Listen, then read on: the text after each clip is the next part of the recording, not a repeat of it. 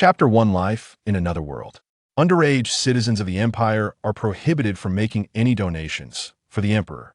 Our father, the great Emperor, the savior of mankind, the brilliance of the Golden Throne. He has been sitting on the throne for too long. It is no longer him. It has become a corpse, a torch, a symbol, rather than our father. Before he brings the destruction of all humanity, we will crush everyone who stands in our way, whether they're the Astral Army, Astartes, or the Mechanicum, or our brothers. We will personally end our father atop Terra, halting humanity's plunge into the abyss of death. Humanity will live under a new order and should not indulge in ignorance and foolishness. We are a great race. We once possessed technology akin to miracles, and we have a spirit as strong as steel. We should soar through the starry sea, not be mired in endless religion and infighting. So, let the stars burn once more. Time: unknown. Location: unknown. Character: the cursed. The roar of the king echoed across the sky, and the dead rose unsteadily. The decayed war machines reactivated. They returned the highest respect to the enemies invading the sacred realm. A flash of golden light passed, and the enemies blocking the way were consumed by the holy flames. With a gentle wave, a thunderous psychic lightning easily shattered the ancient warships. A man clad in golden armor, his eyes radiating golden light, fought his way through layers of encirclement and reached the boundary. Behind him, countless angry undead surged like a tide, and the battleships that had been silent for countless epochs began to rise in the distant sky. A faint cross-shaped figure could be seen, its magnificent form glimpsed beneath the starlight. It represented the super battleship, the throne of the end of the last epoch. But when a man saw that battleship, a hint of envy flashed in his eyes, but in the end, it was only a long sigh. Saying this, he leaped off the cliff and fell into the abyss. Passing through the rift, he arrived in a magical space.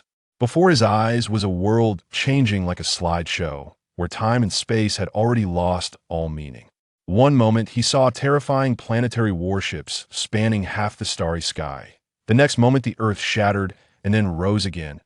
Even the fundamental laws of the physical universe did not exist here. Only the roars, pain, and madness of billions of living beings remained. This place is called hyperspace, the other side of the universe, the resting place of souls. However, the man in golden armor seemed unwilling to linger here. He disappeared in the blink of an eye.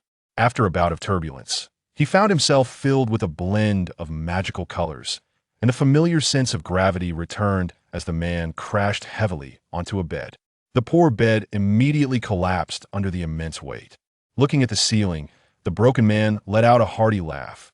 This damn feeling of gravity. I finally returned from hyperspace.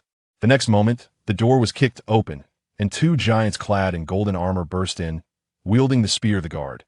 But upon seeing the figure, they sheathed their spears and knelt down. "Your Majesty, rise." The Emperor stood up from the shattered bed and looked at the clock. Several hands had already passed. "Carter, Daly, how long has it been?" "You have been gone for 3 days, 7 hours, and 42 minutes. Marshal Valder and Lord Mikado are in a state of panic over your disappearance." "All right, have them come in." But before he could step out, a cold snort was heard. "No need. Your Majesty has his own matters to attend to. How can we servants disturb him?" A grim-faced old man entered through the broken door. He was frail and walked unsteadily, but his eyes revealed a shrewdness not befitting his age. In an instant, the Emperor's expression turned awkward. The newcomer was his close friend, the powerful immortal, currently the chancellor of this mini-empire, the signatory Mikado. In short, he was responsible for the frontline fighting, while his old friend managed the rear. Why old friend? How can we be mere servants when we are such close friends? The Emperor attempted to embrace his old friend, yet he stepped back. "I, the old man, am merely trying to share some trivial responsibilities in your absence. Hyperspace changes in an instant. Timing is critical, and I couldn't notify you this time." Mikado merely sighed lightly. "In the future, if you have matters, please send a message. Don't make us worry so much." "That is certain. However, right now, I am more interested in what fantastical place you visited." The Emperor waved his hand, and the Imperial Guard obediently left the room. Then he returned, casually fixing the deformed door he had kicked down. Once alone, Mikado dropped his formal demeanor and comfortably sat down, picking up some treasured tea leaves to brew. He had been longing for this for a long time, but the Emperor had always kept it in his room, and Mikado didn't want to intrude. "Where did you go this time?" I observed in hyperspace for a while, and suddenly a dimensional rift appeared, so I went in. Dimensional rift? Yes, and then I found myself in what seemed to be another universe. The Emperor squinted, recalling everything he had seen in that timeline. Humanity seems to have progressed greatly. Their level of technological advancement is far beyond that of the past technological era. The once mighty spirit race empire would likely pale in comparison. Oh, that's truly good news. How do the humans there fare? There, humanity has been extinguished. Mikado frowned, stroking his sparse beard. Is that so? What a pity. However, I broke into the sacred place guarded by those undead and stole their sacred relics. It was thrilling. The Emperor spoke with lingering trepidation, though it seemed more like excitement. Their warships are truly marvelous. You have no idea. That kind of structure could actually function, and I couldn't even comprehend the core energy structure inside. And that massive throne at the end, it's a shame I couldn't steal one. Mikado interrupted his excited friend with an amused expression. All right, my lord, rather than worrying about those strange technologies, why not take a look at the relic you brought back? All right. Then the Emperor carefully retrieved the bundle from his armor. Wah wah. A baby's cry suddenly erupted, and the two looked at the baby inside the bundle in astonishment. Then they were shocked. This immense psychic energy should not exist in this world. If there are still deities in this world, then this baby must be a miracle that makes divine acts seem trivial. In less than a nanosecond, the two of them, in perfect harmony, used their psychic powers to suppress the entire mountain range, ensuring that not a shred of information leaked. My lord, this is... My goodness, how is this possible?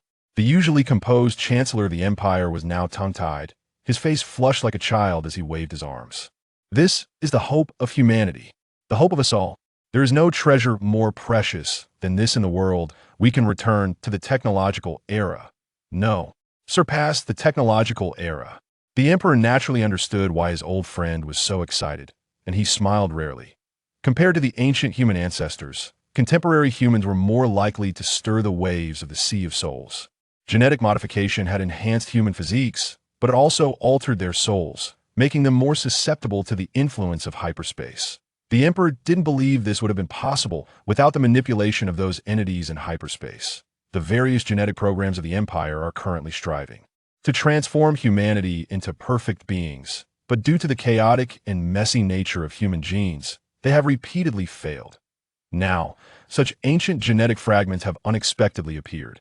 Haha, this is worth celebrating, my old friend. The Emperor now feels that this adventure is worthwhile, even though he almost got blown up in another world.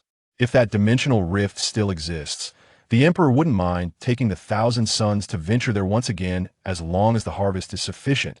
He wouldn't care if the 1,000 suns all perish there. My lord, we need to give him a name. The Emperor looked at the infant in his arms, who was smiling at him. He smiled gently in return. Since he is the hope for humanity's new beginning, let's call him Bona Plena. Mikado was quite surprised, looking at the Emperor with an incredulous expression.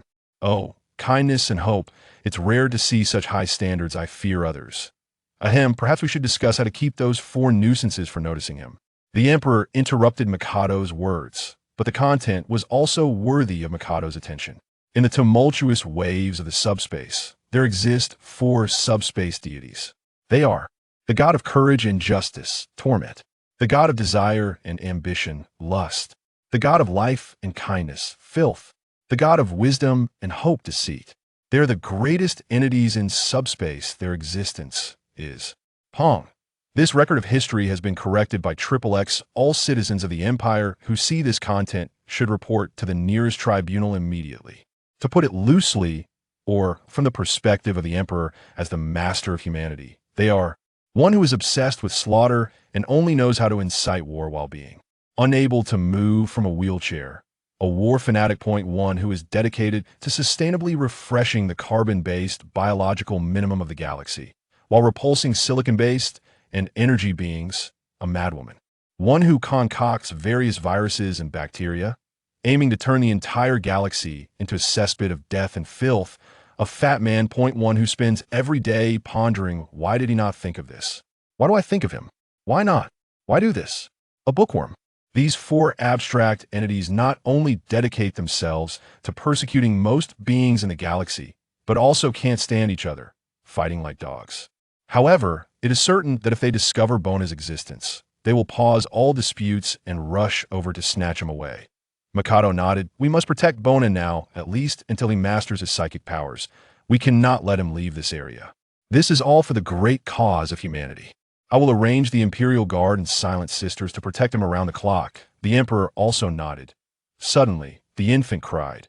The Emperor hurriedly comforted the baby, singing a rather ancient lullaby. The baby seemed to sense the Emperor's presence and opened his eyes. Then the baby smiled and waved his hands in the air, that a different expression appeared on Mikado's face. What are our chances now? I don't know. The Emperor fell silent for a moment. But they are definitely higher than before. Chapter 2. I want to be your blade. I have already given them enough time. Those foolish Poyoshan are challenging my patience. The Empire no longer has time to waste on such meaningless squabbles. Tell those idiots to surrender or die. There will be no third option. The commander of the Scarred Sun's Legion bowed to the Emperor before boarding the shuttle. The situation at the front line became increasingly tense as the newly established Astartes legions joined the battlefield. The Emperor was preparing to board the gunboat when he suddenly heard a voice behind him. Father, are you leaving again? All eyes turned towards him. The Imperial Guards and Silent Sisters, who were accustomed to ignoring him, were fine, but many of the new Astartes looked over and quickly averted their gaze. A boy in a white robe looked up at the Emperor compared to these demigods. He seemed so small, barely reaching the chest of an Imperial Guard. The Emperor awkwardly walked over and knelt on one knee in front of the boy to be at least somewhat eye level. Child, there is turmoil in the West for humanity. I must go this time. It's okay. Father, the boy said, beaming a bright smile. The Emperor felt a pang of guilt but didn't know what to say. After a long moment, he simply patted the boy's head and turned to leave. Safe travels. The boy watched the golden spaceship lift off, quickly disappearing beyond the horizon. This boy was Bona, an ordinary human who looked so weak that even an Astartes could crush him with ease. But to protect this ordinary human, 12 Imperial Guards and 8 Silent Sisters followed him around the clock. Even when Bona went to sleep in his room, 2 Imperial Guards would go in to keep watch over him, without even blinking an eye. Your Highness, please return. Okay, Corn's stick. The passing Astartes units inexplicably slowed their pace and then hurried away as if fleeing. Some even bumped into each other, making the sound of metal clashing. The accompanying Imperial Guards were also helpless. Ever since this prince took a glance at an ancient Terran crop called corn in the database, he had been calling these unnamed Imperial Guards corn sticks. The Imperial Guards had been trying to correct Bona, although it felt more like Bona's rebellion against being unable to go out. Bona looked at the departing Astartes and then walked back. Corn sticks? How did you get so tall and big? They were all mere mortals before. How did they suddenly become so powerful? The Imperial Guards did not answer, merely walking silently. Can I accept that gene surgery too? Like those Astartes and Thunder Warriors? No. This time, the silent Imperial Guards spoke in unison. They exchanged glances in a very short time. The Imperial Guard beside Bona gently crouched down, bowed his head, and spoke as softly as possible to Bona. Your Highness, you are already the best. You do not need any gene surgery. So that's why you're all tall and big. That is because we need to carry out the tasks given to us by His Holy Majesty to defeat various wicked enemies, so we underwent gene modification surgery.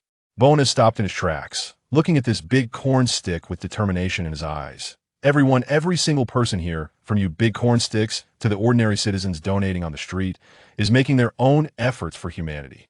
And Bona spread his arms wide. I am just here doing nothing, like a flower in a greenhouse. Just needing to stay here. I can't do anything. That I can't even bring people beautiful blessings like flowers, because I can only hide behind those layers of walls.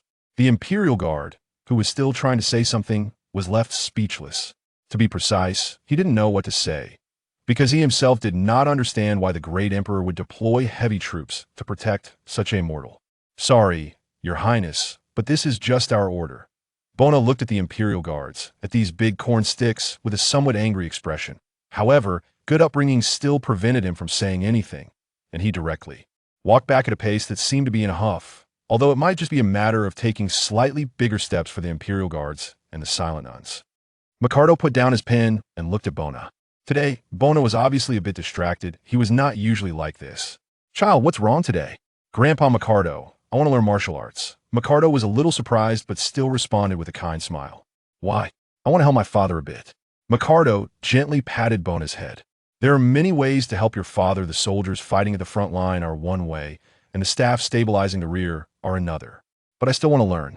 Those big corn stalks watch me every day as if they're afraid I'll fall down the steps and hurt myself. Bona, who had been slumped over the table listlessly, sat up with a somewhat angry expression. Grandpa, do you know? Once I saw a child who broke his leg, and I wanted to help him. But those corn stalks ran away with me as if they had seen a ghost. Tell me, is that reasonable? Micardo still smiled. He thought a good way. If you want to learn martial arts, I can recommend someone to you. Bona instantly perked up. Who? Malik, who is also a skilled warrior in the Imperial Guards. Bona became happy all of a sudden. He had witnessed the strength of those big corn stalks during a martial arts demonstration. One of them easily knocked down 100 ordinary people. Great. Thank you, Grandpa Micardo. But Bona's heart sank. Whether Malik will teach you combat skills is not something Grandpa can control. Can't you just order him directly? Micardo shook his head gently. Child, they're not our subordinates, but our friends who share the same ideals. If you want your friends to genuinely help you, and not just through orders, you need to use sincerity. So I can't help you. Bona nodded, somewhat understanding. He needed to touch Uncle Malik's heart to have him teach him martial arts.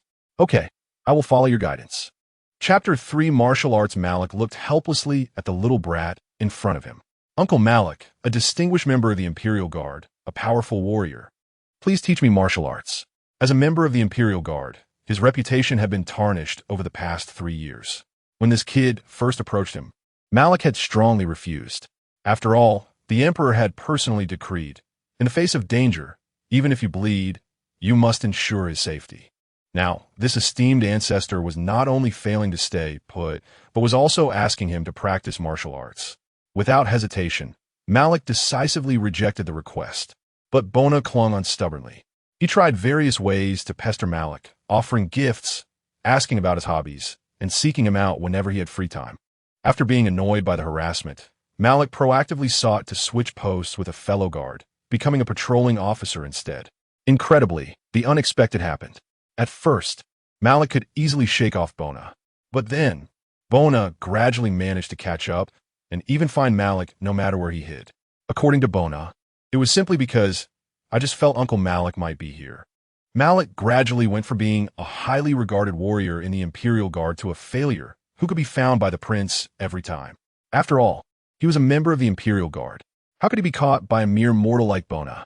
Eventually, even Malik, who usually maintained his composure, could no longer hold back. Put down that gift. This time I'll teach you once. Are you finally willing to teach me martial arts? Bona asked eagerly. As long as you pass the assessment. Bona dropped Malik's favorite wooden flute, his eyes sparkling with excitement. Really? Really? Good. Bona picked up a wooden stick while Malik didn't pick up anything. According to their agreement, Bona would win if he could hit Malik with the stick. Ready? Malik asked impatiently. All right. The next moment, Bona found himself staring at the sky, with the wooden stick flying into the air.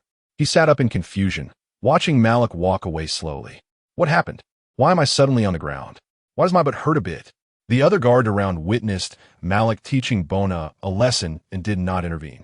After all, they knew he would only hurt Bona, but not injure him, and it was indeed necessary to teach this unruly prince a lesson. Bona got up, seeing how far the wooden stick had flown. Uncle Malik is so powerful. I was defeated in an instant. After that, Bona, in accordance with their agreement, stopped incessantly pestering Malik. Instead, he began to show up daily to spar with Malik, almost like clockwork.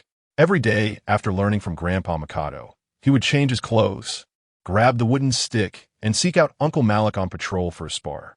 The scene became almost routine. Bona would approach Malik from about 10 meters away, bow slightly, and then rush in with the wooden stick. And then Bona would fly out again. After being knocked back 3 times, he would clumsily get up, bow again, thank Uncle Malik for his guidance, and leave. However, today was unexpected. During Bona's third charge at Malik, as usual, attempted to punch him away. But Bona actually dodged.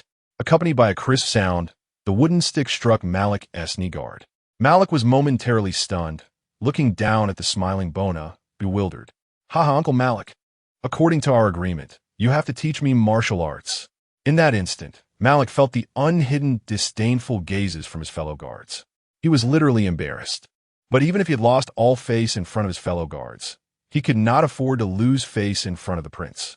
Looking at Bona's expectant gaze, Malik had never been so slow-witted even when he had killed the transformed emperor. Finally, he uttered a sound that was almost like constipation. All right, yay. Bona threw away the wooden stick and ran off cheerfully. As for Malik, he naturally ran into trouble. Marshal Vardo of the Imperial Guard rushed back from the front lines overnight and scolded Malik fiercely. Malik, how could I trust you so much? And how could His Majesty trust you so much? Is this how you repay His Majesty? If Bona, a mere mortal, can hit you, what if he had a powerful weapon instead of a wooden stick? You would be dead, do you understand? Even those newly deployed Astartes wouldn't make such a basic mistake. Yet you did. It doesn't matter if you die. It doesn't matter if I die. But if the prince dies, how will we explain it to His Majesty? With our heads. Even Vardo, who usually didn't like to curse, couldn't help but lash out. Malik's face turned completely red. Please let me go to the front lines to atone for my sins. Atone? What are you thinking? Do you want to embarrass our Imperial Guard in front of the prince? You still have to teach the prince martial arts as agreed. Marshal Vardo left, leaving Malik behind. No fellow guards came to comfort him. After all, as an outstanding creation of His Majesty, being hit by a mere mortal like Bona was indeed shameful. The next day, Bona felt a phrase from ancient texts. The desire to kill a person cannot be hidden in their eyes. Malik stood there silently, not moving at all, with only the tassels on his helmet swaying slightly in the wind. Bona swallowed hard. Uncle Malik, didn't he seem to be in a good mood today? You're here. Today we will start formal training. Are you prepared? All right, Uncle Malik. That day, Bona was carried away.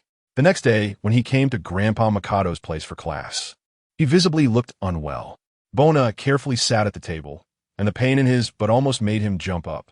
Mikado didn't ask too many questions. Today, we will talk about the stories of the spirit race. While telling stories, he was secretly paying attention to Bona. Mikado had been effectively suppressing Bona's psychic energy, but his terrifying psychic talent had begun to show. Normally, he would never have been able to find a member of the Imperial Guard, let alone land a hit on one in a normal duel. But he managed to do it, at such a young age, under circumstances where his psychic energy was suppressed. He could intuitively sense space and briefly alter the flow of time in a certain area, rather than being close to subspace. Bona was more like a small subspace entity walking in the world. Though Mikado wanted to uncover the secrets within Bona, he held back. This world is filled with crises and malice, and unfortunately, humanity does not have much room for trial and error. Chapter 4. The situation is critical today. His Holiness, the Emperor, rarely returned to the rear. While he was still in his room, talking with Mikado, he suddenly heard a distant shout. Father! From afar. A sturdy young man rushed over, and the Emperor smiled as he embraced him, gently stroking his head. It's been a long time. Have you been listening to Grandpa Mikado? No, I've diligently completed every task you assigned me. Mikado chuckled. The child is very clever. He can now help me with some of the less important tasks. Oh, that's good, the Emperor said with great satisfaction. Bona was quite proud. I've been working hard, Father. Now I can last 3 rounds under Uncle Malik's guidance. Can you take me to the front lines? Oh, good. The Emperor had known for a long time that Bona had been shouting about learning martial arts in the rear. And to be precise, Bona's success in martial arts was also due to his suggestion. Bona's progress surprised him. After all, Bona's current physical condition was that of a frail mortal. Any genetically modified human on the planet would have better physical fitness than Bona. Yet, he managed to last 3 rounds under the elite Imperial Guard, which he took great pride in. However, the Emperor allowed Bona to learn martial arts not because he wanted him to fight in battle, but simply to strengthen his body and build his courage. Child, let's skip going to the battlefield. It's very dangerous. But Bona's eyes were filled with disappointment. However, it was quickly masked. Father, I promise to behave on the battlefield. I just want to learn about war. I want to fight. I just want to learn, and at worst, I can help you with logistics. Please. The Emperor, for a moment, didn't he know how to respond, or rather, he was entirely unskilled in handling familial emotions, something he had never learned in thousands of years. He looked helplessly at Mikado, who was smiling. I think it's a good idea.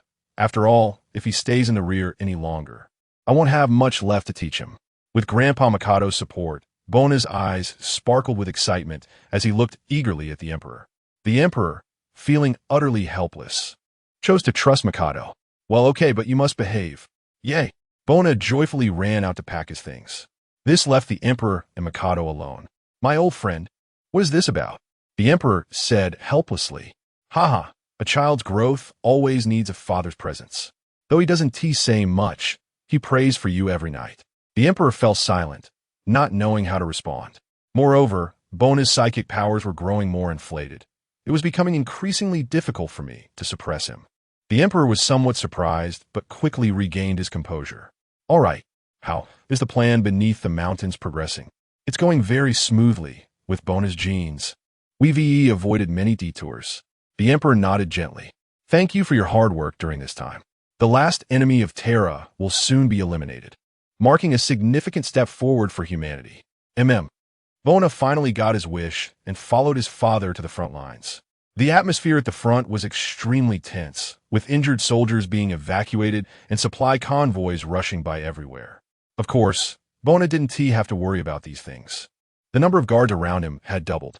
As soon as they arrived at the front, a group of military advisors and legion commanders approached the Emperor to report the situation urgently. Child, you can wander around, but you must not leave the camp. The Emperor then walked straight into the command center. Bona looked around. He felt like an outsider here.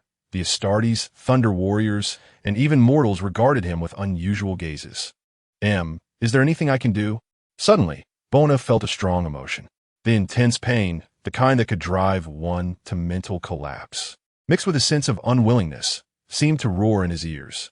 Bona covered his ears, but the heart-wrenching roar still echoed around him. Where is this coming from? Bona followed the desperate aura and arrived at a wounded soldiers' camp. To be precise, it was the Thunder Warriors' wounded soldiers' camp. Even standing outside, he could hear the heart-wrenching screams, and there were injured soldiers filling the area outside the tents, with a few warriors pressing down on an injured soldier on a bed. Bona felt it was strange. Even severely injured soldiers shouldn't be acting so frantically. The Thunder Warriors were clearly not welcoming the Imperial Guard's presence. They stood up, some missing arms and legs, helping each other to stand. Bona saw an officer tightly clutching a bundle of identification tags, his eyes fixed on them. The Thunder Warrior bound to the bed was struggling wildly, flipping over another soldier who was trying to hold him down, and then two others hurriedly pressed him back down. What is wrong with him? Why is he in so much pain? The officer waved his hand lightly, and a soldier took his gun and walked inside. In a clean and decisive manner, he aimed the gun at the frenzied, injured warrior, aiming at his comrade's forehead in front of Bona's astonished eyes. Pong! In an instant, a wave of immense regret, anger, and even a sense of release surged into Bona's heart, as if he were that frenzied warrior himself. In just a second, he felt as if he had experienced the brief yet glorious life of that noble warrior, and his lingering sigh echoed in his ears. This intense emotion almost overwhelmed Bona, and he knelt on the ground in pain. The guards of the Imperial Guard and the Silent Sisters exploded into action, immediately surrounding Bona with layers of protection, and everyone around, including those Thunder Warriors, were treated as potential threats. But Bona struggled to stand up, pushed his way out, and shouted in near rage, "Why did you kill him?" The officer merely looked at Bona silently, his expressionless face hidden beneath the mask. "This is our matter." Having said that, he turned to leave. Yet Bona seemed to see the despair and helplessness in his eyes. Second Company, proceed to the next task location. The Thunder Warriors left the area, helping each other as they walked away, heading into the unknown under the setting sun. Bona wanted to say something, but found he couldn't. So, he left the place and planned to find his father to see if he had the ability to resolve this issue. But as soon as he entered, he heard the Emperor's furious roar. "I want to know why the Legion in the northern region has retreated." The Emperor nearly shouted, his fist slamming down on the table. The nearby staff officer's face turned pale. "Your Majesty, the enemy has deployed the Reaper. The 5th Company of the Thunder Eagles and the 5th Legion of Canner have nearly been wiped out. I don't care about that. I only know that our flank is almost completely exposed to the Nordic forces. Where are the troops now?" The staff officers fell silent collectively. They knew full well that the entire front line was in intense combat, making it difficult to spare a decent unit. Perhaps there's a mortal legion training in the rear. Send them immediately, the Emperor said impatiently. They have not received much training, and recklessly facing the Reaper could lead to immediate collapse. Just as the Emperor was about to reprimand them, he heard a gentle voice. Father. He saw Bona standing at the door. Bona held one hand over his heart, looking at him with determined eyes. We still have a unit, don't we? The Emperor was well aware of which unit he was referring to, specifically the guard assigned to Bonner, consisting of 18 elite troops, among whom Malik had seen countless battles. The Silent Sisters also numbered around 30, but their specialty was not in facing purely physical foes. All right, you stay by my side and help me call Malik in. But Bonner did not obediently follow the Emperor's command as he usually did. He looked at Bonner with confusion. Father, I know you can't spare the time. They need someone to stabilize the morale. Damn it, you can't go, do you hear me? Bonner shook his head. The atmosphere in the command center suddenly froze. The Emperor approached. Outside, some type of heavy artillery shell flew across the sky and landed in the rear, causing the small command center to tremble slightly. Child, you cannot go. You know that the situation there cannot be resolved by just 18 elite troops. Even if the elite troops can handle that Reaper, they won't be able to regroup the scattered soldiers, and it will still end in failure. You don't understand this. I understand very well. The heat in Bonner's eyes reminded the Emperor of a group of young soldiers he had seen in the distant past. Warriors who dared to go to battle even without a firm grip on their guns, risking their lives to delay the invaders' advance. With a helpless sigh, he said, Child, go. The Emperor turned and walked back to the command center. Bonner saluted and resolutely turned to leave. The Emperor raised his head, lost in thought, but ultimately did not look back. Chapter 5 The first battle, the armored convoy swiftly crossed the desert, raising clouds of dust. We must gather the scattered troops quickly, soon. Whether they're Thunder Warriors or Astartes, anyone who can move should come to me. Any mortal soldier who retreats without orders will be executed on the spot. We need to regroup the stragglers as quickly as possible to form a fighting force. Odo, Rick, and Cywell, you three are responsible for taking down that Reaper. Marlik glanced at Bonner beside him, who was carefully checking his weapon for the first time on the battlefield. Bonner, stay close to me and don't run off. Bonner looked out the window at the refugees fleeing with their families and the gendarmes doing their best to maintain order. If they fail too, the supply center behind us will be completely exposed to the enemy's advance. The frontline troops will not only run out of ammunition and food, but will also face a pincer attack, and the Empire could lose vast territories. It's no wonder that my usually calm father is so furious. The transport vehicle quickly came to a stop. The gendarmes jumped out and ran off, leaving Marlik and Bonner behind. Of course, there were also the usually silent Sisters of Silence. The retreating soldiers stared in shock at the group that had suddenly appeared, unsure what to do. But a large number of ordinary people were frantically fleeing, trying to escape the increasingly close sounds of artillery. Despair was the main theme here. The war had destroyed their courage, but Bonner did not intend to control these soldiers with fear. That was just going from one extreme to another. Marlik was about to restore order when he noticed Bonner had climbed onto the transport vehicle. Soldiers, are you going to run away in such a pathetic manner? Do you think that if you run home and hide under the covers, the enemy won't come knocking at your door? Do you want to return to the life where you lived in constant fear, worrying that one day the gene-enhanced and bioengineered soldiers will burst into your homes and take everything away? Bonner's words seemed to have a powerful effect. Many soldiers stopped, staring blankly at the figure in the white robe.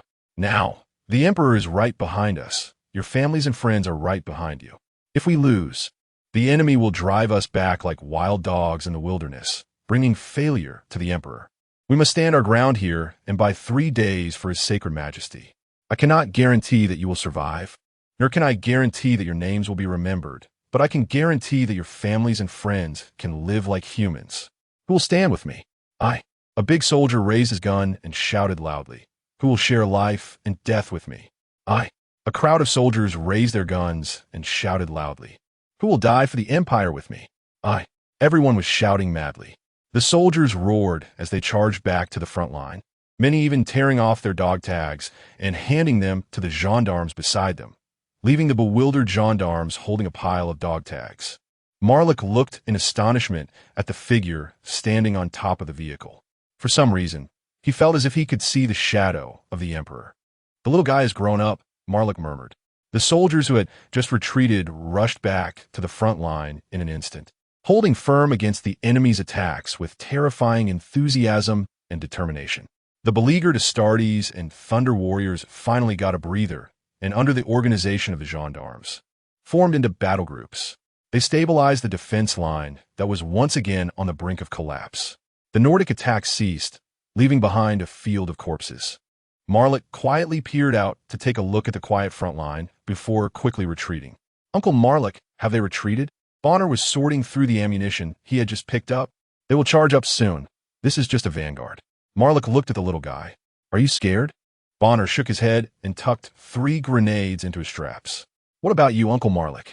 "I have long forgotten what fear is. The only thing I fear is failing to fulfill the duties given to me by His Majesty." Seeing Bonner's puzzled expression, Marlik raised the spear of the guard.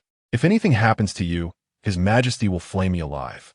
Although they had 3 layers of defenses in front of them, nearly 1,000 Astartes and Thunder Warriors, along with countless mortals, were blocking the way, and the Emperor had provided plenty of life-saving equipment. Even if they all died here, they had to ensure that the Sisters of Silence could take Bonner back. Finally, with the trembling of the air, it seemed like a rain of fire fell from the heavens, as if the Supreme Goddess was pouring flames upon the world. Marlik skillfully shielded Bonner behind him, allowing the trembling earth in front of them to shake. Dozens of mortal soldiers screamed as they fled the trenches, clutching their bleeding ears and crying out, only to be obliterated by heavy artillery shells. But on the horizon, the roar of engines and many figures appeared. Those madmen were charging forward under the artillery fire. Don't they fear blowing themselves up? Bonner thought they were acting strangely, allowing their comrades to be torn apart by the artillery without flinching. The Imperial army also pushed back in retaliation, but the mortal soldiers found it hard to maintain stability in the thunderous artillery environment. Only the Astartes and Thunder Warriors could aim accurately. However, Bonner saw a Thunder Warrior roaring at a nearby Astartes recruit, then kicked the Astartes to the ground. It seems these Astartes have a long way to go. The enemy soon charged forward with a howl, and that group of madmen didn't take care that their own artillery was firing, pushing through the fire directly. There were many bioengineered soldiers and gene warriors among them. For example, that bio-crazed man with giant iron pincers easily tore apart an entire squad of Imperial soldiers under fire when he charged into the trench. 2 Astartes rushed over to try to deal with that bio-soldier, but they were quickly defeated. Even the powerful explosives seemed to have no effect on him. Another Thunder Warrior joined the battle. Under the siege of the 3 warriors, the bio-soldier first had his legs broken, supporting himself with his massive iron pincers like a crab. Finally, after his head was nearly blown to pieces by explosives, he finally fell. The first 2 lines of defense were shattered, and the gendarmes in the 3rd line joined the battle. The gendarmes were indeed powerful. Those so-called immortal bio-soldiers would always fall under the gendarmes' precise strikes. The Astartes were thrown in front to fill the lines, while the more powerful Thunder Warriors were tasked with destroying the enemy's armored vehicles. Though it was a 1 in 10 survival rate, Uncle Marlik even personally joined the battle. But before going to the battlefield, he strictly ordered Bonner to charge to the front line, while the nearby Sisters of Silence silently supervised him. Bonner had no choice but to handle logistical issues. However, thanks to Bonner's continuous learning from Grandpa McAdoo, although he could not achieve Mikado's perfect logistical management, he at least managed to ensure that every soldier received ammunition and food. Chapter 6. War Fortress. The first day of battle quickly passed, with the Nordics leaving behind a field of debris, having only captured about 2 kilometers of trench. This was a result of the Imperial Guard choosing a flexible defense. If they had held their ground, Bonner believed they might not have taken even a single trench. However, the casualties were too severe. The bodies of the soldiers filled the gaps, various debris, and remained scattered everywhere, mixed with dirt, resembling a bloated worm. Bonner did not know if they could hold out for the next 2 days. The sounds of artillery to the south had not stopped since last night, and occasionally, pillars of light illuminated half the sky. Sister Silence beside him immediately raised her gun and rushed forward. Bonner stood up and saw a little girl trembling there, holding a dirty toy dog in her left hand and a metal shard in her right. Her legs shook uncontrollably. A mother hurriedly ran over, even falling to the ground. I'm sorry. We were just passing through, not meaning to disturb you. Please forgive us, the mother said in a panic. Trembling in front of the dark gun muzzle, Bonner walked over. Put down your gun. Sister Silence exchanged glances, and two of the sisters stepped forward to search her closely, nodding. Thank you, we will leave immediately, the mother quickly thanked, taking the little girl and leaving. Stop. They halted in their tracks, looking at Bonner in fear. He looked at the mud-streaked little girl and the emaciated mother, whose arms were no thicker than a withered tree branch. The terror in their eyes was undeniable. After all, the area had been ruled by brutal warlords who treated their subjects no better than tools. Tools were used until they broke and then discarded. Bonner shared his rations with them, just a few rough flour cakes, but enough to hire a group of good lads to work for them locally. Eat well. Bonner lovingly patted the little girl's head. The little girl's face was filled with confusion, but the mother knelt down with her. Bonner said nothing more and turned to leave. He did not know how to face them. Our rations are still plentiful, right? Sister Silence beside him nodded. The first day's losses had already reached 40, and they indeed did not lack food and ammunition. Share some with those refugees. Bonner looked towards the town, faintly visible in the distance, and walked back with heavy steps. The only thing that allowed Bonner to hold on these days was his willpower. Every hour they held out here allowed tens of thousands to escape the battlefield. The next day, Bonner watched as the light gradually spilled over from the distance, rubbing his eyes. His head felt a bit heavy. The sounds of gunfire had not ceased all night. The Nordics had almost continuously launched night operations, but they were repelled by the Astartes. Although their night combat skills were decent, if it were only the ordinary Imperial human soldiers, they might have lost ground, but they were far behind the Astartes. Bonner witnessed the Astartes splitting into several teams, one team deliberately firing to expose themselves, while the other two teams flanked and began to cut down those guys. However, Bonner was not idle either.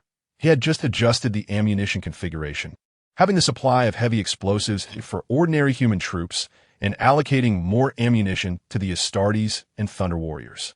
In that instant, without warning, the sky suddenly seemed to have added an incredibly hot sun. Its light was blindingly bright, like a sharp giant sword cleaving through the darkness, instantly illuminating the entire earth as bright as day. When that dazzling white light shone down, it was as if a raging storm swept through, leaving no time for people to react. In the blink of an eye, the intense light exploded above the trenches, and the powerful rays spread out like a surging torrent, overwhelming everything around it. Many ordinary soldiers caught in this bright light had no time to take any protective measures. Their eyes were painfully pierced by the sudden brightness, the pain akin to thousands of fine needles stabbing their eyeballs simultaneously. But they had little time to suffer. The high-pressure shock wave instantly flattened them to the ground, turning them into pools of blood. Bonner was far away, but he was still blown out of the trench. He rolled over a dozen times on the ground before stopping, his ears ringing with a buzzing sound. He got up, everything spinning before his eyes. In the distance, a massive figure slowly emerged against the sun. It looked like a city stuffed with 3 gigantic cannon barrels, as if 6 skyscrapers were sticking out of its legs in a comical manner. A steel metropolis approached with slow steps, its enormous gun barrels distorting the light, making the sun appear flat. Bonner felt a chill throughout his body. That thing was not a Reaper. It was a war fortress. The ordinary soldiers collapsed, abandoning their weapons and crawling out of the trenches in despair. It was not that they lacked courage. It was simply that they were powerless against such overwhelming might. A bright flash once again shot from the cannon's mouth, descending from the clouds. The last line of defense they had desperately held onto disappeared in a physical sense. Bonner saw the Imperial Guard being blown away. They had already fled madly after the first shot was fired, trying to scatter. The front line occasionally flashed with the distinctive light of explosive rounds. But the bioengineered soldiers surged in with a mass of ordinary troops, burying those noble warriors under a pile of bodies. Bonner sat helplessly on the ground, his head buzzing. They had only bought themselves one day. He had disappointed his father, disappointed the Empire. Suddenly, Bonner saw the cannon of the war fortress lifting up. He trembled all over, looking back towards the town. No, no, no. He clumsily got up and ran towards the town. Run. Go. He shouted as loudly as he could. But a massive shadow flew overhead, crashing down on the town. Accompanied by a blinding light, the town disappeared. The tremendous shock wave blew Bonner off his feet again. He rolled like a stone thrown by a giant, tumbling like garbage. Bonner stood frozen. Something fell down, hitting him in the face. He picked it up dazedly and saw it was a charred toy plush dog. Hee hee, ha ha. Humanity, why are you always so fond of war? Why do you enjoy slaughtering your own kind? Bonner did not understand. But if he killed them all, perhaps no one would die anymore, right? Not far away, Malik also ran over, shouting something he couldn't discern. But Bonner did not care. He only wanted those people to die.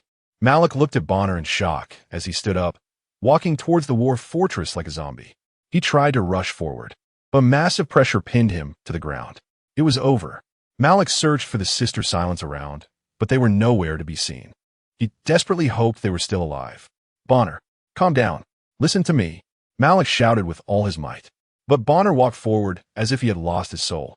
He could almost hear the wails of countless wronged souls in his ears, the fading of countless lives playing out before his eyes. Every soul, their memories from childhood unfolded before Bona, each scene of joy, anger, sorrow, and happiness continuously felt. Those departed souls, whether innocent civilians or brave soldiers, their despair, unwillingness, and anger at the moment of death surged like a torrential river, relentlessly impacting Bona's spirit. Their collective cry echoed through the heavens and earth, resounding through the clouds. Revenge! Revenge! Revenge!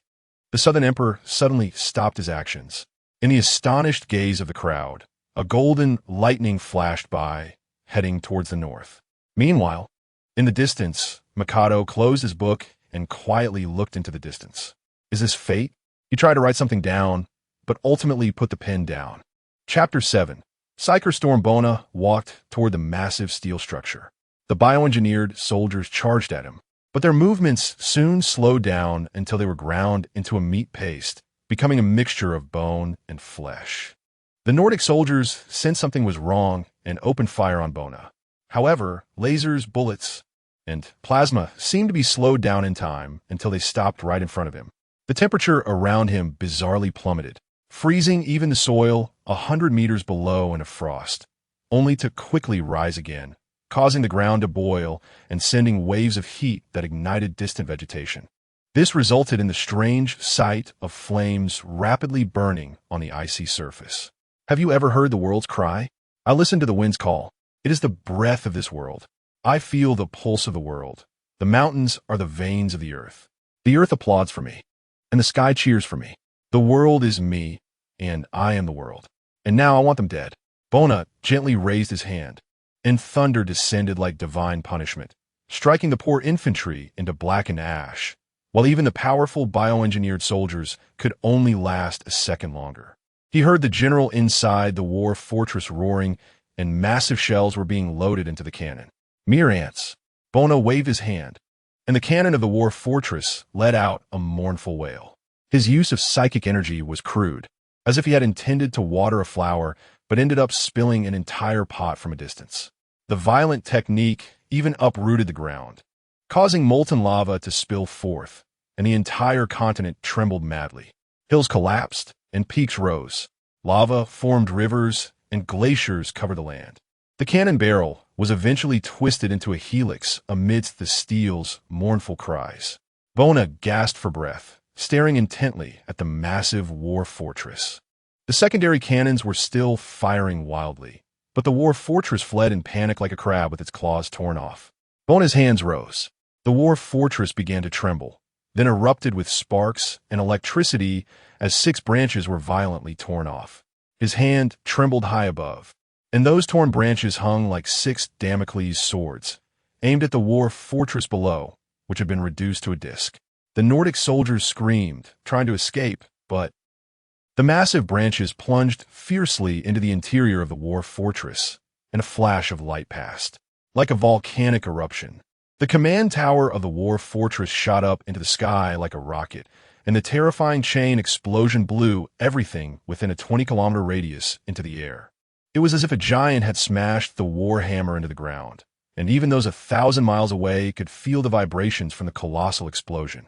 Watching the disappearing war fortress, Bona smiled with satisfaction. But exhaustion rushed over him like a flood, and his legs gave way, causing him to collapse to the ground. He fell into a golden light, into his father's embrace. "Rest now, child," were the last words Bona heard before falling asleep. The Empire's war against the Nordic people was going smoothly. The cunning Nordic had successfully orchestrated a scheme to deliberately convey false information to the Emperor, then used the doomsday weapons left over from the Golden Age to crush the Empire in one blow. All aspects reported great success, even temporarily restraining the Emperor. But they never anticipated Bona's existence. They had not thought the Empire could produce a psyker of such caliber. The explosion had nearly killed everything around. With only 4 of the 18 Imperial Guard surviving, and almost all of the Astartes recruits and Thunder Warriors perished. It was said that those who belonged to the 9th Legion would likely feel heartache for a long time. Bona slept for a whole month, and, upon waking, returned to Grandpa Mikado's side. The Emperor had been increasingly busy lately. He only stayed by Bona's side for a few days before returning to the front lines. "Grandpa Mikado, I am in so much pain. I can clearly feel them, feel their last moments. All right, child, it is all in the past now." The old man gently stroked Bona's head as he lay in bed, like a kind elder. "Grandpa Mikado, then, what kind of power is it?" Bona asked curiously. "Child, this power, it's best you don't touch it." Bona nodded. If Grandpa Mikado said not to touch it, then he wouldn't. Of course, using it simply wasn't a bad thing either. "I can teach you how to control it." Mikado decided to teach Bona how to use psychic energy, as Bona's abilities could no longer be suppressed. He had previously discussed this matter with the Emperor. "My lord, if this continues, it may not be a solution." The Emperor looked at the still, unconscious Bona, gently stroking his head. "His forehead is a bit hot. I have decided to infuse part of my power into him." Mikado remained silent, simply nodding quietly. It was a last resort. The intense psychic energy continued to resonate in the subspace. It was as if someone had thrown a stone into a lake, sending ripples throughout the entire expanse. This massive wave of psychic energy almost pulled Terra into the subspace, causing nearly all psychers on Terra to abruptly perish. And in that dense, abstract, indescribable subspace, there was a red sanctum. 8 straight roads formed a grid-like distribution of the city, where pilgrims of various races gathered, including the elegant and beautiful Eldar and the savage, aggressive greenskins. They could stand together amicably without fighting, all thanks to the being on the brass throne. Numerous buildings surrounded 8 grand arenas, each capable of hosting 888 glorious duels simultaneously. The 8 arenas encircled the blood fortress, where blood flowed like boiling lava, cascading down into the moat. On the brass throne sat one of the oldest deities in the universe, Khorne. He was born long ago, during the first battle in the universe. He sat on the brass throne, observing the battles and brutality of the mortal realm. Every drop of spilled blood delighted this great being. He cared not for whom the beings bled, or whose neck the blades were aimed at. As long as there was battle, he was more than willing to grant you power. Even if you personally raised the blade against him, he would be pleased, for it required immense courage to dare swing a blade at the ancient god of war. Of course, it should not be done from behind. A glimmer of clarity suddenly appeared in the ancient deity's eyes as he looked astonished into the distance. This pure rage had transformed into a strong desire for slaughter. Oh, yet another powerful psyker presence. This nearly brings him a long-lost feeling of pleasure. Although it was only for a brief moment, he still captured enough details. This pure existence should not be here. He could feel the anger that wanted to tear enemies apart, stemming from the deepest part of the soul. He wanted more, but he looked grimly at the adjacent pink sanctum filled with alluring sounds, the vibrant green sanctum, and the blue crystal labyrinth that resembled a room full of LED lights. He sensed their gazes upon him as well. Damn, my God, what a kind child. How benevolent he is. I can feel his heart aching. He must be our best family member, a naive voice echoed. No, this exceptionally gifted intelligence can actually control its own psychic storm. He should become the smartest mage. Another voice came, though it seemed as if millions of voices were mixed together, making it hard to comprehend. Oh, the adorable and naive, foolish child. Don't fight over him. He is mine. Another alluring voice appeared. This might be the only unified opinion that the four of them could reach after a long time, which was to snatch that unmarked from the hands of the cursors. Torment suppressed the desire to roar in anger and picked up a brass horn. He quietly called upon his most battle-hardened demon. Ungras, now gather all who can move, and smash their nest for me. As you command, my master. In the real world, the Torment followers, busy with internal strife, stopped their attacks on each other. Those who were attacking humans, greenskins, spirit races, and undead all turned away from the front lines. Then, they charged headlong towards the followers of the other three. Chapter 8. The Book of Omniscience. Bona closed the book and looked out at the sunlight. The unification war on Terra was nearing its end, with the Emperor personally leading the charge to crush the last remaining resistance, the Ulsh Empire. Once the most powerful faction on Terra, Ulsh found itself isolated and defenseless as its allies were systematically defeated by the Emperor. Bona had been left in the rear, now forbidden to step outside the Himalayan base even once. However, Bona did not mind this. He understood that the power known as psychic energy was far too destructive, and until he learned to control it, he dared not stray too far from Grandpa Mikado. But what troubled Bona the most was the Thunder Warriors. A considerable number of people within the Empire, including themselves, were now aware of their fate, either to die honorably on the battlefield or to be dealt with personally by the Emperor after the war. Yet, Bona did not wish for these noble warriors to simply vanish. They had given so much to the Empire, only to be forced into self-destruction due to genetic defects. This was not fair. Every day after his studies with Grandpa Mikado, Bona would rush to the library, frantically searching for information, hoping to find a glimmer of hope in the ancient texts. But the more he searched, the more despair he felt, and he began to understand why Grandpa Mikado did not stop him. If the genetic modification of the Thunder Warriors was a maze with no way back, they had already wandered into the deepest corner of that maze, and before them stood a wall. The train named Thunder Warriors was about to crash into that wall, shattering into pieces. Perhaps the people of the Golden Age had a solution, but the entirety of human civilization was now in ruins. Bona stood up and placed the book back on the shelf. Suddenly, he noticed a white paper beside him. Huh, was this book here all along? Bona picked it up. The book was somewhat old, but still sturdy. The cover depicted a white circle with a simple hexagram inside it. In the center of the hexagram was the emblem of a double-headed eagle. This should be a book from the Empire. Bona had seen the Emperor's Thunder Eagle emblem before and knew his father liked such eagle designs. However, Bona thought this book might be of no use and planned to put it back. Suddenly, a yellowed piece of paper slipped out from a book. Huh. Bona squatted down and picked up the paper. He glanced at it casually, but was soon stunned. The text was sparse, as a single image took up a large portion of the space. However, Bona recognized that it recorded genetic modification technology, and after searching for so long, he instinctively felt that this could very well be genuine. Bona flipped the paper over, but found nothing on the other side. He checked the number of pages. 998. Bona looked at the book with the hexagram design and carried it back to his seat. He placed the book on the table and turned to page 999. Indeed, it detailed the steps of genetic modification in great detail, surprising Bona. After all, the information he had found previously was rather scattered, with some parts resembling the chaotic incantations of a wizard. However, Bona noticed the annotation at the bottom. 99th Gene Science Research Institute. Instantly, he felt relieved. This was a precious legacy of humanity's golden age. Bona was delighted and planned to take the book to Grandpa Mikado, thinking that the Thunder Warriors might have hope now. But for some reason, a sudden breeze arose, and the pages of the book flipped rapidly, landing on page 99. The content there left Bona dumbfounded. The almighty god of omniscience? Bona frowned slightly. What kind of nonsense was this? The imperial truth had never mentioned such entities. How could such beings possibly exist in the world?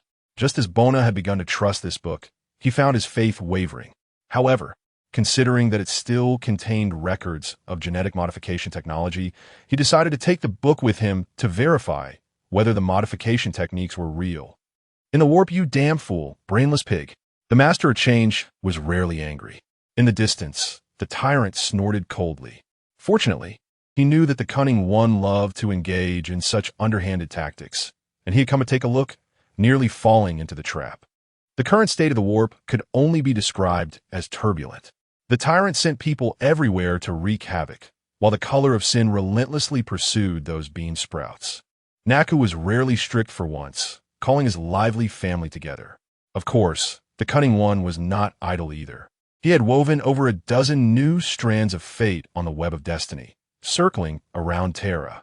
He tried to contact his surviving followers on Terra, but the Emperor's dissemination of imperial truth had largely purged many of the Chaos worshippers. Of course, one could choose not to believe in the imperial truth, but the price would simply be a bullet to the head from a blast gun. That damn guy had left a portion of his power on Bona to guide his psychic energy, making it difficult for him to be invaded. Bona returned to his room, which was very simple.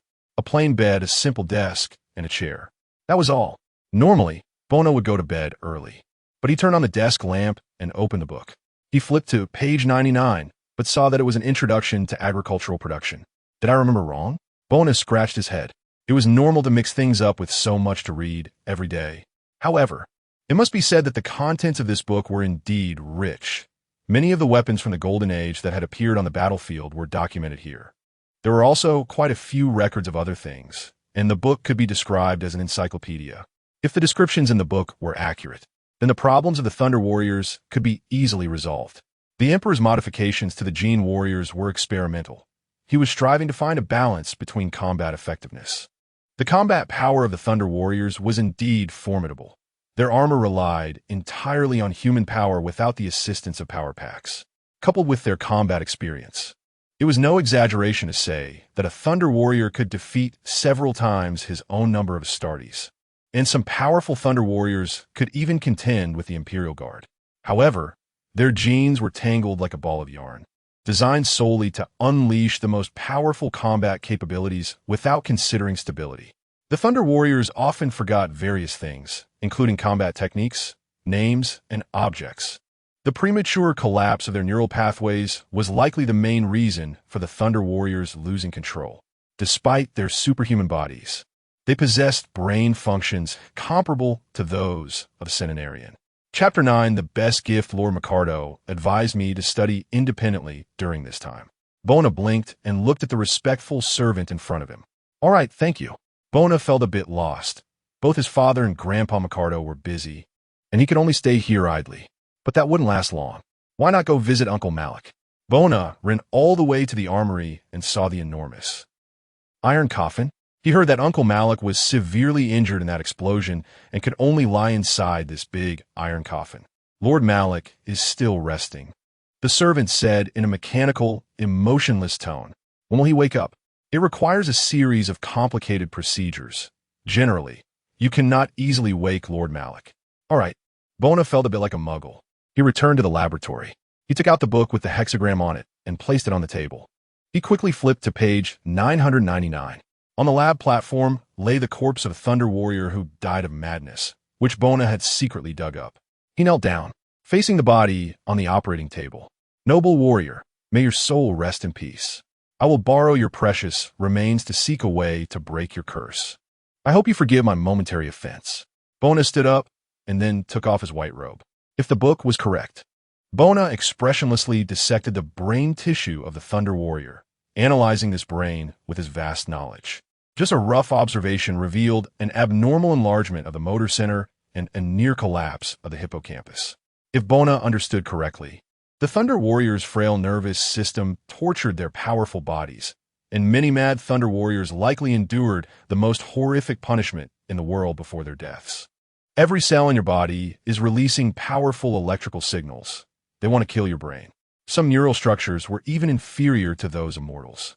Bona wanted to enhance the Thunder Warriors' nervous system, but the entire gene chain was already in utter disarray.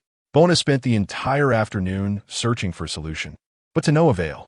The lab was filled with discarded papers, and the trash bin was overflowing with crumpled drafts. Later, Bona changed his approach. Since the Thunder Warriors' genes had no room for improvement, Why not find a segment of ordinary genes to replace it? Without hesitation, Bona made a small cut on his finger with a knife and placed it on the instrument for analysis.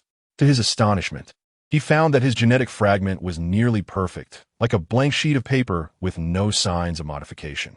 If there was anything imperfect, it might be that the psychic properties were too strong. Bona knew very little about psychic energy and had no idea what it was. The hexagram book beside him seemed to be gently flipped. Bona woke from his contemplation and glanced casually. He was surprised to find that it contained information about psychic energy. He excitedly picked up the book and read carefully. But he didn't notice that his bleeding finger was pressing on the pages, staining one corner red, which quickly faded as if nothing had happened. Psychic energy is the manifestation of the subspace. Everyone's emotions and desires are part of the subspace. And within the subspace, there are 4 great deities: the god of justice and courage, a brute; the god of beauty and joy, a lunatic; the god of life and compassion, an old grouch; and the supreme messenger of hope, the supreme eagle, the guiding force of fate, the powerful god of wisdom, where the future and fantasy coexist. The strongest one. Why does the last one have such a strange vibe? And what are those annotations at the back? For colors of haze, blood red, powder pink, emerald green, and bright blue rose up from the shadows behind Bona and clashed together. They intertwined, battling fiercely. Suddenly, the white robe on the table, with its golden eagle pattern, emitted a golden light, dispersing them. Bona curiously looked back but saw nothing. He scratched his head. What has happened? Forget it. Not worth thinking about. It seemed that his psychic energy issue was due to himself and not related to his genes, so he could proceed boldly. Although he was very curious about why his genes were so clean, with no traces of modification. But those things could wait for later. Bona closed the book and began his gene modification with great enthusiasm.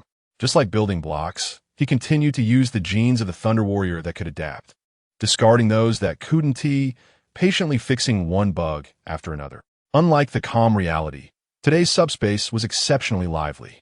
The 4 demon armies clashed like a tide, creating chaos. The terrifying fury roared as it swung its battle axe at the Nagu, thick poisonous juice splattering onto the color lust, hissing as it made contact.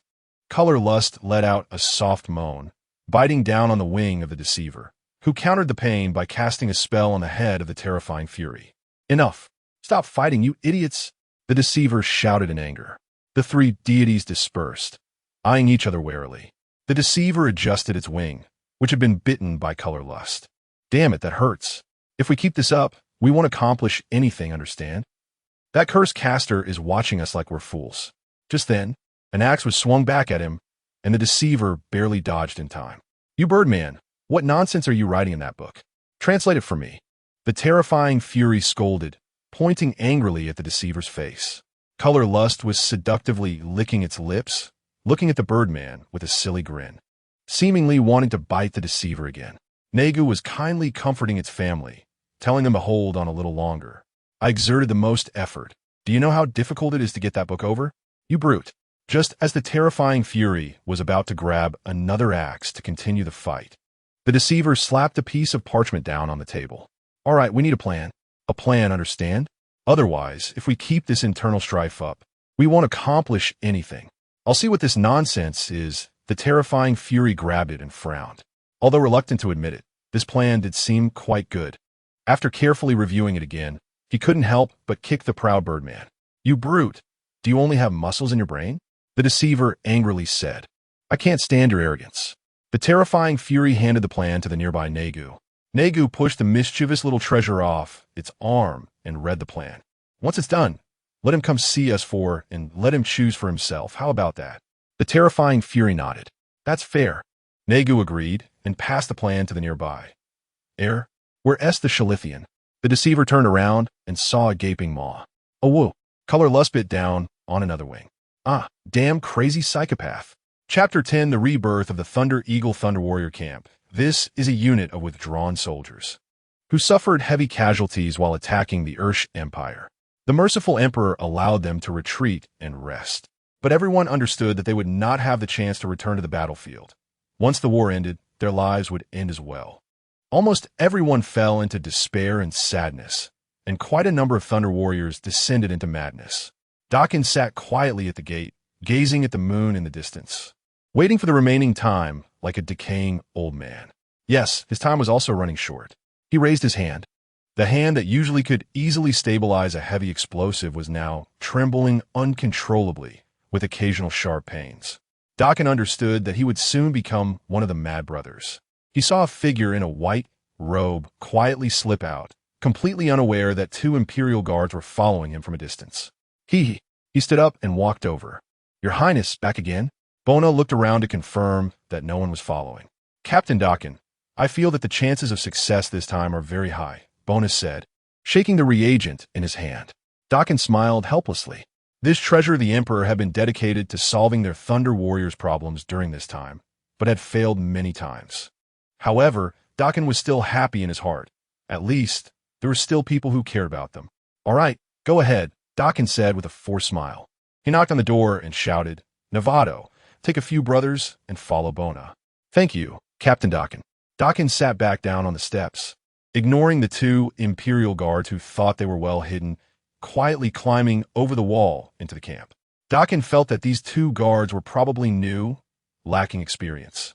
Recently, His Majesty had been expanding the army crazily, and it seemed that the great expedition His Majesty spoke of was indeed happening. He picked up a bottle of alcohol and took a sip. If he could follow the Emperor to personally establish the future he spoke of, how wonderful it would be. Novato, along with a few brothers, pinned a mad Thunder Warrior down on the operating table. It hurts. The warrior screamed in agony, struggling as his limbs were held down tightly. Bona took a deep breath and then injected the reagent into the artery. Soon, Novato escorted Bona out of the room. Thank you for your help. You're welcome. We are very grateful that you care so much about us. Bona checked the time. Grandpa Mikado goes up the mountain every night for some unknown reason and usually returns in the early morning. There's still plenty of time. Are your father's legions ready? Novato nodded. The Holy Majesty's legions are almost ready. I heard they are preparing to launch the final strike. Terra is about to be unified, Bona said with some joy. Yes, it will be unified, Novato replied somewhat despondently. It's all right. I am confident. This time, there's an 80% chance of success. You will still be able to see the stars and the sea, Bona said with a smile. Novato looked at Bona's smile, unsure of what to say, and simply nodded. Yes, it should be. Suddenly, the door opened. Deputy Captain Novato. You need to come see this, said the shocked warrior. Novato frowned and picked up the explosive gun beside him. He chambered around and then walked in. Bona followed. The previously mad Thunder Warrior sat blankly on the bed, while several other Thunder Warriors looked at him in shock. The warrior saw Novato walk in. Deputy Captain Novato. Novato's expression changed. Shell, do you remember me?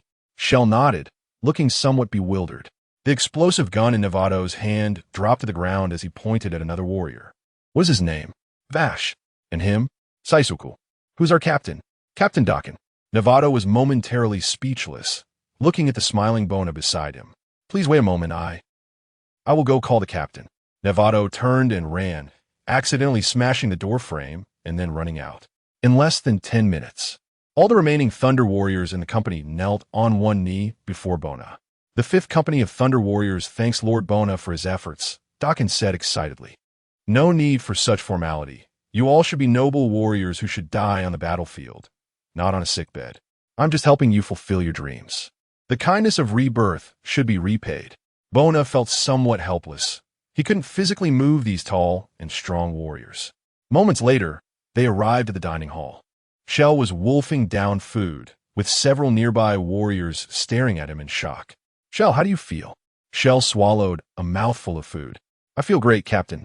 The effect of this reagent requires a lot of energy, so it's normal for Shell to have a big appetite, Bona said. However, Shell's reaction speed might not be as fast as before. I have done my best. Dakin nodded in appreciation. My lord, you have done very well. This small sacrifice is nothing compared to continuing to fight for the Holy Majesty. If you need anything from our 5th Company in the future, just command us. We will do our utmost, Bona said, somewhat amused. There was no helping it. This was just how these big Thunder Warriors were. After a simple meal, Shell was taken to the training ground. A warrior was arranged to spar with him.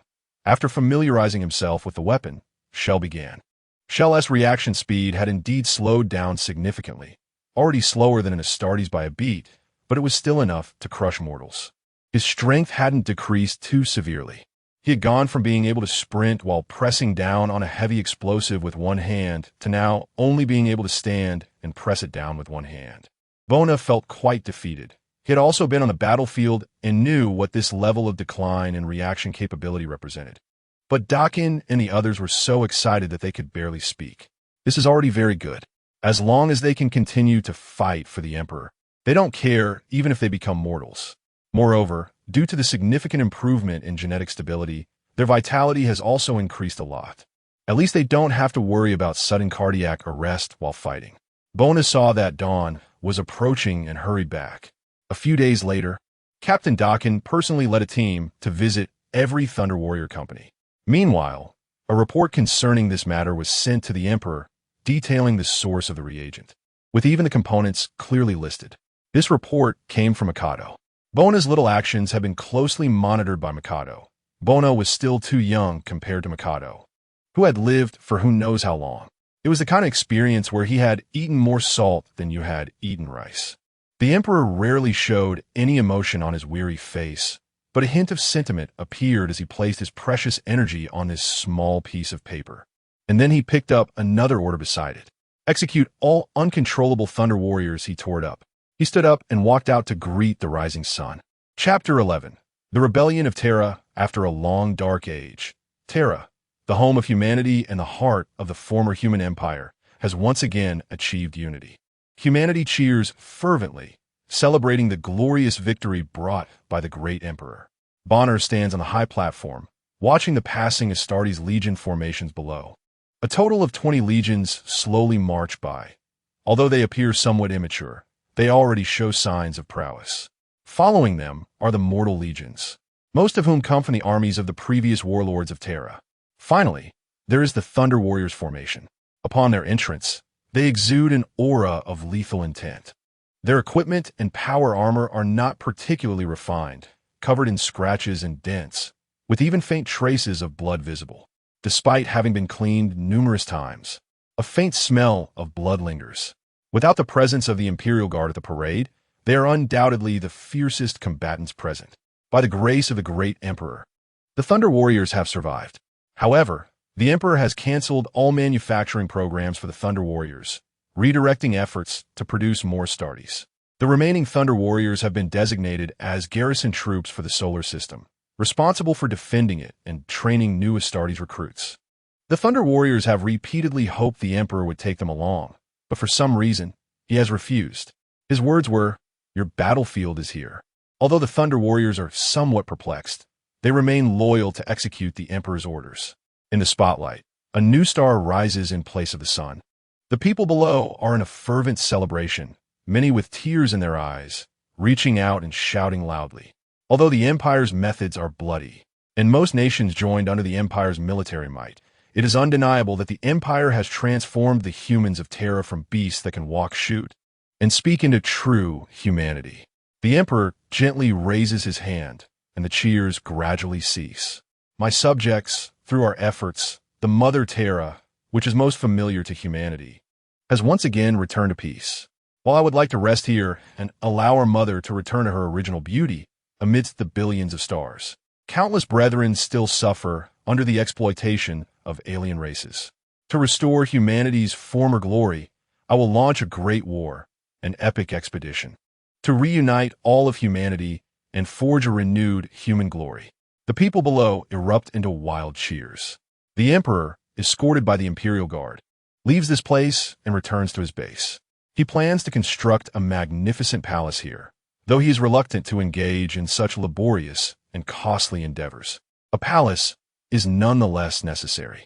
Mikado and Bonner have long awaited his arrival. My lord, father, Bonner appears quite excited. Are we about to begin the expedition? The Emperor nods. Child, you have done well with the Thunder Warriors. Bonner looks very pleased. Of course, father, that's because Bonner is about to show the Emperor a book, believing he will love its contents, that it should not be buried among the stacks. The Emperor gently waves his hand to stop Bonner. Child, wait a moment. I have some important matters to discuss with Mikado. I will come find you shortly. Bonner pauses, nodding with some disappointment. All right, then I will return to the library. The Emperor watches the somewhat downcast little one and gently reaches out to pat his head. You've worked hard during this time. It's nothing, Bonner replies and leaves. The Emperor and Mikado depart this place and arrive at the palace entrance. My lord, have you decided how to construct the palace? Yes, but not much. I would like to hear more. The Emperor points to an area. That will be the starting point, the beginning of our great undertaking. Mikado nods slightly. This will be quite difficult. I will assist you. Mikado suddenly feels a hint of hesitation. This should not be present in him. Do you have anything else to say? I also want to construct a residence for the children. The Emperor points to another location. That could be a place for art, a place for architecture, and there. Mikado looks at him in surprise. At that moment, he finds it difficult to understand his lord, as if something has interfered with that glorious light. No, it is not interference. It is change. Suddenly, they see a section of the palace area being uprooted, and a burst of colorful light erupts from the ground.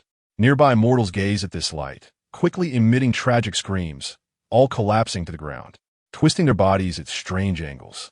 Subsequently, a multitude of indescribable entities emerge, rampaging and slaughtering those still resolute warriors. The Emperor's expression changes drastically. There is the maniple. Purge these evil entities. Mikado has yet to comprehend what is happening when he sees the light of the war beginning to manifest in great numbers, shaking the very foundations of reality on Terra. He knows what the Emperor intends to do, and now he must stabilize the situation for him. The Emperor, like a meteor, erupts into the sea. Any demon that gazes upon his light emits cries of anguish. They all attempt to evade this light they abhor, but are swiftly cut down by the Imperial Guard and the Silent Sisters following closely behind. The vile entities burn under the blazing sun, and even the greatest demons vanish beneath his radiance. When the Emperor bursts into the core area, he is nearly driven mad. The laboratory is empty. Various instruments strewn across the ground, and the originally stocked life support systems for the incubation pods are entirely bare. There is still one, but it is in the hands of a certain pointy-eared individual. Her beauty puts even the most beautiful of the Eldar to shame. Her allure could drive even the most steadfast of monks to madness.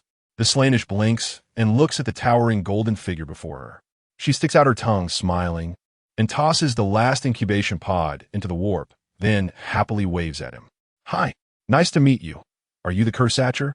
Boundless fury rises from within, and in the next moment, a flaming sword cleaves through her head. However, there is no response. A pitiful voice comes from behind. Hey, why so violent? I just helped you take out the Eldari. They used to love bullying humans. The only reply is the burning brilliance of the flames. And in the blink of an eye, the entire laboratory becomes a seething magma pit. See you next time. Looking back, there is nothing there. Enraged, the Emperor nearly destroys everything in this place, but quickly regains his composure. They could have quietly stolen away. Why make such a commotion? One must know that even a mindless madman like Slaanesh would calm down to think about the costs involved. If, in an instant, even a usually cold and resolute Emperor feels a long-lost panic. Their target is not here. Chapter 12. The Four Gods of Subspace. When the Emperor rushed back to the library, it was eerily quiet. Child, where are you? He frantically searched through layer upon layer of bookshelves, hoping to catch a glimpse of someone. He must be tired. He must have fallen asleep. Eventually, the Emperor came to a desk piled high with various books and stopped in his tracks. A book lay open on the desk. A sudden wind blew gently, and the hexagram pattern on it was so glaring, as if mocking him from the heavens above. Is this destiny? The sunlight bathed the grass. A gentle breeze passed by, and the grass rustled softly. Banna looked at the white clouds drifting in the sky, and a few birds leisurely flew across the horizon. He sat up, bewildered, looking around. Where is this? He had just been in the library reading that book, feeling a bit tired, wanted to rest his head on the desk for a while. But when he opened his eyes, he found himself here. Banna felt like this place resembled the depiction of ancient Terra in the book, but this was definitely not Terra. He saw a towering tree not far away, and beneath it was a statue of a god resembling Banna. He slowly approached the tree. Where is this? Hello there, little one. Bana turned around and saw four lunatics.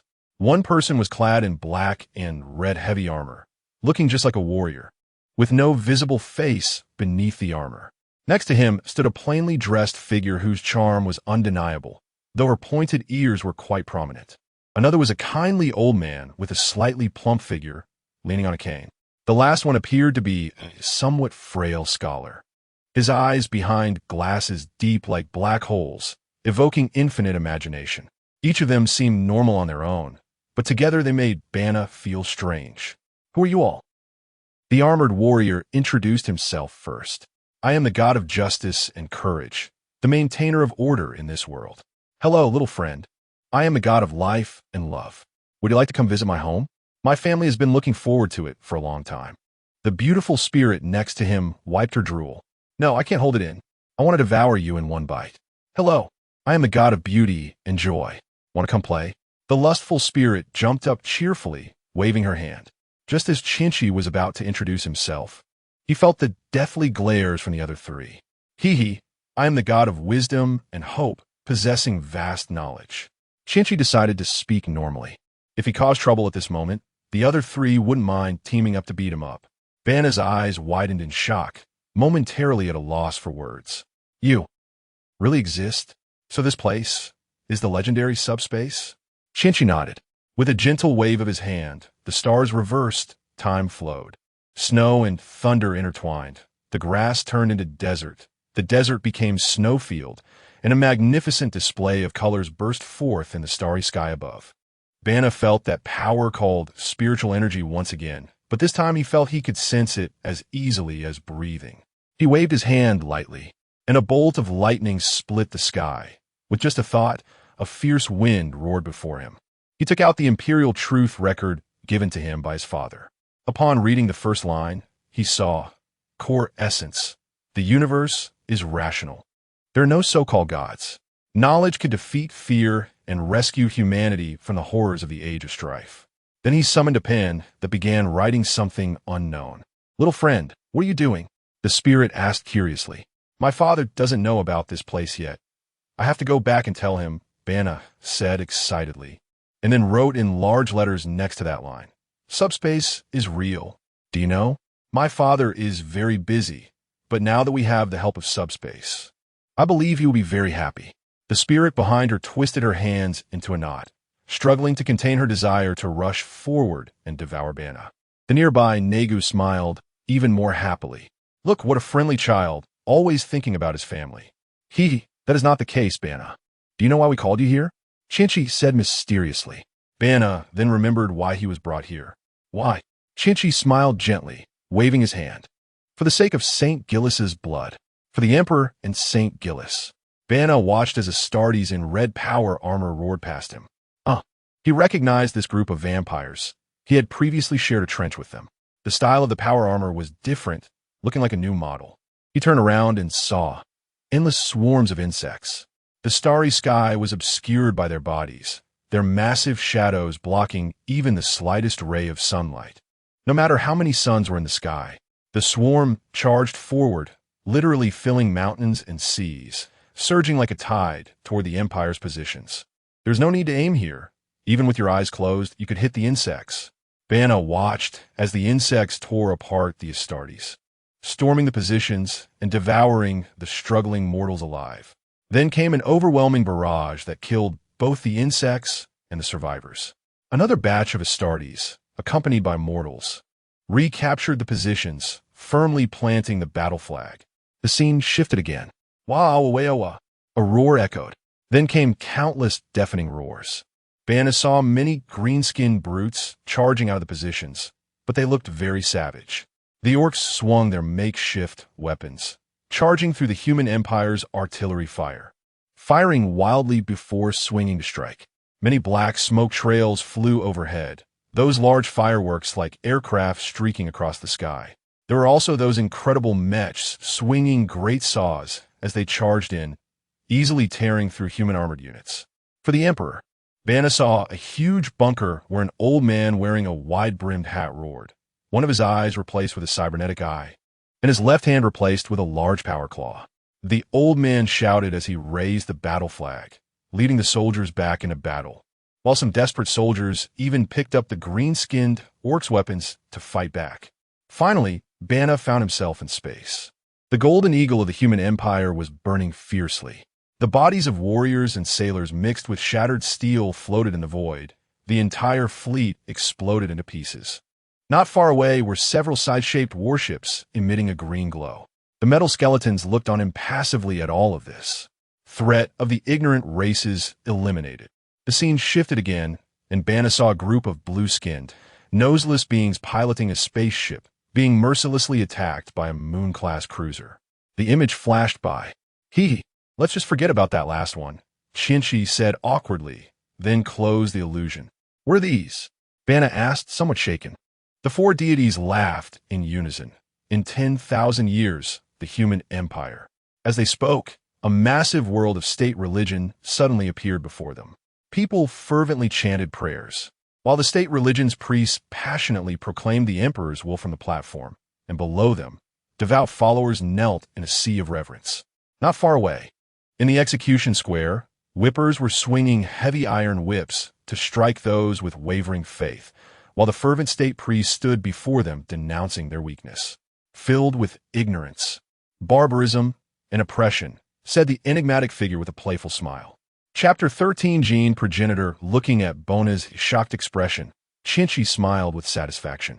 If the existence of the subspace made Bona feel that the imperial truth only required a few minor adjustments, then the empire 1,000 years later could be said to have ground the imperial truth underfoot. Did your father's great crusade fail? Why did the empire become so ignorant? Your father, the emperor of mankind, successfully launched the Great Crusade, and one could even say that he pulled humanity from the abyss. But someone betrayed him. Your father, the emperor of mankind, created 20 powerful beings to achieve the great endeavor of the Great Crusade. Shinchi waved his hand gently, and they arrived on the bridge of a warship. There stood a tall figure with a power claw in his left hand, a heavy hammer in his right, clad in black power armor with crimson eyes. Opposite him was a majestic figure radiating golden light, the Emperor. The two roared and charged at each other, the bloody power claw piercing into the Emperor's body, causing a spray of blood, yet the Emperor refused to strike with lethal force. No, stop it, Bona nearly screamed. But as the illusion shifted, countless warships hovered above Terra, dropping bombs.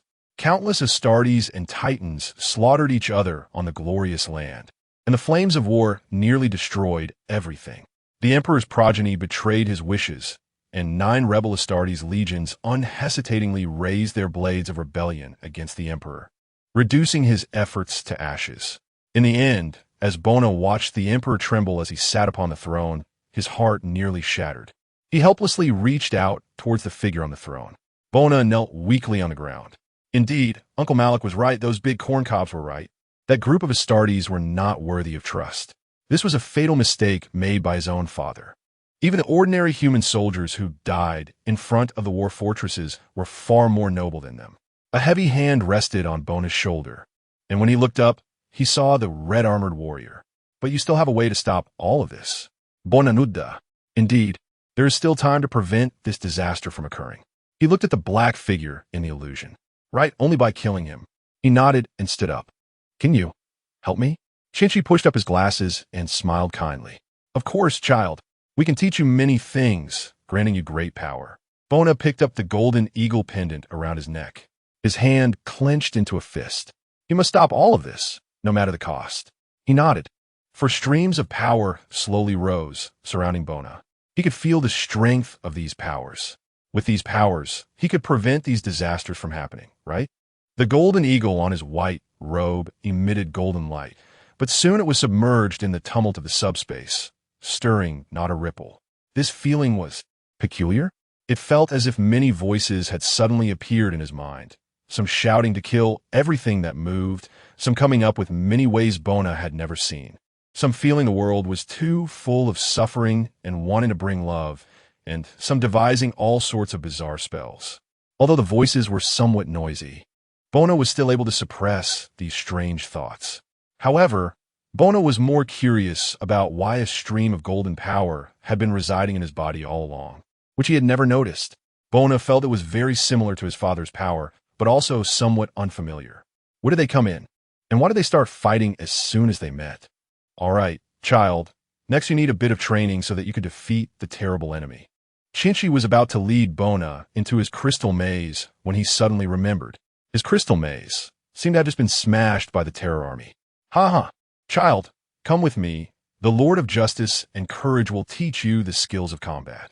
He wanted to join the other two, but saw that In was smiling foolishly, his face flushed and drooling. Nog was still looked like the honest person he was, seemingly indifferent to the order of things. How could they succeed in defeating the Terror together with this bunch of insects? Terra, my father, I will fight for the Imperium of Man, to battle for humanity's highest ideals, unwavering until death. The Emperor lovingly lifted his dear progeny Horus. Rise, my child. You have done very well. He gently patted Horus's shoulder, looking at him with great satisfaction. Courteous and clever, and from the reports of the Mechanicus, Horus seemed to have considerable command ability as well. Not enough, my father. I will do my utmost to fulfill your requests. The two walked side by side, and the people in the distance were cheering as best they could. The God Machine Titan walked slowly by, its armor-clad forces lined up like mountains filling the sea. After allying with the Mechanicus, the Empire's strength had visibly increased, becoming an unstoppable force. My child, the great crusade ahead is a heavy burden, and you will have many arduous and difficult tasks to complete. That is natural, my father. I will bring you victory. You also have many brothers scattered outside. They're spread across various corners, and while I go to find them, the military and political authority will temporarily fall to you. A flicker of displeasure crossed Horus's face, but quickly turned into a kind smile. A necessary lesson he learned from his long life in gangs. I can hardly wait to meet them. The Emperor's steps suddenly paused, leaving Horus momentarily stunned. If you meet them. But then he waved his hand. Never mind, forget I said anything. Horus was a bit confused, but still did not understand why his dear father acted this way. The celebration ceremony ended, and the Emperor had some matters to discuss with the Mechanicus. Those red-robed ones always like to get tangled up in ridiculous places.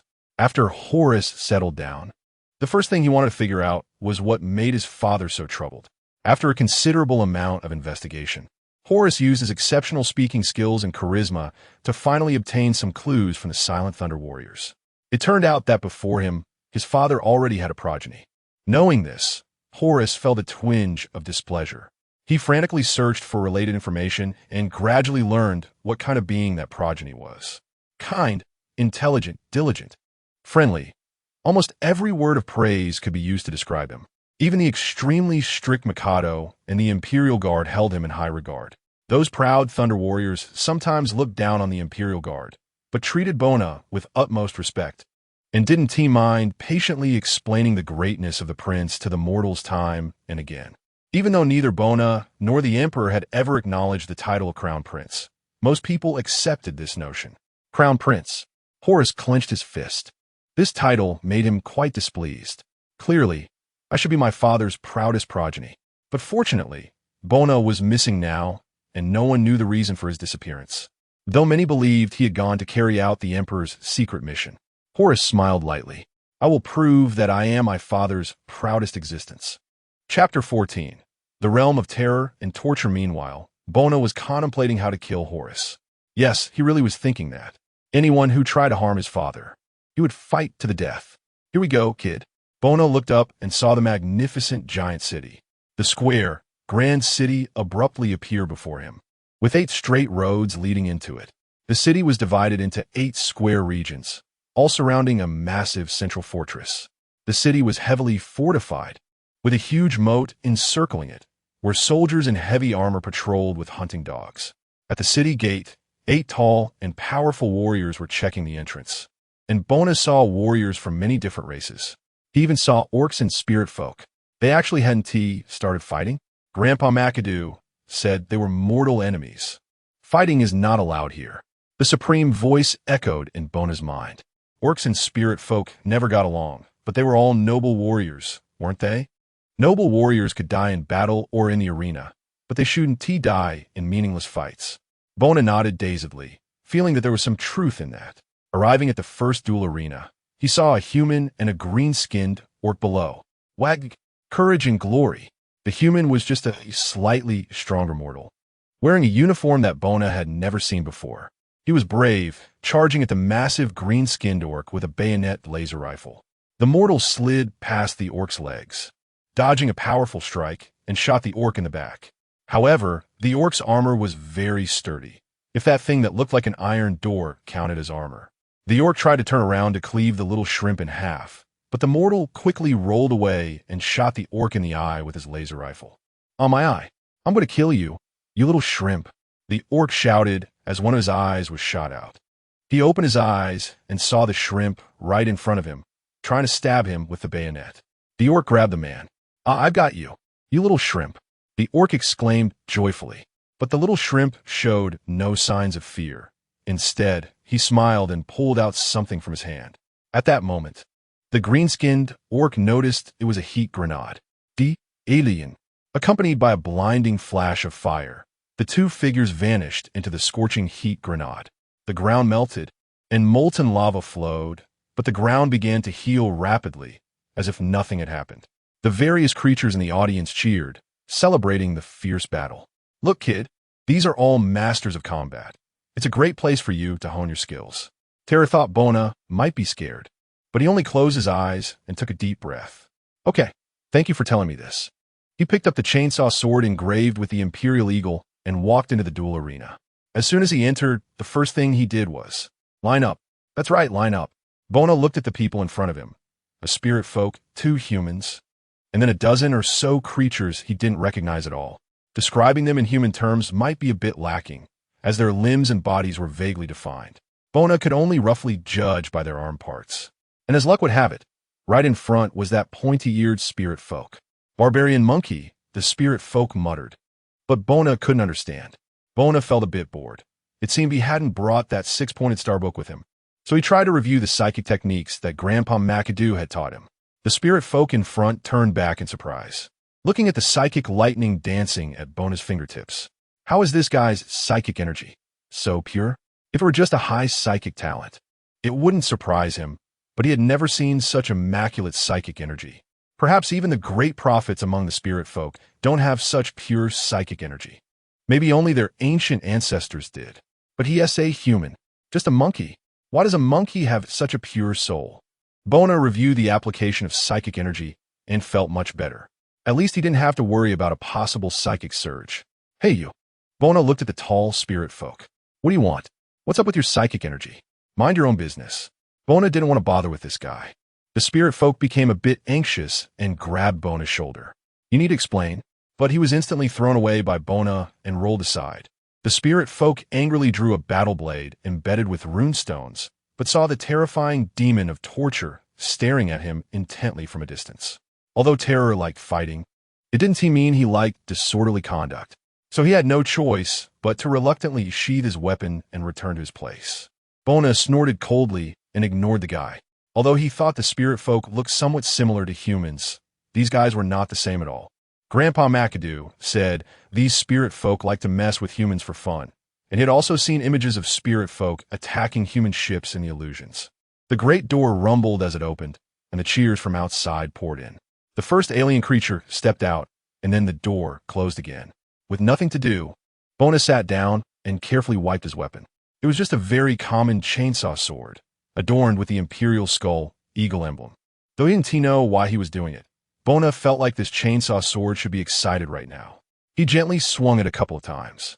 Hopefully, he could quickly improve his strength here to kill Horus and save his father. Wish me luck. Chapter 15. The colorful sin of 6 rings. The chainsaw sword roared, its imperial golden eagle gleaming brightly. Scorching blood drenched the battle sword, and 88 enemy heads perished beneath this seemingly ordinary imperial standard weapon, which now emitted a terrifying red glow. This weapon, clearly lacking great power, was now easily slicing through armor forged by ancient technology. At this moment, a furious green-skinned orc roared. It was somewhat larger than the usual orc brutes. Even an Astartes could easily stand on its shoulder. In orc society, They're typically referred to as war bosses, the leaders of their kind and the strongest among them. It had heard tales of a red, very wag place in the warp, where only the mightiest orcs, unafraid of the flesh-warping effects, could venture. But now, it felt a rare sense of fear. Bona flicked the blood off the sword. Not far away lay the severed arm of the orc boss. It was now staring at him, its red eyes seeming to gaze at some interesting prey. "You filthy shrimp! How dare you strike me?" The orc boss roared, trying to mask its inner fear. Bona stepped forward, even shutting off the chainsaw sword and simply wiping the blood off with his hand. "Wag!" The orc boss bellowed, raising a heavy hammer to strike. The heavy iron hammer came crashing down, but Bona blocked it with the chainsaw sword. Bona kicked the orc boss's knee, shattering it, causing the orc to kneel in pain. Bona pressed the explosive gun against the orc boss's chin. Boom! The massive body fell to the ground. The surrounding spectators cheered in unison. Bona stood atop the green-skinned orc's corpse, looking towards the closed gate ahead. The gate was tightly shut, showing no signs of movement. No enemies? Bona felt a bit anxious and looked around. Were there no more left? Cowards! The spectators around fell silent. Even the terror demons shrank back. This guy had cut through 8 arenas, relying not on powerful psychic abilities or immense strength, but on a terrifying learning ability. He learned far too quickly.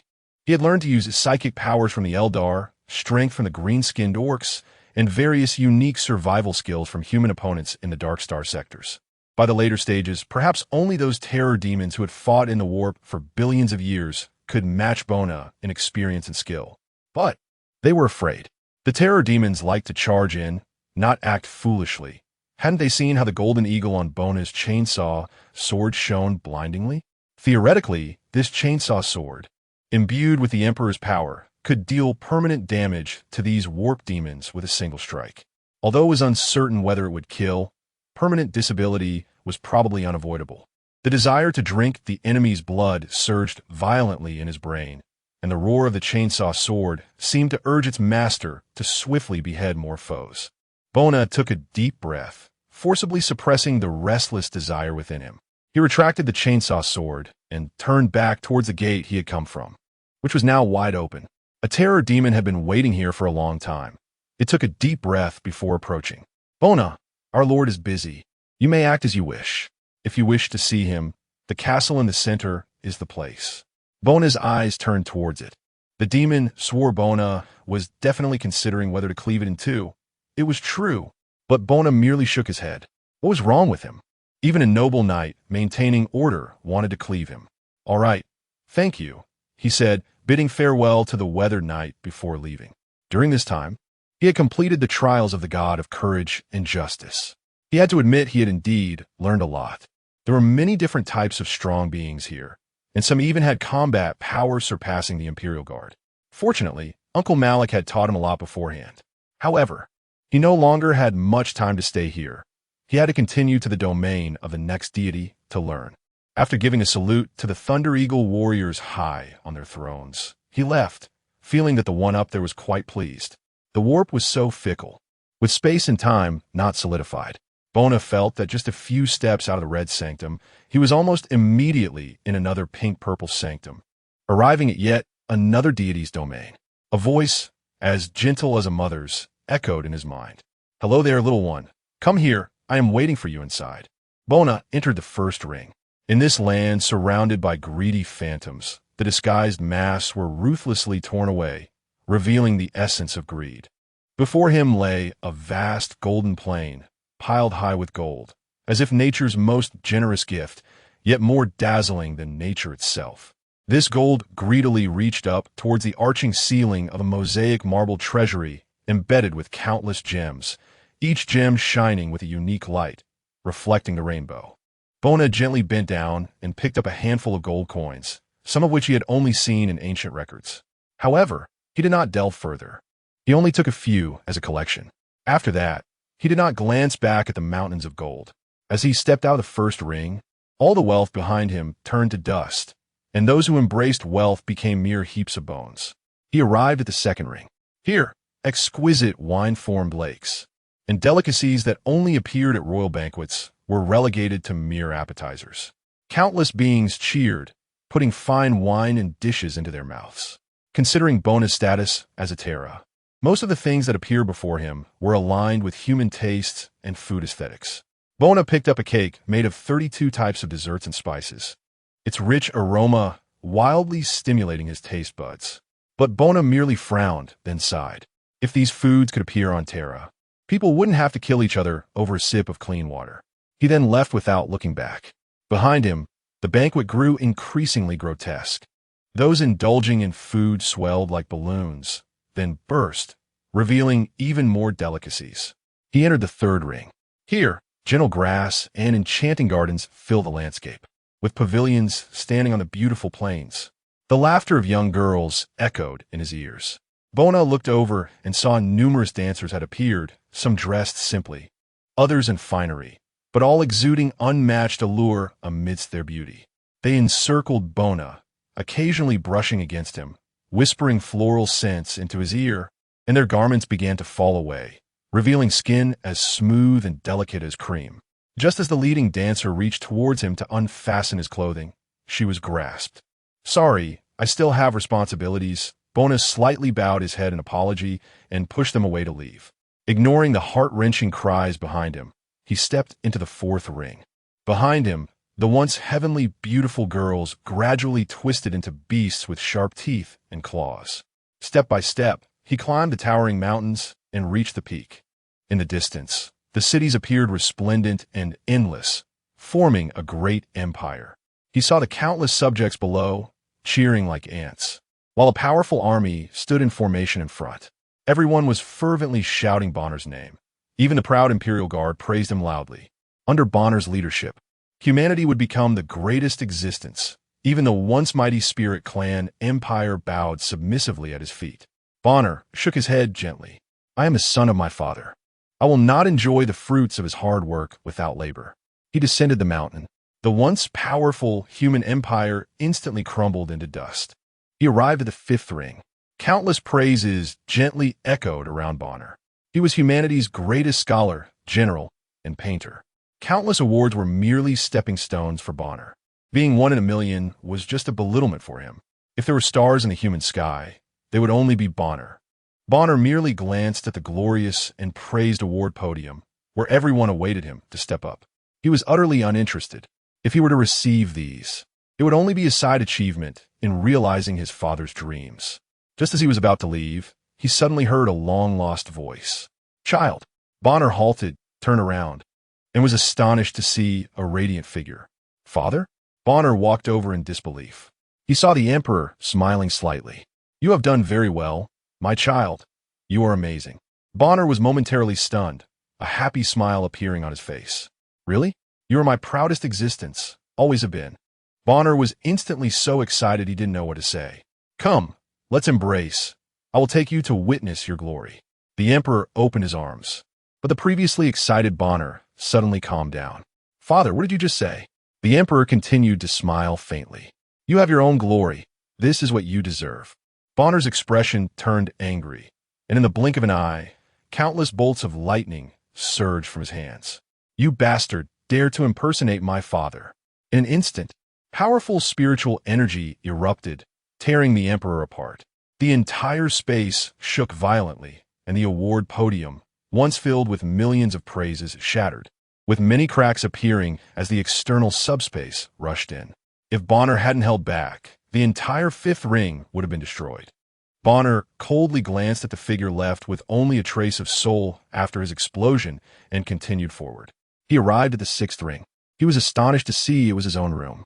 Overwhelming fatigue surged in his heart, and his weary body began to cry out. The lights outside started to extinguish, and the Imperial Guard began their nightly patrols again. "Yes, let's take a break. It has been quite tiring on the way here." Bonner walked to the bedside, as if the bed was calling to him. Just a little sleep. Bonner saw the Imperial Eagle statue on the desk, a gift from his father.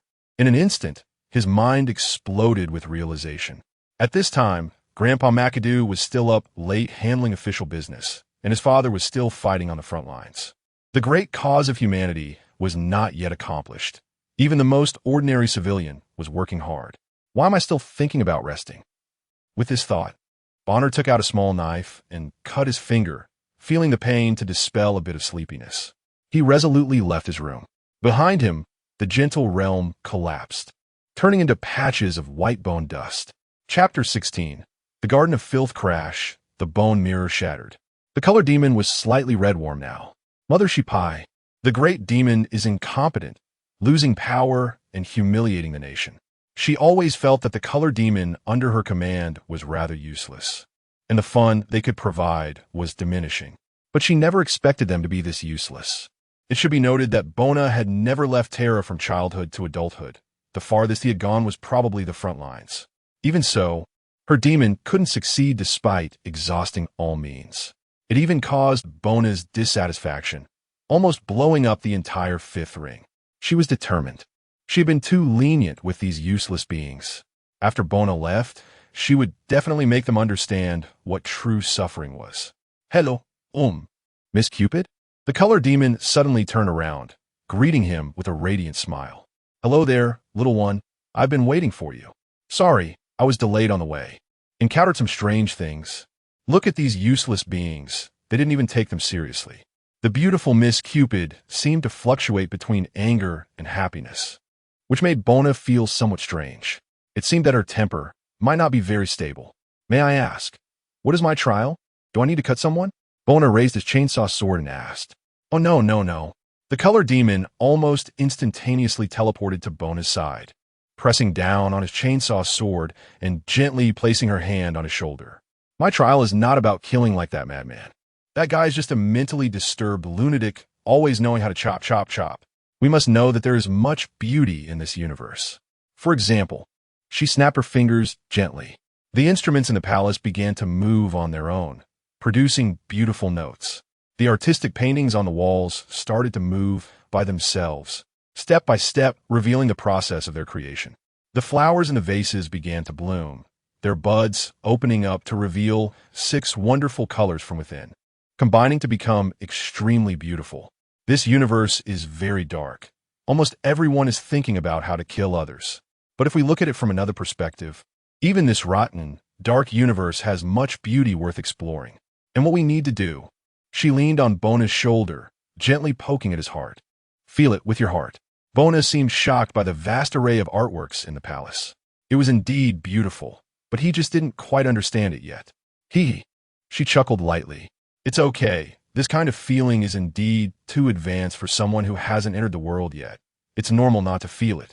However, we can also experience some more basic pleasures, such as the physical level, feeling the bold actions of the one beside him, mixed with the stimulating scent of primal human hormones and the soft, warm touch.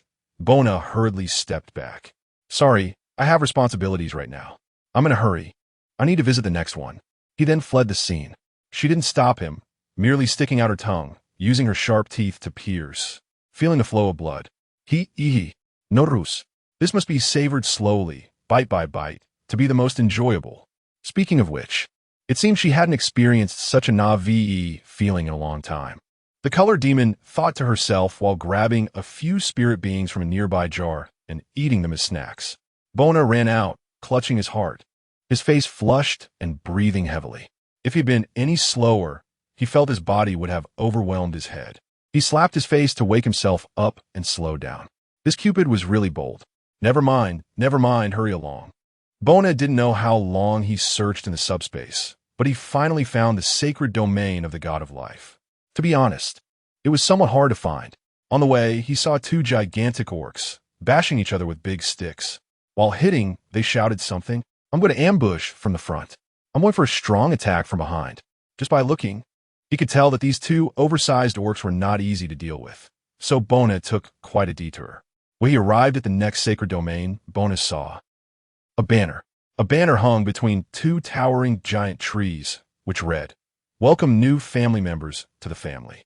What he saw was a beautiful garden, full of greenery and vitality. Countless little fairies flitted among the vegetation, playing and frolicking, while diligent gardeners carefully tended to every flower. When Bona walked in, all the little fairies cheered, jumping around like squirrels, even leaping onto his shoulders. A good friend has come. A good friend has come. Bona was somewhat flattered. The entire sacred domain seemed to be welcoming his arrival. A honest-looking big man walked over, smiling kindly.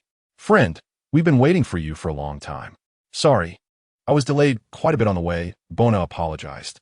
The big man smiled kindly. "It's okay, we are all family. Come with me. Father has been waiting for you for a long time." Bona followed the big man into the garden. As they walked, they came upon a large pot set up there, and the gentle god of life, looking like a father, was happily humming a tune while stirring the soup with a spoon. What surprised Bona, however, was, why was there an elf with pointed ears here? Although she didn't look as beautiful as the previous Cupid, she was still quite lovely. The kind father saw Bona and said happily, "Ah, you're here." He put down the soup spoon, walked over joyfully, and gave Bona a big hug. Bona felt that the divine being's body odor might be a bit strong, but he held it in. "We've been waiting for you for a long time." "Sorry." "It's no problem, no problem." The kind father walked back. He seemed to notice Bona's strong interest in the elf and introduced her with a hearty laugh. "This is Aisha, also a good friend of mine. I specially invited her to come today. You don't mind, do you?" "You. Hello, I'm Bona." Bona still warmly extended his hand to shake hands with the elf. At least she looked human, which already surpassed 99% of other forms. Hello." Aisha hesitated as she shook hands. At that moment, Bona noticed that the elf had an iron chain attached to her hand. Looking back at Aisha, he saw confusion and misunderstanding in her eyes. But Bona didn't want to get involved. Grandpa Mikado had told him, when seeing an elf, just hit them hard. This was also for the sake of the god of life. If it were outside the sacred domain, Bona would have acted long ago. "Oh, child, do you know? When I see you, I feel as if I see my younger self."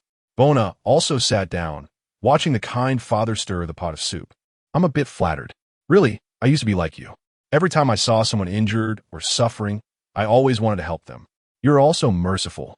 Of course, I sensed your compassionate heart earlier, and I knew you were one of us." The little fairies around shouted together, "One family, one family." It seemed the soup was ready. The kind father filled 2 large bowls and brought them in front of Bona. "The soup is ready. Drink up." "Thank you." Bona took the bowl of soup, but he saw Aisha's expression full of struggle. He looked at the soup in his hand. It was a bowl of vegetable and meat broth. Strange spirit clan. Bona shook his head and took a sip. Next to him, Aisha hesitated for a moment before finishing hers as well. After drinking, Bona's brows twitched slightly. He might understand why Aisha hesitated. This kind father's cooking might really be quite poor. Looking at the still, smiling god of life, Bona suppressed his churning stomach.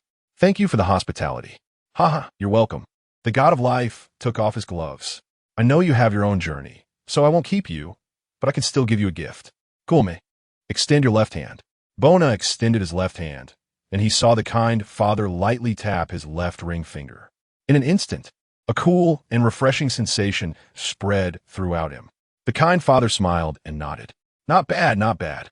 In the future, when you want to save someone, just lightly tap with your finger, and no one will suffer anymore." Bona was taken aback and stood up, bowing slightly. "Thank you." "You're welcome, child. I wish you a pleasant journey." Chapter 17, The Labyrinth of Illusions. Bona crossed the plateau made of rainbows and arrived at the sacred domain of the legendary god of wisdom. He saw large areas of crystals lying on the ground like thorns, constantly changing in shape, size, and color. Trying to determine this labyrinth using physical rules was nothing short of delusion. Focusing too much on the changing crystal maze would only cause one to gradually fall into it. Before even entering, Bona could clearly sense with his psychic energy that this crystal labyrinth was a place more unpredictable than the dimension of beasts. Space and time within it were as chaotic as random numbers. Only those truly possessing wisdom could enter this maze. Suddenly, a teleportation portal appeared beside Bona, and an indifferent voice echoed in his mind. "Come in." Bona looked at the maze in astonishment, then at the portal. He stepped through the portal and found himself at the deepest part of the maze, right next to the god of wisdom. The god appeared as a middle-aged man dressed in a scholar's robe, holding a strange 2-headed bird in his right hand. "I don't have to traverse the maze?" Bona asked. The god of illusions glanced at him. Only those foolish enough to think they are wise would walk this maze to meet me. Even I would take some time to navigate it." Bona scratched his head awkwardly. He had indeed been pondering how to traverse the maze just moments ago. Before he could react, a pile of books was thrown at him. These and these, and this pile, are all things you must learn. The Master of Metamorphosis waved his fingers lightly, and the tomes containing forbidden knowledge rained down upon Bona. Learn these quickly. You can choose not to, but it won't make much difference. Faced with the god of wisdom's gifts, Bona appeared somewhat bewildered. Don't I have any trials to pass? The Master of Metamorphosis chuckled lightly, and Bona felt as if his laughter came from different angles, each with a different tone. No, you don't. With a gentle wave of his hand, a strange sword appeared in Bona's grasp. This is a weapon that can kill Horus. It will teach you how to do it. The rest you will learn on your own. When you feel ready, don't bother coming to find me. Just go do what you want. In the blink of an eye, Bona found himself back at the previous location, with the ever-changing crystal maze still visible in the distance. If it weren't for the mountain of knowledge books beside him, he might have thought it was all just an illusion. He looked at the weapon in his hand, its blade twisting and radiating a chilling aura. Bona swung it lightly a couple of times, finding it quite manageable, and then accepted it. Watching Bona depart, the Master of Metamorphosis finally changed from his previously indifferent demeanor, becoming visibly excited and even agitated. Carlos, what do you think this little guy will achieve in the future? The bird in his hand was none other than one of the most capable demons under the Master of Metamorphosis, Carlos, the Weaver of Fate. Since this creature had been thrown into the Eternal Well, a place even it could not see through, it had emerged significantly aged and somewhat mad. Its head had transformed into two, one capable of looking back at the past, and the other able to predict the future. When questioned by the Master, one head would speak the truth while the other would lie. Carlos slightly twisted its head, psychic light bursting from its pupils, the demon suffering under the torment of fate. It trembled as it knelt in the Master's hand, ultimately speaking in a quivering tone. He will kill the Emperor. He will kill chaos. After saying this, it fell motionless in the palm. The Master of Metamorphosis chuckled softly, casually sending out countless threads flying toward Bona, but without exception, they fell like plumb lines. Witnessing this, the Master became even more excited. Ha! The breaker of the cycle, a person rejected by fate. The greatest change. The Master of Metamorphosis had never been so thrilled. In its long life, this was another uncontrollable existence besides the mysterious and unfathomable Eternal Well. This brought a long-lost excitement and challenge to the being skilled in manipulating hearts, the powerful, and even entire civilizations. It could finally challenge fate. M31-004 devant Star. A massive fleet once again returned to the skies above this planet, this time bringing the Empire's punishment for rebellion. On the magnificent flagship, the Soul of Vengeance, the great warlord Horus sat high upon the throne. Lupercal Horus, the most perfect genetic primarch, had established great achievements for the Empire. Yet, at this moment, he appeared quite troubled. He looked at the letter in his hand, which was from his brother, Robert Gilliman. Recently, their father, the Emperor, had taken actions on Terra that left them all feeling uneasy. The newly established governing body of the Empire, the Terra Council, symbolized the Emperor's handover of power to mortals for managing this vast empire. This body consisted of the 12 most powerful beings of the human race, who would determine the next direction for the massive ship of the human empire. However, what terrified them the most was the absence of Astartes and their genetic primarchs within it. The Emperor had abandoned them. This fear spread among the Astartes legions and the genetic primarchs alike. With the Great Crusade coming to an end, many genetic primarchs decided to return to Terra to question their father about his actions. However, as the warlord, Horus understood a fact he was unwilling to acknowledge. His father, the Emperor of mankind, would not listen. Growing up in a gang environment, Horus had learned to read the room. He understood better than any of his brothers. The Emperor regarded them merely as tools. Whether Astartes or genetic primarchs, his father treated them all as instruments to achieve his own ends, nothing more. He wouldn't even expend much energy on them. He would only drive them all to meet his goals. If someone failed to meet expectations, he would force everyone to kneel and repent, punishing them like he had with his two vanished brothers, who were the best evidence of this. Oh, the only one he cared about was the Prince Bona, because he had given orders to all genetic primarchs that, even if they had to die, they must bring Bona back. Look, This is his true offspring. They were merely tools. At that moment, his lieutenant Abaddon approached. "Father, we have reached the attack orbit." Horus shook off these distracting thoughts, hoping to resolve these issues with his father once they arrived at Terra. "Attack! I will lead the team, personally, and let those traitors know the cost of betrayal." Chapter 18, the first shot of the Great Rebellion. Bona suddenly put down his pen. He felt something. Through the subspace virtual mirror, he saw what was happening in the real world. A massive fleet hovered above the orbit, unleashing a torrent of artillery fire. A series of drop pods descended to the planet's surface, and those Astartes clad in white armor rushed out, slaughtering innocent people with explosive guns. People fled in panic, though some brave souls swung their weapons back at the army.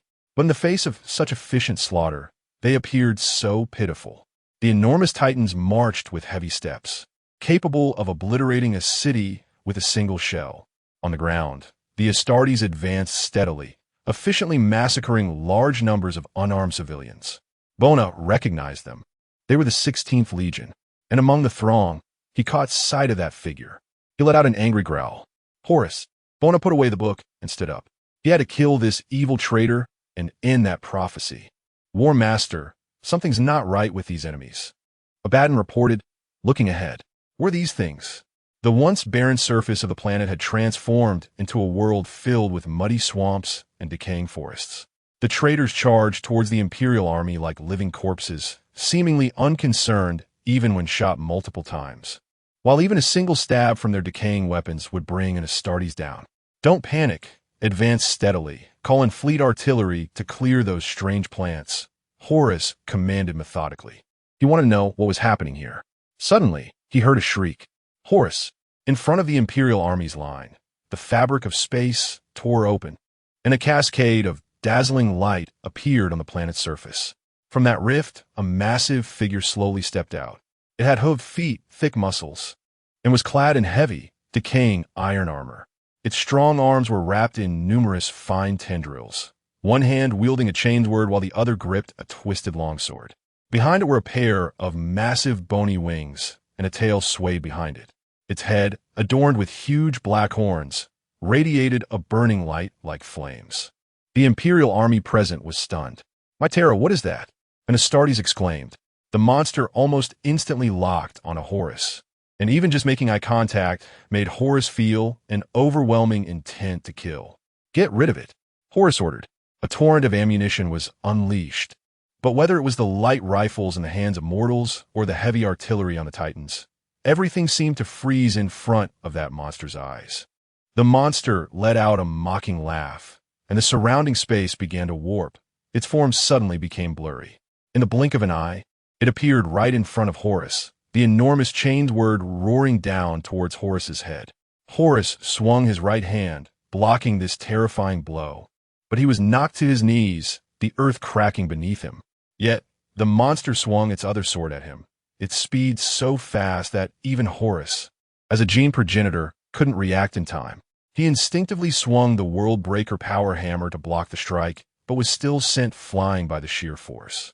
At this moment, the surrounding Wolf Guard finally reacted and began to attack the monster. However, due to the slight distortion in the surrounding space, many warriors couldn't aim properly and had to charge in with their weapons. The monster simply swung a hammer in annoyance, sending Abaddon, the squad leader, flying, then wielded the chain word, slicing through the Wolf Guard with a speed invisible to the Astartes. Yet, the surrounding Astartes still charged recklessly, buying time for their father. The monster seemed somewhat annoyed. With a mere flick of its eyes, numerous sons of Horus ignited in place, and with a wave of its hand, a vast thunderstorm turned the noble Astartes into a pulp of blood and iron. A sudden, unwarranted gravitational force appeared, pulling many Astartes into the air, where they were crushed into iron balls by the terrifying power. The Titan's artillery finally unleashed a terrifying shot, but it was intercepted. The monster again became blurry, disappearing in an instant. The next moment, it appeared at the foot of a Titan.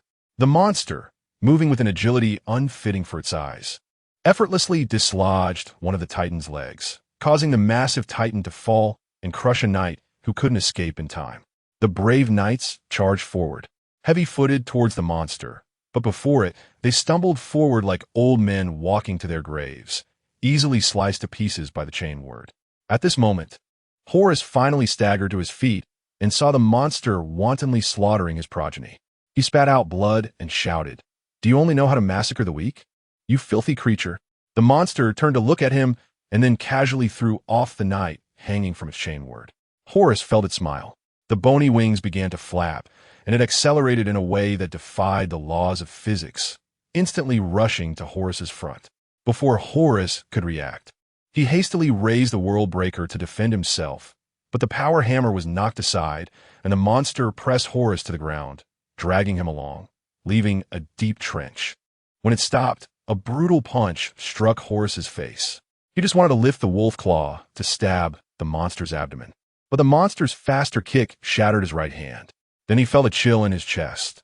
The twisted sword pierced his torso, a bone-chilling cold instantly spreading through his body.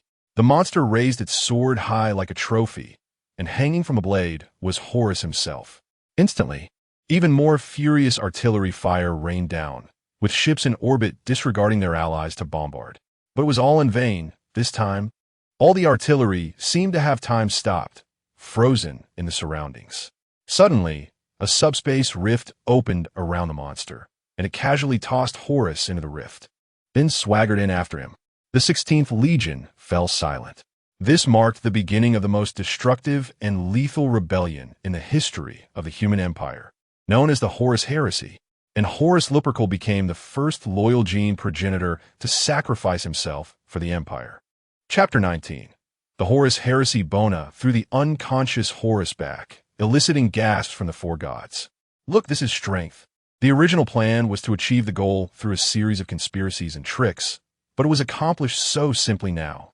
With hard power, who besides the cunning would want to take such a convoluted path?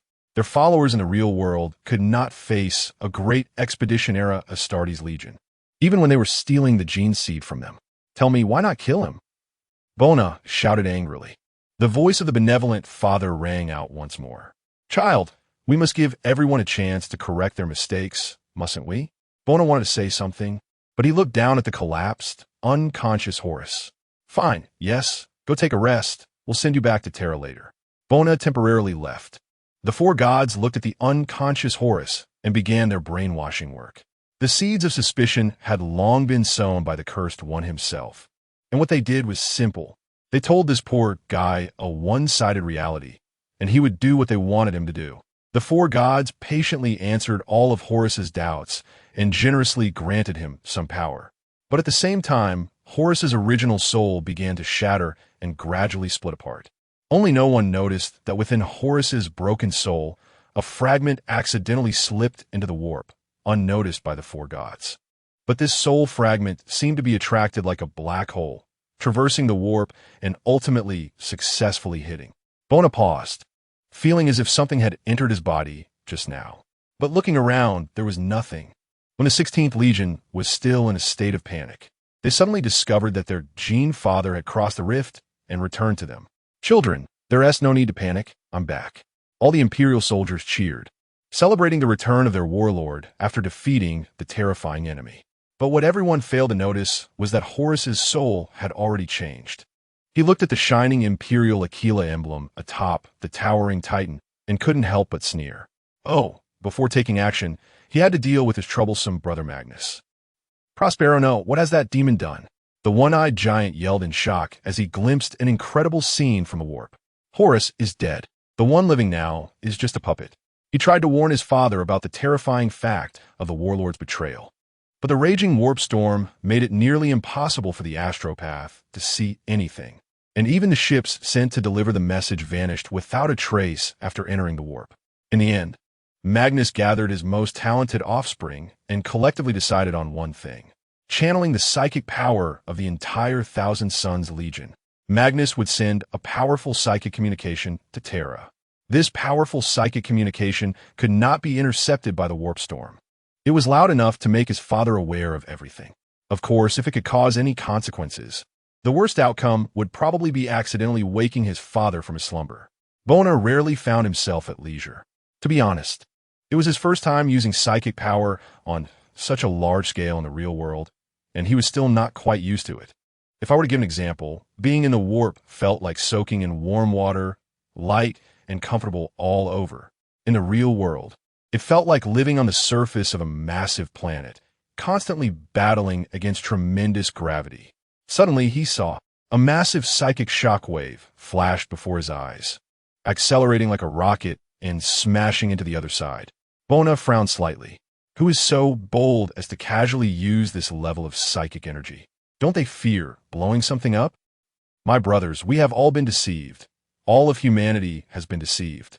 Our father, that bastard who calls himself the Emperor, is just a guy trying to sacrifice all of humanity to achieve his own God-making enterprise. I request that you, in the name of humanity, abandon the foolish loyalty to that false emperor and together uphold true justice. Horus looked at his brothers. Angron, who commanded the World Eaters Legion. Fulgrim, who commanded the Emperor's Children Legion, and Mordorion of the Death Guard. If what you say is true, then I am not surprised, Angron said angrily. I agree. I have also heard some. True's Fulgrim smiled slightly. Mordorion remained silent. Horus nodded. Before we act, we need to eliminate the false Emperor's lackeys within our legion. And Horus looked at the 3 glaring legions. The Ultramarines, known as the Sons of War, with their terrifying logistical strength. The Blood Angels, with their powerful and perfect angelic blood. And the mysterious First Legion. Fortunately, that foolish false emperor appointed him as the warlord. So it was still possible to toy with these fools. When Roble Dorn received the news, he was shocked. Horus has betrayed us. Even the stubborn Dorn appeared quite stunned at this moment. And the captain of the Galar, kneeling before him with tears streaming down his face, wept silently as if mourning for his fallen brothers. Even the so-called stubborn Roble Dorn now paced back and forth anxiously. Sons of Horus, Death Guard, Emperor's Children. 3 entire legions have betrayed us, and they're now slaughtering the remaining loyalists within the legion on Isstvan. The most reliable Ultramarines, Blood Angels, and Dark Angels are all unreachable, as if they have all vanished. Dorn quickly made his choice.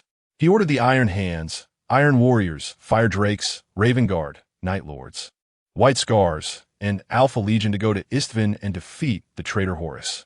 The commander for the Iron Hands was Brother Manus. Ensure a fair rebellion. As soon as Dorn finished speaking, he seemed to think of something. Never mind. Let the White Scars stay behind on Terra. Let the Whisper go. In any case, overall, 7 loyal legions against 3 traitorous legions. The advantage is mine. You are all a bunch of damned traitors. Manus roared in anger. Behind him, the Iron Hands, Fire Drakes, and Raven Guard, 3 legions, were compressed into a small space and slaughtered mercilessly. In front were Horus's traitorous army, and behind were the shameless traitors, the Iron Warriors, Night Lords, Whisperers, and Alpha Legion. These 4 legions, which should have fought alongside them to defeat Horus, all launched attacks. But the attacks were against them. The 3 loyalist warriors were squeezed into a small space on Isstvan V, as the traitor legions used all their firepower to harvest their lives like cattle. My dear brother, surrender. It's not worth it for the false emperor, Fulgrim hissed. Never. Empowered by the great demon of chaos, Fulgrim then, in despair and chaos, beheaded his close friend Manus. Along with him, the remnants of Fulgrim's already dwindling soul perished. After eliminating what little remaining fighting strength the Imperium had, the gates to Terra had been opened. As the warlord Horus stood on the bridge of the vengeful spirit, he gazed at the vast fleet. Dark energy swirled around him, the power of the warp swelling within him. Finally, it had come to this. Horus looked at the distant shining planet. I have returned, the sacred home of Terra, and I will free you from the tyranny of the false emperor. In my name, let the world burn. Chapter 20. The siege of Terra. The shadows of warships loomed over the sacred Terra, with subspace rifts nearly obscuring the sun's light. The starry sky was filled with the wreckage of warships, and the blood of loyalists and rebels stained almost the entire world. A massive barrage of artillery rained down from above, flattening mountains and evaporating lakes. Yet amidst it all, a great city stood resilient against the bombardment, the imperial palace of Terra. A multitude of drop pods fell like a torrential rain, their descent met by a brilliant display of anti-air fire. Just as the drop pods hit the ground, they were concentratedly obliterated by a hail of artillery. But in those few seconds of delay, more drop pods struck the surface. The first wave of the rebel attack was composed of numerous oppressed subhumans, who threw themselves down recklessly. The first line of defense was made up of the mortal auxiliary troops. They may have been ordinary civilians just a month ago, but after a few hours of training, they now wielded laser rifles against the oncoming rebel horde. For the Emperor, for humanity, we shall fight to the last. Today we die for the future of humanity. Some cried out, others roared, and some screamed madly, but not one person fled. Soon, they were swept away like a dam of silt facing a flood, leaving only trails of blood behind. A large number of Astartes were deployed to the battlefield, and the once glorious god machines roared toward the palace. Proud warriors fell in droves like ants, and the armored legions would be reduced to scrap metal in less than an hour. Even titans as formidable as mountains became mere counters in this grim tally of war. The traitors steadily seized strategic points, and under the meticulous command of the strategic mastermind Petrarabo, the Imperial Fist defenses began to crumble. Finally, the last loyal defender on the palace walls fell to betrayal, and a flood of traitors surged into the sacred palace. Blasphemous symbols spread like a virus, and the Emperor's holy light began to wane. But the Emperor still held on, the loyalists still resisted, and every imperial citizen still stood firm. Angron, now reduced to a beast, began to fully succumb to his insatiable bloodlust, building altars to please the blood god with the skulls of his enemies in the palace square alongside the world eaters. Meanwhile, Fulgrim had completely devolved into a plaything of debauchery, leading the Emperor's sons away from the battlefield. On the battlefield, only Petrarabo and his iron warriors continued to fight valiantly. Before him stood the line of defense at the gates of termination, made up of the Imperial Fist's gene-forged adamantium, led by Rogaldorn. This line, composed of the Imperial Guard, Thunder Warriors, and Astartes, stood before the palace where the Emperor resided. No matter how large the forces, they melted away like snowflakes against the adamantium defense. Petrarabo needed more support. Horus, what is happening with those world eaters? Why are they attacking me? I need more support. Are you even listening? Horus turned off his communicator, now seeming somewhat deranged. He needed more power. He called out to the dark gods, and this time, the dark god responded as always. Hold the line. These traitors will die here. Dorn roared. Beside him, the Thunder Warrior Captain laughed raucously. Ha ha ha, you little bastards. When we were conquering all of Terra for His Majesty, you weren't even born yet. Come on. Everyone could see that the rebel forces were at their breaking point. They just needed to wait for the return of Gil-Lyman and his army to annihilate Horus's forces. Suddenly, everything changed. Before the gates of termination, a rift in subspace tore through reality.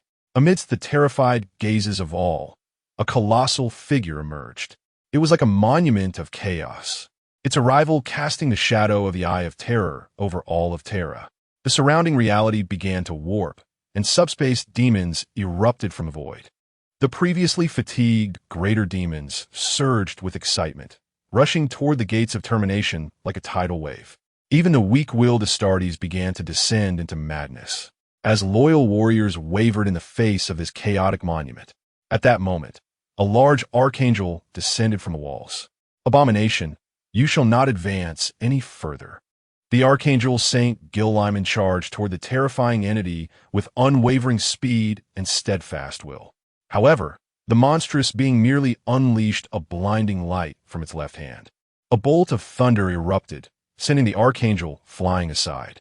At that moment, Thunder Warrior Captain Dakin suddenly halted his trigger finger, staring in shock at the horrifying creature. He recognized it. He finally understood why it looked so familiar. He murmured, "Your Highness."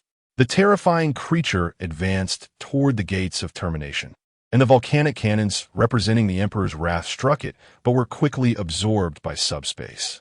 Any artillery that managed to hit it did nothing. On the walls, countless warriors leapt down, sacrificing their lives to halt the creature's advance. But the monster's strength was beyond their capacity to stop. Astartes would be ignited into ashes with a mere glance, and even the powerful Imperial Guard would be torn to shreds by the bolts of thunder. Only the Silent Sisters could withstand some of the assault, but even they would be reduced to pulp by the monster's chainsaw sword. Dorn clenched his warhammer tightly, taking a deep breath. He could not allow this monster to breach the gates of termination. It was humanity's hope.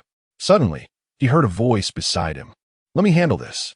Turning his head, he saw a shining golden dreadnought leap down, its power claw tightly gripping a spear radiating with holy light. A squad of Imperial Guard launched a desperate assault. But they couldn't even approach the monster without being incinerated by its vast psychic energy or smashed into pieces by its lightning-fast strikes. Their task was merely to buy a few seconds for the dreadnought. The monster seemed to notice this fearless warrior and swung its twisted sword toward him.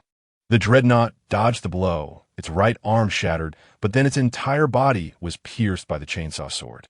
The creature triumphantly lifted the dreadnought high, roaring with glee, inciting the anger of the Imperial Guard present. The demons following behind the monster howled, seemingly mocking humanity's weakness. But the dreadnought swung its spear, piercing the monster's forehead. A distant, profound voice echoed, "Awake, son." Chapter 21. The pain of betrayal. When Bona looked around, he felt confused. Before him was no longer the terrifying and detestable evil fortress, but the palace walls stained with blood and scars. In his hand, the chainsaw sword was embedded in a fearless Imperial Guardsman. That fearless guardsman had dropped his spear and gently touched Bona's hand with his claw. "Child!" Bona recognized him. "Was it Uncle Malik?" He shouted in shock. Bona hurriedly set him down, but didn't know what had happened.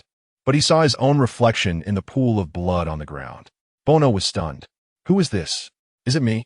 He looked around and saw that before him was his father's palace, and below the city walls were the Imperial Guards and Astartes fighting fiercely. Wasn't he crushing the evil enemy? And looking behind him, there were no longer brave and fearless warriors, but hideous demons instead. He wanted to know what had happened. The psychic wave began to spread from him, quickly sweeping across the entire Terra. He saw the fleet bombarding Terra with relentless artillery fire. He saw the Imperial soldiers, adorned with the Aquila emblem, bravely facing the Chaos Demon army. He saw Horus, surrounded by darkness, and the Emperor's sons, wantonly slaughtering unarmed civilians to satisfy their perverse desires. Tens of millions of souls wailed, suddenly surging into Bona's mind like a dam breaking. Anger, accusations, pain, and despair flooded his entire soul. A torrent of information made Bona understand something in an instant. He knelt on the ground in anguish and then buried his head in his hands, screaming. A massive psychic shriek erupted from the palace area. Apart from the soldiers under the Emperor's protection at the Gate of Doom, a large number of demons, traitors, and Imperial troops who couldn't evacuate instantly perished. The Chaos sorcerers with psychic abilities began to burn in place, as they were overwhelmed by terrifying psychic energy, becoming an outlet for the flow of energy between the warp and the real world. Intense pain filled Bona's brain, and the souls of the dead seemed to accuse him of his atrocities. He looked at himself in the pool of blood. No. I am human, not a demon. He swung the chainsaw sword and severed his own bone wings, blood gushing forth in an instant. But then new buds sprouted from the severed limbs, and a brand new bone wing grew back.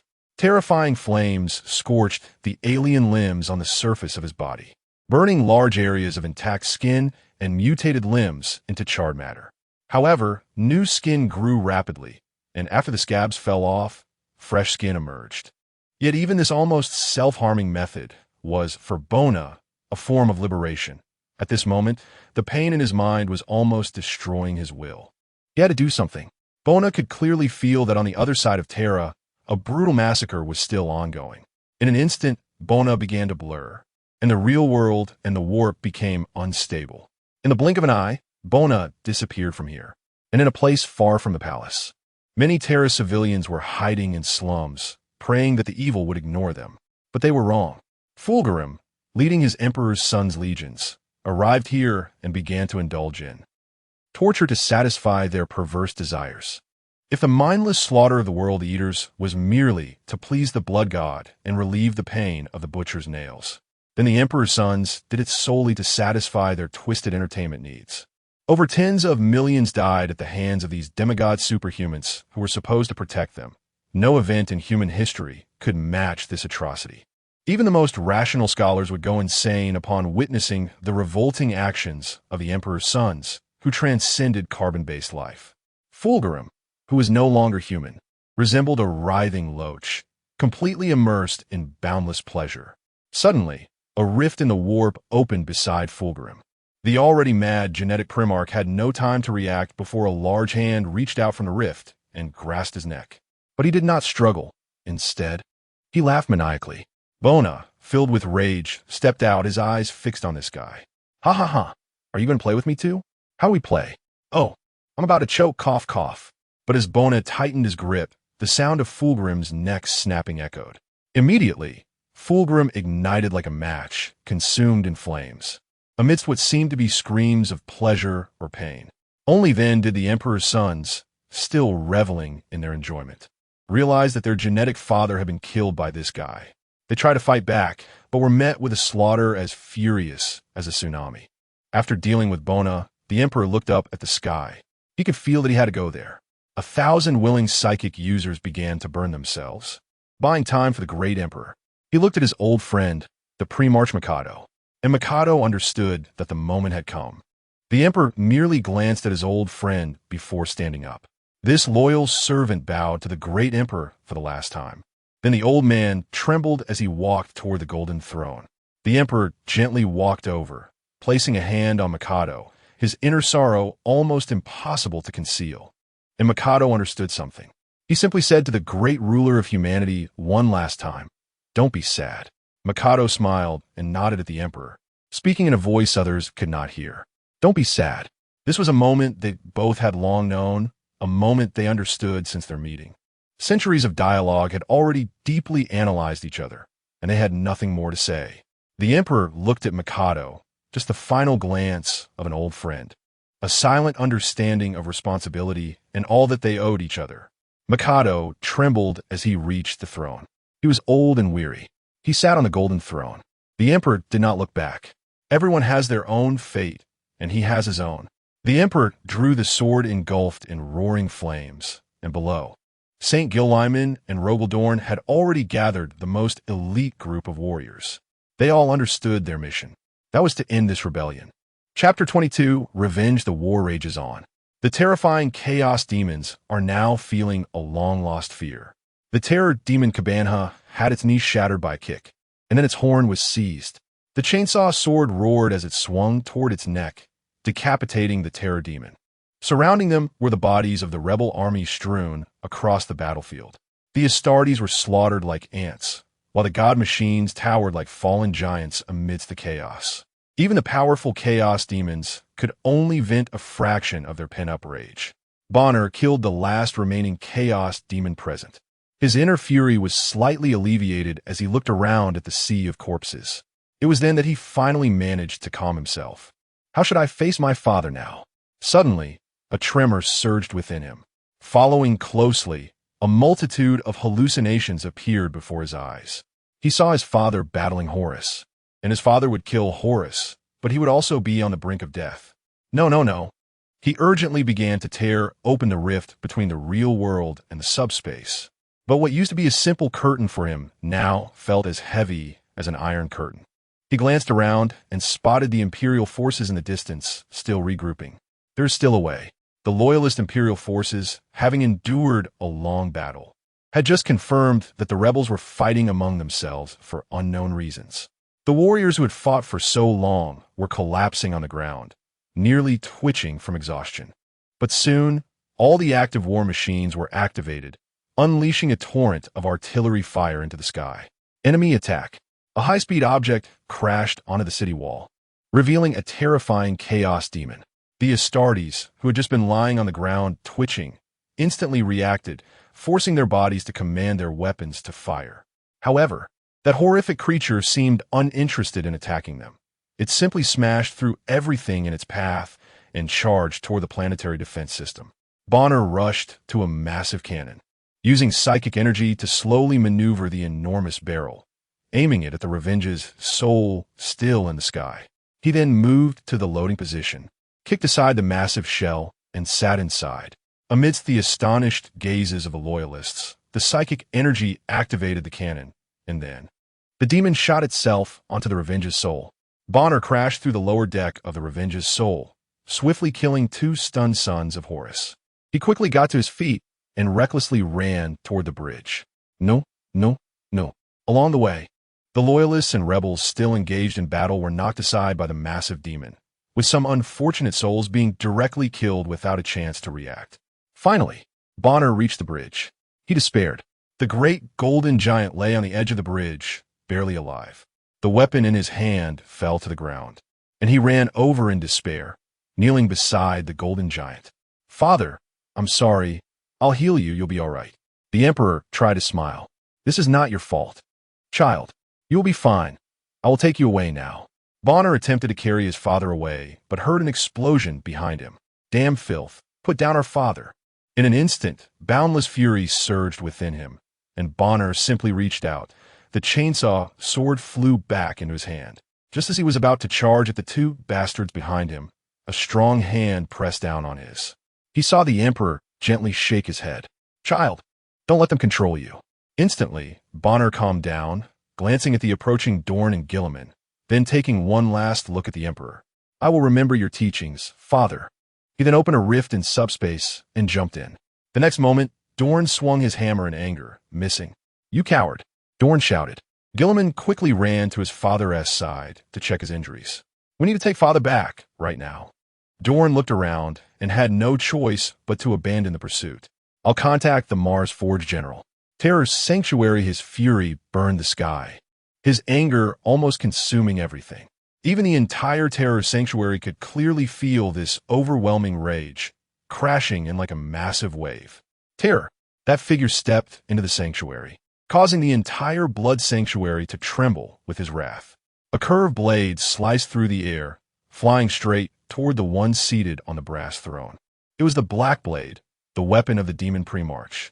The one atop the brass throne merely tilted his head slightly, and the blade landed firmly upon the throne. In an instant, the entire sanctuary fell silent. Bonner entered the sanctuary, his eyes radiating fury, with blood dripping from the chainsaw sword imprinted with the Imperial Aquila in his right hand, while his left dragged the bisected Ongron.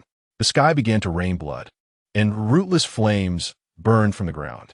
All beings within the sanctuary pondered. How long had it been since that guy named Scabran swung his battle axe at this War Master? Now someone dared to openly unleash their anger upon the Blood God. Yet he was not angry. Instead, he closed his eyes as if enjoying it, letting out a soft moan. How many epochs have passed? How many epochs has he endured all this? He loves blood and war. He loves slaughter and rage.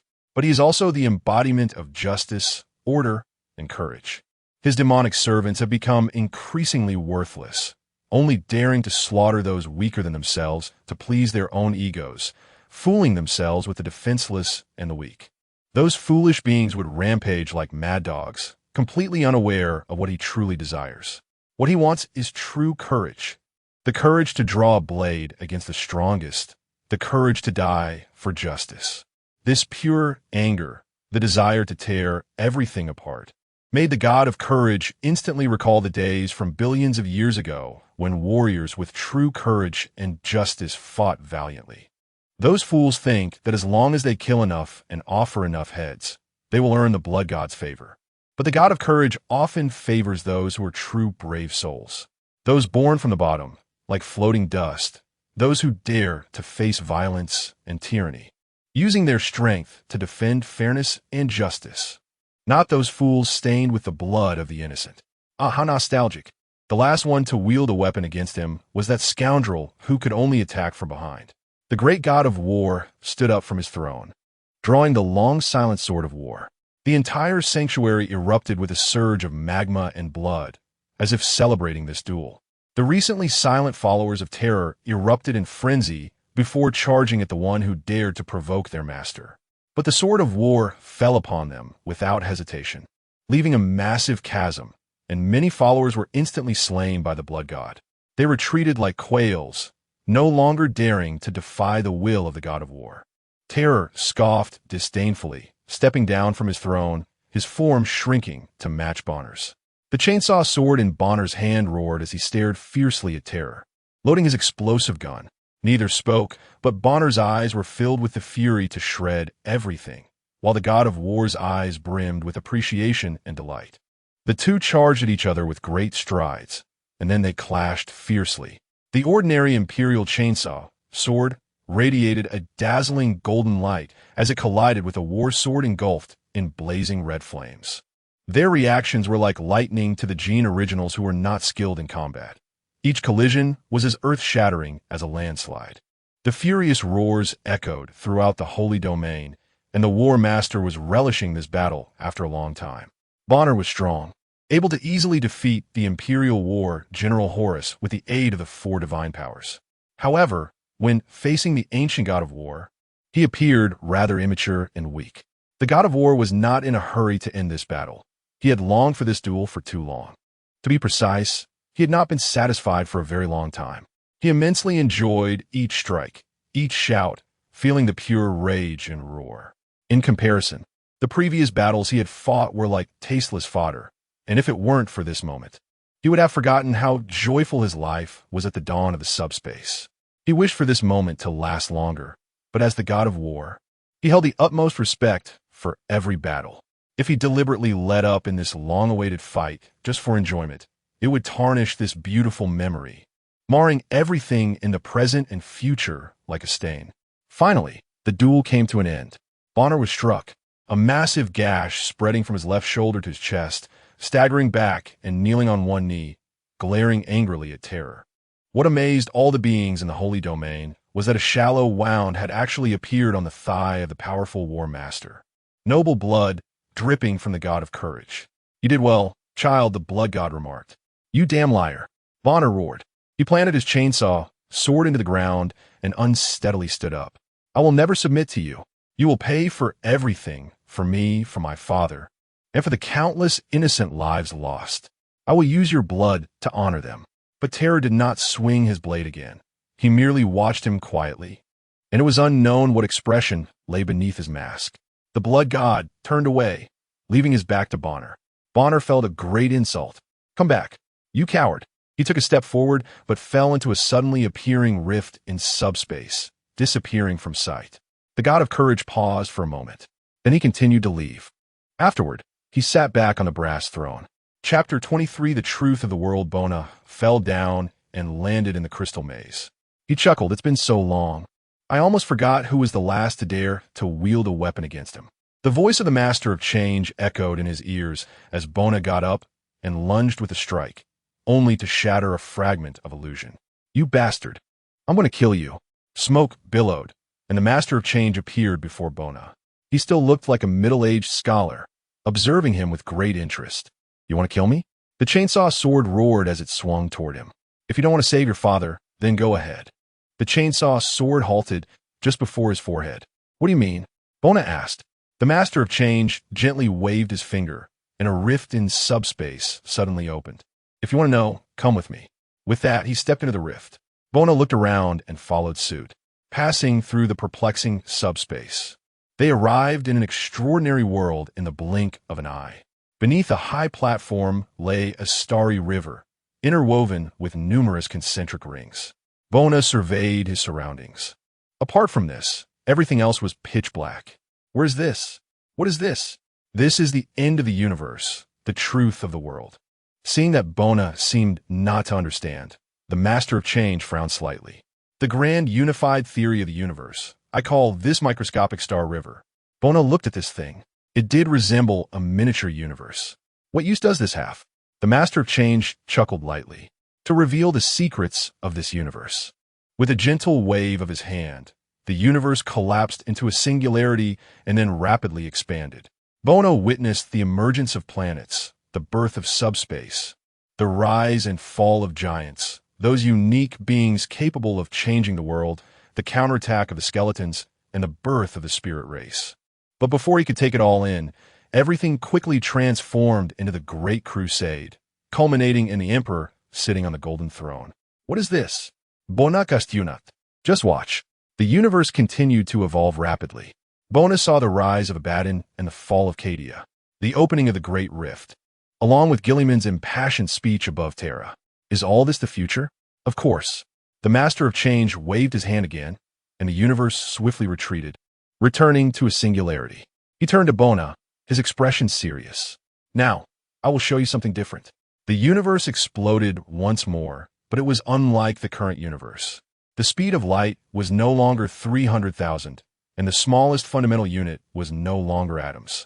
It could be said to be a completely different existence, with no connection to the current universe. What shocked Bona was the universe was changing rapidly. Eventually, it transformed back into the original universe, arriving at the scene where the Great Crusade began. Before Bona could react, the universe collapsed again, turning into 9 singularities. Each of the 9 singularities was different, even unrelated, and their explosions revealed distinct existences that had no connection from any perspective. Yet, without exception, they swiftly transformed again into an existence identical to the real world. And the Emperor began the Great Crusade once more. Bona was stunned. He couldn't be sure. The Master of Change laughed derisively. Still don't understand? He lightly altered some outcomes. Magnus' psychic communication failed to activate, but the webway still collapsed. The Loyalists heading to Istvin to reinforce uncovered the betrayal plot, but were still annihilated by Horus. The Imperium suffered more casualties among Psychers, yet Makridge was still drained by the Golden Throne. Bona fell silent. The Master Change played with all of this at will. Abaddon's 13th Black Crusade failed, yet Cadia still exploded. The endless Tyrannid swarm charged towards Baal, but they still failed. The Black Legion reached the gene seed of Ultramar, personally inserting the blasphemous blade into the heart of the slumbering giant, yet he still rose. Then the universe collapsed, becoming a single point quietly suspended in space. The entire area was deathly silent. It's all fake, right? The Master of Change nodded with satisfaction. Yes, it's all fake. Whether it's you, me, your father, or all of us, it's all fake. He played with the microscopic star river at will. No matter what we do, no matter what actions we take, these 4 subspace evil gods will inevitably attempt to erode humanity, and the Curse-Bearer's Great Crusade will surely fail. Any act of transgression will be corrected. The Curse-Bearer must sit on the Golden Throne, and humanity will inevitably fall. The starry sky we inhabit is all a false heaven, and we are merely toys manipulated by others. The Master Change looked at Bona. Do you know what is the most painful thing for me? Then he looked at himself within the microscopic star river, clearly being the weaver of fate, yet unable to change anything. Everything in the world seems to change. It steadfastly moves toward a single point. It appears that everything is changing, yet nothing has changed. Your father has long known his future, and we have long known all of this, but nothing can be changed. Next to him, Bona looked at the futile machinations within the microscopic star river and everyone involved. He said, just like a bird in a cage that pleases people. Very accurate, the Master of Change said with a rare smile. Perhaps someone is watching us right now, enjoying the amusement we bring them. The Master of Change gently placed his hand on Bona's shoulder. But you are different. The microscopic star river started up again, this time including Bona. However, unlike before, the microscopic star river began to become chaotic, ultimately collapsing. You do not exist in fate. You were never meant to be here. With you, me, your father, humanity, and even the subspace and the entire universe, we will eventually break the shackles of fate.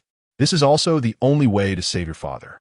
Bona nodded gently, feeling a tremendous burden on his shoulders, yet feeling weak and powerless. All right, go rest. Your soul is already weary, and you must prepare for the upcoming challenges. The Master of Change waved his hand gently, sending Bona away. He looked at the still collapsing microscopic star river and murmured, the next time we meet, it will be 10,000 years from now. The Master of Change also departed. As the microscopic star river continued to collapse, it finally began to restore itself. Everything returned to one point. 30K words, and currently, this book is not officially signed, meaning it has not yet begun official updates. No recommendations, no traffic. I wrote this just to secure the title and prevent it from being taken when I officially start writing. Those who can find this are truly the true fans, and I sincerely thank you all for reading through the prologue. The 40K story will officially begin updating after I finish my previous book. If anyone has any suggestions, I hope you can put them forward for improvement. After all, I'm not a serious player of chess, and I haven't seriously tackled military books. Chapter 1. The Resurrected 1M41, 987. In the ever-changing realm of the warp, a Thunderhawk gunship suddenly burst forth. The gunship looked weathered and scarred, marked by various magical bombardments and bullet holes, yet it flew on resiliently. From a distance, it was clear that this Thunderhawk belonged to the Space Marines, but its insignia featured a soaring eagle grasping lightning.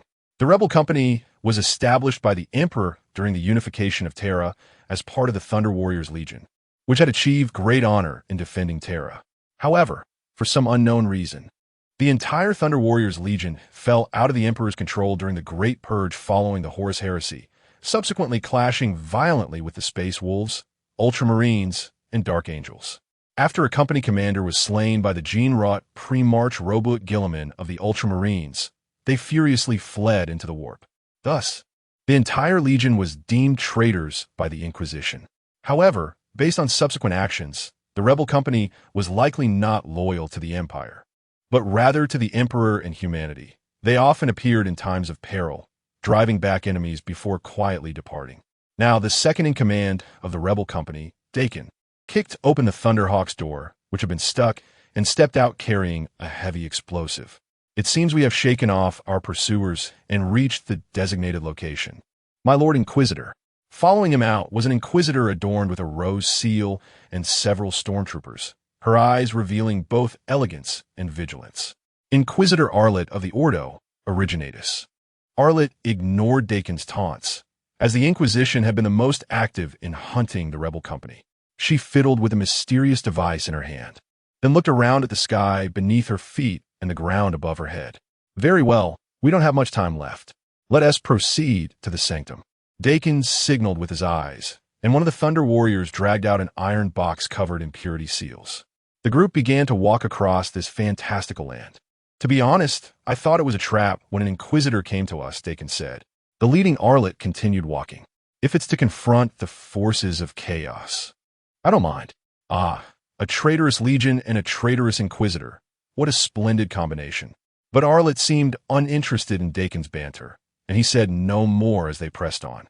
Finally, after some time of trekking, they arrived at the legendary Sanctum of Eternal Fury. Upon arriving, the number of warp creatures and demons around them significantly decreased, and in the distance, a massive statue could be seen. The statue depicted a man bound by heavy iron chains, and beneath his feet lay a bed of thorns. However, the most eye-catching feature was the heads displayed beneath the statue. They ranged from small human and orc heads to that of a demon. The one at the top belonged to Skabrand, who had died here 3 times and seemed to be on the verge of resurrection once more. Arlet furrowed her brow as she stepped carefully over the heads. As a member of the Ordo Originatus, she had long been investigating and researching the stories of that grand era 10,000 years ago.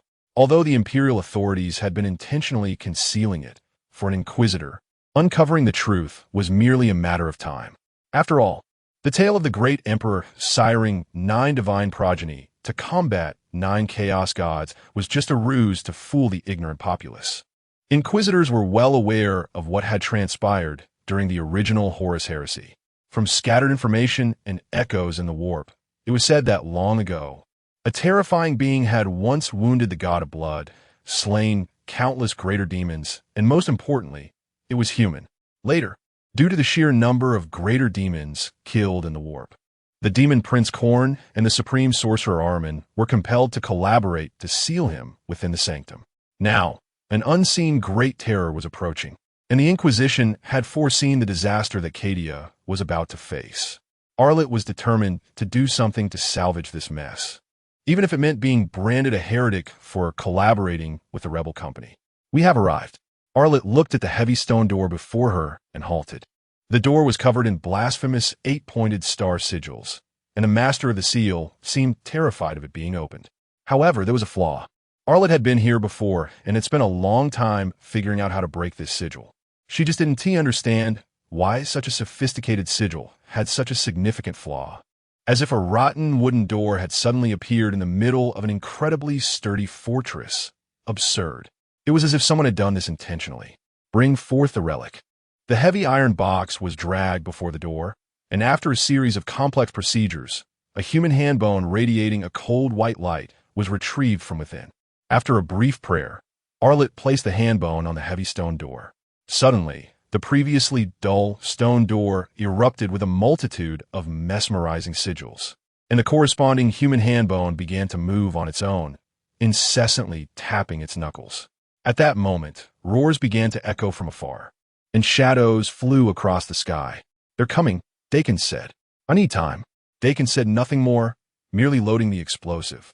The Thunder Warriors silently prepare their weapons. They're outdated. Battered armor was riddled with dents and pockmarks, symbols of their valor, invisible medals. Whether the veterans of the Black Legion had truly lived for 10,000 years was unclear, but the rebel company had indeed fought from the unification wars on Terra to the present. Dakin and several brothers charged out, while Arlet continued to kneel and mutter incantations. Finally, the stone door began to shift. The layers of seals began to crack one by one, followed by a piercing scream as if 1,000 souls were being torn apart. And then, in the tumult, it was reduced to dust. "Quick, push open the door." The stormtroopers set down their weapons and joined Arlet in pushing the heavy door. But as she peered through the thick smoke and dust, she was stunned by what she saw inside. The space was pitifully small, with unknown spells and murals carved into the surrounding walls. Layers of candles illuminating a stone sarcophagus at the center. Before that sarcophagus stood a chained word, looking ancient, but Arlet sensed a chilling aura emanating from it. Yet the increasingly close sounds of explosions and the screams of demons outside interrupted Arlet's thoughts.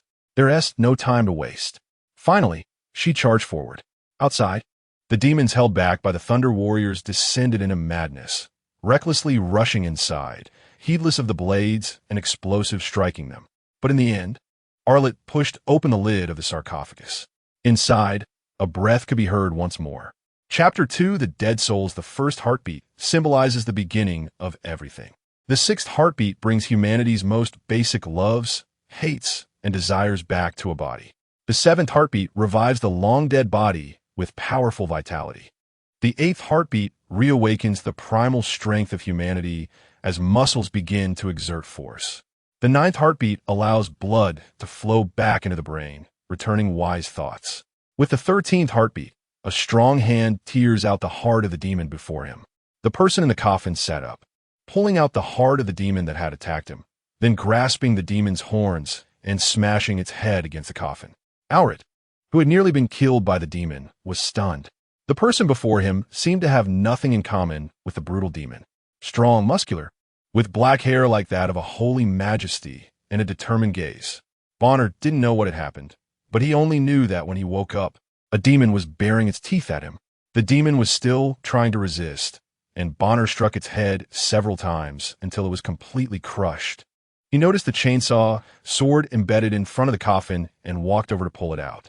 When he looked up, the overwhelming tide of demons had vanished. Bonner rubbed his head. He didn't know what had happened, only that he felt he might have been asleep for a long time. Suddenly, he heard the sound of metal clashing and then saw several figures kneeling before him. Dakin's face was excited as he looked at the person before him, whose image was increasingly overlapping with the one in his fading memory. They had grown up. "Your Highness, the second company of Thunder Eagles is at your command." But the person before him remained silent for a long time, just staring at him. Bonner recognized the figure. "You are the captain of the 5th Company?" "Yes, Your Highness," Dakin said excitedly. "How long has it been?" "M41, 982, at least that was the case when we came in. 10,000 years. Bonner felt an increasing headache. 10,000 years. God knows what chaos the Empire has fallen into. He dared not imagine it. Suddenly, his gaze fell on Auret beside him. "Excuse me, miss, who are you?" "Judge Auret of the Origin Restoration Society." Auret did not directly ask for his name, as it seemed this Thunder Warrior already knew it. "Origin Restoration Society?" Bonner asked in confusion. "Your Highness, it's a mad dog organization called the Tribunal. The whole Tribunal is just a bunch of lunatics and false traitors." "You damn mutant, shut up." Bonner looked at the two arguing before him, feeling an immense headache. Forget it. He needed to go outside and see what was happening. First to Terra to check on his father. If you want to die, just go to Terra. Bonner immediately frowned, looking around. Aside from the Thunder Warriors and Stormtroopers pointing guns at each other, and the poised Dakin and Judge, no one was talking to him. No need to look. I'm right in your head. Who are you? Do I know you? We're quite familiar in a back-to-back relationship. I don't remember having such a good friend. Of course, I don't remember either, because it was you who stabbed me. As this somewhat familiar voice grew angry, Bonner gradually had an answer in his heart. Horus. Hey, not too stupid. Bonner began to mobilize his mental power, intending to dig this scum out of his head and smash it. Horus instantly understood Bonner's thoughts. In such a hurry to kill me?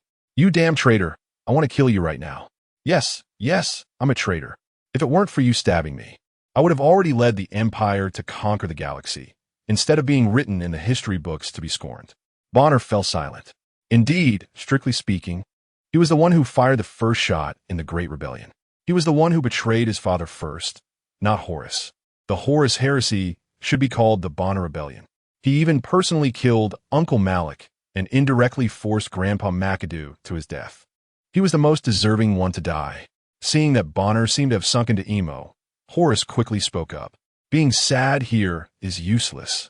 Hurry up and find a way to clean up this mess in the Empire. Why are you in my head? Aren't you dead? Oh, that's of course you're doing. My little friend, when the four gods tore my soul apart, you happened to be nearby, allowing my remnant soul to survive by residing in your body. I don't know how long I lay in the warp. I had to piece myself back together with the souls of other torn humans. You should thank me. While you were asleep, I controlled your body to smash countless idiots looking for death. Since you're fine, get out of my head. Then give me back my body. You did it yourself.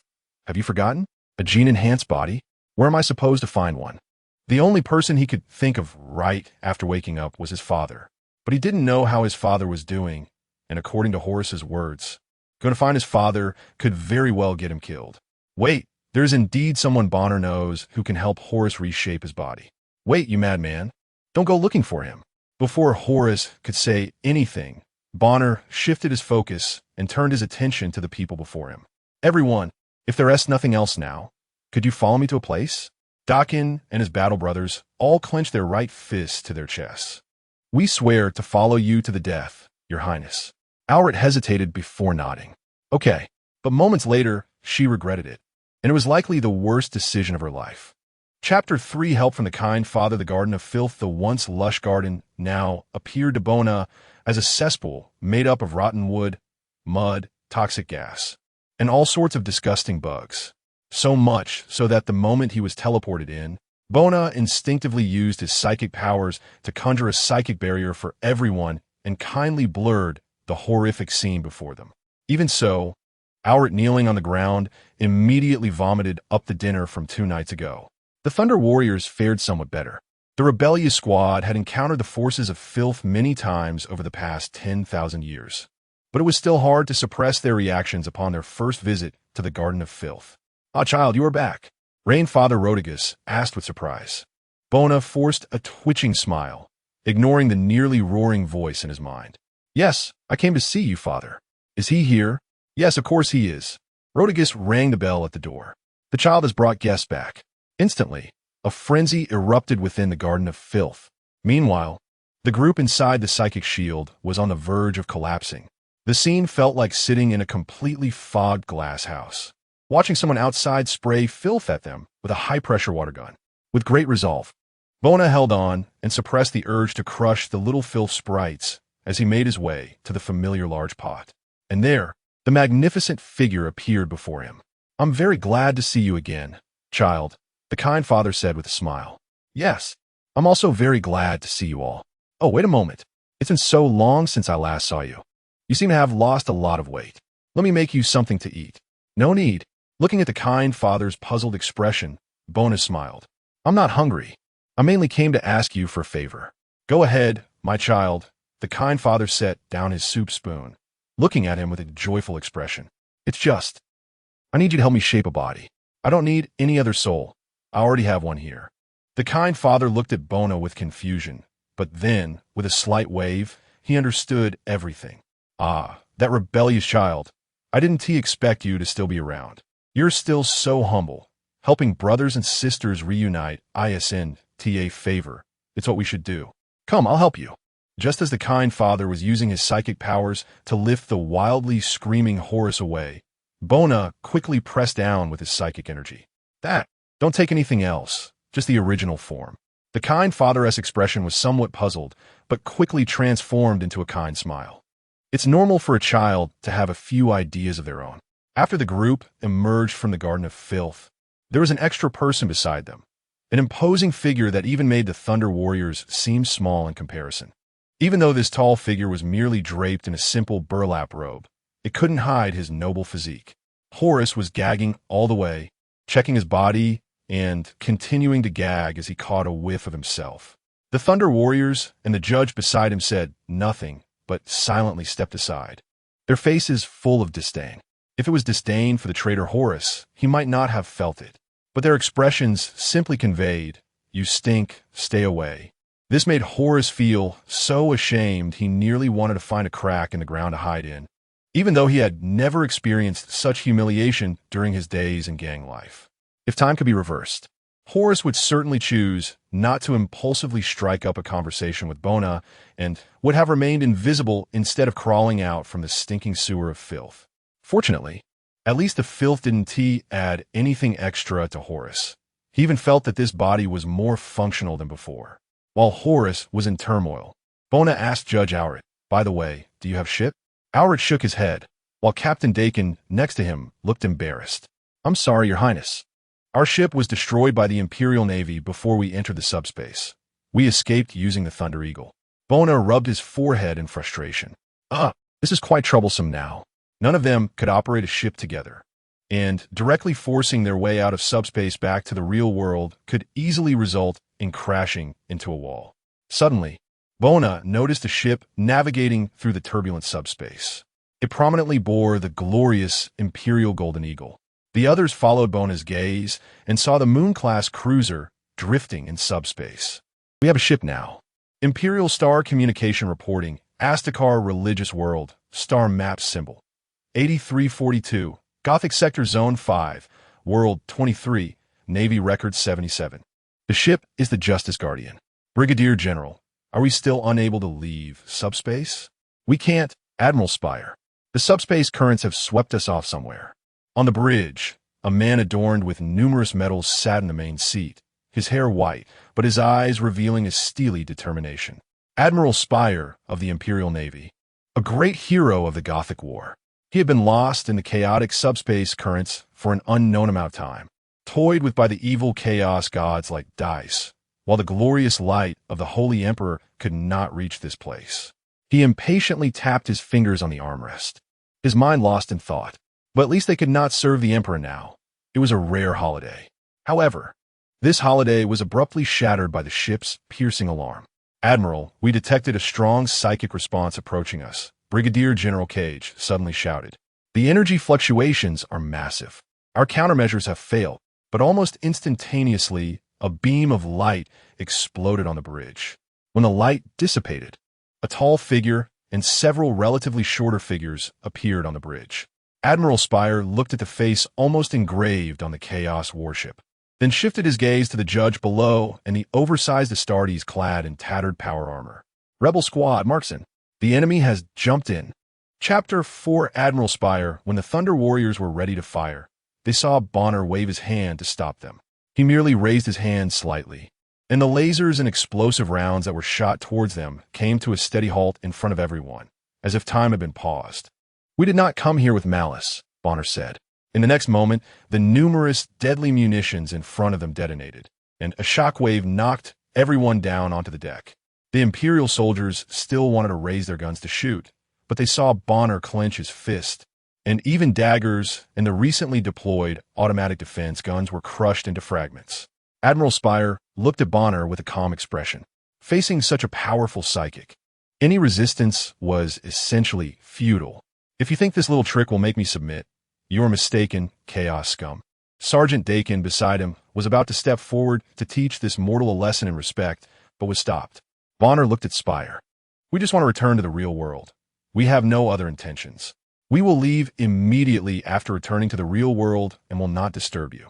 For some reason, looking into those black eyes, Spire felt as if his mentor had returned to his side, speaking each word with powerful persuasion. Even though Spire knew he shouldn't believe every word from Chaos, he found himself unwittingly agreeing. All right, the rebellious squad was assigned to the outer deck, with a shuttle window that could be opened at any time to throw them out, while the other side housed a whole 5 regiments of jump teams. Only Bonner, Horace, and that adjudicator remained on the bridge. Owrit looked around, saw Bonner and Horace deep in conversation, and approached Spire. "Admiral, I didn't expect you to have been in the subspace all this time." Spire glanced at Owrit, his gaze then resting on the rose emblem on her chest. "Is this another one of your court's creations?" Seeing that Spire was still unaware that he had been branded a heretic by the court, Owrit continued to play along. "Yes, this is part of our special operation." Spire did not respond, closing his eyes to ponder something. Meanwhile, Bonner and Horace had reached the end of their conversation. This was the last chance before leaving subspace. Horace took a deep breath, nervously rubbing his fingers. He looked down at Bonner. "Are you that anxious? Is there no? If you expect me to use such a massive amount of psychic energy in the real world, I might not be able to control myself and turn into a giant demon to slice you in half. Oh no. This amount of psychic energy is enough to tear apart a star system. Our warlord is once again looking to slaughter innocent Imperial citizens." Horace shrugged helplessly, then tried to adjust his clothing. But finding nothing to adjust, he stood there awkwardly with his fingers crossed.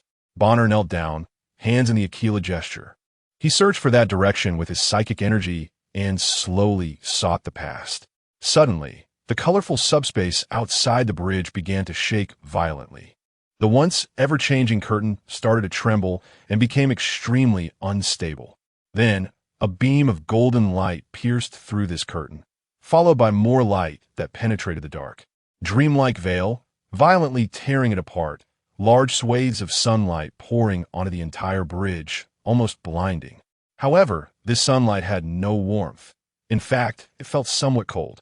When Owrit looked outside, her knees buckled and she knelt down, trembling all over. Holy Emperor! Outside appeared a massive golden throne, and a towering figure sat upon it. He was covered in golden light, making it impossible for anyone to see his face, but at that moment, everyone knew who he was. The great and holy Emperor. Even the enormous lunar-class cruiser, the Justicar, seemed like a child's toy in front of the Emperor's grand stature. On the Justicar, from the lowest deck slave workers to Admiral Spire, everyone knelt down, the ship's priests fervently reciting prayers in a trembling voice. And those mortal soldiers were weeping and confessing their past sins, while the Thunder Warriors silently performed the rituals of 10,000 years ago. The sudden appearance of this lunar-class cruiser captured the Emperor's attention. Although he made no movement, everyone knew he was looking. That gaze scanned for a moment, making no action, and could even be described as quite gentle, followed by a long sigh. That gaze then shifted to other places, to worlds engulfed in raging flames, mercilessly consumed by the black tide. Horace had imagined many times what it would be like to face his father, and had envisioned his own fate numerous times. Angry reprimands, even commands to atone for his sins. Horace had thought of it all.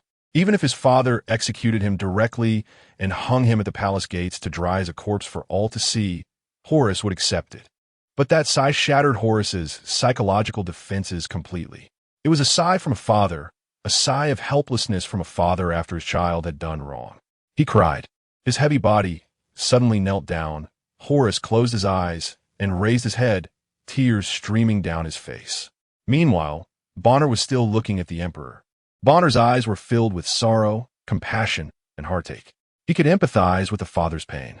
He saw the countless white bones beneath the throne, one after another, like ants, striving to climb up, dragging their father down. Yet the father remained silent, simply dragging this heavy burden, facing the increasingly chaotic universe. The Emperor did not love individuals. He loved all of humanity. For this, he sat upon that golden cage, enduring 10,000 years of suffering. Not just the physical torment, but also the helpless spiritual anguish of facing a decaying empire. He made every effort to save everyone, but humanity was simply too numerous, nearly everyone begging for the Emperor's help. Every time he saved one soul, another whole soul would cry out for help. He could not save them all.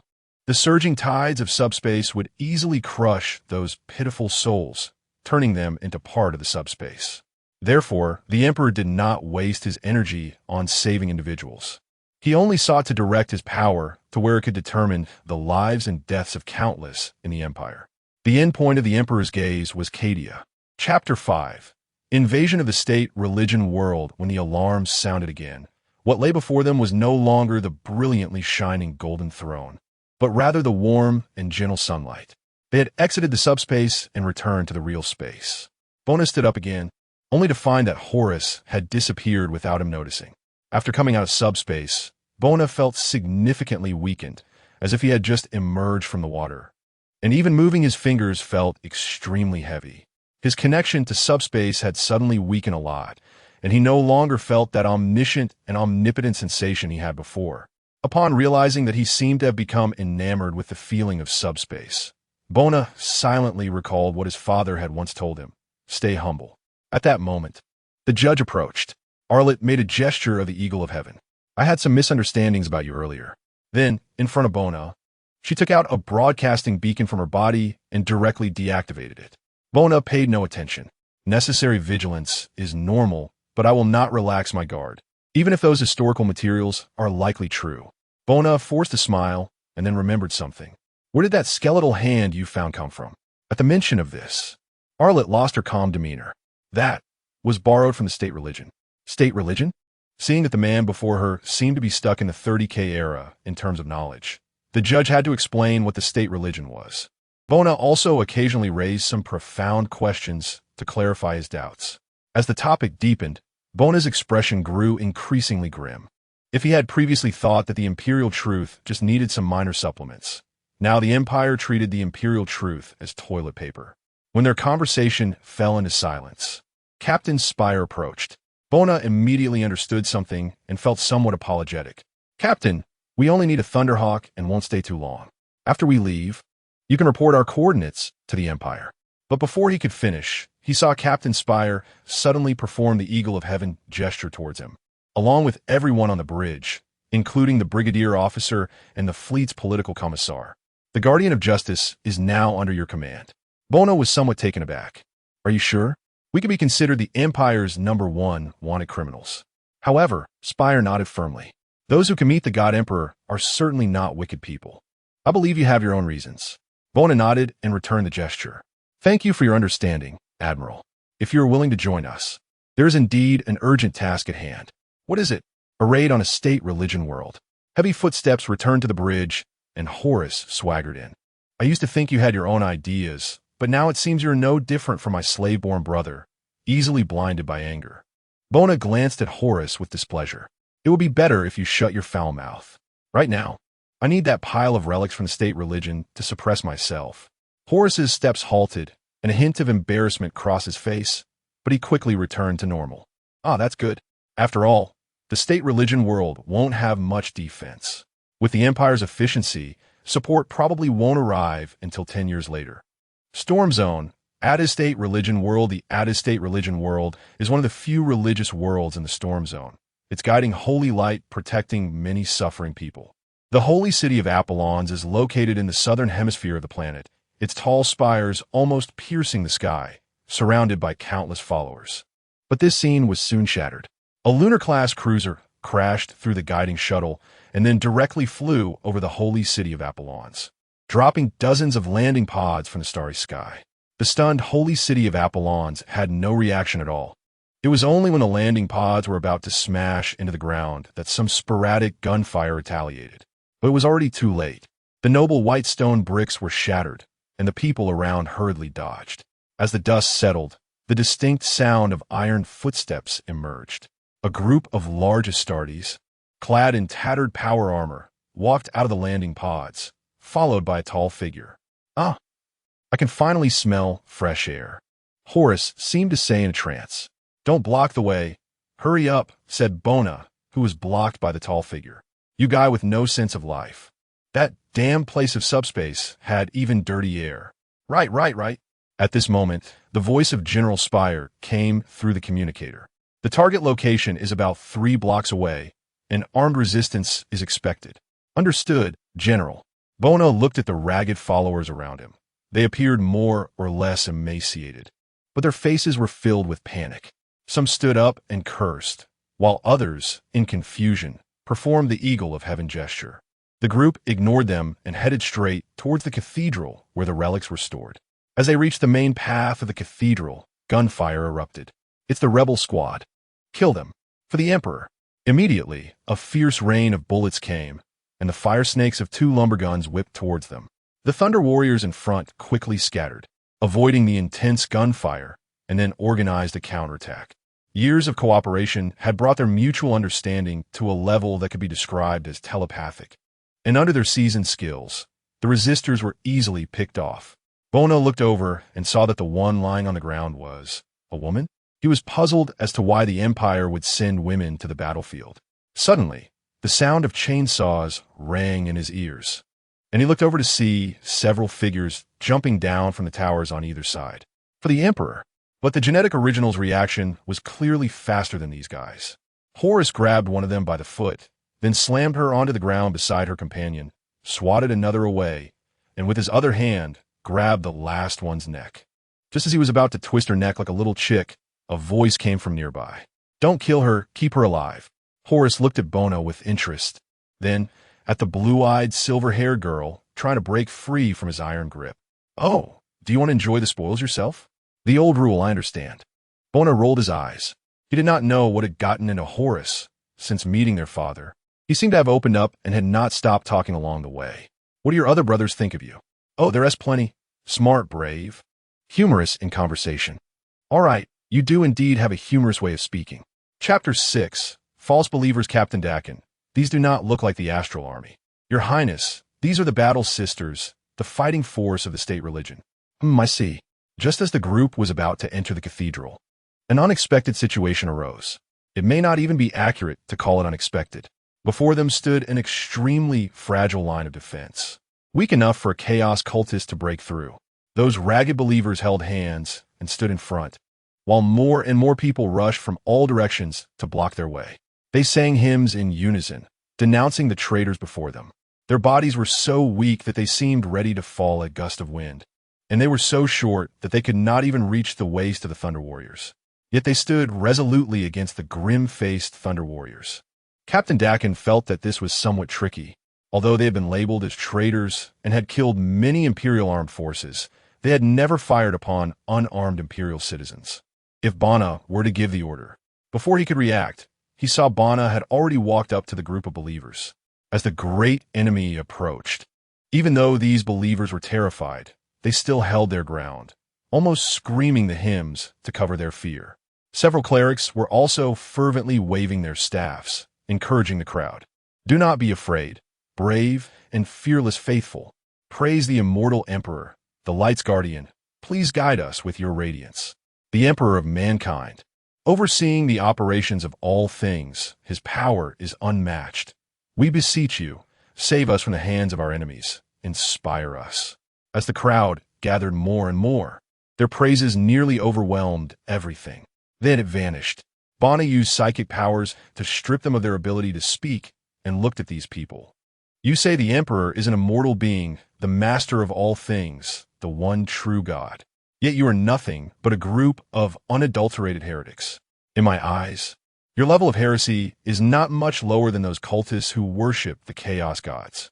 Over 10,000 years ago, the great Emperor walked among us, teaching us knowledge, granting us rebirth, providing us with weapons.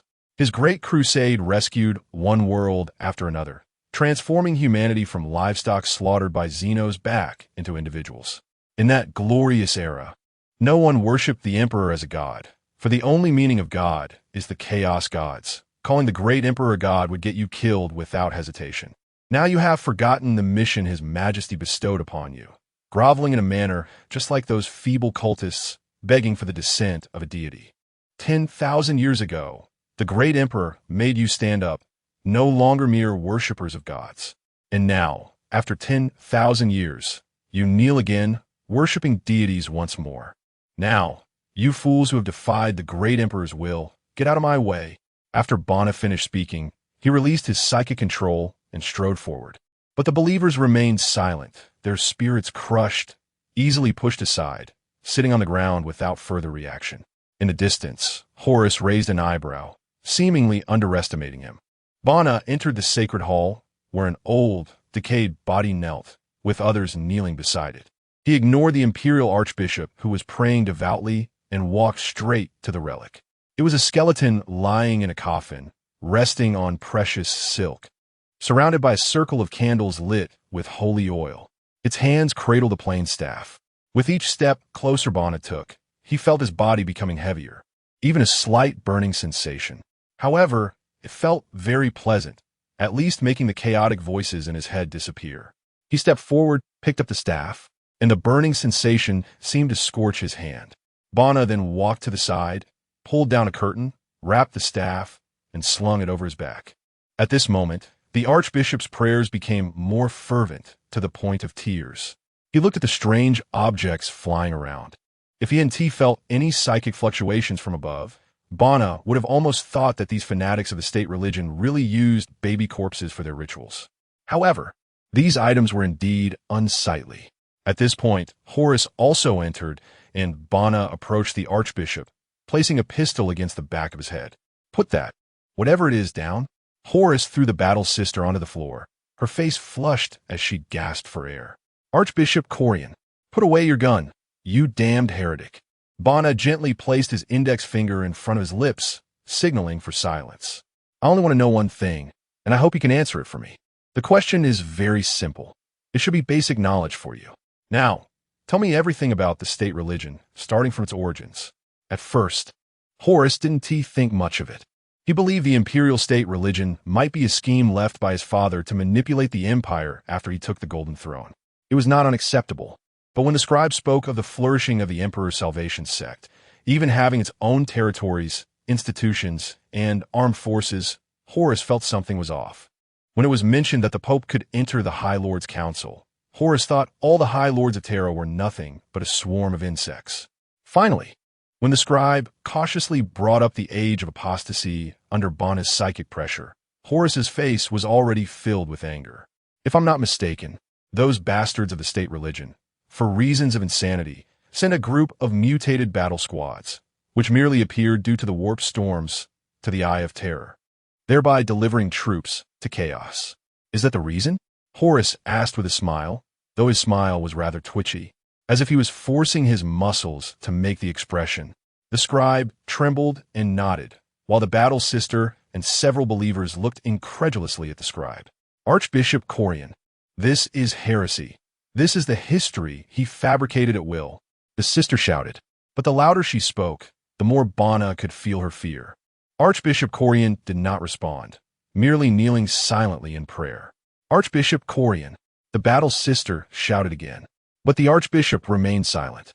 At this moment, she hoped this was certainly a hypocritical history fabricated by the chaos gods, but this part of history felt so reasonable. Bana frowned at Horus. "We need a place to talk." "I agree." Chapter 7 in the hall. This is a small, enclosed chamber. A shield is placed on the door and on the wall opposite. The material of this shield is peculiar. Bana can sense that it is made from the essence of the soulless, and even standing nearby gives him a splitting headache. Of course, this is all they could scavenge. Perhaps there are more such artifacts made from the ashes of the soulless in this world, but the nuns and teachers are unwilling to bring them out. However, it should be enough. Bana and Horus sit facing each other in the chamber, their tall and short figures illuminated by the candlelight on the wall. Bana said, "Humanity cannot live without the subspace." Horus nodded. "Our father, the Emperor, he is human, and he can also be a god." "He is human, but not a god," Horus retorted. "No, he can become a god. He is just still a man for now." "What do you mean?" Horus asked with a serious expression. "That golden throne is not right." At this point, Horus remembered the scene he saw earlier in the subspace and sensed something was amiss. His expression grew grave. Where did that golden throne come from? What is its origin? Bana shook his head. "That thing collects the souls of dead humans and piles them onto our father. I suspect that as long as the number of dead reaches a certain amount, it could drown out our father's consciousness."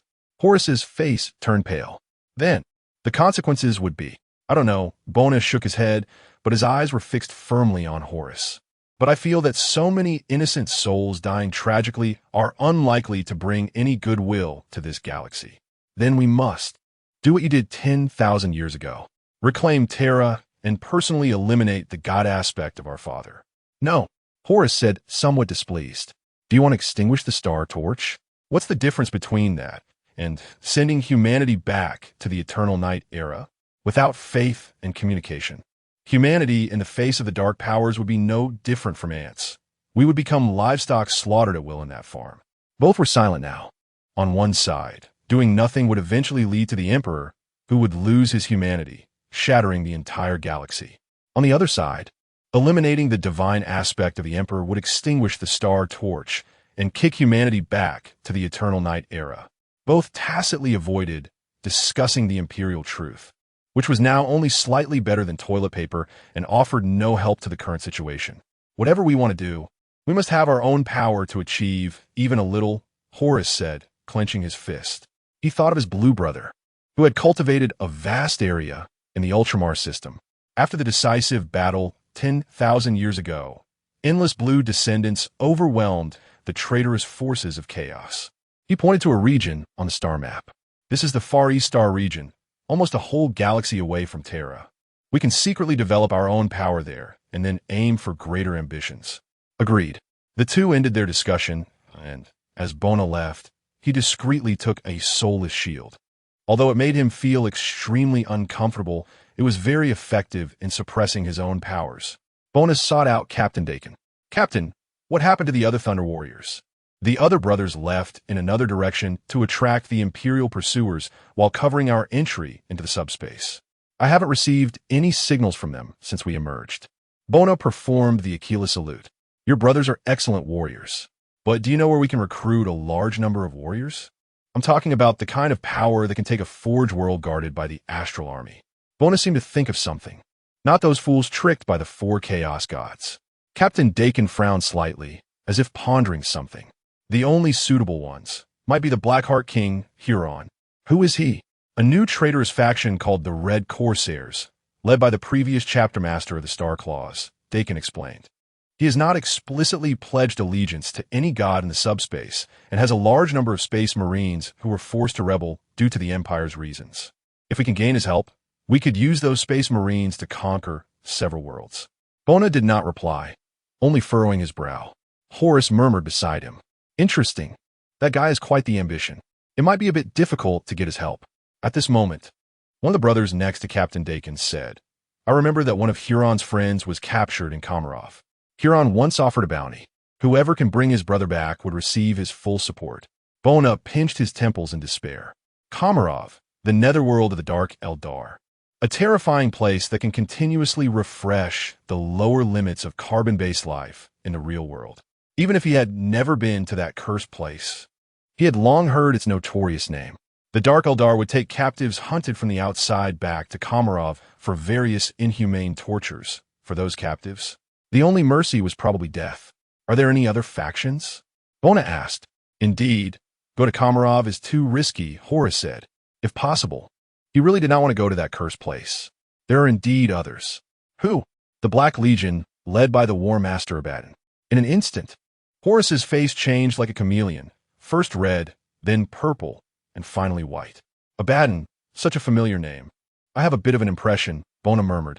I think he was a company commander of the 16th Legion. Why not borrow troops from him? He's your company commander. Seeing Horus's face turn as dark as a burnt pot, Bona struggled to suppress his laughter. Even though Horus had spent 10,000 years in the subspace, Abaddon's foolish deeds had long since become well known in the subspace. Horus's hand rested on the stone table, but he saw the stone table beginning to crack.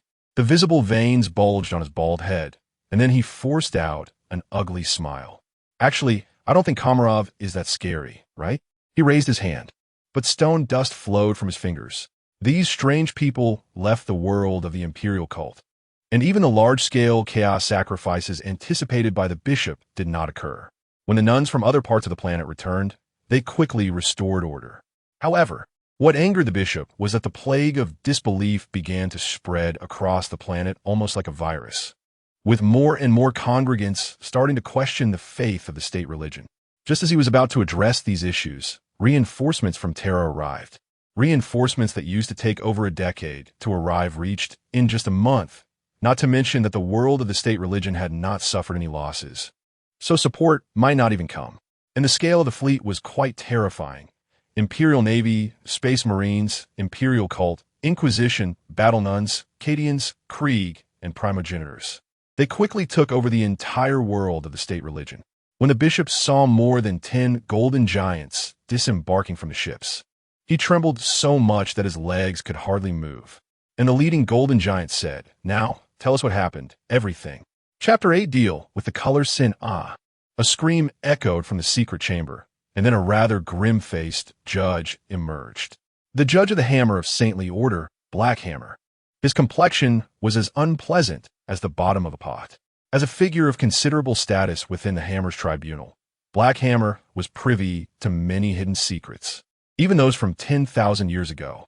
Contact me for an emergency meeting. Password code XXXXXXXXX.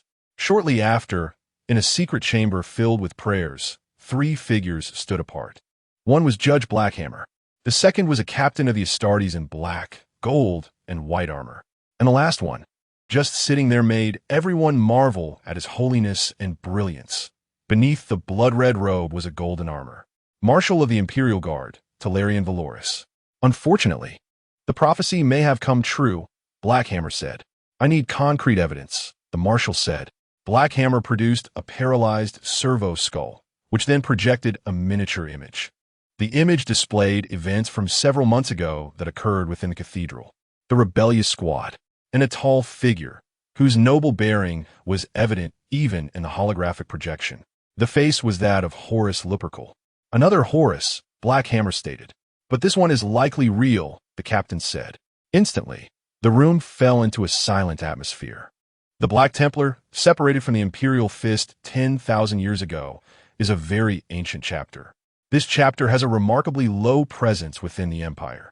Even the Terra garrison might not remember its existence. They never leave Terra, and the members of the chapter are quite ancient yet remain taciturn.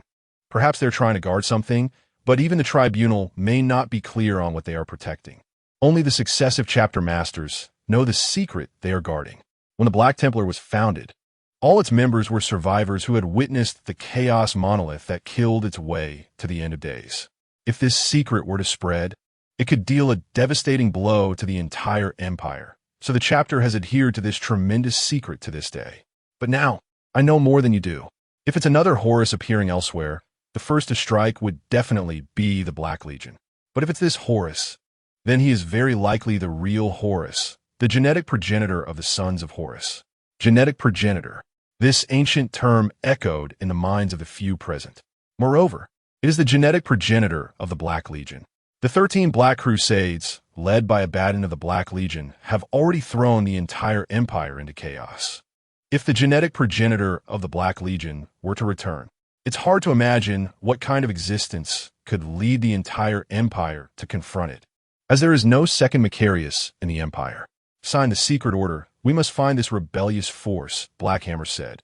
Just as the state religion of Adeptus was thrown into chaos by the tribunal, the Justicar had already returned to the subspace. However, this time it was only a brief entry into the subspace, not a deep dive within. When it comes to dealing with the Dark Eldar, to be honest, Bonner had no thoughts at all. His memories of the Eldar were still stuck on the teachings from Grandpa Mechanicus from 10,000 years ago. He only knew a rough outline of the Eldar situation. But when it came to a real conflict with the Eldar, Bonner could be said to know nothing at all. However, it didn't matter if he couldn't fight. Bonner knew who could. Suddenly, a seductive and rich pink mist swirled in the room, quickly solidifying into a magical humanoid figure. "Oh, little one, were you calling for your sister?" The magical figure twisted and wrapped around Bonner's back. He could almost feel the non-existent warmth and gentle breath. "Yes, I need your help." "Ah, of course, tell me, little darling." It gently caressed his face, intimate as lovers. "I need to go to Kamaro to grab someone. I need a bit of help." "Not a problem. That's easy." The pink mist dispersed and reformed in front of Bonner. "Teresa, come here." A crack in the subspace appeared as the purple mist fingertip gently traced it. And out came a battle sister? No. Bonner sensed not a trace of life. This one was a sin demon. The latter looked extraordinarily beautiful, exuding an air of noble purity and sanctity. From now on, you will follow him. He is your master. Teresa bowed respectfully, her eyes full of curiosity. Who is this guy? Bonner asked warily. Oh, a newly emerged demon, still young. Just about 200 years old. Don't worry, sister knows what you're worried about. Teresa was my maid before and has never even been to the real world. Indeed, not sensing the restless souls surrounding Teresa made Bonner feel relieved. The pink phantom floated before Bonner, sitting in his lap and cradling his chin with her finger. Of course, you must help sister with something. Bonner nodded, having anticipated this. Other than sacrificing a large number of innocent imperial citizens, everything else is negotiable. How could that be? This is a new fun idea I came up with. The pink phantom's fingers moved quickly, and an illusion was generated in the air. It's an Eldar. This one is called of Rain, currently a gladiator in Comoro. What I need you to help with is very simple. Make her fall in love with a human named Robert Gilliman. What do you think? Bonner fell into thought. Robert Gilliman? This name sounded somewhat familiar, but he probably had only seen it once in some reports, considering that the sin demon aimed to ensnare someone. This Robert Gilliman was likely not an ordinary person, possibly someone of high status. To be cautious, Bonner decided to ask, is he bigger than the High Lord of the Terra Council? Oh, right now, the High Lord of the Terra Council is much bigger than him. How about compared to a Sector Lord? He is not bigger than a Sector Lord? And a planetary governor? A little bit bigger, but without real power. He now lives like a monument of honor. Bonner felt completely at ease now. A guy without real power, no matter how much chaos he caused, wouldn't he go far? He didn't even notice the golden emperor statue on the table beside him, shimmering like an LED light, as it was completely blocked by the sin. All right, I'll help with this task. Good, little one, I look forward to your good news. The pink phantom laughed lightly and dispersed. Only Bonner remained seated, with Teresa curiously examining the surroundings. And as the sin hurried back to her palace, the Astartes, glowing with ghostly fire and golden light, had already breached the third ring. For heaven's sake, I'm helping you solidify the alliance between humanity and the Eldar. It was clear that the temper of that one was not good right now. Oh, of course, there's a small protest from that deity of the spirit race. A little protest that sneaks in like a mouse stealing snacks from the kitchen. The color sin just flicked lightly and sent that poor thing flying out. Chapter 9 Little Traps. When Bona came out, he saw Horus blocking the door. Behind him were the Thunder Warriors. Further out were Auret and her stormtroopers. Outside of that were the Navy jump pack soldiers, who had already put down their guns and were holding onto a melta gun, crowding the entire corridor. Auret, looking tense, sighed in relief when she saw that nothing had happened. A few days ago, the Emperor had given her a prophetic dream. Although the content of the dream was quite complex and chaotic, Auret managed to decipher its general meaning. Keep Bona and those chaos scum at a distance. Lower your weapons, Horus said after surveying the situation for a while. Seems like there's no problem, he added. It looks like you were hoping I would have a problem, Horus remarked, noticing the obedient girl Teresa following him out. This is Teresa, the maid from the Palace of Indulgence, Auret replied. Just then, the soldiers who had just put down their guns raised them all at once, and the jump pack soldiers nervously placed their fingers on the melta gun's firing mechanism. Bona frowned. Put your guns down. No one listened to him. This is a major chaos entity, Your Highness, Captain Dakin said nervously. I know better than you, Captain. I understand that you are brave, but the number of the Khorne demons will far exceed that of our entire ship. If we want to break through the blockade of the Dark Demons and complete the Emperor's task, then put your guns down. At this moment, everyone hesitated. Finally, it was the fleet's political commissar, Cohen, who coughed lightly. Disperse. Only then did the Navy jump pack soldiers begin to leave, and the tense atmosphere relaxed somewhat. Meanwhile, Teresa, the person involved, curiously observed the scene like a spectator. Captain Spire frowned beside her. My lord, while you have your reasons, she is still a chaos demon. Teresa has never been to the real world. She has been serving the deities all along. I understand you, Admiral. I will order Teresa to behave and not run around. How about that? Spire could only sigh helplessly. He felt like he had boarded a pirate ship, but there was no evidence. Do as you please. Howard said nothing, just glanced at Teresa and left. Horace was eagerly munching on the show. Oh, what did that one agree to give you a maid? Did you offer yourself? Bona's fists clenched, but he said nothing and silently left. This was precisely the effect Horace wanted. Who can't be provocative? It's just a small transaction. Oh, what transaction? I have to help two people fall in love. One named Evelyn and another called Robert Gilliman. Bona, who had just taken a few steps out, was almost yanked back as Horace loudly questioned in disbelief who. Evelyn. Next, Robert Gilliman. Horace's face twitched slightly. He suddenly realized a problem. Bona had no idea who the Primarchs were. Horace then briefly educated Bona about who the Primarchs of the 13th Legion were. Bona felt even more lost. Are you saying Robert Gilliman is most likely the genetic father of the largest number of Astartes in the Empire today? That's what I mean, Horace nodded. Bona fell silent, quickly walking back to his private chamber. He frantically called, but the voice on the other end did not pick up. Finally, after a long time, a serious voice came through. Hello, cutie. The user you're calling is busy fighting. Please call back later. Sorry this. Say any. Are you messing with me? No, cutie. A pre-march is a TM powerless honorary monument? Yeah.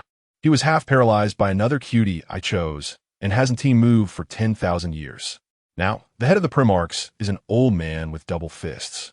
Bona took a deep breath, suppressing his skyrocketing blood pressure. It was impossible to go back on what he had promised the deities, and besides, C was indeed not lying. There was no fraud involved. But I'm not satisfied, he said fiercely. I want more money. After requesting a unit of Sayanese demon army and information about the demons, Bona walked out with a heavy heart. Horace was chatting with Teresa, and he noticed that this demon really knew nothing. As Bona walked out, Horace asked, well, it looks like it should be settled. So, how do we go to Camaro? Having previously dealt with the four gods. Horace understood that contracts cannot be violated and was not foolish enough to ask about changing the terms. Were the recent demon ruins or ancient battlefields? Horace was somewhat confused. The Justicar arrived at a recent demon ancient battlefield, where the ground was littered with corpses. There were not only Imperial Aquila flags buried in the sand, but also helmets of those demon warriors. It seemed that someone had cleaned up. Bona saw a huge pit, which should have been left by the remains of a knight, though he did not know who had dragged it away. What are we doing here? Horace asked, puzzled. What we're doing is quite simple. Bona opened a communication line with General Spire. General, I need you to send enough personnel here to fabricate signs of excavation. Okay, I'll send someone right away. Before long, a large number of Astral Marines and a tech priest arrived. The tech priest walked up to Bona and looked at him. According to calculations, there is no scientific value here. I do not understand this meaningless action. This action is indeed meaningless, but the demons will find it very meaningful. The tech priest looked at him and then said, then I want priority rights to study demon technology. Of course, with the help of the tech priest. A bunch of heavy infantry began excavation work, with construction-type sentinels and cranes coming and going. When they unearthed a large demon mech underground, Bona ordered everyone to stop working. He took out a seemingly cheap crystal ball, which was a small toy that Cohen had found from the sailors. Bona then infused it with psychic energy, even accidentally creating a negligible ripple in the subspace. From a distance, it looked like something was leaking psychic energy, but was quickly suppressed. Bona then ordered everyone to evacuate urgently, abandoning large equipment like cranes. Horace asked in confusion, can this broken glass ball attract the dark demons? Bona carelessly threw the glass ball into the deepest part of the Justicar and closed the heavy blast door. It couldn't before, but now it can. Chapter 10. The Dark Eldar assault. The Justicar once again jumped out of the warp. This was no longer the first time. Inquisitor Arlette continued to record her observations. During this period, her experiences had been quite rich, even surpassing those of most Inquisitors in the Empire. The rebel forces from 10,000 years ago. The Chaos War Master from 10,000 years ago. The Crown Prince from 10,000 years ago. They seemed less like products of this world and more like antiques from 10,000 years ago. Horus Lupercal, the Chaos War Master who ignited the Great Rebellion. The evaluation of Horus by the state religion could be described with every pejorative term available. Yet after observing him for some time, it was not so. Horus was an extremely charismatic individual, He could easily enliven the atmosphere in various situations, allowing those around him to gradually lower their defenses.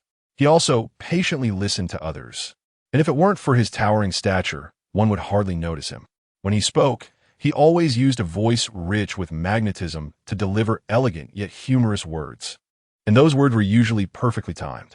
It can only be said that from various perspectives, Lupercal Horus was an exceptionally outstanding person, likely one of the more remarkable existences within the Primarchs. And the other person, Bonner Plana, an existence that Arlette found inscrutable. His power was astonishing, his agility impressive, his physique commendable, and his wisdom surprising. His psychic energy was quite vast, yet he could control every ounce of it with the precision of a queen ant, achieving a balance between destruction and order. He could even meet with the great chaos entities and the Emperor. Although Arlette did not know what he was thinking, she could always sense a faint sadness emanating from him. However, it was clear that Bonner had his own thoughts, and his will was slowly but steadily advancing toward that goal. Suddenly, the entire ship shook, and the Inquisitor watched as the rose beads on her desk danced wildly. When Arlette arrived on the bridge, she happened to see Bonner issuing combat orders.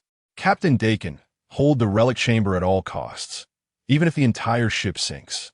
Do not leave that place. The tall Thunder Warrior extended his right palm flat against his chest and then left directly. Captain Spire, you need to prepare for the possibility of the engine room being compromised. We will ensure the safety of the bridge here. Spire nodded. I understand. Bonner looked over, his black eyes fixed on Arlette.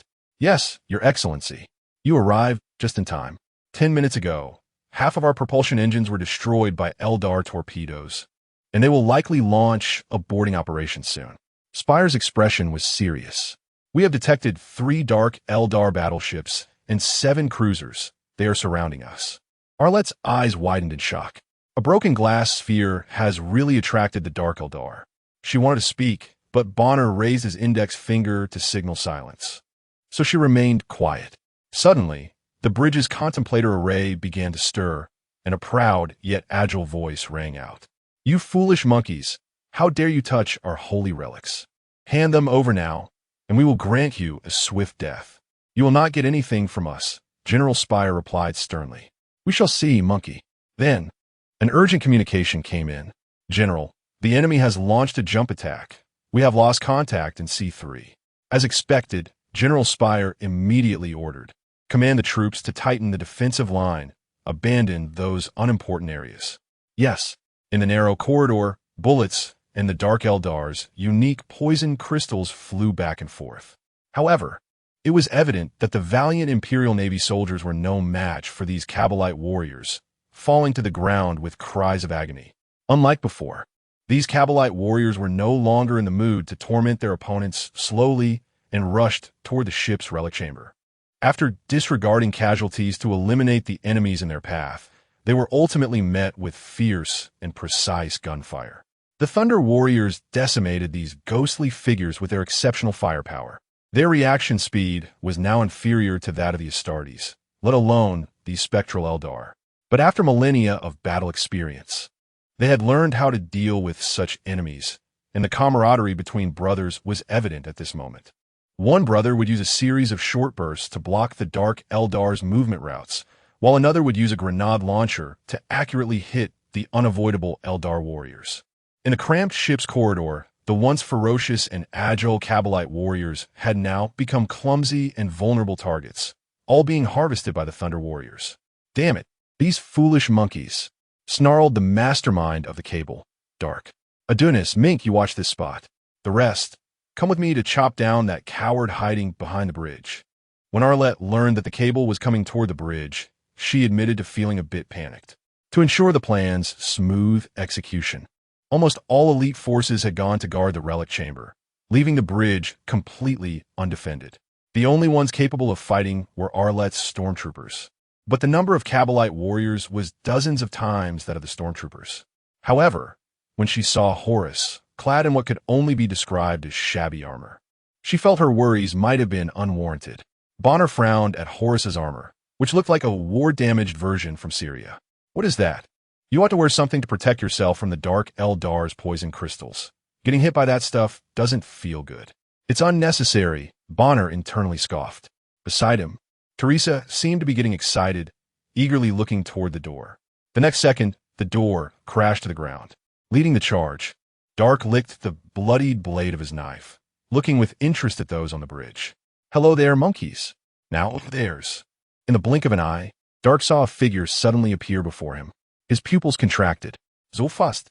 The next moment, he was sent flying like a cannonball, knocking down many unsuspecting Kabbalite warriors. Before those warriors could react, this tall and mighty figure swept through them as if harvesting.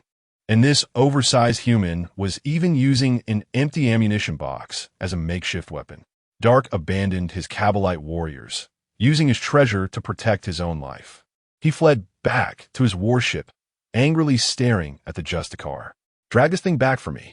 Chapter 11. The Talented in the Land of Comoros. When Horus returned, he saw him with an excited expression. "Oh, this feels really good," as if power has returned to his body.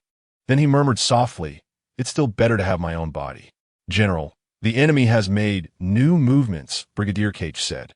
Everyone instantly understood what these Dark Eldar were up to. 2 Dark Eldar warships flickered and appeared out of thin air, rushing to the sides of the Justice Guardian with an agility that was excessive for such massive warships. Then, despite the bombardment from the heavy cannons, they launched massive chain hammers that smashed hard into the Justice Guardian. After that, the 2 battleships glided forward. The Justice Guardian was immediately dragged by immense force, almost rolling in the void, its unarmed stern being pulled forward, while the fully armed warship couldn't attack the Eldar ships in front of it. "General, they're dragging us. Our cannons can't hit them," Brigadier Cage shouted. Bona got up from the ground and brushed off the dust from his clothes. "As expected, our plan should have succeeded. General Spire, I need you to repair the propulsion system of the Justice Guardian as soon as possible and be ready to respond to us when we send the signal." "As you wish." Bona gathered the Thunder Warriors. This operation was quite simple. We had 2 objectives. One was to rescue an old veteran of the Claw of the Stars, and the other was to find an Eldar named Iverney. Captain Dakin looked somewhat puzzled. "Your Highness, why do we need to find an Eldar?" "Yeah, why are we looking for an Eldar?" Bona did not want to discuss this blood pressure-raising topic. "No need to say more. Carry out the orders." Victory is a must. As the Dark Eldar dragged the Justice Guardian toward the open webway gate, General Spire came down to put up some resistance to show those Dark Eldar. This immediately invited laughter from the conspiratorial faction's officials. "Stupid monkeys, you still don't understand what you've done," Dark mocked. "I will make you understand what real pain is. I will peel your skin off alive and then..." Bona cut off the communication. He held the glass orb in his hand and looked at All Right. "Miss Judge, if there is danger, I hope you could be unconventional and cooperate with Teresa." All Right looked complexly at the beautiful battle sister beside her. "For the Emperor, for the Emperor, for the Emperor." "All right." Then Bona glanced at a few people and boarded the Thunderhawk transport. After entering the webway gate, they directly arrived at Comoros. It is said that the talented in the land of Los Santos, the hospitable Gotham City. Then Comoros is a giant insane asylum composed of a bunch of madmen, perverts, and psychopaths. As a city inside the webway, it does not have the clear horizontal and vertical distribution of cities in the real world. Like a pile of space debris floating in the void, Comoros has a completely irregular construction and a space rule that can be described as chaotic. You might step outside and get burned to a crisp by the hot tail flames of a spaceship. After the Color Sin destroyed the Eldar Empire in the real universe, the survivors hiding in the webway proclaimed themselves as the true Eldar Empire. Unlike the Arc Eldar, who follow the path of asceticism, the Dark Eldar still inherit the Eldar Empire's decadent hedonism, unafraid of the threats posed by the Color Sin.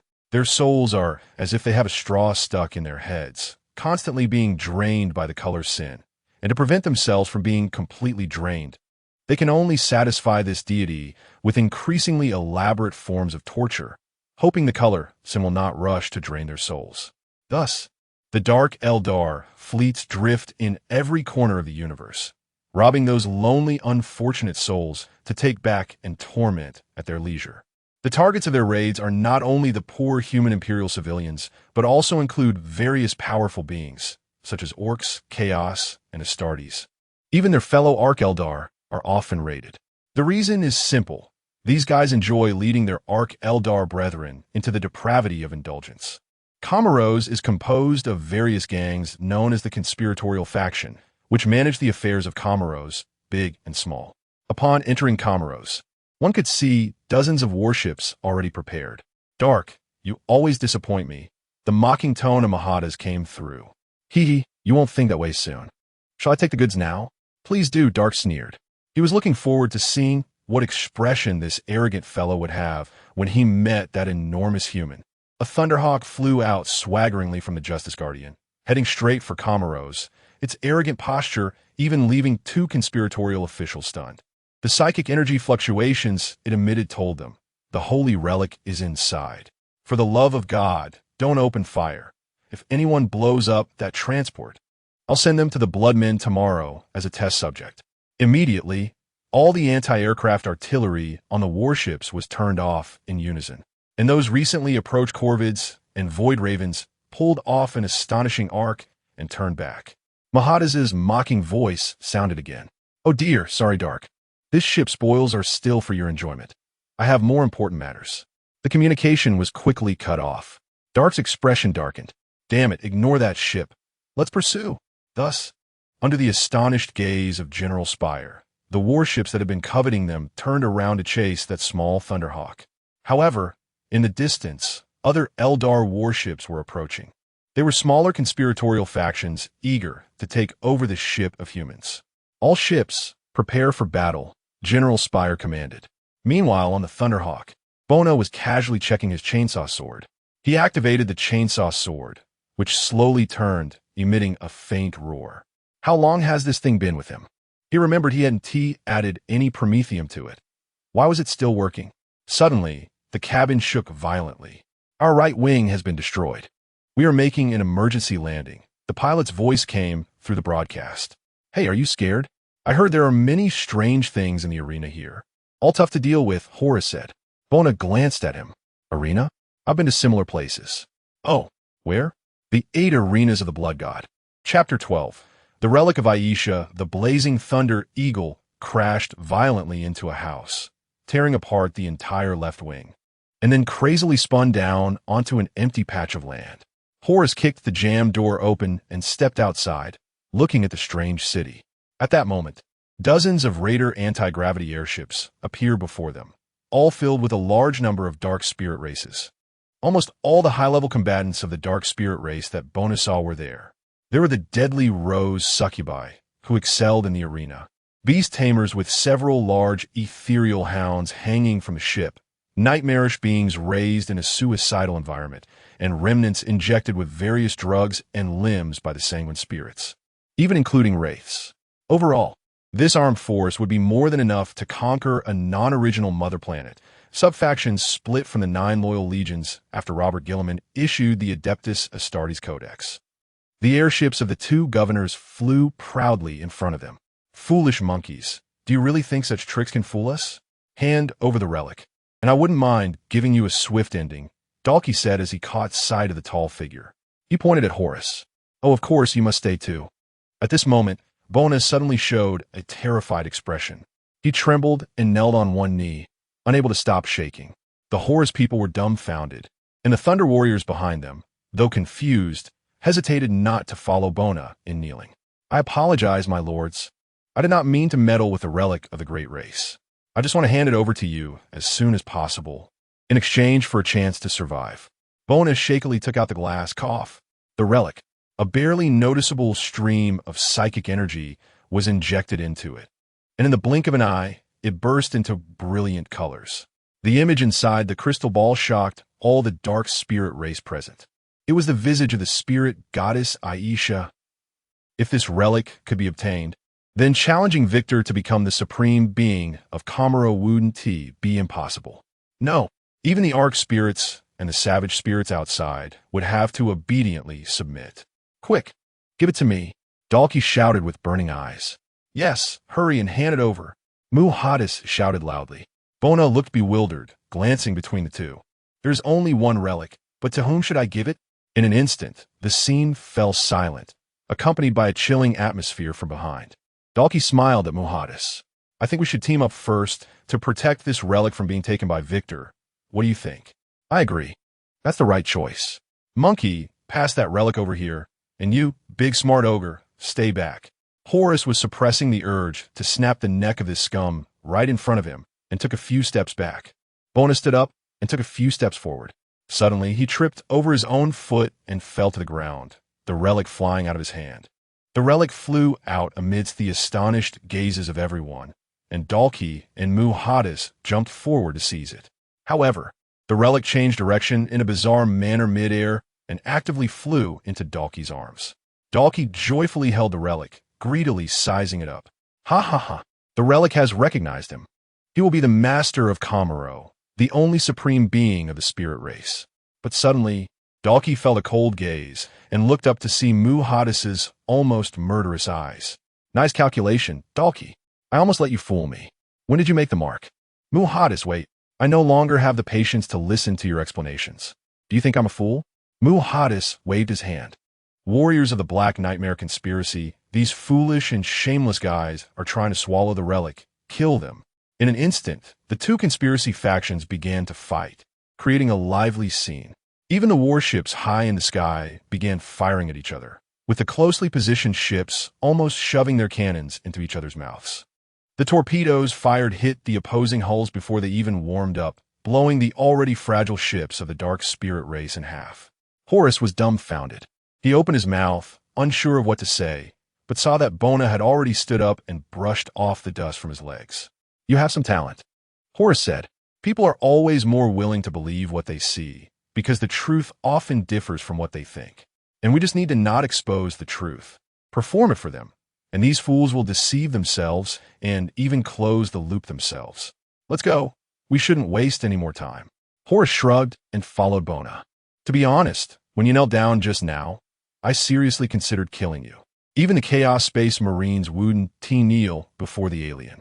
Our images have probably long been engraved on the tiles of the Terra pilgrimage path, trampled by countless people over 10,000 years. Why do you care about this bit of dignity now? As the group entered the corridor, they happened to see a squad of conspiracy warriors rushing over to provide support. Both sides were somewhat taken aback. Those conspiracy warriors reacted first, wanting to kill this group of runaway slaves. But the poison crystal stopped steadily in front of everyone, halting their actions. In the next second, a wave of nameless fire began to burn the conspiracy warriors. And in the blink of an eye, the flames surged up between their armor seams, engulfing them entirely. They shrieked and collapsed to the ground, trying to extinguish the flames on their bodies. But before long, all that remained on the ground was a pile of ash with empty armor. These guys are so fragile. How could their souls be so weak? Bona murmurat. He gently waved his hand, and several ghostly blue flames flew into his hand. His pupils emitted a faint glow as those flames disappeared into Bona's hand. The direction was reversed, and looking back, he saw the battlefield outside had already reached a fever pitch.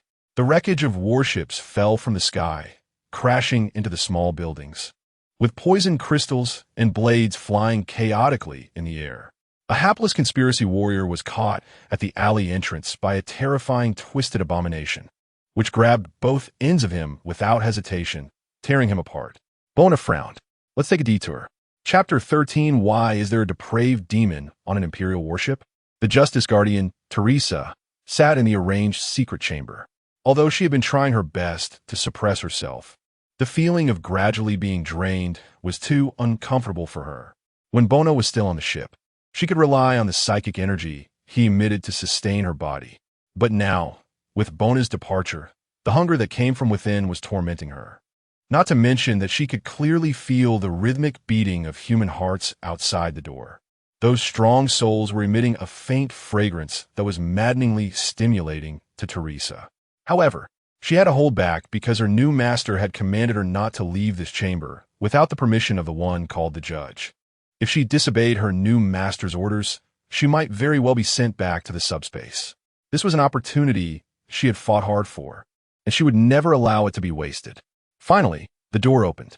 Auret held the imperial holy scriptures, wore the emperor's icon around her neck, and held what seemed to be a scepter in her right hand. She looked at Teresa with a complex expression. Follow me. Meanwhile, on the mid-deck, Ariamanus had just experienced a violent explosion that engulfed the surrounding Imperial Guard in flames. In the name of the Emperor, hold the line and eliminate this group of heretics. For the Emperor, Commissar Cohen roared, standing at the front line, resisting the endless waves of dark Eldar landing. Suddenly, he heard the voice of Admiral Spire in his ear. Commissar Cohen, quickly lead everyone to evacuate the A03 deck area. Abandon all weapons and evacuate swiftly. Understood, Admiral. Commissar Cohen immediately ordered.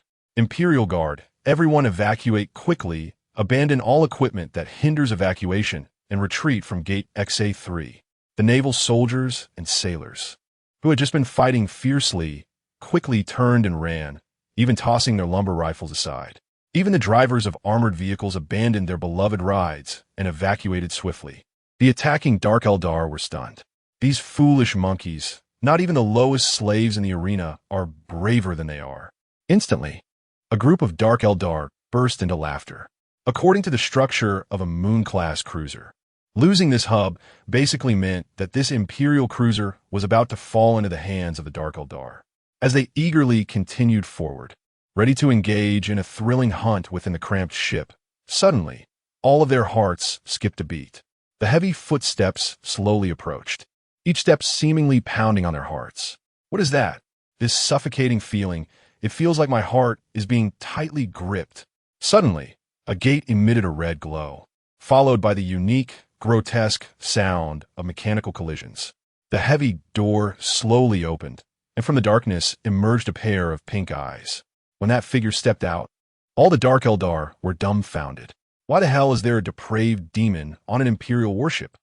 Teresa, seeing these cute little ones, could no longer suppress her excitement. These were the little snacks that her master loved the most. If she could grab a few more to take back, the god of excess would surely be pleased. The Dark Eldar, in despair, turned to flee, attacking the depraved demon with their poisonous crystal weapons and various destructive arms. However, Teresa effortlessly dodged these weapons, moving swiftly and nimbly within the cramped ship, flickering between the walls and ceiling, quickly closing in on those Dark Eldar. Then, in their desperate gazes, she tore one unfortunate soul after another to shreds, offering their souls to the depraved. The Imperial Guard hiding on the other side listened to the piercing screams coming from behind the blast door, feeling a chill run down their spines. By the Emperor, what have they experienced? Stay quiet, soldier, Maxon reprimanded. He looked at the heavy blast door.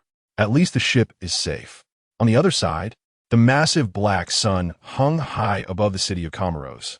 This dying star had been dragged here by the residents of Comoros using the advanced technology of the former Eldar Empire, providing illumination for this dark metropolis. However, the light provided by this dying star was dim and feeble, like it was already half a foot into the Eldar Empire, on the brink of death. A group of people advanced along the dim streets of Comoros, the Thunder Warrior's heavy power armor thudding on the ground, made of unknown materials, echoing with a powerful sound, while the Imperial Eagles reflected golden light under the dim illumination. The residents of Comoros watched this team curiously, not understanding which conspiracy group had released this Imperial army.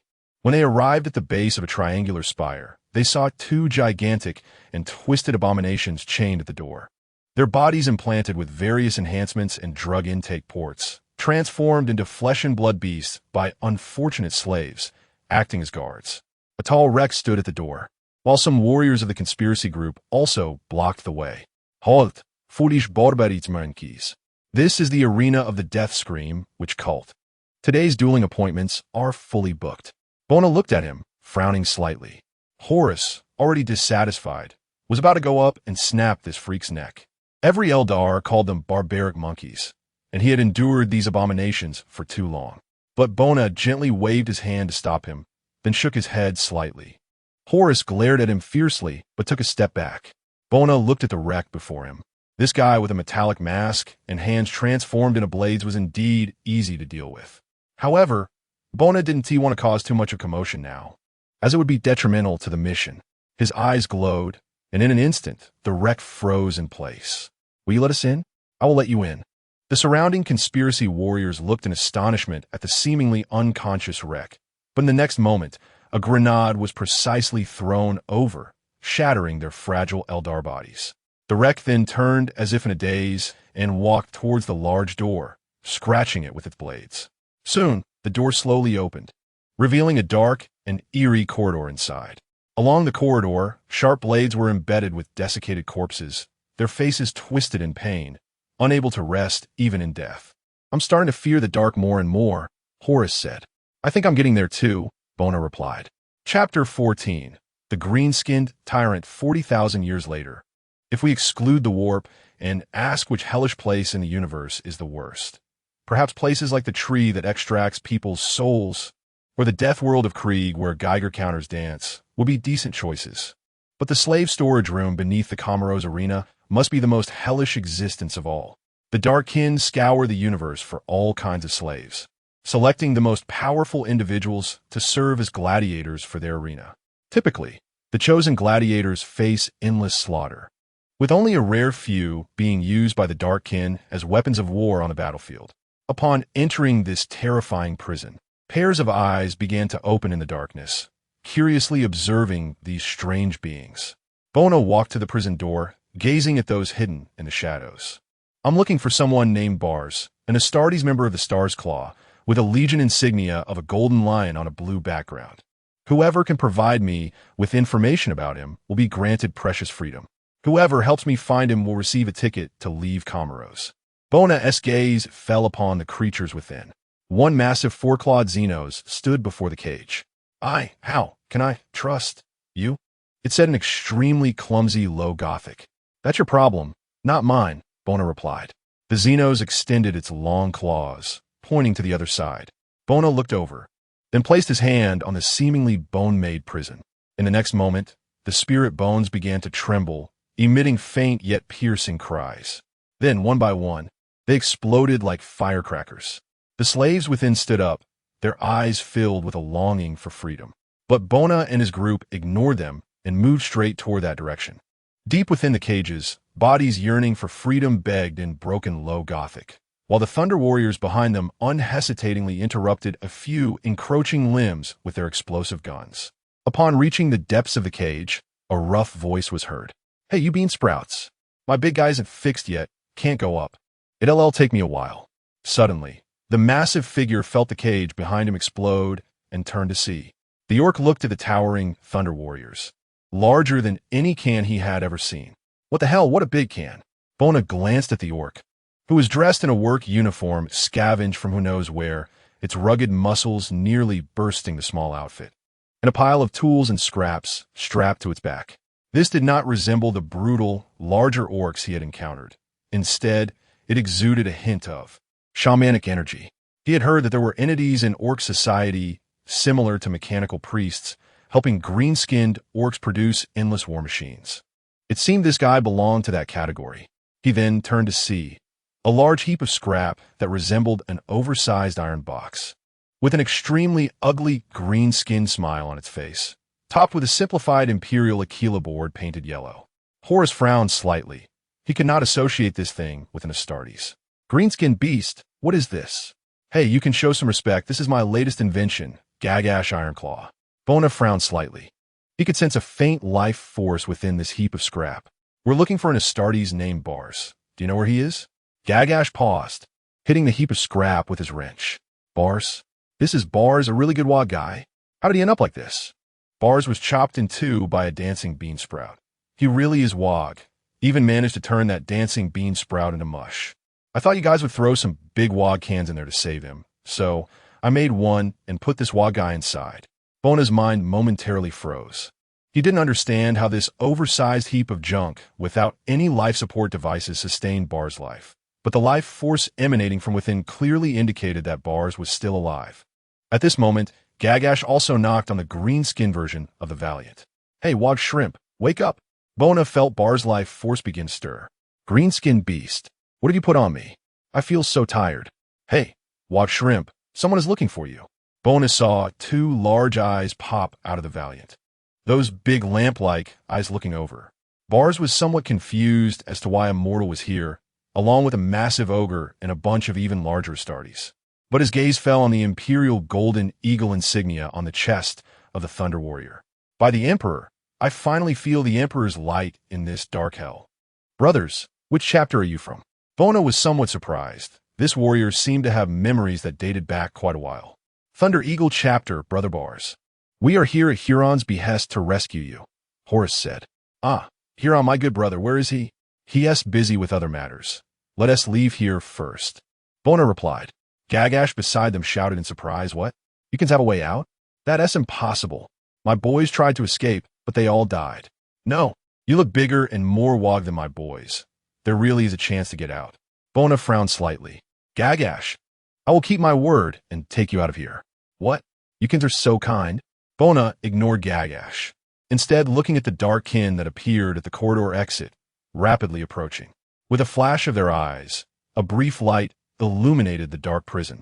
In an instant, all the spirit bones of the cages shattered, and the shackles binding the slaves broke. Those still running in the corridor were stunned to see the shattered cages, and then branches stretching out from the darkness pulled them in, followed by piercing screams. One by one, the slaves emerged from their cages, roaring in celebration of their freedom. A riot began to break out from the arena's depths, with the brutal slaves attacking every dark kin they could see. Chapter 15. Astartes Victor. The battle between the two conspiracy factions outside finally came to an end. Mohades staggered to his feet and looked at Dark, who was not far away, clutching his stomach in pain from a knife wound. Foolish guy, the relic of Aisha, it should belong to me, not you. Dark's face was grim, but the neurotoxin coursing through his body prevented him from even standing.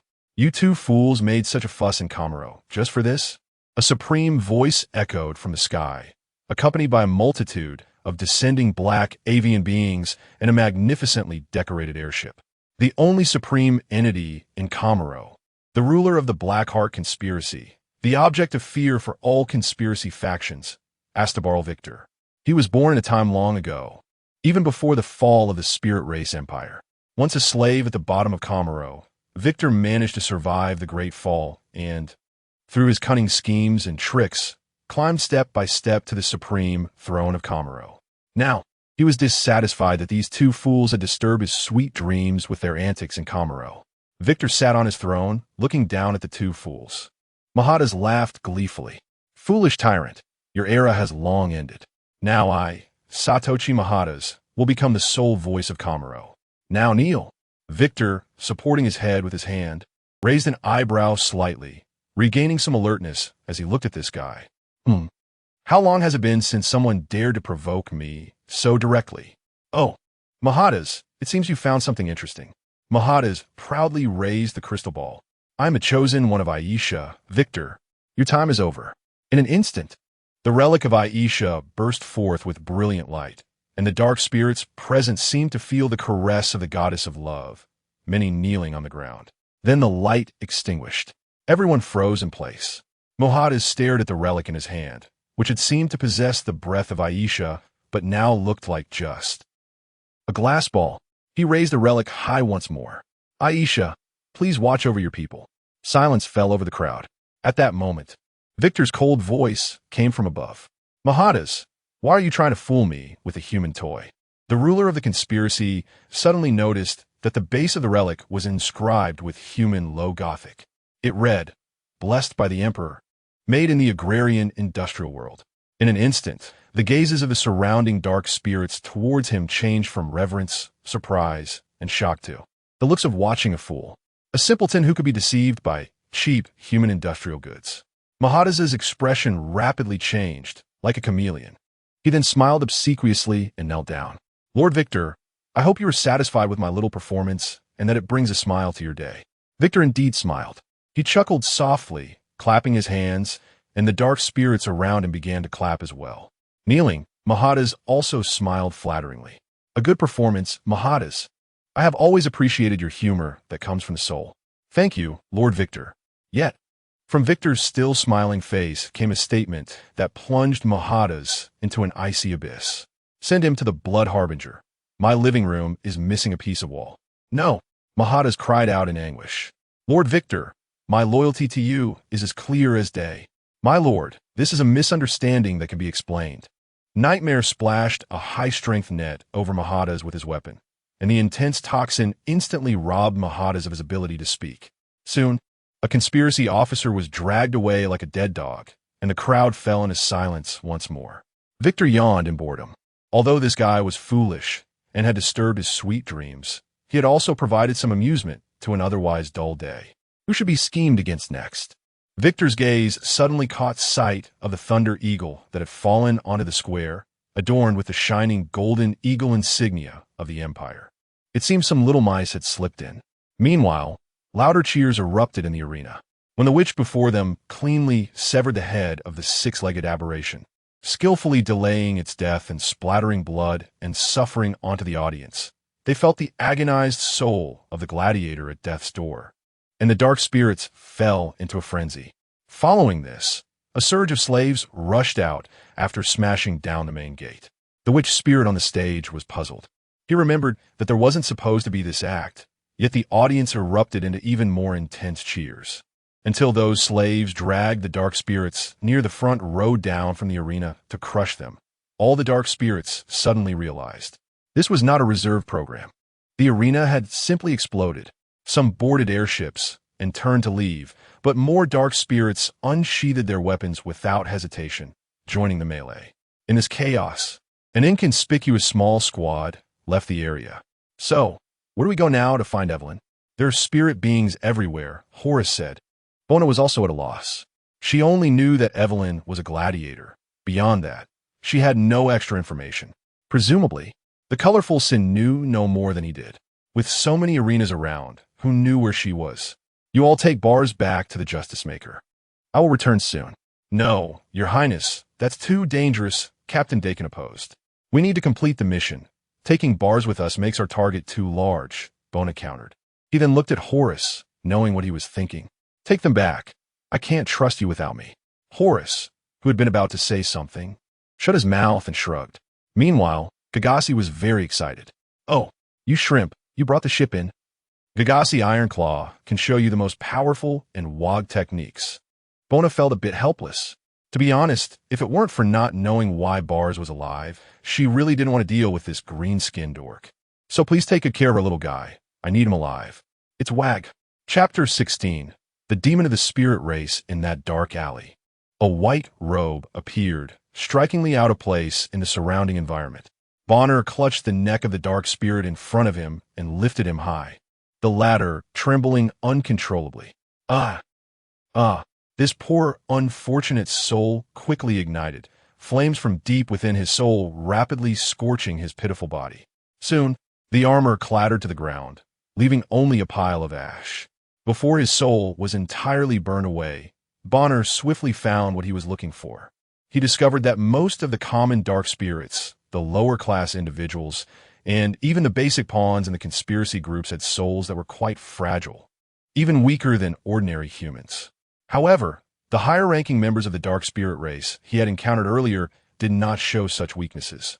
Even the most ordinary among them wouldn't catch fire so easily. As a result, Bonner had to carefully attack these lower-tier dark spirits along the way, hastily searching their memories before they turned to ash. After burning about 100 dark spirits, he finally found a clue. To be honest, Iveline's reputation was not illustrious. She was neither a powerful conspiratorial governor nor a celebrated witch or demon in the arena. She was merely a recently emerged gladiator and even an outsider from the Ark race. Bonner couldn't understand how such an ordinary character caught the attention of the Color Sin, but it didn't matter to him, if possible.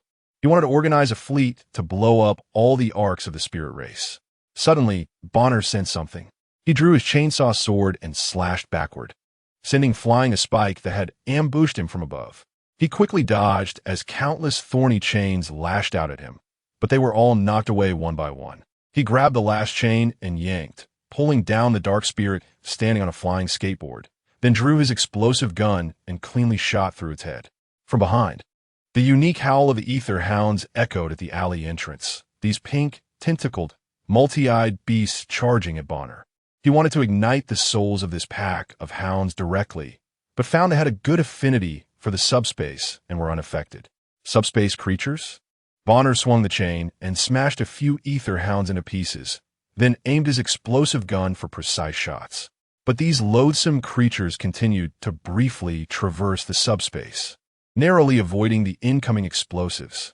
In the blink of an eye, the ether hounds reached Bonner, and the roar of the chainsaw sword clashed with their howls. However, following the shadows, each ether hound was cleaved in two by the swinging chainsaw sword, their brief ability to jump through space proving to be a joke. Pink blood splattered across the metal ground of Comoros, while the white robe remained standing motionless. Suddenly, a sharp pain shot through Bonner's neck, and his battle-hardened body instinctively reacted. A twisted blade struck firmly against his chainsaw sword. Before him stood a dark spirit who, even by human standards, was quite beautiful, with a healthy, sun-kissed complexion that contrasted sharply with Comoros, and only the barest clothing to cover herself. Her purple eyes radiated a deadly allure. The demonettes, the undisputed stars of the bloody arena of the dark spirits, held a royal status in this dark capital of Comoros. They typically possessed a beauty that stood out in Comoros and were adept at torturing their opponents in various ways to satisfy the twisted desires of the audience. This deadly rose gently breathed, exhaling warm air onto the human before her. "Hello, human. You're the one who smashed my stage, right?" "Yes."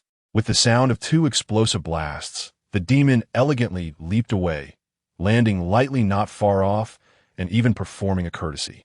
"Is it so brutal?" No sense of pity, but seeing Bonner's unperturbed expression, she realized he might truly have no feelings. Even those among you called Astartes would have some reaction. Nerve toxin.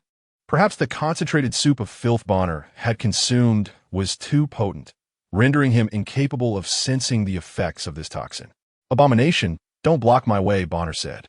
"Not a chance. You smashed my stage, released so many slaves, causing me such great losses." In an instant, the demon's eyes turned seductive and deadly, her tongue lightly licking her lips. "You are so special. I must capture you and keep you as my plaything." The next moment, Bonner sensed a high-speed object approaching from behind. He dodged without hesitation, only to find it was just an illusion. However, the toxic blade struck him for real, and a side kick solidly hit his chest, knocking him back several steps. Before he could react, several poison darts came flying his way. This creature was too agile. Perhaps Horus could easily handle her, but in his current human form, he could only be suppressed. He attempted to ignite her with psychic energy, but found that the soul of this dark elf was quite substantial, unlike the fragile souls of the conspiratorial warriors he had encountered earlier. "Hee, human, do you think your little tricks can fool me?" the demon mocked. Then, she seized an opportunity and stabbed the twisted blade into Bonner's right shoulder. In an instant, Bonner felt the right half of his body go numb, collapsing to the ground, with only his left leg desperately trying to drag his body upright. But the demon kicked his left leg down, then triumphantly lifted his chin with her right hand. "Good boy, human. I will take good care of you. You will be my first carefully trained masterpiece." For some reason, the demon felt this human was different, always possessing a faint allure that drew her in. But Bonner smiled slightly, causing the demon to bristle. The next moment, the demon was blasted away by a bolt of psychic lightning, rolling several times on the ground before collapsing. Bonner bit through his ring finger, gently pressing the oozing blood onto his wound, and in the blink of an eye, the wound healed rapidly, and the lost sensation returned to his body. "Foolish creature, just a little act, and you took the bait." Chapter 17. Ivrini Bona sheathed his explosive pistol and picked up the chainsaw sword. He walked over, grabbed the demoness by her hair, and lifted her up, pressing the chainsaw sword against her neck. At that moment, the demoness no longer looked beautiful. Her face was covered in mud and blood. She smiled at Bona. "It seems I underestimated you. Where's a gladiator named Ivrini?" "Oh, her? Just go a bit further to the tallest spire. The newcomers will be there." Bona quietly looked into her purple eyes, then released her and walked away. The demoness, lying on the ground, gazed at the white robe in the distance. "Hee, this is interesting." Ivrini lay bored on her bed, if one could call this thing made of countless dead, unfortunate bodies a bed. As someone who had been in Comoros for less than 10 years, this was quite a good treatment. This was also related to her outstanding performance. After all, Not everyone could become a demoness in such a short time. Originally, Ivrini was a member of the Ark of Betan, where she completed all the paths of a warrior on that massive homeworld and became a rare genius. However, life inside the Ark was too dull, and like many of her peers, Ivrini left the protection of the spirit and the path to become a pirate. Although being killed would mean being eaten by lust as a snack, this fresh life satisfied Ivrini greatly. Most of her days were spent sailing her ship around, occasionally robbing those red-robed little men of the human empire. After all, they loved to dig up graves everywhere, and with a bit of luck, she might just find some lost spirit relics. In a mutiny on her ship, she was forced into the webway and ended up in Comoros, a place Ivrini had heard about since childhood. To be honest, life in Comoros was terrible, but only for the majority of the incompetent fools. For a genius like her, who could quickly complete the warrior path in the Ark world, it wasn't too bad. She successfully joined the witch spirit sect. At the same time, she gained the appreciation of Mrs. Malice, a capable subordinate of Victor, which was why she could become a demoness so quickly. She heard that soon. Mrs. Malice would arrange for her to duel the gladiator queen, Lilise. If she could defeat Lilise and become a rising star in Comoros, she would have a chance to leave. Ivrini kicked the wall in frustration. Although this was likely a dream, after all, Comoros wouldn't allow a brand new star to leave so easily. The fall of a genius from the Ark spirit tribe into the dazzling demoness queen of the arena. What a sensational topic. The whole of Comoros would sell out tickets to Mrs. Malice's arena, and the only fate of the demonesses was to eventually die in the arena. Ivrini stomped her foot angrily against the wall. God, is there anyone to save me? Even a green-skinned one or a monkey would do. Suddenly, Ivrini saw her agent fly past like a cannonball, crashing into the wall and turning into a meat paste. She stared in shock at all of this until a figure in a white robe walked in. A human. Bona looked at the parchment in his hand, then at the demoness who was inexplicably lying on the bed. The portrait matches. You are Ivrini? Bona asked in clumsy spirit language. I am. Bona threw the parchment into the air, and it quickly turned to ashes. Under the orders of Robert Killamon, I am here to take you away. Ivrini climbed up and then stood. Robert Killamon? Who is he? Why did he order you to save me? Bona shrugged. Sorry, I'm just following orders. Our warship is ready. Please don't waste time. You humans brought your warship here? Ivrini exclaimed in surprise. Yes. Ivrini felt like the sky was about to collapse. The decaying garbage pile of the human empire could actually invade the webway world of Comoros? Although the spirit tribe empire had fallen, it shouldn't be like this. Please hurry. We don't have much time, Bonus said. If we don't run now, when will we? Okay. Ivrini followed Bona and ran quickly. The scene of corpses strewn everywhere made her heart race. This human seemed to have crushed through everything in his path, annihilating all the guards he encountered. And when bright light reappeared before her eyes, Ivrini's smile gradually froze. The shadow in the sky nearly blotted out the sun, and the supreme existence of Comoros sat on that luxurious airship, watching this farce with great interest. Wow, today is really interesting. A human infiltrated Comoros to save a spirit from the Ark. Has the world outside changed? Victor laughed. Meanwhile, Mrs. Malice beside him wore a gloomy expression. Ivrini, is this how you repay my promotion? Ivrini turned pale, momentarily speechless. Just then, a tall figure suddenly rushed over, removing the conspiracy group warrior helmet from his head. Ivrini instantly recognized him. It was her mentor, Vizichi, from the Ark world. Mentor, what are you doing here? Shut up, the situation is urgent. Bishop Vizichi glared fiercely at Ivrini and then looked at the foolish human with resentment. He then respectfully bowed to the high and mighty Victor. My lord Victor, I am Bishop Vizichi of the Betan, Arkansas. My apprentice, like a lost lamb, was unfortunately bewitched by humans, resulting in such a foolish act. I hope for your mercy. The Betan Ark will forge a deep friendship with you. Victor sneered, not responding to Vizichi, but gently stroking Mrs. Malice's hair. What do you think we should do in this situation? Mrs. Malice looked at them expressionlessly. Chop off their hands and feet, flay them, and leave them at the gates of the arena until the black sun extinguishes. In an instant, Ivrini and Visachi's faces turned pale. If Victor was determined to do so, no one could stop him. Just then, another voice suddenly rang out. Bona looked expressionlessly at the high and mighty Victor. I came to Comoros to take Ivrini away. No one can stop me. Victor chuckled. Including me? Including everyone. Victor laughed. It had been a long time since anyone had brought him such great amusement, especially a human. For making me laugh, I'll give you a chance. I want to see how you do it. Bona also smiled slightly at Victor. Suddenly, his eyes shone, and a thin line appeared in the space behind him. The line seemed to be pulled open, creating a rift leading to the subspace, from which pink mist and seductive sounds began to spread. Led by 6 lust demons, an entire army of 6 lust demons crossed the curtain with sinister grins. Appearing quite excited, their eyes filled with desire. Victor's smiling face froze, turning into a silly grin. Chapter 18. Escape from Comoros Go. In the blink of an eye, Victor's airship departed at an astonishing speed, and his group of loyal followers quickly vanished. What remained were a crowd of dark spirits drawn to the commotion. The crowd of dark spirits. They immediately turned and ran, but behind them were the rampaging lust demons. A lust demon keeper, who was near Bona, bent down and revealed a self-satisfied smile. Thank you for your generosity, my lord. We have been quite hungry for a long time. Go ahead, have fun killing. It'd be best if you could chop up that guy in a luxurious airship just now.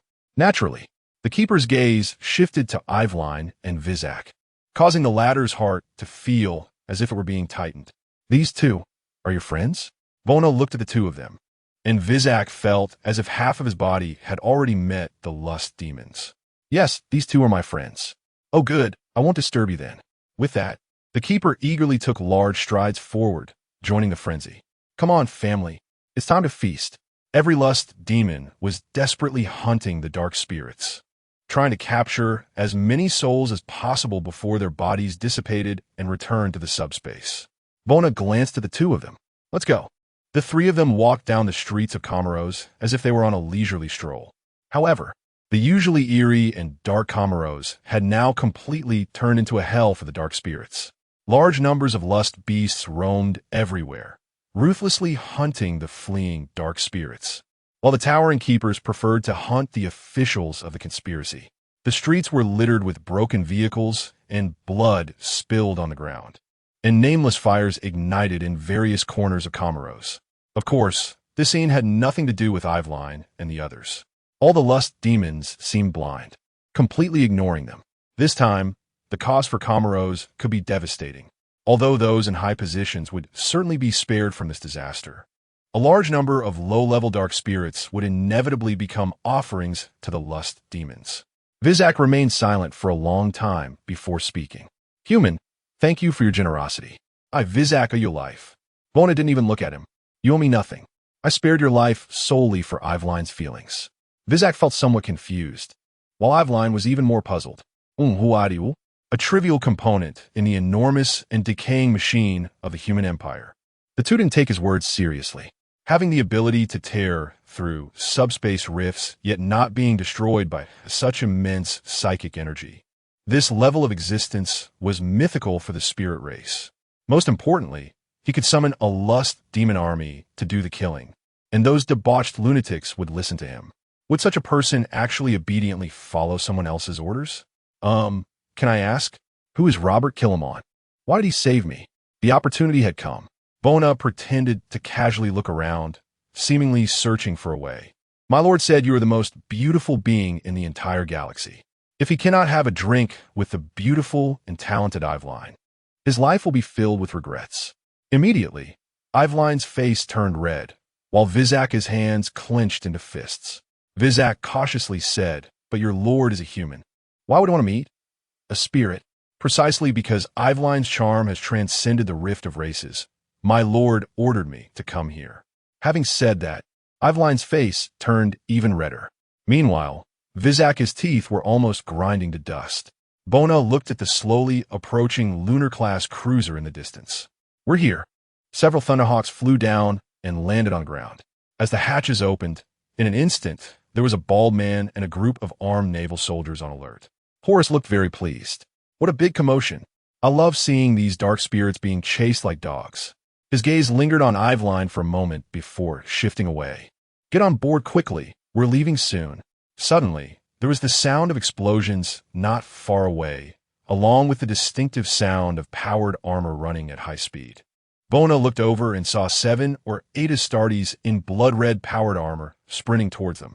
On their chests, the emblem of the Imperial Aquila gleamed brightly. These Astartes had finally escaped the battle with the dark spirits and lust demons and rushed forward. By the Emperor, I didn't expect the Imperial Navy's warships to appear here. He quickly spotted Bona dressed in a white robe, and his intuition told him that this was likely the one with the most authority here. We are the 8th Company of the Blood Angels, and I am Captain Anos. I need your help to leave here. Of course, noble warriors, please board quickly. Thank you very much. Captain Anos felt something obstructing his line of sight and looked up to see Horus. Captain Anos was taken aback. He blinked, confirming the reality before him. He removed his helmet, revealing a look of relief, and then handed the helmet to the battle brother behind him. I can't go back, Father Norfolk. Please take this back to Ball. Captain, I think I'm falling into black rage too. So am I. The battle brothers all expressed that they had seen Horus, even Father Norfolk accompanying them. Captain Anos was stunned. The entire company had fallen into black rage, about to become an endless killing machine. Just as Captain Anos's mind was about to overload, he suddenly blacked out and lost consciousness. Horus made the first move, executing a surprise attack that knocked out all the Blood Angels. He then tossed these blood-red cans into the Thunderhawk like tossing buckets. All right, don't mind the details. Let us go. General Spire, after confirming the Thunderhawk's return, issued an order. Begin turning. We are leaving here. Yes, General. The Imperial warship began to change direction, preparing to depart.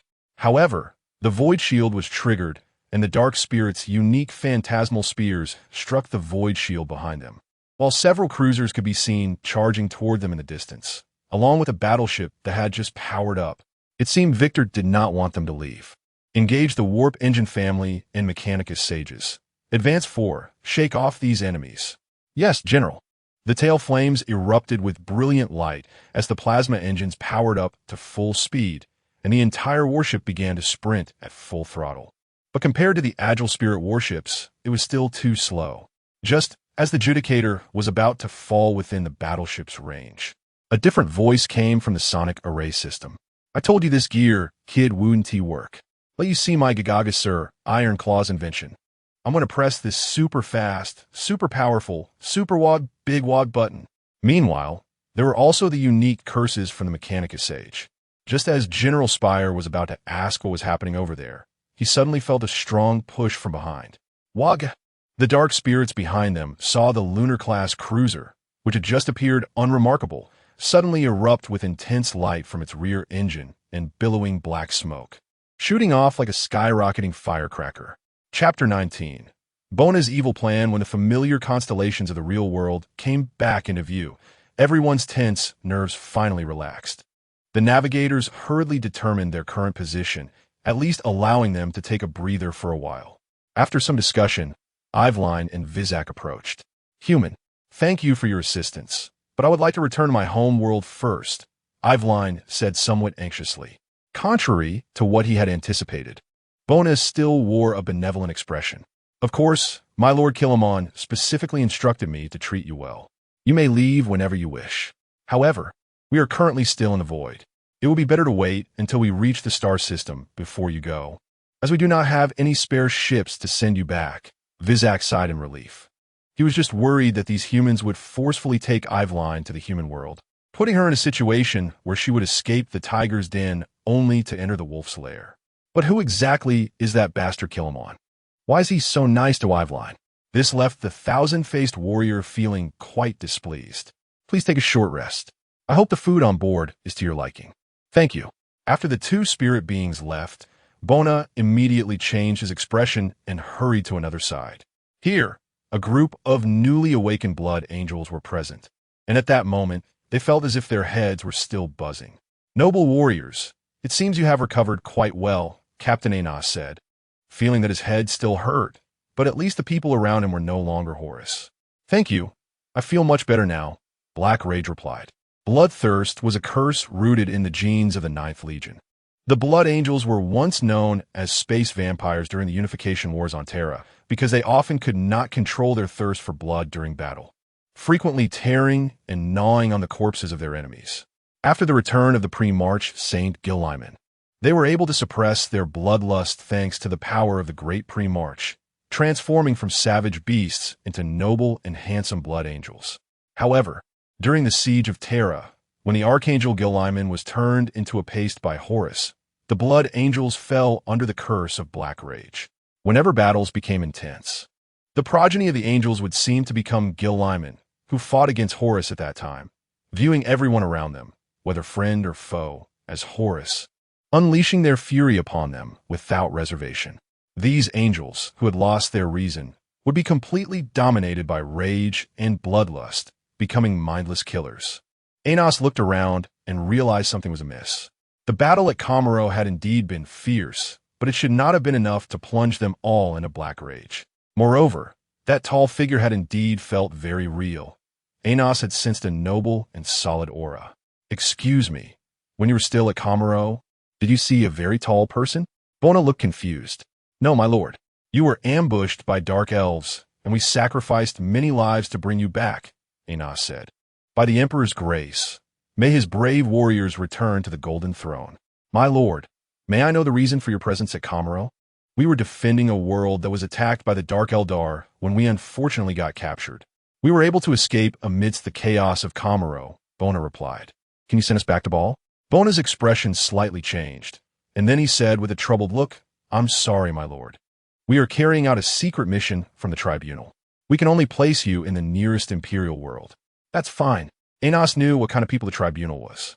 It was better not to provoke them. Otherwise, they would delay the battle when the tribunal suddenly dropped an investigation order. After calming the blood angels, Bona prepared to initiate his evil plan. He quietly went to a secret room where Horus and Teresa were already waiting. "I can sense that Iveline is asleep." "This guy sleeps slowly," Horus said.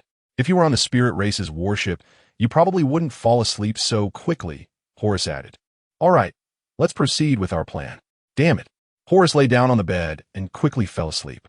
Meanwhile, Bona began channeling psychic energy to execute his evil plan. The thousand-faced warrior remained seated in the cabin, vigilantly guarding against any unusual movements concerning Iveline, unaware that the attack was initiated from the dream world. Iveline walked on the lawn. Surrounding her was a sea of flowers, and in the distant sky, a beautiful and gentle giant whale glided slowly through the air. The earth was covered in soft green, a fresh emerald hue that seemed to drip with water. Colorful flowers were scattered across the grass, not merely blooming quietly, but swaying gently with the breeze, exuding a fragrance that could cleanse the soul.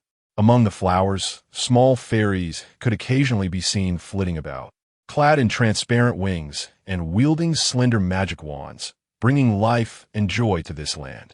This place was more beautiful than any world she remembered. "Hello, beautiful lady." When Iveline turned around, she was met with an even more astonishing scene. A tall and handsome human stood not far away, draped in a classic white robe, his muscular figure radiating strength, and under a green laurel rested a glorious head of golden hair. His blue eyes gazed at Iveline with deep affection. Even though Iveline had never seen him before, she knew who he was at that moment. It must be Robert Guilliman. My God, how can this human be so handsome, so dashing? Although most humans appeared to Iveline as a group of freshly shorn monkeys, filled with ignorance, violence, and evil, this large monkey was not a monkey at all. In fact, even the spirit race commanders that Iveline had previously found handsome paled in comparison to him. "You are the guy named Guilliman?" Iveline asked. "Of course. I hope my subordinates did not harm you, beautiful lady," Guilliman said with a kind smile. That smile instantly pierced through the dust of war that had settled in Iveline's heart, and her mind, known for its calmness and rationality, was now in complete disarray. Guilliman stepped forward and gently took her hand. To see the face of Miss Iveline, even dying now would be worth it. In the real world, a thousand-faced warrior, who had been facing NTR and secretly in love with Iveline, felt that something was off. He looked around. Am I overthinking this? P.S. In the original work, the relationship between Iveline and Guilliman is as follows. Guilliman, thank you for your help, spirit race. Now you can leave. Iveline, of course, Foolish monkey. I helped you just to divert the attention of chaos. Otherwise, our noble spirit race would soon have another arc sunk. Chapter 20. I want to be the strongest Big Mech looking at Bona, who was lying on the bed and falling asleep, and Teresa, who was casting spells beside him. The plan seemed to be going well. Bona was not a primordial entity, so he couldn't create the aura of Gilliman and could only let Horus handle it. With Teresa's little actions, they worked hard to mislead Ivrain. During this time, they could ask General Spire to slow down the ship's speed to gain more time. However, Bona still did not understand why the Dark God would target an ordinary Eldari. Even though Ivrain was quite talented, there were many such talents, after all. Forget it. He didn't want to think about it. The next target was Robert Gilliman. This was truly a brain teaser. How could he brainwash someone who was in a stasis field? Moreover, that place was the home of the Primera Space Marines, Ultramar, where physical means would not work at all. To get in, you would have to be mentally prepared to fight a bunch of Astartes. They could only think of a way. It was possible to invade the realm of consciousness from the psychic aspect. But the soul of a Gene Primarch would not be so easy to penetrate. Just as Bona was contemplating how to trick Gilliman, suddenly he heard Captain Spire's voice in his ear. "My lord, there's a problem in the engine room." "What problem?" "The Mechanicus and that orc are about to fight." "Hey, Gearboy, what are you doing to my wog boy?" Gagaz was roaring angrily. The Mechanicus looked at the green-skinned orc with the eyes of someone whose mother had just been killed. 01001001001010 Several things that looked very wog emerged silently behind the Mechanicus, pointing at Gagaz, who did not back down and pulled out an even bigger wog cannon to aim at him. "Oh, Gearboy, do you want to fight me? This pile of junk is mine." Just then, Bona finally arrived. He looked at the two sides about to fight and couldn't help but feel a headache. "Do you want to destroy the armory?" The Mechanicus looked at Bona, and then his loudspeaker emitted a language that could finally be understood. "Oh, Omnisia, I hope to throw this foolish orc overboard right now. It is a blasphemy to the glory of the machine god to have it here. Hey, Gearboy, it's already pretty good that I haven't flattened you." Bona looked at the large iron lump before him. Many rockets were awkwardly installed on the original engine, and there were even more rockets hanging outside. Bona realized how they had escaped from Kamaro.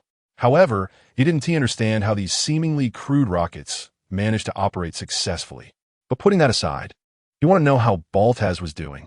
Balthaz's situation is very critical, with a survival rate of only 9,141. The life support device of the Wraith Titan he is in has suffered 121 damage. I don't even know how he is still alive. Bona was stunned. Was that thing really a Wraith? I only realized that after clearing away the useless junk outside. Bona looked at the Wraith before him. Wraith Titan, a monument of the fallen. These giant bipedal mechs equipped with heavy firepower were unique to the Space Marines romance. They would place their dying brothers within the Wraith to extend their battle brothers' lives. Most Wraiths remained in slumber, only awakened in times of crisis for their chapters, unleashing their wrath upon the Emperor's enemies. Among the Astartes, there is a saying, "You may not listen to the chapter master, but you better listen to the Wraith servitors." The Wraith before him looked very ancient, to the extent that just looking at it felt like it had been dug out from some underground place. Bona could also clearly sense the faint life force within. He walked up to the Wraith, gently sliced open his ring finger with a sharp blade, and pressed it against the Wraith before him. A glimmer of light appeared in the Mechanicus's already aged and pale eyes. His scanner told him that the life signs of the Wraith, which was on the brink of death, were rapidly rising. "Oh, Omnisia," and Balthaz awoke from his slumber. However, since the Wraith's limbs had been dismantled, he could only observe the world before him. "Emperor above, I am still alive?" "Yes, warrior, you're still alive." "That's great. I haven't seen my battle brothers in a long time." Bona looked at the Mechanicus. "Sage, it's up to you now. I have no related technology to repair a Wraith, especially since this model is quite old. The success rate is only." Bona pressed down on the Sage's shoulder and then handed him a book. The Sage, puzzled, took the book and watched as Bona walked away. He opened the book with some confusion, and his pupils widened in shock. "Sage, please pay attention to your physiological characteristics." It was not until the voice of the contemplator array came that the sage was awakened. "Oh, I miss ya." Bona walked up to Gagaz, looking at the green-skinned orc who was bigger than a Primera Space Marine. "Gagaz, your design has helped us a lot." "Oh, Gagaz the Ironclaw is the strongest big mech." "I'm the strongest." After taking another glance at the engine filled with rockets, Bona was still certain that he had no idea how that thing worked. "I will keep my previous promise. Once we reach a safe zone, I will let you go. But I hope you can come with us." "What?" Gagaz shouted in disbelief. "I, Gagaz the Ironclaw, want to be the strongest big mech. You boring shrimps have no interest to me." Gagaz waved his hand dismissively. "We will face the most brutal war. The intensity of the battle will probably be more insane than any war you have seen. The enemies we face will fill the mountains and seas. They are resolute, fierce, and brutal, with enough strength to destroy any green-skinned clan. So, are you afraid now, Gagaz?" The green-skinned big mech stopped in his tracks, then turned back, swinging a wrench larger than an Astartes' head. "What? You think Gagaz the Ironclaw is afraid? I am the strongest. Even those black bean sprouts fear me. I want to fight the most wag battle. If you dare to deceive me, I will definitely twist off your head." Bona smiled slightly, wiping the spit on his face that had splattered from Gagaz's roar. Owrit watched Bona's every move from a distance, silently writing in her notebook. He has been leveraging all the power he can, even if the source of that power is chaos or tyrannids, to achieve his goals. Chapter 21. The Pirate World Extreme Star Domain. Mustalin Star System, a lunar-class cruiser, entered the Manderville Point here. This is the edge world of the Extreme Star Domain, quite close to the Eye of Fear, making it a thriving place for aliens and pirates. The arrival of the Justice Guardian attracted the attention of the pirates here, but when they noticed that it seemed to be the only solitary Imperial Navy warship, they lowered their guard. The Justice Guardian sent a docking request. "We request a docking space here for necessary resupply." "No, we do not welcome Imperial scum here." Admiral Spire looked at the warships in the harbor, even spotting a rare Mercury-class battlecruiser among them. "It's fine if you don't welcome us, but I don't think the Death Angels on our warship will be very pleased with your attitude." With that, Admiral Spire hung up the communication. Sure enough, not long after, the pirates drove out a bizarre alien fleet from the harbor and hung a huge banner in a very conspicuous position. It read, "Welcome the Emperor's Death Angels to inspect Mustalin Starport." When the progeny of the Blood Angels disembarked from the deck, they saw a crowd of people on the platform, all eagerly waiting with food and drink to welcome the Imperial forces. It didn't matter if the pirates rebelled. As long as they didn't cause trouble, the Empire wouldn't pay them any mind, and sometimes even needed their help. Make a move against the Emperor's Death Angels? Brother, how many lives is that? Who doesn't want to live? The Blood Angels looked at the scene on the deck, selectively ignoring the hastily hidden alien merchandise. Captain Anos also knew what kind of people lived in the Edge worlds and didn't delve into it further. "Thank you for your assistance. Ball will remember this favor." Captain Anos said, "It was just a small effort, my lord. You flatter us. Please forgive us for not being able to take you back to Ball directly." Captain Spire replied, "You have already completed most of the work. We are very close to Ball now." On the other side, Bona was also bidding farewell to Iveline and her party. Bona gave them a small bag of relatively common items within the Empire. The throne coins suitable for upper-class trade.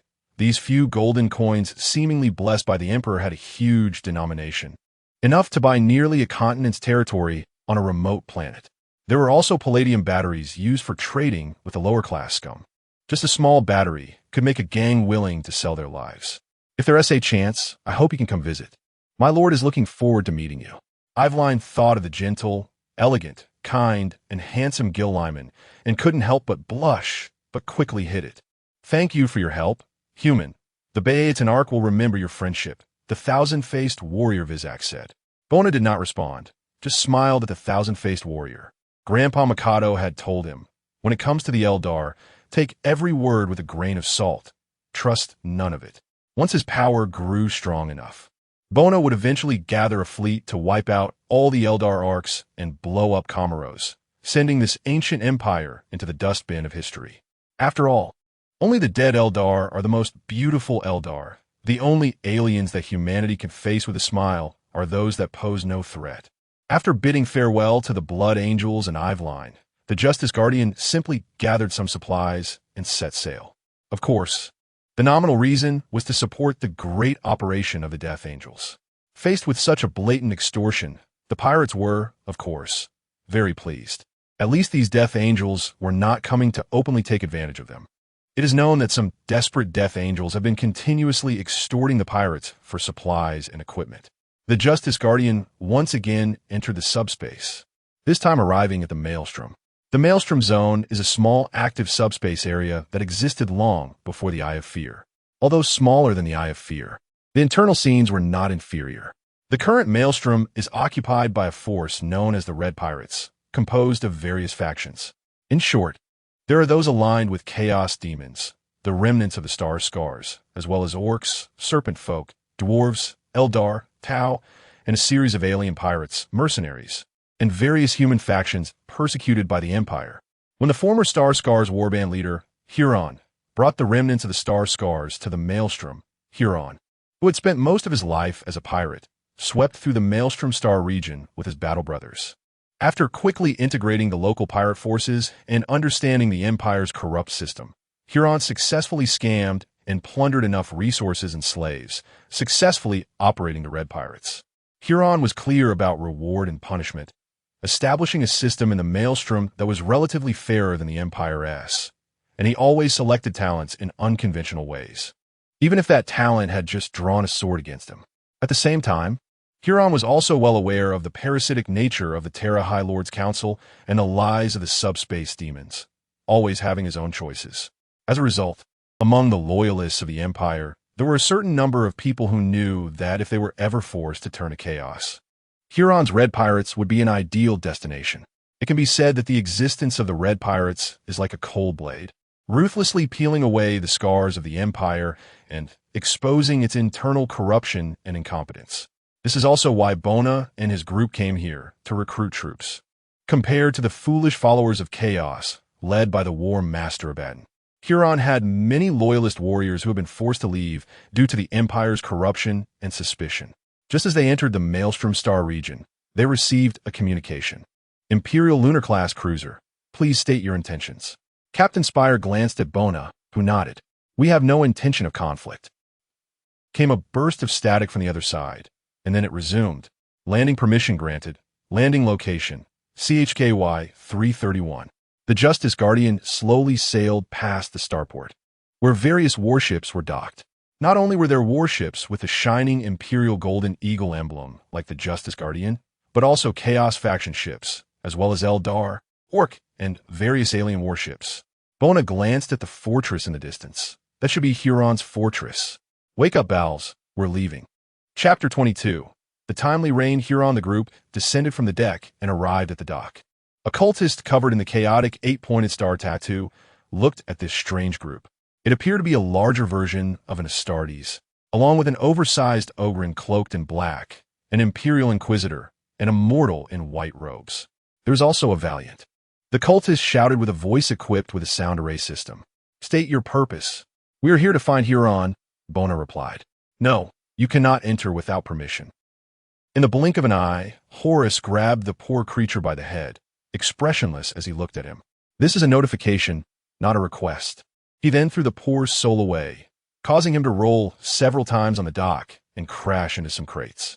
A red pirate approached, intending to reprimand the newcomers, but fell silent upon seeing the rebellious squad that was much larger than him. Sure enough, shortly after, a chaos cultist hurried over. My lords, please come in. This allowed the group to enter without further obstruction. Bowles looked around this lawless land in confusion.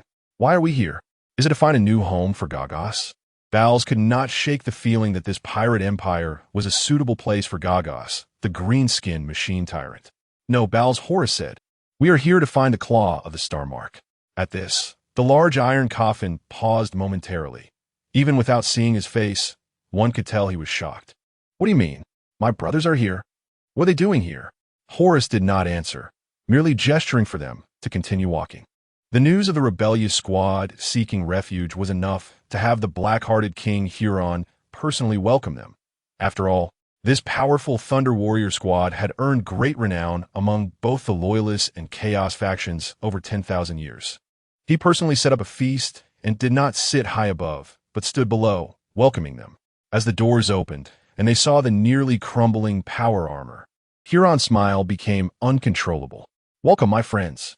Time is short, so I cannot offer you a lavish feast." Bona glanced at him, subtly probing Huron. There was some chaos taint, but not much. Compared to other fools who embraced chaos, there was still a significant difference. "We did not come to join the Red Pirate Warband."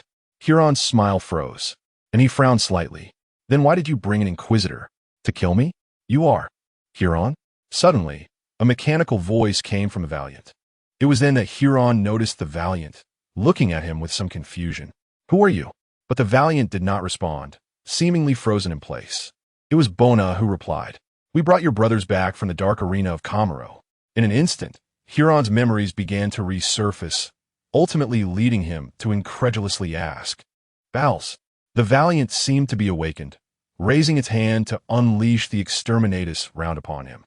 However, Horus was quick on his feet, stepping on a gun barrel and then crushing it down, causing the powerful round to blast through the floor. "You damned traitor! You betrayed the Empire, betrayed the claw of the Star Mark. I will kill you." Anticipating this, Bona silently pressed a button in his hand, instantly severing the Valiant's control, rendering it incapable of operating its body. But Bal still used the sound array system to produce a thunderous roar. "You damned bastard, I will kill you." At that moment, a dull sound echoed from the other side of the corridor.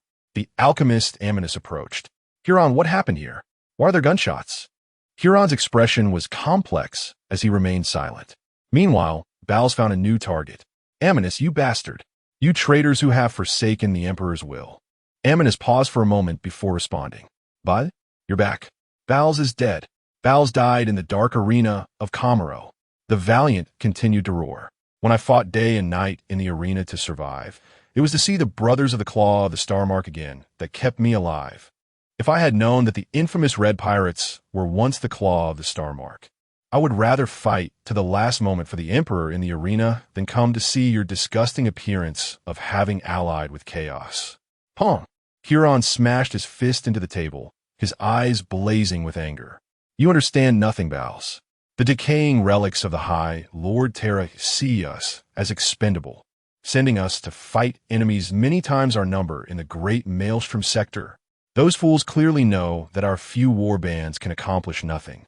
Yet they refuse to provide even the slightest reinforcement, wasting their energy on endless infighting.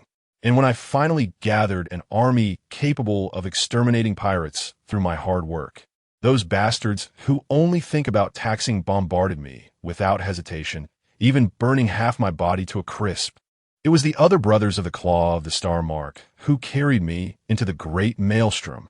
Do you really prefer to maintain your foolish loyalty to the decaying empire over believing in us, your brothers who have shared life and death together?" Bals fell silent. After a long while, he finally said, "Betrayal can have countless reasons, but loyalty has only one." Huron's expression was complex, and he merely sighed softly. "I allow you to leave here. You may go." Seeing that Bals and Huron seemed unwilling to speak further, Bona slightly raised his hand, and 4 Thunder Warriors lifted the paralyzed Valiant and returned. Bona then looked at the black-hearted King Huron.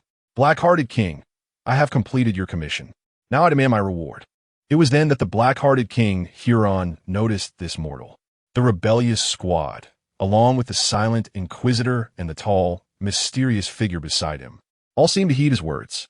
He was somewhat puzzled, not knowing which figure from the Empire could command such authority. "This is what you deserve. Speak. What do you want?" "The right to conscript troops from the Astartes under your command, and a fleet sufficient to conquer a Forge world." The Empire's conscription cannot possibly reach the heads of rebellious forces, right?" But Huron still nodded. "Go. A guide will come to connect with you shortly." Bona simply performed a gesture of courtesy and turned to leave. Huron, in a daze, sat back on the throne, watching the distant figure in white robes and the heavy Valiant's powerful footsteps on the deck. He knew that he had forever lost one of his friends. The Imperial Astropath relayed the message: Astakar Religious World, Antarctic Research Station, Star Map Symbol. 8342, Gothic Sector Area 5, World 23, Navy Record 77. Chapter 23 Astartes mercenaries under the guidance of the guide. Bona and his companions arrived at the local talent market, which was similar to a mercenary hall. A large number of heretics and Xenos gathered here, appearing gray in Bona's eyes, with many also in red, green, pink, and blue. A few were even golden, which Bona suspected might be spies sent by the Empire. However, this was not important. Huron was very loyal. He even sent someone in advance to inform them that a major employer wanted to recruit some Astartes. So many warbands had come here.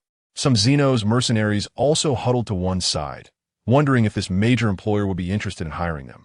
When they saw the major employer approaching, they all assumed it was the tall, mysterious-looking man and not the one in the white robe. But when Bona stepped up to the stage, they were still a bit confused. I need enough people to follow me into battle.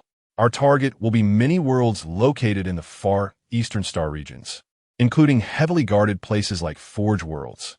Mortals, tell me your share. Is the payment up front or a share of the spoils? A warband leader shouted. Participants will not receive any payment, but I will offer you the chance to serve the Emperor loyally. Laughter erupted from the audience, and many Astartes angrily walked away. It seems the Empire is at its last gasp, even conscripting us now. The laughter grew louder. Bona stared at them intently. So, have you thought about what comes after death, you warriors of the Angels of War?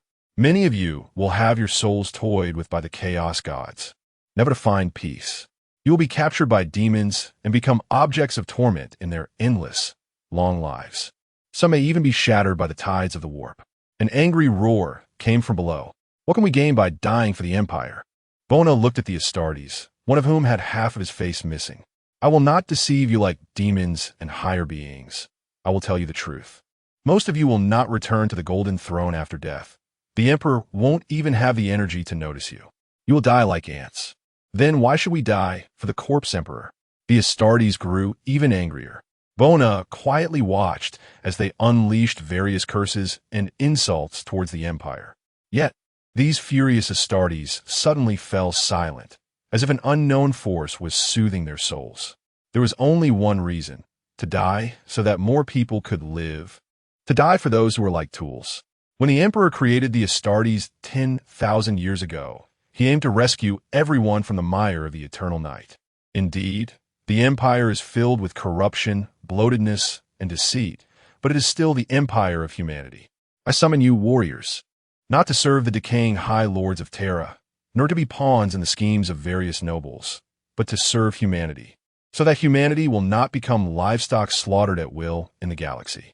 I cannot guarantee you timely support or sufficient firepower, but I can guarantee that each of you can die with honor. When Bona finished speaking, only 1/5 of the Astartes remained before him. The more than 2,000 colorful Astartes looked at Bona. Finally, someone spoke up. Indeed, I dislike those Xenos more than the Empire. Say it, a warband leader approached, performing the Astartes salute to Bona before standing behind the Thunder Warriors. Another warband leader came forward and saluted. I will stand with whoever opposes the Empire, but I'm still a warrior of the Emperor. The momentum grew stronger, and various voices rang out before Bona. Grip of the Emperor Warband, at your service. Yellow Scythe Warband, at your service. Steel Rock Warband, at your service. It was only when this group of colorful Astartes stood behind him that Bona nodded in satisfaction. Let us go, everyone. Not far away, a few passing black-armored warriors glanced disdainfully at them, their armor prominently displaying the red blood-eye insignia of the Black Legion. Foolish followers of the Corpse Emperor, it's a good thing to roll out of the maelstrom while you can. Suddenly, upon seeing the massive figure cloaked in black robes, he felt a shock from deep within his soul. A few Chaos veterans stopped and looked in that direction.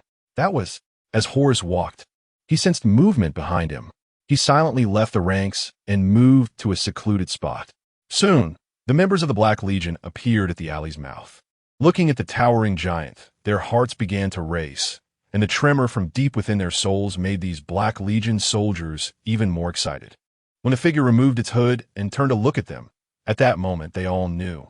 Father, is it really you?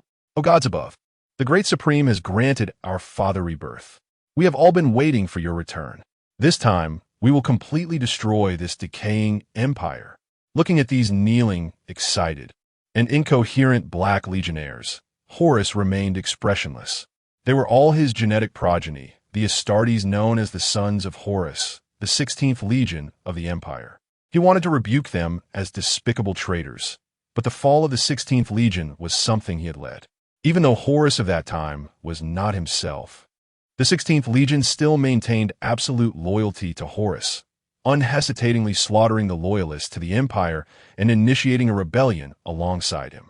Horus approached them then, under the hopeful gaze of these Black Legion veterans, gently placed his hand on the head of the front veteran. The veteran became incoherent, praising the gifts of the Chaos Gods, and then his head was crushed. Then, with a speed that the Black Legion could hardly see, he killed them all. This was Horus's greatest gift to them, the final love of the Gene Father for his progeny. When Horus returned to the ranks, Bona glanced at him and then withdrew his gaze. With an expression that showed no waves, Horus quietly held a few gene seeds in his hand. He intended to rebuild the Legion, not as the sons of Horus, but as the Imperial 16th Legion, known as the Shadow Moon Grey Wolves. Chapter 24. The disaster of the spirit race in the world of the Biotaran Arc. Massive ships roamed the void, larger than the planets themselves, yet exuding a soft, aesthetic beauty. Their dreamlike bodies were outstanding products of the once mighty spirit race empire. These colossal homeworlds were creations of the fallen spirit race empire, built by a group of far-sighted individuals within the spirit race long before the birth of the Color Sin, who left the core region of the spirit race empire, soon to become the Eye of Fear. These spirits, also known as the Arc Spirits, steadfastly followed various paths, be it the warrior path, the path of knowledge, or the artisan path. They even established a fried chicken path for those who loved fried chicken, becoming some of the top fried chicken immortals among the Arc Spirits. They lived a life of arduous cultivation, forcing themselves to focus on a single point to avoid the indulgences influenced by the Color Sin. The path of knowledge, which path, was the most perilous among these paths, and those who embarked on it were the most resolute and powerful within the spirit race.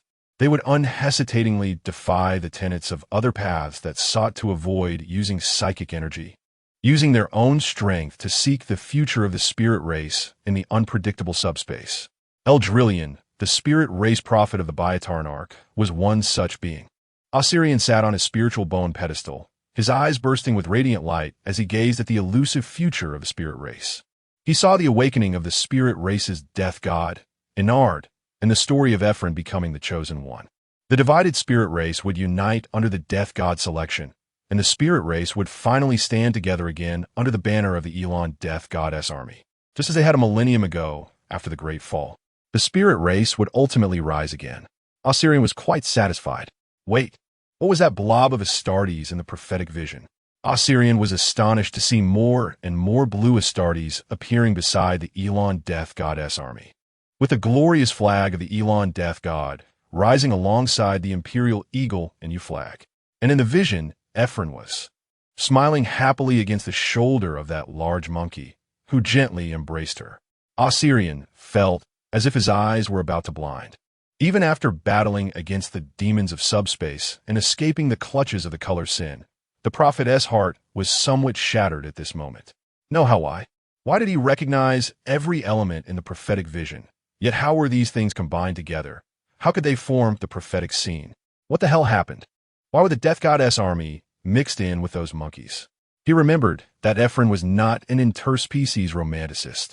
Osirian steadied his mind and resolved to continue investigating where the problem lay.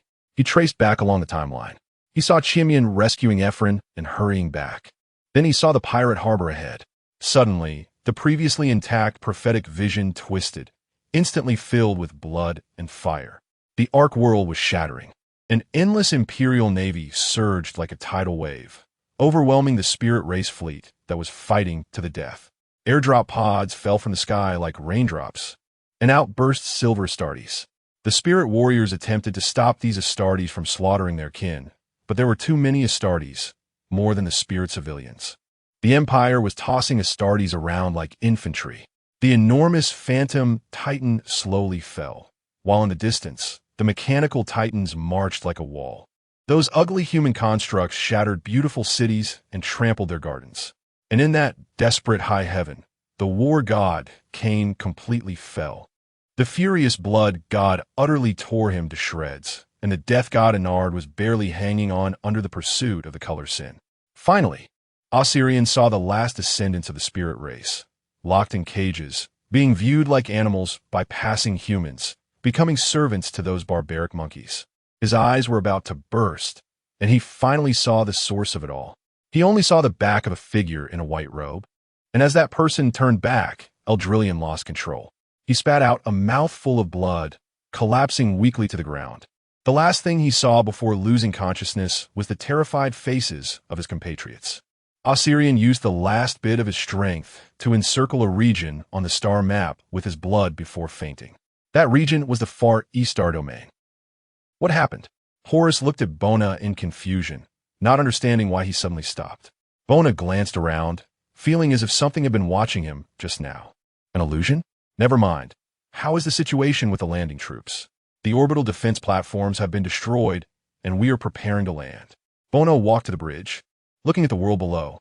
Talented 3, a populous world, the core of the Talented Star region. This was a remote world, so far removed that the internal ministry ships from Terra used data from 400 years ago to tax this place. 400 years ago, it was still desolate. Thus, the super low 11 tax rate allowed it to develop rapidly, becoming an exceptionally prosperous star region in the remote areas of the Far East star domain. However, Talented 3 never expected that despite its prosperity, it would be attacked by such a large-scale chaos fleet. The fleet given by Huron was quite luxurious, including the River Styx-class battlecruisers and Hellbringer-class cruisers, even some Imperial warships. This complex mixed formation caused some problems for Bona-S command, especially with those chaotic lunatics, who hardly listened to orders. However, after Horus had a chat about life and hanged a few captains and disobedient fellows at the plasma engine exhaust, they all turned into obedient babies. Under the exquisite command of Admiral Spire, the fleet had just roasted the few orbital defense platforms here with their light spears and was now preparing for the landing operation. Those chaotic miscreants were not allowed to go down. Only the various battle groups we had previously recruited were permitted to engage in combat, Bona ordered. Our landing operation will be swift. It seems that the defending forces below only consist of 1 or 2 Astral Army battalions and... Bona looked at Spire, a bit puzzled. Admiral, please speak. I still hope there won't be too much conflict. There are also warriors loyal to the Emperor. I will do my best, Admiral. I will personally go down shortly. That would be perfect. Chapter 25. Talent 3 as the shadows of the fleet docked above the planet's orbit. Planetary Governor Camus began to panic. There was no reason for this. Hadn't they provided everything on time that they wanted? Why were they still attacking us? The Planetary General stood to the side. My lord, should we organize our forces? Organize what forces? How can those PDF, Planetary Deployment Forces, compete? Then, the Planetary General cautiously asked, should we request the warriors of His Majesty? The Planetary Governor's expression immediately turned troubled as he paced back and forth, calculating in his mind. No, we can't let them enter the capital. For now, we can only allow them to organize defenses outside the capital, but not let them in. There must still be a chance for negotiation. There must be. PDFs are widely present across the Empire's various worlds, usually recruited by local planetary governors who are loyal to them, but not necessarily to the Emperor, and can be understood as the planetary governor's private army. Compared to the Emperor's Astartes, the quantity and quality of these PDFs vary greatly. Those carefully trained PDFs are not much weaker than the Astartes, and many ambitious planetary governors have caused the Empire significant trouble by rebelling with their PDFs. On the other hand, the PDFs from impoverished worlds can be easily crushed by local bandits. Coincidentally, the PDF of Talent 3, a populated world, belonged to the middle tier. As an emerging and remote world, Talent 3 has always been seen as relatively distant by both the Empire and Chaos. With the mediation of local nobles, it successfully navigated between the Empire, Chaos, and aliens. The Empire only cared about whether it received its tithe, while Chaos only cared about whether there were worlds that could supply them. Thus, the combat effectiveness of Talent 3's PDF was just enough to defeat the oppressed refugee rebels. Camus still had a glimmer of hope. What if this Chaos fleet was just passing by and didn't he understand the situation here? At worst, He could order the PDFs to flank the Chaos forces and eliminate this Astartes squad, pretending later that they had fought against Chaos successfully once the Chaos forces had left. However, when he saw the rain falling from the sky, he was utterly despairing. Quick, summon His Majesty's warriors. The unique Chaos Fearclaw drop pods quickly broke through the atmosphere and rushed towards the ground. This type of drop pod, which has been passed down since the 30K era, has always been a major piece of equipment for the Chaos forces, much more advanced than the standard drop pods currently used by the Empire. One of the main reasons the Empire discontinued the Fearclaw was due to design flaws that led to overly intelligent machine spirits, resulting in frequent safety incidents. However, this batch of Fearclaws was strangely quiet, their volatile and intelligent machine spirits becoming as docile as rabbits. The defending PDFs on the ground watched in despair as such a large number of drop pods quickly broke through the barely effective anti-air defenses of Talingtha's main capital and landed steadily. And when the smoke had not yet cleared, pairs of red eyes and the sound of explosive rounds emerged from within. The Astartes precisely arrived at strategic points, swiftly clearing out the demoralized PDFs and executing their orders according to preset targets. These super soldiers displayed a high level of efficiency, racing through the streets like a runaway locomotive. The PDFs building barricades in the streets often did not even see the enemy before being annihilated by a single explosive round. The numerous PDFs were like weak, adorable sheep, while the Astartes, like wolves and tigers, freely weaved among the sheep, encircling and defeating them. Horus personally led a group of Astartes to raid the command post. But when he smashed through the gilded doors, he found the lavish command center already deserted. The only moving thing was a mindless servitor, still robotically delivering documents according to its preset orders. Horus picked up a still warm glass of red wine, only to see that it had spilled onto the table. I overestimated these ragtag troops. Even the starving refugees wielding weapons are better at commanding battles. Let us go meet the planetary governor here. Outside the city, everyone in the 3rd Nostrad Regiment quietly watched as the Chaos drop pods landed inside the capital. Colonel Sackett's expression suddenly turned extremely grim. That stupid bastard. He would rather leave us outside to take artillery fire than let us in to fight for the Emperor, an aide angrily exclaimed. The political officer beside him also wore a gloomy expression, his hand resting on his explosive gun, his fingers nervously tapping the grip. Sackett silently observed the large black shadows above. He was curious as to why the Chaos fleet launched an attack without bombarding them outside the city. The entire 3rd Nostrad Regiment was located outside the capital. Without the cover of the massive planetary shield, they could easily be blown to pieces by the fleet's firepower. Yet those Chaos scum seemed to ignore them and directly attack the capital. Prepare to breach the gates. We need to get in, Sackett ordered. Yes. Wait, Colonel. That won't be necessary, the aide said. The colonel looked over in confusion, only to see the capital's gates slowly opening, several PDF generals rushing over in a panic. They ran towards the colonel, panting heavily, dragging their hefty bellies. Then they suddenly slid to their knees. Although these PDF generals held higher ranks than the colonel and commanded soldiers that outnumbered his by dozens, Colonel Sackett was a warrior of the God Emperor, while they were merely the planetary governor's private soldiers. Even if Colonel Sackett held a gun to their heads, they would still have to nod and smile. Colonel Sackett, Lord Camus requests you to save the Emperor's subjects and defeat the Chaos enemies. There are many Chaos Astartes inside. They have already crushed us. After saying this, the aide's face turned dark. When you need us, we are the Emperor's warriors. When you don't, you leave us outside. Is this how your Lord Camus operates?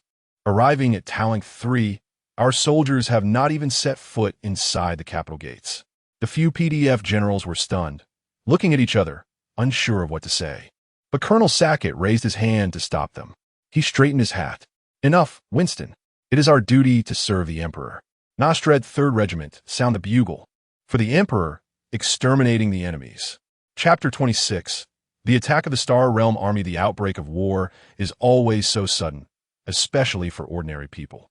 The citizens of the Empire hid in fear, taking refuge in the dark crevices of the towering nest cities, watching the Emperor's army march down the streets with their murky gazes. To be precise, They were not truly citizens of the Empire. These people living in the lower Nest were merely cogs in the vast world of the Nest City. They had lived in terrible conditions for so long, knowing the end of their brief lives from the moment they were born, from the time they grew old enough to hold tools. They had to enter factories and workshops to work, earning only a few energy bars and 6 Terra hours of rest. No one considered them important. After all, they were just tools that would automatically update every 20 years. Now, the Nostard 3rd Regiment was rapidly advancing through the lower nests. The tracks of the Laymanis tanks crushed through toxic wastewater ditches as the Emperor's warriors charged down the streets. Colonel Sackett stood atop the command tower of the Emperor's poison blade, observing the surroundings. "Colonel, we are approaching the middle nest," came a voice. "Received. Stay alert. Those damn chaos scum love to ambush," Sackett replied. "Understood." Once they entered the middle nest, the visible changes around them were significant, compared to the neglected lower nest workers. The middle nest had more decent housing and better order. Oh, and there were the PDF members who had been turned into mush, lying on the ground. Colonel Sackett looked around in confusion. Didn't he understand where the attackers had gone? Didn't they have many Astartes? Why had they not encountered any attackers yet? Suddenly, a voice rang out. "Warriors of the Empire, we come for humanity and peace, not for bloody sacrifices." Crash! The loudspeaker fell to the ground, and the Star Realm army put down their laser guns. "You are also warriors fighting for humanity. Our conflict is unnecessary. We have room to talk," shouted a political officer nearby. "Do not be deceived by the enemy's lies. We are warriors of the Emperor's loyal blades." As the Nostard 3rd Regiment broke through another line of defense, Bona frowned slightly. Numerous Astartes were ambushed on the surrounding buildings. And at the end of the main road were the Thunder Warriors. Altogether, there were nearly 400 Astartes, accompanied by 7 or 8 Thunder Warriors. This combination was lavish for an ambush against the Star Realm army. But what frustrated Bona was that such terrifying power could not muster 3 plasma weapons or 5 melta-bombs. Even the explosives were counted by the dozen. As for Terminator armor, there was none to be found. The only ones equipped lavishly were the Thunder Warriors under his command. These Astartes, who had left the Empire but were unwilling to fully side with Chaos, were poorer than the damned Chaos Astartes. Their supplies were even obtained by robbing Imperial ships. Bona began to understand why Chaos warbands loved melee combat. It was because they were all poor. He glanced at the Emperor's poison blade. Its barrel was so thick it could almost fit an Astartes inside. The Star Realm army had 1 plasma gun and a melta for every 7 or 8 soldiers. Although he was reluctant to admit it, Bona genuinely felt that these 400 Astartes might not be able to defeat this Star Realm army unit. "Abort the ambush. Everyone retreat. Dakin, take the men and come with me." After turning a corner, Colonel Sackett finally saw the attackers. A figure in a white robe stood in the middle of the road, flanked by several large Astartes. "Stop the vehicle." The Emperor's poison blade came to a steady halt, and its 10-meter-long barrel aimed at the target ahead. The gunners loaded explosive promethium rockets into the cannon's chamber, with all 11 artillery pieces trained on the target. Several Laymanis tanks rushed past, and numerous Imperial Guard soldiers also aimed their weapons at the strange enemy. Sackett squinted slightly. "Connect me to the audio system." "Yes." Accompanied by a sharp, buzzing sound, Sackett picked up the intercom. "Astartes in front, please immediately identify yourselves, or we will open fire." Bona quietly watched them. "We come for peace." "Chaos scum?" Sackett sneered. "Gunners, fire." The expected roar of artillery did not occur. "Gunners, in the name of the Emperor, fire." But at that moment, there was only silence. Sackett looked down at the interior of the poison blade, where the operators appeared to be in a daze, frozen in place. Meanwhile, the fully armed Star Realm soldiers were now lost in confusion, unresponsive despite the shouting. "I think we should be able to talk normally now," Bonus said. "Never, Chaos scum." The colonel was about to draw his sidearm to shoot, but a tremendous force surged through his hand, causing the pistol to fly into the air. Bona walked over. "You keep saying we are Chaos forces, but not even one person has been sacrificed until now. I told you we come for peace." Suddenly, a bright light appeared, and in the next moment, Bona saw an explosive weapon aimed at him. "Die-Heretic!" The political officer roared in anger. Bona looked at the political officer in annoyance. What a stubborn guy, Neil. The political officer felt a tremendous force, and in the next second, he knelt on the ground, his face contorted in pain. Bona looked back at the colonel. Colonel, I want your troops to withdraw from the Nest City. I do not wish for innocent civilians to perish in the battle. That's impossible, unless you all leave. Bona suddenly felt something. He witnessed an incredible scene. Some of the Imperial Guard soldiers who had just lost consciousness regained awareness. However, they could not control their bodies, but struggled to manipulate their hands, attempting to raise their weapons. The political officer was also shown to be under immense pressure, slowly raising the explosive weapon toward Bona with trembling hands. Bona's anger ignited. He had been trying to avoid conflict and prevent bloodshed, but why did some people not understand? In an instant, an unnameable flame appeared on the political officer. The officer screamed in agony, feeling as if every cell in his body were burning from the soul-level scorching. Voices from the Sea of Souls echoed in his ears. Give up resistance. The political officer shouted loudly, then used all his strength to aim the explosive weapon. Never. He pulled the trigger, but the explosive disintegrated into dust mid-air. Futile resistance. The political officer pulled the trigger again. The burning sensation from the Sea of Souls intensified, nearly causing him to lose consciousness. His hands lost their fear, and the explosive weapon fell to the ground. But the political officer still glared at him. Then he was knocked unconscious by a tremendous force. Chapter 27 Bona's thoughts. Bona looked at the unconscious political commissar with a complex expression. He had spared his life. He couldn't understand why this commissar insisted on such a meaningless resistance, an act that had no chance of success and would only lead to his own death. The degree of burning he had inflicted would have turned the previous dark spirit race to ashes long ago. Such a tenacious soul. As Bona observed the angry, starry soldiers, although they could not control their bodies at the moment, he knew they would not give up resisting, even with the gun pointed at their foreheads. His expression was complex, and then his gaze settled on the serious-looking colonel. Colonel, let's talk terms. Give me 3 months, and I will make you understand everything I have done. If I fail, I will withdraw from this world myself. 3 months. Sackett calculated silently in his heart. 3 months would be enough for the newly established Forge world in the Astra star system to discover the anomalies here. The current enemy was too strong. They needed to wait for the support of the Mechanicus to defeat this chaotic army. All right, I can allow our troops to temporarily withdraw from the Nest City. But I want to monitor your actions, Sackett said. Bona nodded. Okay. In the blink of an eye, he released his psychic control, and the starry soldiers returned to normal.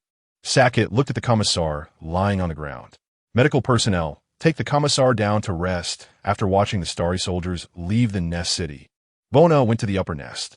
In the upper nest, Horus was strutting around in a luxurious palace, and the originally magnificent hall was now densely packed with nobles dressed in extravagant clothing. Ah, you're back. Horus stepped aside. As you said, everyone we could capture has been caught. Bona looked at these nobles. They were first startled to see him. The giant they had previously flattered was not the commander. But this seemingly ordinary person in a white robe was actually the highest authority. This person's gaze was sharp as a knife. Whenever the nobles looked at him, they felt as if their souls were being scrutinized. Bona said, I want to become the supreme existence of this planet. The nobles expressed their agreement. They didn't mind a change in leadership for the planet, and even the former planetary governor praised Bona without hesitation. What I want to do is very special and could lead to the Empire's encirclement. Some nobles fell silent, unsure of what to say, while others directly ignored Colonel Sackett, who was glaring nearby. I want to level this ugly Nest City. The nobles expressed some dissent, but they also felt that the Nest City was indeed too shabby. I will strip you of your rights and wealth, allowing the middle nest, lower nest, and even the bottom nest, and those living in desolate areas of the planet to receive what they deserve. The nobles fell silent in unison. They did not understand where this person had come from with such sudden ideas. One noble cautiously said, This, my lord, those foolish and ignorant people are not worth using. Bona replied, I know. I understand their weakness, savagery, and ignorance. I'm also aware of their selfishness, laziness, and stupidity. But millions of them are humanity, the cornerstone of human civilization. The nobles were dumbfounded, They did not understand what this person was thinking. Perhaps he had read too much. They wanted to say something, but remained silent. After all, only when this man had scars all over his head would he understand their importance. Bona's small planetary rule began. Contrary to what others thought, there were no large-scale chaotic cult sacrifices or massive conscription. Everything continued as usual. The legal department's enforcers continued their patrols. Ordinary laborers scurried around like ants, and the refuse in the bottom nest continued to kill dozens daily over scraps of food. Occasionally, Astartes would appear, beating down those who dared to resist. Meanwhile, the actual ruler of the Star region, Bona, remained in a position no one could have expected. The lower nest. He did not wear the eye-catching white robe, but instead donned filthy clothing, his face covered with dust and grease, holding a half-eaten energy bar, looking like an ordinary lower nest dweller. This appearance caused Horus not to recognize him at first, until he saw the lively eyes that differed from the lower nest people, confirming it was Bona. He walked over and sat beside Bona. "Oh, I really don't understand why you're here. Aren't you looking for trouble?" Bona handed over the energy bar to Horus, who took it with confusion. "What is this?" "Wages for a day of the lower nest people.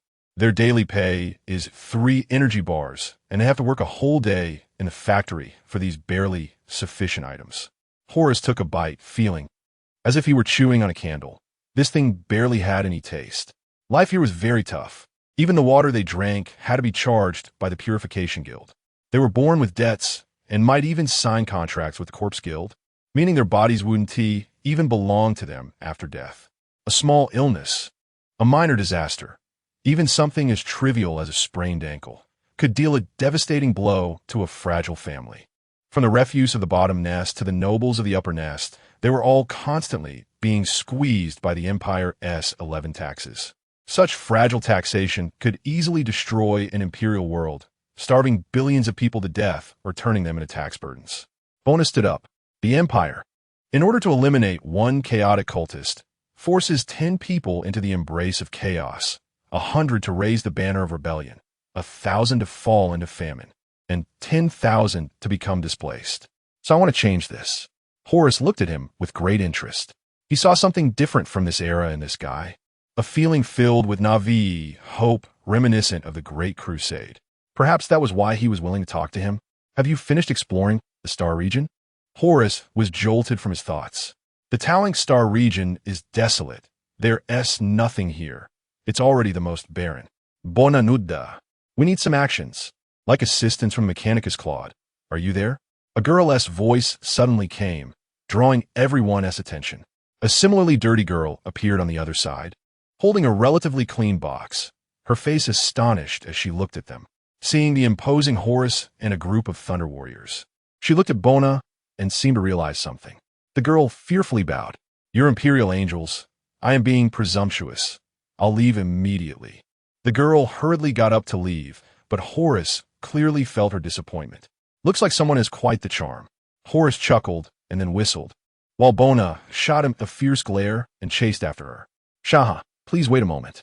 A month after the conquest of the Nest City, Bona finally began to take action. During this month, Bona had exchanged fire with the refuse in the bottom nest, tightened screws in factories in the lower nest, and prayed in churches in the middle nest, relying on the wonderful charm he exudes. Most people who come into contact with Bona often find themselves opening up to him in no time. Even those involved find it hard to believe. In the end, Bona concluded his experiential life in the Nest City. Of course, it wasn't he because of some girl confessing in a factory.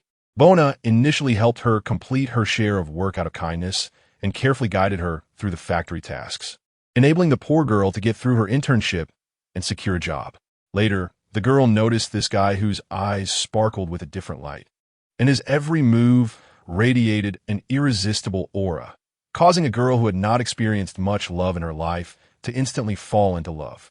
Then, the door was kicked open, and a chainsaw sword flew in, plunging straight toward Horus. "Chaos Warlord Horus, I'm going to chop you up right now, to avenge my father." Horus, however, laughed maniacally and rolled aside. "Oh, is that not right? My dear friend, who was outside comforting that poor girl at the time. I didn't expect our dear Prince Wooden to know how to deal with a crying girl." Just as Bona was about to swing the chainsaw sword and chop Horus to pieces, he saw everyone present. There sat General Spire, Judge Auret, Captain Dakin, Colonel Sackett, and several chapter leaders, all looking at Bona with complicated expressions. Bona felt a headache. He was just a little late, and Horus had already stirred up such a mess. He slammed the chainsaw sword onto the table and sighed deeply. If possible, he should have struck harder when he was chopping at Horus back then. I have gathered you all today mainly for some matters. He placed a simple book on the table, which was boldly titled Human Codex. This is my reflection over the past month. Although it has some flaws, I believe it contains what we need to do. Auret frowned slightly as she picked up the book. Upon opening it, she saw the first line of the Codex. Every person is born with the right to live in this world. No one, no organization shall easily deprive others of their lives. In an instant, Auret felt unable to hold herself together. She thought the prince seemed to be living in a dream, as this viewpoint was too naive and childish. Meanwhile, Bona continued to speak about his plans. After flattening the Nest City, the other inhabitants of the Nest City would be relocated to other desolate worlds for reclamation, with the goal of establishing these desolate worlds into initial immigration worlds within 10 years. This plan would require the assistance of the Mechanicus. At the same time, we also need to undertake the reconstruction of the ecosystem and the welfare of the social system. Every citizen of the Empire should be able to realize their value, rather than being treated as livestock by the whims of nobles and bureaucrats. We must completely eradicate the soil in which rebellion and cults exist. Starting from Talent 3, we will bring one human world after another back on track. Listening to Bona's grand plan, the expressions of those present varied. Some, like Auret, felt that Bona was rather naive, while others, like Captain Spire, remained silent. Only Captain Dakin mindlessly supported him, clapping wildly. Captain Spire gently cleared his throat. So, may I ask how we are to achieve this grand plan? This will require my collaboration with the Mechanicus, as well as regarding the reconstruction of the Legion. Bona then took out a piece of parchment and placed it on the table. This is the Legion War Codex I have drafted. It is currently just a draft. Would you like to take a look? Captain Dakin raised his eyebrows and took the Legion War Codex, reading it. 1. Astartes are a part of humanity, the most resolute in will, the bravest in spirit, and the most meticulous in thought among humans. They are humanity's strongest shield and are not above humanity. 2. Astartes have the duty to protect every citizen of the Empire. Any deliberate sacrifice of Imperial citizens to achieve tactical goals, while Astartes still possess sufficient strength in tactical actions, will be punished. 3. Astartes directly follow the command of the Department of Military Affairs and are not subject to the jurisdiction of other agencies or individuals, being equal to other ordinary human military units. After circulating the document, there were no voices of dissent, but the expressions varied. The chapter leaders of each warband had different expressions, but most were dissatisfied, as this war codex struck a blow at the Astartes. It is known that Astartes, as superhumans with dual hearts and 3 lungs, inevitably develop a sense of superiority over mortals due to their powerful bodies. This was also one of the significant reasons for the Horus heresy. The absence of Astartes' seats in the Terran Council led to dissatisfaction among these highly decorated warriors. Now, this war codex directly ripped off the mask, kicking the elevated Astartes down to the same level as the Astra Militarum. However, General Spire and Colonel Sackett were quite surprised by the straightforwardness of this war codex, as it meant that if the codex were successfully implemented, Bona's forces would become more efficient than the Imperial war machine. It's known that while the Imperial military force is vast, it is also slow. One major reason for this is the complex intertwining of military powers. The Astra Militarum is an independent force. The Imperial Navy is another independent force. The Astartes chapter is yet another independent force. And the Mechanicus is also an independent force. To launch a major expedition, one must slowly request each force, then wait for replies, and notify the representatives of each force to discuss how to act. After such operations, combined with the decaying and slow efficiency of the Empire, the soldiers at the front may have already perished before reinforcements arrive. This approach, which directly crushes the Astartes' little pride and forcibly integrates them into the war machine, will undoubtedly improve the efficiency of the war machine. Nearby, Horus was feeling triumphant. Guess who drafted this war codex? As the mastermind behind the Horus heresy, Horus knew better than anyone how he had once manipulated the 9 legions to initiate a great rebellion. Next, I will seek the assistance of the Mechanicus to help us build a base. During my absence, I hope that Judge Auret and Horus will act as representatives. And I hope you two can complete the construction tasks based on the actual situation. Of course. Chapter 29. The Forging World of Asternak XXXXXXXXX. Trader Bona quietly looked at the person in front of him. He was still very young, with a hint of innocence and naivety on his face, along with an indescribable aura. That person was also wearing a white robe, with eyes identical to Bona's own. "You are a traitor," he said. "No, I'm not," Bona quietly replied. "You are," he insisted. "Horus is not the greatest traitor. We both know that you are the greatest traitor. Traitor Bona, the first person to incite a great rebellion, the one fooled by the 4 gods. Even 10,000 years later, the human empire has not escaped the shadow of the great rebellion, becoming the very thing you most despise. It was you who destroyed your father's dream." Bona did not refute. He simply gazed at the person before him. The boy continued speaking. "You personally killed Uncle Malik, who raised you and died trying to awaken you. You also drove Grandfather Mikado to his death. He worked his entire life for humanity, without even a moment's rest. You further destroyed your father's dream, and he still sits on that torture device enduring endless pain, while you casually rest here as if nothing happened. For 10,000 years, countless humans in the galaxy have died because of your actions. You are a traitor." More and more black shadows appeared behind the boy, all echoing in unison. "You are a traitor. You are a traitor. Your Highness. Your Highness." Bona awoke from his sleep, the world before him blurry. After a moment, he recognized the anxious face of Captain Dakin. "Your Highness, please forgive my boldness. I saw you in pain just now, which is why I woke you." "It's fine." Bona rubbed his temples and stood up with a heavy body. "Your Highness, we are still some distance from the Asternak star system. You have only rested for less than 3 Terra standard hours. Do you need to rest a little longer?" "No need, I can't sleep." "Where's Sage Moccasin?" "Sage Moccasin is currently in his own room." "Good." Bona prepared to put on his clothes and happened to see his reflection in the mirror. He noticed a large, horrifying scar on his chest, and his black eyes were staring back at him. Suddenly, the reflection spoke. "You are a traitor."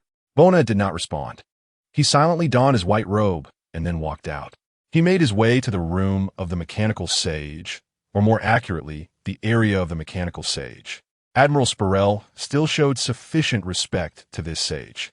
Even though his troops were lost and his ship destroyed, he was still a mechanical sage, not one of those nearly exiled mechanical priests in the army. "Sage, are you there?" Bona stopped outside, waiting quietly for a response. But after a long time, there was no reaction. "Sage? Then I will come in." Upon entering, he saw a mountain of manuscript papers covered with dense formulas. Bona cautiously walked past the papers and noticed thick black smoke billowing from within the room. Did he run in here to mess with his strange invention? "Sage?" As soon as he entered, Bona saw a massive mechanical creature. Well, not a creature.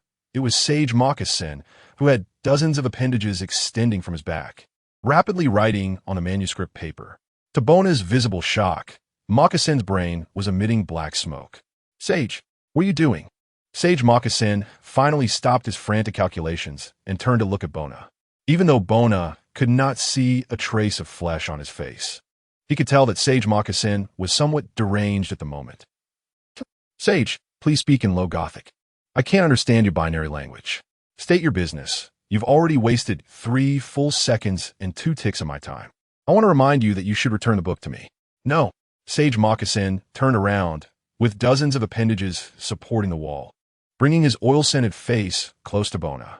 He examined Bona with a single lens detector. "This book is a supreme treasure. It is worth an entire fleet sacrificing their lives for it. I cannot easily return it to you, but its origins may not be so good. It might not be of much benefit to you." Sage Moccasin assessed Bona, instantly calculating everything. In an instant, the sage understood Bona's implicit meaning. "It can be returned to you, but I need to retain it for about 5 Terra days." "Fine, but I hope, Sage, you will stand on my side then." Sage Moccassin's observatory device slightly moved. Of course, this is part of our contract. However, I must remind you that the probability of the local supervising Sage agreeing is less than 7. 18461. All right, Sage, that's something I will have to consider. The Justice Guardian soon arrived at the Mandeville Point, emerging from the subspace. The Astra star system, a newly established forging world 50 years ago. A massive smelting factory was located at the planet's north pole, utilizing the magma beneath the crust to provide a continuous source of heat. Centered around the Great Smelting Factory, transfer stations and large open-pit mining sites began to spread across the planet.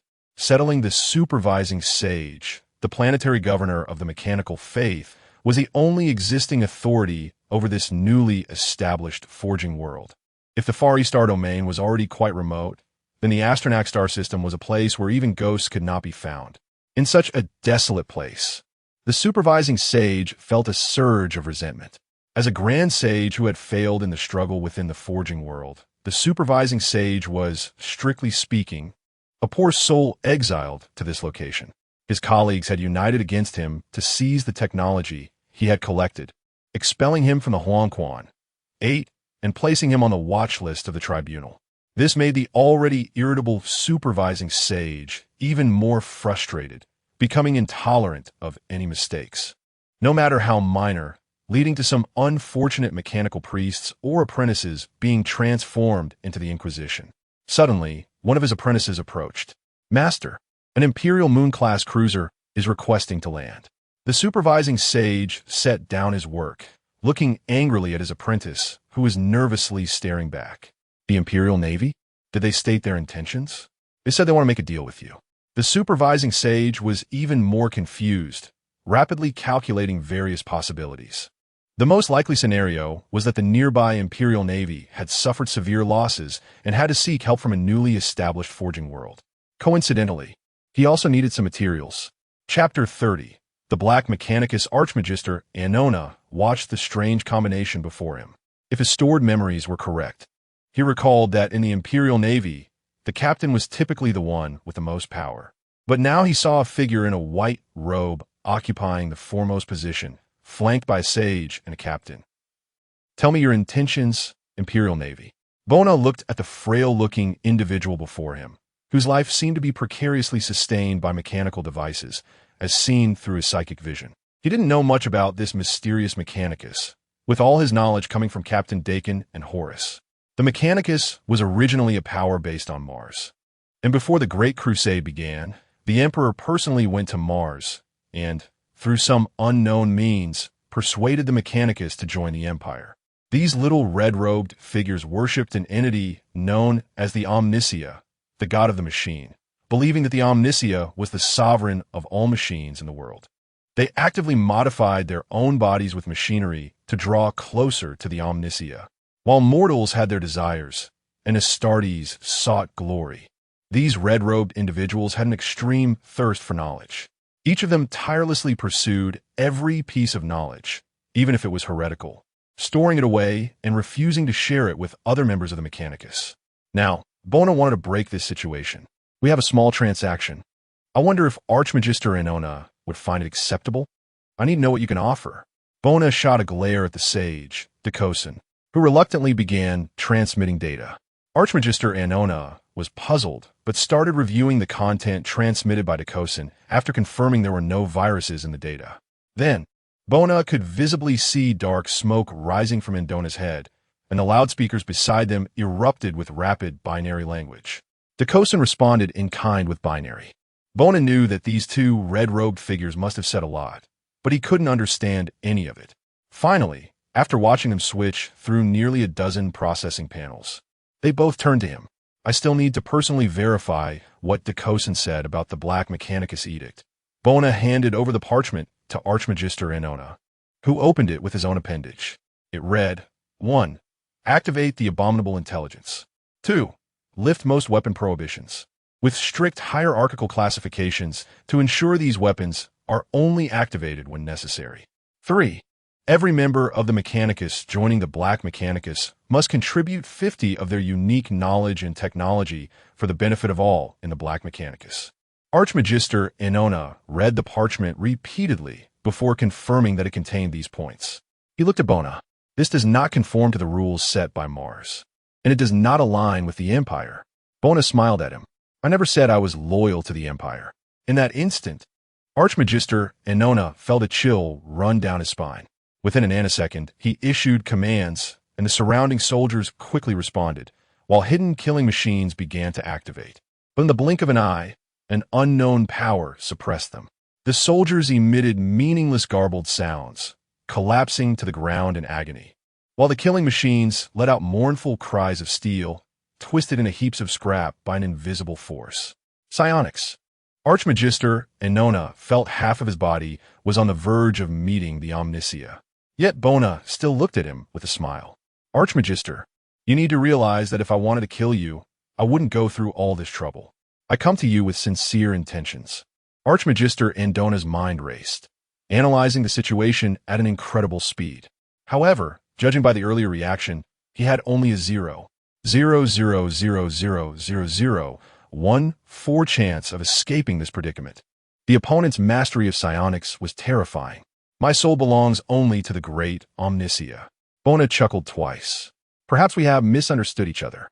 I'm not trying to lure you into the embrace of the warp demons. I simply want to crush this decaying empire, nothing more. I do not seek to become the servant of the gods of the warp. Archmagister Indona's processors were overheating. 2 had just burned out, and his operating speed was sluggish. What if I still refuse? Bona's smile remained warm, but his words were cold, reminding Inona of days long past when he could still feel the chill. I will kill you, then find your apprentice. If your apprentice refuses, I will kill him too and move on to the next target until everyone is dead. If you all are so unwilling to yield, I will have Dekosin take over here. Bona stood up, gazing out the window at the massive machines operating below. With countless machines and slave workers busy at work, humanity now faced increasingly powerful enemies, yet nearly everyone remained unchanged from 10,000 years ago. Oh no, that's not right. I misspoke. Humanity is in a worse state than it was 10,000 years ago. Archmagister Inona, perhaps you have never witnessed the grandeur of the Great Crusade era and cannot comprehend its brilliance. Humanity today is utterly pathetic. I no longer care about any damned prohibitions. I do not care whether the abominable intelligence will provoke a second Iron War. I care even less whether dangerous weapons might shatter the galaxy.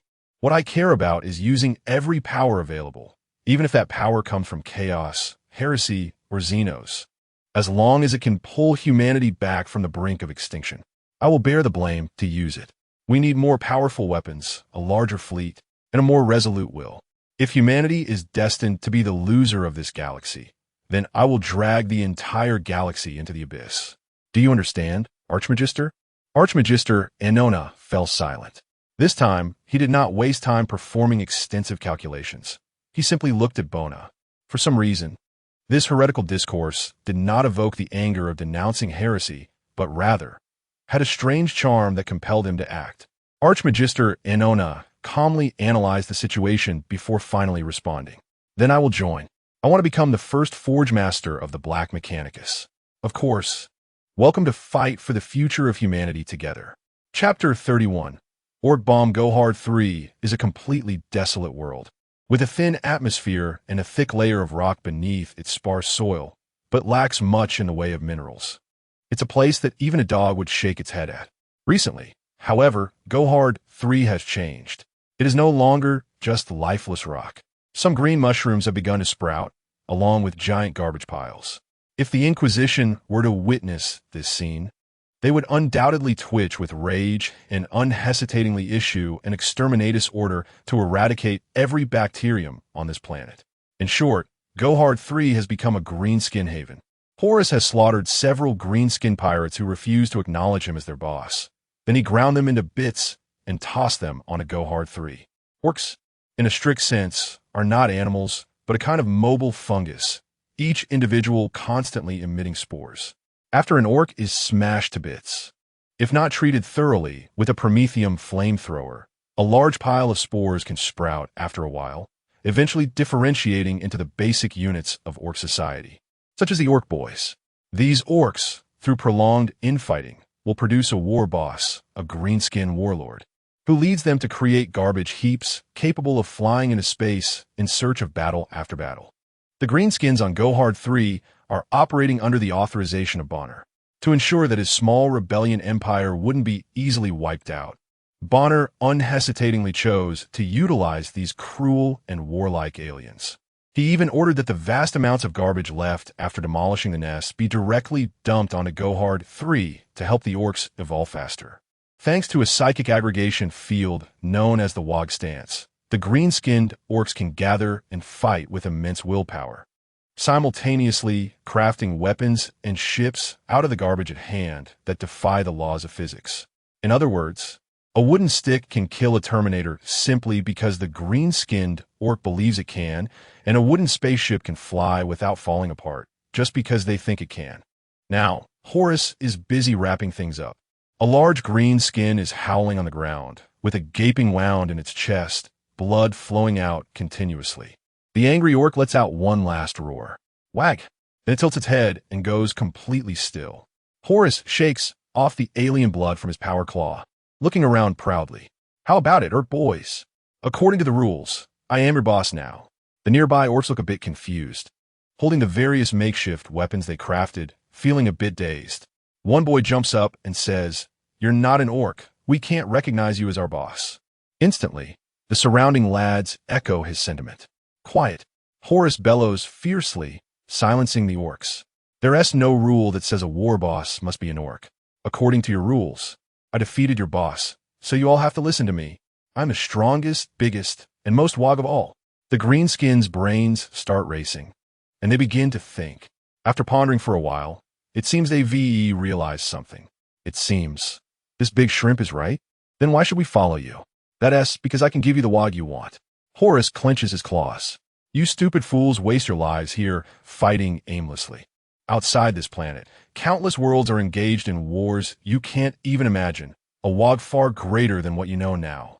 My boss is the Emperor, the strongest and most wog leader in this galaxy, and every day, billions of his boys are wog ing. If you want to join this super wog party, you better listen to me now. Then, behind Horus, several massive screens set up by the Mechanicus display images based on Horus' narration. Giant warships are firing at each other in the void, battling, jumping in, and the Imperial Aquila is visibly smashing into an orc giant face, nearly bursting their brains out. When all the greenskins see a cruiser accelerate and collide with a destroyer, causing it to explode in a dazzling firework in space. This group of unworldly greenskins erupts into excitement. On the ground, many human cans and orcs are fighting, massive titans and ancient machines exchanging fire from hundreds of kilometers away, which thrills many greenskins. Then comes the super explosive, super wog figure, whose body is as large as a house, equipped with immense cannons and impressive tusks. Oh my, such a powerful and wog greenskin boss. They've never seen anything like it. My goodness, that guy's so big, so wog. The greenskins exclaim, and many orcs want to join this giant in wog ing. But then a towering figure flashes by. They see a human giant radiating golden light, who cleaves the wog figure in half with a sword. The greenskins fall silent. Suddenly, the wog sounds on Gohard 3 cease. The orc boys feel that staying on this planet is no longer appealing. Even the previously entertaining greenskin melee seems boring now, akin to playing house with little boys. Horus looks at the dumbfounded greenskins and nods in satisfaction. Now we're going to launch a massive wog. We will only take the toughest and fiercest lads. The rest of you pathetic weaklings stay out and don't embarrass yourselves.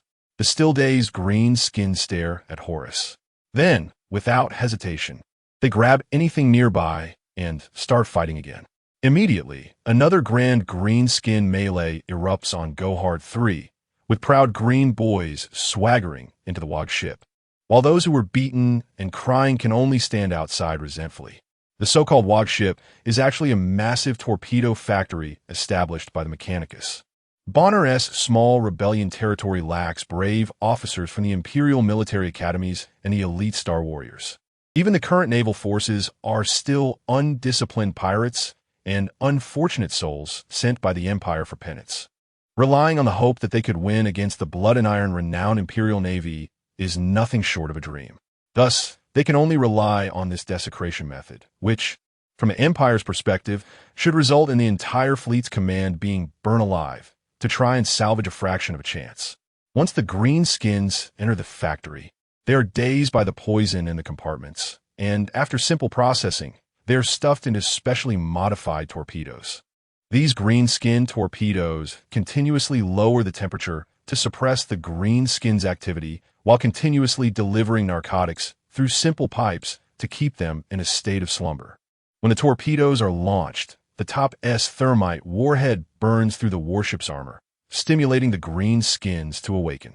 This green skin torpedo is precisely prepared for the potential naval conflicts to come, knowing that their fleet's firepower and discipline are no match for the powerful Imperial Navy. They resort to jumping tactics. As long as the Imperial Navy's firepower is not strong enough to quickly destroy the fleet led by Spire, the battleships filled with green-skinned, jump-pack torpedoes are enough for the Imperial Navy to handle. In addition, there are also similar green-skinned airdrop pods, green-skinned giant rocks, and a series of blasphemous gadgets, essentially using the green skins as living bombs. Chapter 32, the new Astartes project, the reconstruction of the Astartes legions, is progressing smoothly. As for the progress, new folder, JPG. Recently, Bonner has been busy conducting gene modification surgeries for the Astartes. Cultivating a qualified space marine requires starting from childhood. Typically, the chapter selects children aged 8 to 14 as candidates for gene warriors. After undergoing 19 gene modification surgeries passed down from the Emperor, an ordinary human can be transformed into a demigod with 2 hearts and 3 lungs. One major reason for the limitation on the number of Astartes is the absence of an important organ known as the gene seed. Each candidate is implanted with a gene seed, a small organ filled with essential genes that is the most crucial element for the Astartes chapter, containing the battle experiences of predecessors to help the Astartes quickly become competent warriors. Each Astartes will generate another gene seed upon reaching adulthood, enabling reproduction. But it's too slow.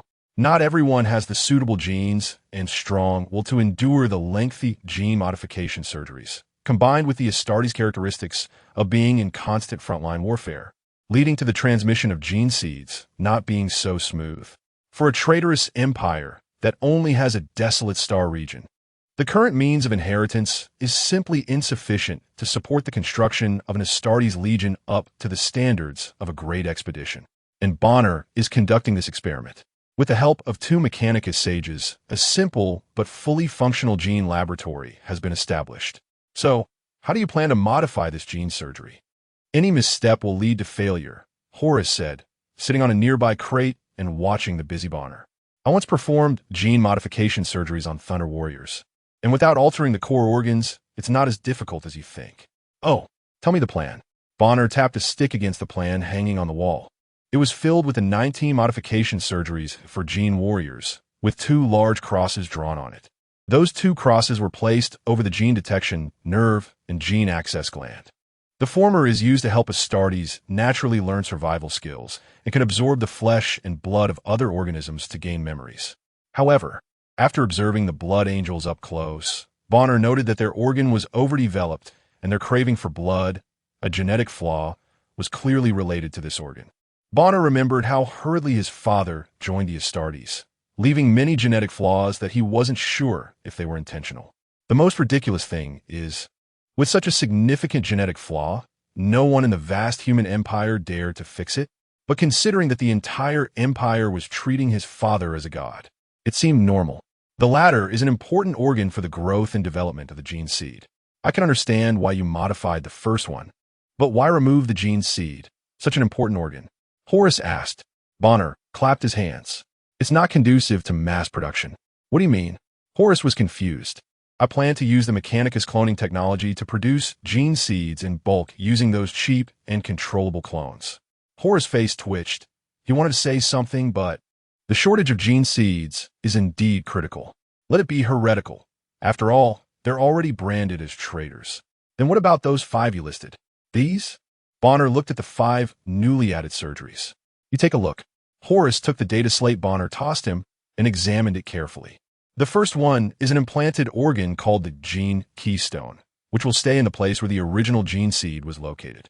Essentially, it is a genetic extract from the Thunder Warriors, and after 10,000 years of iteration, the Thunder Warriors who underwent gene modification are now the most genetically stable batch of superhuman warriors, with few subspace mutations and a great ability to overcome gene conflicts, thus improving the success rate of modification surgeries. Its good subspace resistance not only enhances corruption difficulty, but also serves as the theoretical foundation for the success of the latter four organs. The second is called the Bone of War, which will replace the original Astartes marrow, significantly enhancing the Astartes hematopoietic function while releasing large amounts of excitatory hormones during combat. The third is called the Tree of Tranquility, which will be placed at the Astartes waist, activating and enhancing the stem cells in their kidneys, granting the Astartes starfish-like regeneration abilities, allowing for limb regeneration and even eternal youth. The fourth is called the Essence of Humanity, which aims to liberate the overly suppressed emotional brain cells of the Astartes, allowing them to better perceive the emotions of mortals rather than being mere instruments of slaughter. The fifth is called the Minority, located between the cerebellum, enabling the Astartes to learn to see the duality of things in a short time and think from multiple perspectives, thereby allowing them to learn more comprehensive and rational problem solving. But Horus frowned. The latter four clearly bear the marks of those four subspace gods. How dare Bonner use them directly? Where did those four come from? From myself. What? What did you do that? I wasn't aware of it, Horus exclaimed in surprise. Bonner rolled his eyes at him. He then picked up a plasma gun and shot his left palm. In an instant, flesh was shattered and bone was exposed. Yet, in the blink of an eye, the entire disappeared left palm grew back at an astonishing speed, shedding the necrotic tissue and forming new skin. In an instant, it looked just like before. Horus stood there with his mouth agape, momentarily at a loss for words. If there's nothing else, don't disturb me. If you're bored, go check on Multicos and see how those two sages are doing. Watching Bonner busy at the lab table, Horus wanted to say something, but couldn't find the words. He felt that Bonner was becoming more and more like his father, loving everyone but cruel to all, even to himself. Get some rest and take care of your health. Horus didn't know why he said that, and he walked out. Meanwhile, Bonner, busy inside, looked puzzled at Horus' retreating figure. What got into him? Bonner felt that Horus was becoming increasingly noisy and was considering whether to help Horus find a few of his brothers to chat with. But who has a good relationship with Horus? He could only remember Robert Gilliman. It wasn't until he felt a cold sensation in his hand that Bonner noticed he had spilled the reagent. He frowned slightly and sighed helplessly. Time to redo it. Chapter 33. The despicable person Kozelian is nothing but trash in the undernest. He grew up in the undernest without parents. As he came down in a huge pipeline with a massive garbage when he was an infant, he is a true garbage collector. The White Steel Gang took them in, and this gang arranged for an old man named Old Rotten Teeth to take care of the baby. Kozelian's name was taken from a garbage packaging box that Old Rotten Teeth saw. He thought it was a good name, so Kozelian became Kozelian. Old Rotten Teeth carried the poor Kozelian around the garbage mountains of the undernest, and by the time he grew up, the emaciated Kozelian could quickly discern valuable items in the trash. His greatest joy was when the garbage dumped from above contained a little food. His happiest moment was probably on his 13th birthday, which seemed to be a day called the Emperor's Ascension Festival. Kozelian didn't know who the Emperor was. Maybe he was a powerful leader of a nest. That day, a lot of uneaten food was dumped down the pipeline, causing the garbage collectors in the undernest to scramble for it. Kozelian, using his small body, managed to grab half a power bar for Old Rotten Teeth, and they shared it, taking turns to eat. During the days when dumping garbage was prohibited, Kozelian had to rummage through discarded items aimlessly, finding some books he really liked, filled with illustrations. Kozelian loved reading. No one taught him to read, so he looked at the pictures one by one, and with his astonishing talent, he became one of the few literate people in the undernest. However, being literate was of little use, especially for Old Rotten Teeth, who was gravely ill. During this time, Old Rotten Teeth fell to the ground, and Kozelian desperately searched through the trash, trying to gather enough batteries to buy some medicine. He even risked climbing nearly 200 meters up the pipeline into the lower nest to dig through the garbage. Today, Kozelian quietly returned to his dwelling. If this large iron could be considered a dwelling. He stealthily entered the shed, but the next second, he heard a violent shout. "You little brat, how dare you come to collect debts?" His head felt like it had taken a heavy blow, and the next moment, Kozelian found himself on the ground, followed by punches and kicks. Several gang members kicked him viciously and then held him down, snatching away the piece of metal with a digital display that Kozelian had painstakingly collected. "That S worth a lot. It could be exchanged for a bottle of water." "No, give it back, that S mine." "Yours?" "No, it's ours from the Bloodtooth gang." The leader looked smugly at the digital panel. "You little brat, have you been digging through the lower nest for garbage recently? I was wondering why you suddenly had money to buy medicine." "That S for my father's medicine." "Your father? That old dying man needs medicine." "Today, S, just the interest. I'll come to collect again in 3 days." The smug gangsters turned to leave, and then the leader crashed headfirst into a steel plate. "Which bastard?" Following the steel plate upward, the leader saw a huge iron can that was nearly twice his height. The gangsters were stunned. At this moment, a voice came from the side. "Which one of you is Kozelian?" Bona read the name, and after a while, he recognized what this crooked name was. Suddenly, everyone looked at the beaten-up guy lying on the ground. Bona frowned and gently walked over to help Kozelian up. "Excuse me, are you Kozelian?" The boy in front of him, covered in blood, was momentarily stunned. He had never seen such a white outfit. He must be from the upper nest. Then, an overwhelming fear surged in his heart. He crawled up in a hurry and began to bow frantically. "I'm sorry, I'm sorry. I didn't mean to steal garbage. I thought nobody wanted the trash there. I just wanted some garbage to treat my father. I promise I'll pay it back. Please don't throw my father out." Bona's expression was complex. With a glance, he signaled, and the Thunder Warriors directly covered the mouths of the gang members and dragged them away. He looked at Kozelian, who had just been frantic, and gradually calmed down. "Don't be afraid. I just want to ask you a question." Kozelian replied, somewhat scared. "About 42 days ago, did you take an exam?" Kozelian remembered. Previously, when he was digging through garbage in the lower nest, he encountered a law enforcement officer and panically fled into a place. There were many people there, and they said they were going to take an exam.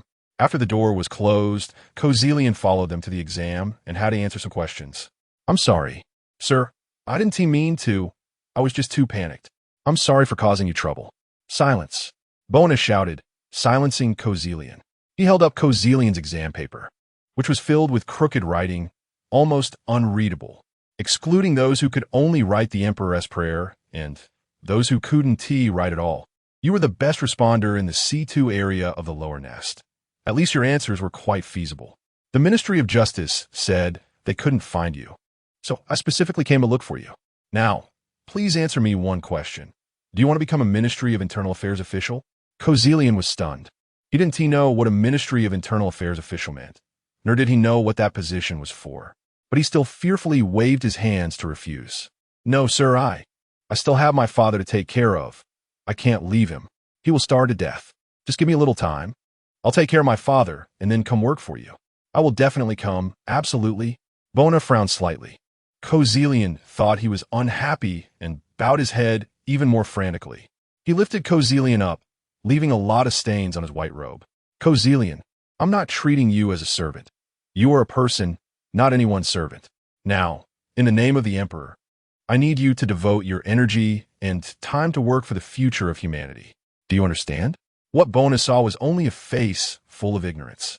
The undernest dwellers yet again refreshed Bona's expectations of the ignorance of the imperial people. "All right, Kozelian, now go to work for me. Your reward will be about 10 power bars each day." Instantly, Kozelian's eyes sparkled. "Okay, sir, I will definitely work hard for you." He then knelt down to kiss Bona's shoes, but was pulled up abruptly. "All right, now come with us." Chapter 34. The Talink Star Sector Autonomous Government of the Thunder Eagle Empire has officially been established as of yesterday.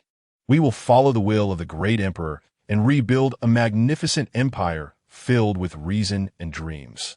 We will rescue humanity from ignorance and chaos. The massive sound system broadcast the latest news in a powerful tone, spreading the news of Talink's independence throughout the entire star sector. Although the broadcast does not reach the entirety of the Far East Star domain, the Empire knows that this broadcast was inevitable. Now, the flag hanging over the Talent planet is no longer the Imperial Double Eagle flag, but a soaring eagle, with its left claw grasping a lightning bolt and its right claw holding a sharp sword. This emblem comes from the Thunder Eagle flag used by the Emperor during the unified era of Terra. And Bana adopted this flag to recreate the glory of the Great Expedition era of the Empire. Colonel Sackott of the Norstead 3rd Regiment is watching the rising cities in the distance with a serious expression. The massive hive city has now been toppled by the heavy machinery of the Mechanicus, peeled away layer by layer like a local wild plant.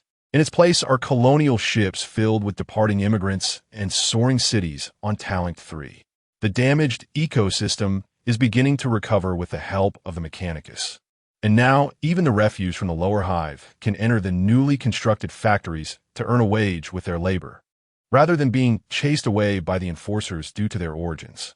This newly established Talent Star Sector autonomous government is not merely a plaything for the upper-class nobles as people might think.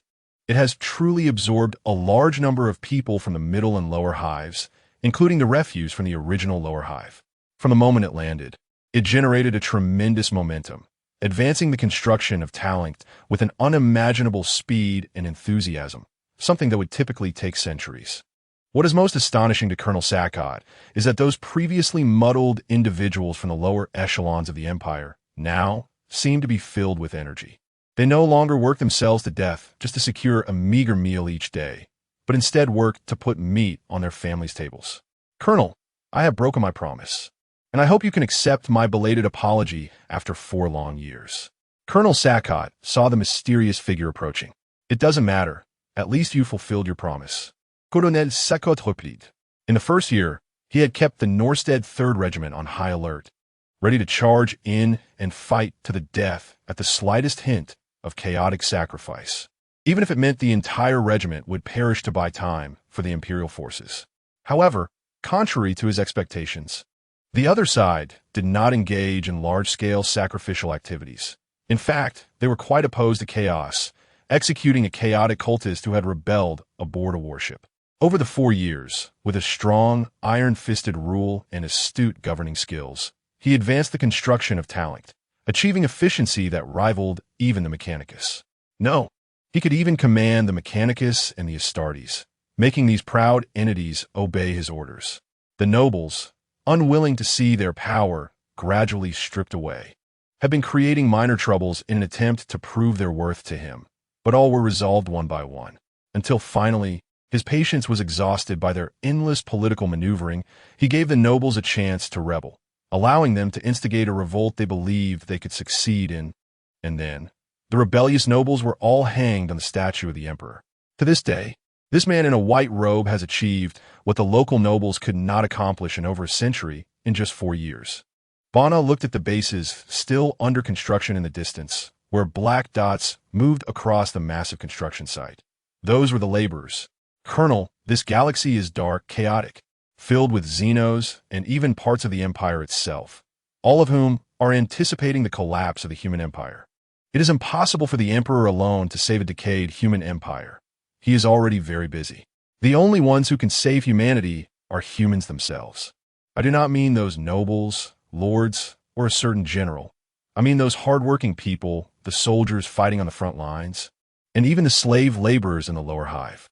If they all become utterly hopeless about the human empire, they would probably prefer to surrender to the embrace of chaotic demons rather than endure the already hellish human empire. It would only be a matter of time before humanity is doomed. Bana extended his hand, pointing at the distant wilderness. The sun had set, and darkness began to envelop the land. In the distance, light points appeared one after another in the fields. They were submerged in darkness but still existed. I have given them the dignity of being human and the right to pursue happiness. And they will erupt with unprecedented passion and defend all of this with an unparalleled drive. Bana turned to look at the colonel. I have formed an army called the Dawn Army, meaning to bring the light of hope to the suffering masses of the Empire, using this insignificant glimmer to fight for the future of humanity. So, Colonel Sackott, I need your experience and knowledge to help Talent build an army that can restore the glory of humanity, a daring and fighting army. This road is dangerous. Our enemies include not only the ancient Xenos and extremely dangerous heretics, but also threats from the very empire you are loyal to. But are you still willing to strive for the future we hope for? Colonel Sackott remained silent for a long time, then sighed deeply. He removed the imperial badge from his chest and looked at the man before him with a serious expression. I will do my utmost to build a powerful legion in my limited time. Bana smiled and shook his hand. Welcome, Colonel. Chapter 35. Shipbuilding plan recently. It has been a very tense time for Horus. The 16th Legion he is rebuilding is about to undergo the gene seed implantation procedure. After 4 years of construction, the group of Astartes candidates chosen by Horus has reached the age for gene seed implantation. This group of candidates has been meticulously selected by Horus, whose criteria were not based on class, but on individual merit. He did not want the Emperor's fanatics. Seeing them always reminded Horus of his brother Lorder. He also did not want those with a bloody past, especially the scum from the underbelly, as Horus felt their methods were too brutal. Instead, he chose a group of seemingly ordinary individuals. Many of those Horus found were scavengers from the wilderness who couldn't even enter the underbelly. He believed that the scavengers' traits of being adaptable, resilient, and cunning were very much in line with the Luna Wolves he had led in the past. The Gene Cornerstone, composed of gene extract from Thunder Warriors, has so far proven to be very successful, greatly increasing the candidate success rate, which surprised Horus significantly. The subsequent 4 additional surgeries did not result in the large-scale subspace mutations Horus had anticipated. And as for the outcome, whether these Astartes would be more easily drawn into the embrace of chaos, Horus was uncertain, but it looked promising for now. If the 5 additional surgeries implanted by Boner were already enough to make Horus uneasy, the gene seeds to be implanted next were even more significant. Because these things came from the Black Legion, the gene seeds are essentially a mix of a genetic virus and specific hormones. The key to transforming a mortal into an Astartes, a product made from gene templates collected by the Emperor 10,000 years ago. Perhaps there are still loyalists of the 16th Legion alive, but Horus currently cannot find them, let alone the fact that any loyalists he might find would likely fight him desperately with their lives on the line. If Boner's 5 additional surgeries might have subspace effects, then these gene seeds undoubtedly have subspace effects. For this reason, Horus kneels before the Emperor's statue every day to pray. However, he refuses to pray with the imperial sacred text written by that charlatan Lorder, only kneeling before the statue with his hands clasped and mumbling a prayer he thought of on the spot. Finally, when the day arrives, Horus stands nervously at the door. "My lord, you need not be anxious. We can get through this." The young man before him is Nerif, the son of a hunter, one of the candidates Horus is currently optimistic about. Horus frowns as he looks at the spirited young man, recalling many things. But he quickly shakes off the memories and smiles. "Come on, kid. I believe you can do it." "Yes, my lord," Nerif replies, appearing very excited. Horus watches as Nerif walks inside. A pharmacist from a traitor warband will implant the gene seeds for all candidates. Horus has personally investigated. That warband was sent by the Empire for a redemption expedition and still maintains the Emperor's faith without falling into the embrace of chaos, making them quite reliable. Now, he can only hope that everything goes smoothly. Meanwhile, Boner is discussing matters with the Adeptus Mechanicus Grand Sage, Andin. "What we need is output. With this little output, we can't even muster a fleet with complete combat capabilities." The Grand Sage, equipped with additional storage devices, appears quite irritable, foolish. "It is essential to maintain the necessary respect for the great Omnicia. I have simplified the production process as much as possible, but the necessary rites and blessings are indispensable. Only then will the great Omnicia bestow his glory." Boner is overwhelmed by the conversation. Currently, the greatest problem facing the ravenous empire is the frustrating ship production speed. The Grand Sage insists on his sacred blessing rituals and adheres to his incomprehensible tenets. Relying on the abominable intelligence to construct the Starship factory, due to scale and raw material limitations, they can only build cruisers, such as the Gothic-class and Tyrant-class cruisers. The original construction speed could be quite fast. According to Boner's calculations, they could launch a batch of cruisers in as little as 5 years. However, The Mechanicus' stubborn insistence on conducting rituals and various baffling methods has greatly slowed progress. Although the construction speed, with the help of the abominable intelligence, is already a significant improvement compared to ordinary Mechanicus shipyards, Boner feels it is far from sufficient. He can foresee that, in the near future, boundless fear will spread from the eye of fear, completely tearing apart the already shaky empire. Although Boner also wants to tear the empire apart, he desires a conquest that leaves behind only reason and prosperity, not the flames and blood left behind by the Black Legion. Therefore, he now has to help the empire survive this crisis, which requires a sufficiently strong fleet and legions. Boner sighs helplessly. Now, let's start the construction of Chaos warships, prioritizing the Hellfire and Butcher classes. The Grand Sage simply stares at Boner, making strange noises. I lack the knowledge for this type of construction. All right, Boner realizes he is asking for that book again. Grand Sage, I need enough ships, and I am well aware of the expected construction speed for this type of vessel, Boner says, staring at the Grand Sage. Currently, most of the Chaos Fleet's warships are new designs created during the latter part of the Great Crusade to quickly supply the actions of various legions. The time and material costs for their construction are not as extreme as those of traditional Imperial warships, but what they sacrifice is relatively weak armor and a lack of close combat firepower, which is why the Chaos Fleet is easily overwhelmed by Astartes' chapters skilled in melee combat. The Grand Sage suddenly snatches the book away, and Boner feels as if he sees non-existent eyes shining with light. Of course, this type will be completed faster. Do you need a demon engine? Boner looks at the Grand Sage in surprise.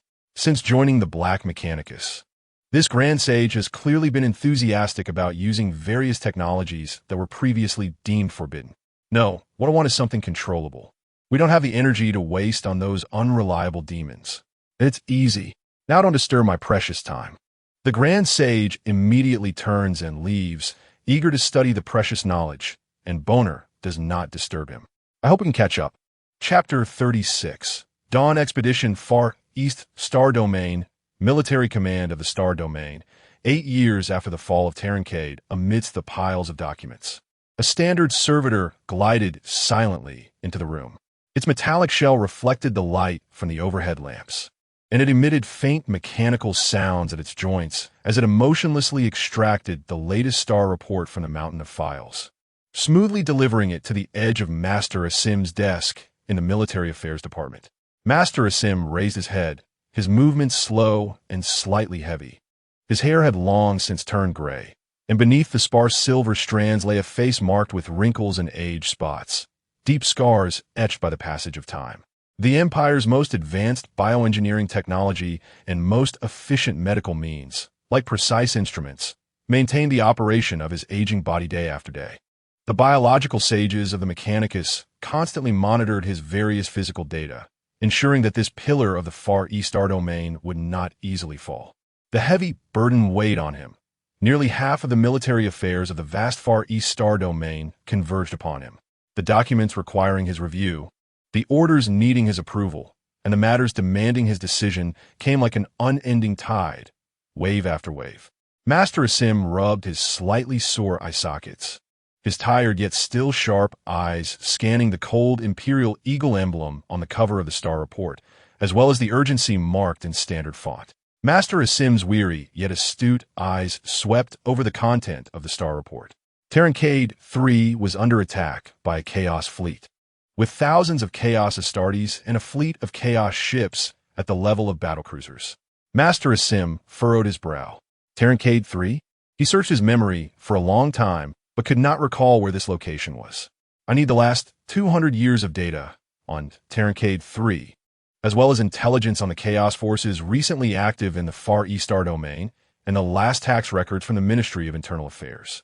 A military affairs aide immediately began searching through the vast archives. Before long, the relevant information was delivered. With the aide's assistance, Master Asim quickly learned about Terrancade 3. Terrancade 3. An imperial frontier world. Population 1,823 billion. Taxation 3rd tier intermediate, applicable to newly colonized frontier worlds. According to data from a century ago, Terrancade was a world relatively suitable for human habitation. possessing 3 moons and approximately 23 tera-hours of daylight each day, along with a certain amount of mineral resources. There were some harmless xenos present, suspected to have domestication value. However, due to its remoteness and the lack of illumination from the light of Terra, Terrancade had not been inhabited for a long time. In recent millennia, due to the Black Crusade, some people had fled to the Far East star domain. Based on Master Asim's estimates, the current population of Terrancade may have reached around 3 billion. But Master Asim still did not understand why nearly 1,000 Astartes would attack this desolate place. Even if they sacrificed all the inhabitants to summon demons, there would be no valuable targets for attack. The most reasonable speculation was that the astropathic communication had made an error, misreporting the scale of the Chaos Warband's attack. And it was likely just a penniless Chaos Warband that had come out to raid a world for some resources. Just as Master Asim was preparing to place Terrancade 3 on the endless list of punitive strikes, he noticed an attached message. The current empire had completely violated the Emperor's will. We will. A bright future calling a deity is the utmost blasphemy. This star report came from a trading rogue. These brave individuals who drifted outside the empire always seemed to appear in various places. This particular report contained broadcast content from Terrancade 3. Asim frowned, and then he thought of the most reasonable scenario. The Chaos Warbands were attempting to corrupt Terrancade 3 and use it as a base to launch an attack on the entire Far East star domain. A considerable portion of the forces in the Far East star domain had already been diverted to confront the Chaos threat, and the entire region was on the brink of eruption. If the Chaos were allowed to develop this base, it would pose a significant problem for the entire Far East star domain, burning through the whole sector like a raging fire. Master Asim removed Terrancade from the punitive strike list and placed it on the urgent strike list, with the orders from the Military Affairs Department. The vast and decaying machinery of the human empire began to move, dispatching its forces from the remote star domain. More than a dozen Astra Militarum regiments were summoned. A fleet of the Imperial Navy began to assemble, and 3 Astartes battle companies were ordered to conduct the attack. This process would likely take over a decade, as the Astra Militarum needed to be summoned and trained before they could be effective. The Imperial Navy had to withdraw enough fleets from their endless patrols, and the Astartes battle companies also needed sufficient free time. Ultimately, 30 years after Terrancade 3 sent out a distress signal, the Imperial reinforcement forces would hurriedly arrive. Of course, if nothing unexpected happened, Terrancade 3, a fleet was gathering. This fleet was composed of a complicated mix: Imperial traders, marauding pirates, and a newly formed navy that had just acquired new warships. The types of warships were indescribable, ranging from those with typical boot-shaped bows of Imperial ships, to the Mechanicus fleet adorned with gigantic mechanical skull patterns and chaos vessels resembling large blades.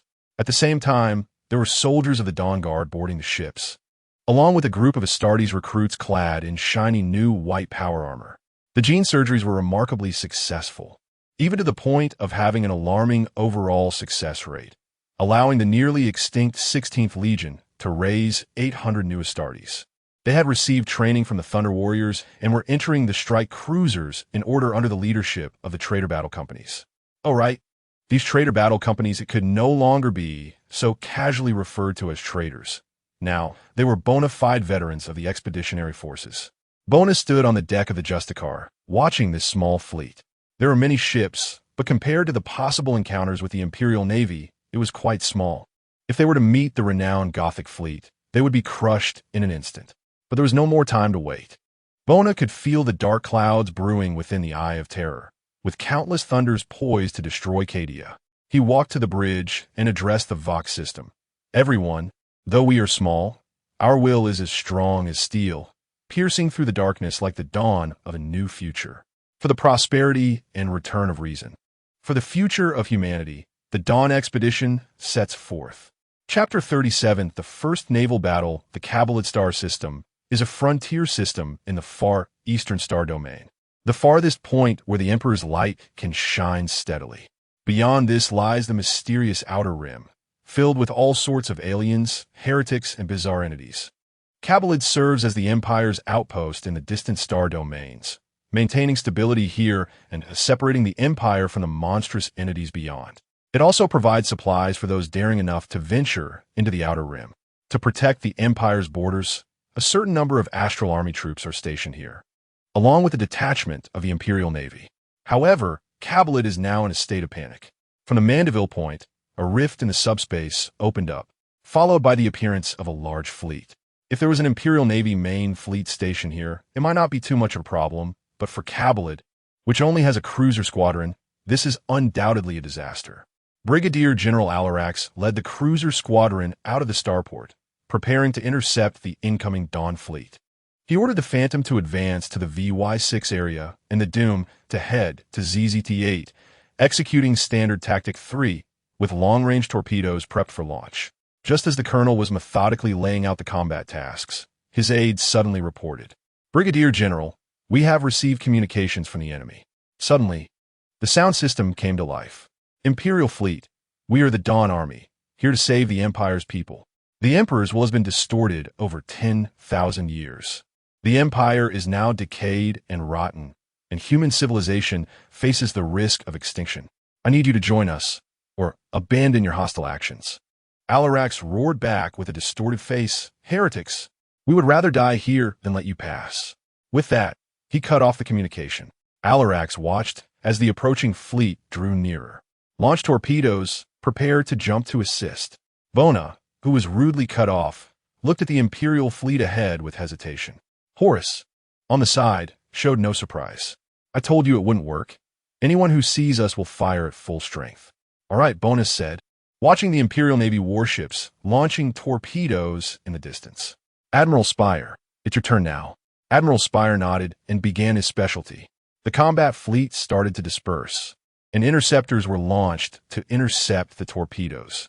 The Hellburner-class Chaos warships are equipped with spear cannons that have a range more than double that of the Imperial Navy spear cannons. At this moment, the massive red spear pierced through the dark starry sky, accurately hitting several cruisers. The void shields rippled with brilliant colors reminiscent of subspace. This ancient shield technology transferring firepower from the real world into subspace. This technology typically exists only on Imperial Navy warships and God Machine Titans. The number of spear cannons mounted on the Pluto-class warships is even more terrifying, quickly overwhelming the void shields of the flagship. The primary firepower of both the Imperial and Chaos warships is mounted on the sides, usually lined up like an ancient naval battle, exchanging fire. Admiral Spire took this action to an artistic level. Under his precise control, each warship in the fleet was in the right position, projecting accurate firepower onto the distant enemy ships. Standing on the bridge, Bona watched the battle thoughtfully, learning about naval warfare. "Admiral, why did you order to prioritize attacking the rear of the warships?" Bona asked. "Those cruisers are Imperial standard ships, the Tyrant and Overlord classes, both improved from the Shadowman class. The bow has thick armor and a hard ram, but the rear is usually weaker." Listening to Admiral Spire's explanation, Bona quietly noted these characteristics. "So, the current situation indicates that the Cabalid fleet is at a disadvantage?" Bona inquirat. "Yes," Admiral Spire replied, looking at the Imperial fleet that had already turned. "According to standard practice, they will soon come charging at full speed, using their rams to break our formation, and then unleash their macro cannons to tear apart those weak Chaos warships in our fleet. The armor of those warships cannot withstand close-range fire from macro cannons." Admiral Spire glanced at Bona. "Considering our Chaos warships still bear the Imperial icon, unlike other Chaos warships that carry demons, and most of the crew are pirates and new recruits, it's likely we won't win the upcoming jump assist battle."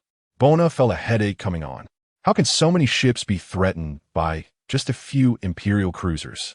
He looked at the cruiser squadron in the distance, and indeed, as Admiral Spire had said, their rear erupted in brilliant flames, charging at full speed. "All right, I understand, Admiral. Prepare to launch our Orc Jump Assist Pods." As Brigadier General Alarax led the flagship towards the Dawn fleet, the cowardly traitors indeed began to accelerate to avoid collision, their formation rapidly breaking apart.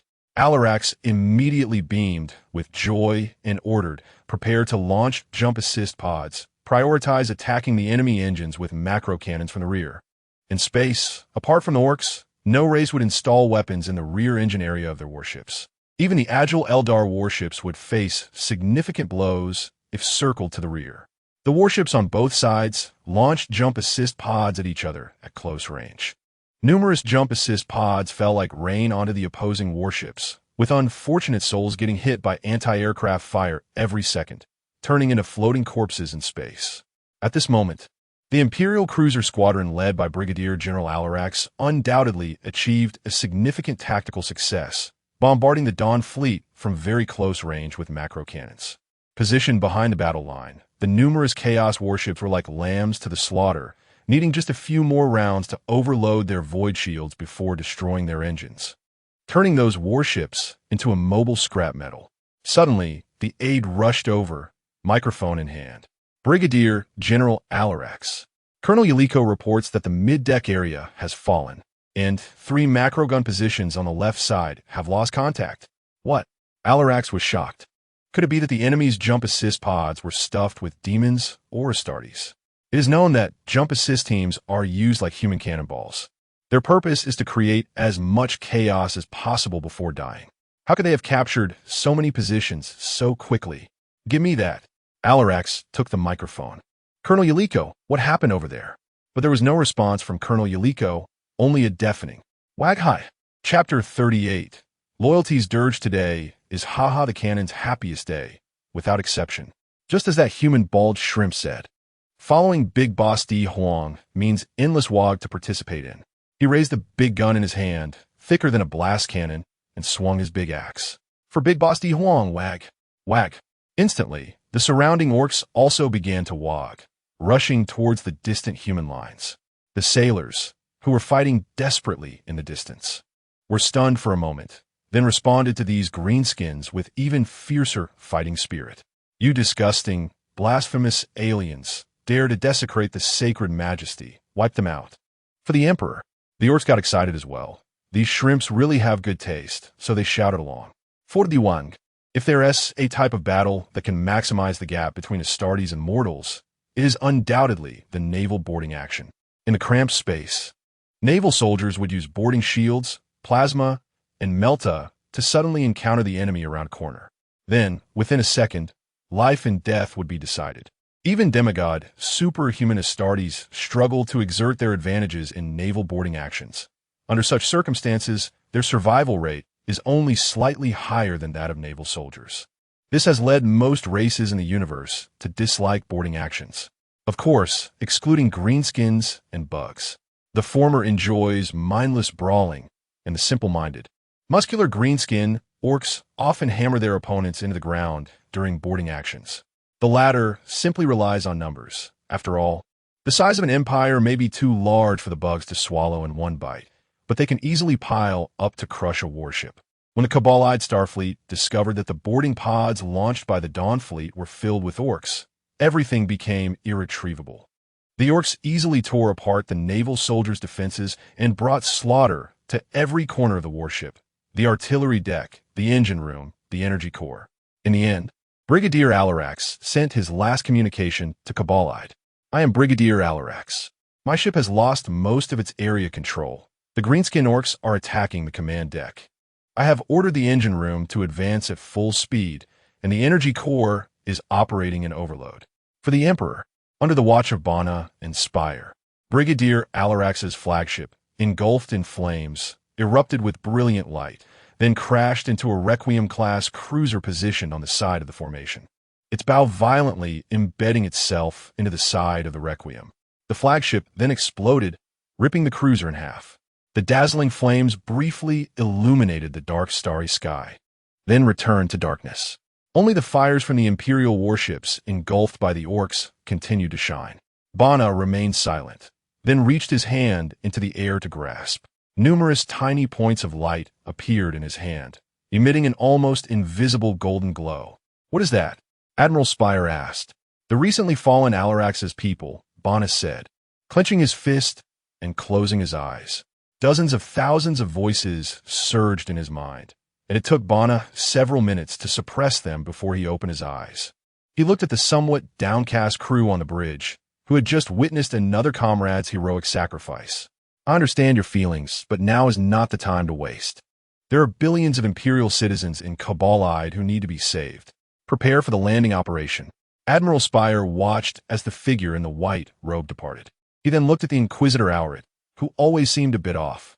My Lord Inquisitor, do you see anything? Auret came back to his senses and looked at Spire. Nothing. The kiss of Luna at this moment, Horus was inside the strike cruiser, observing his progeny. The brand-new white power armor reflected sharp glimmers under the lights, contrasting sharply with the dim veterans beside them. The shoulder pads bore the black and white wolf head emblem, with a crescent moon at the bottom. Their faces appeared so youthful, their vitality soaring into the skies. This was the rebuilt 16th Legion Shadow Moon Grey Wolves, the first 800 men, all carefully selected by Horus.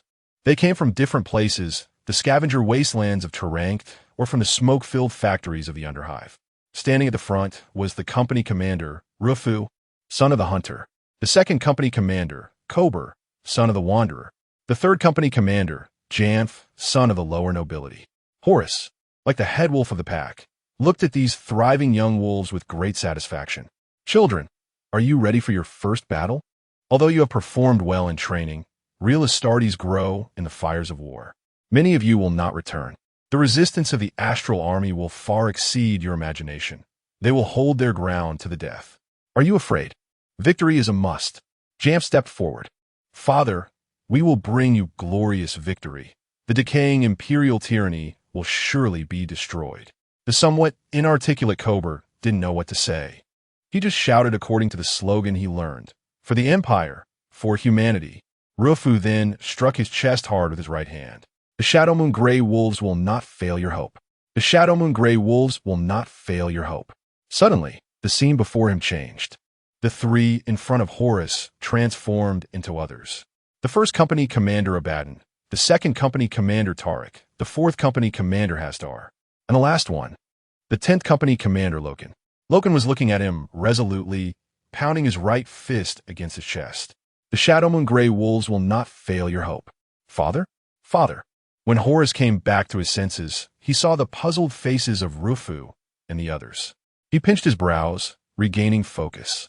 Prepare for the landing operation. I will launch the attack with you. The previously puzzled trio snapped to attention instantly. Yes, the Legion began to disperse, preparing to land in batches under the guidance of veteran officers. Horus watched them with a complex expression. Just now, he recalled a memory that was extremely painful for him.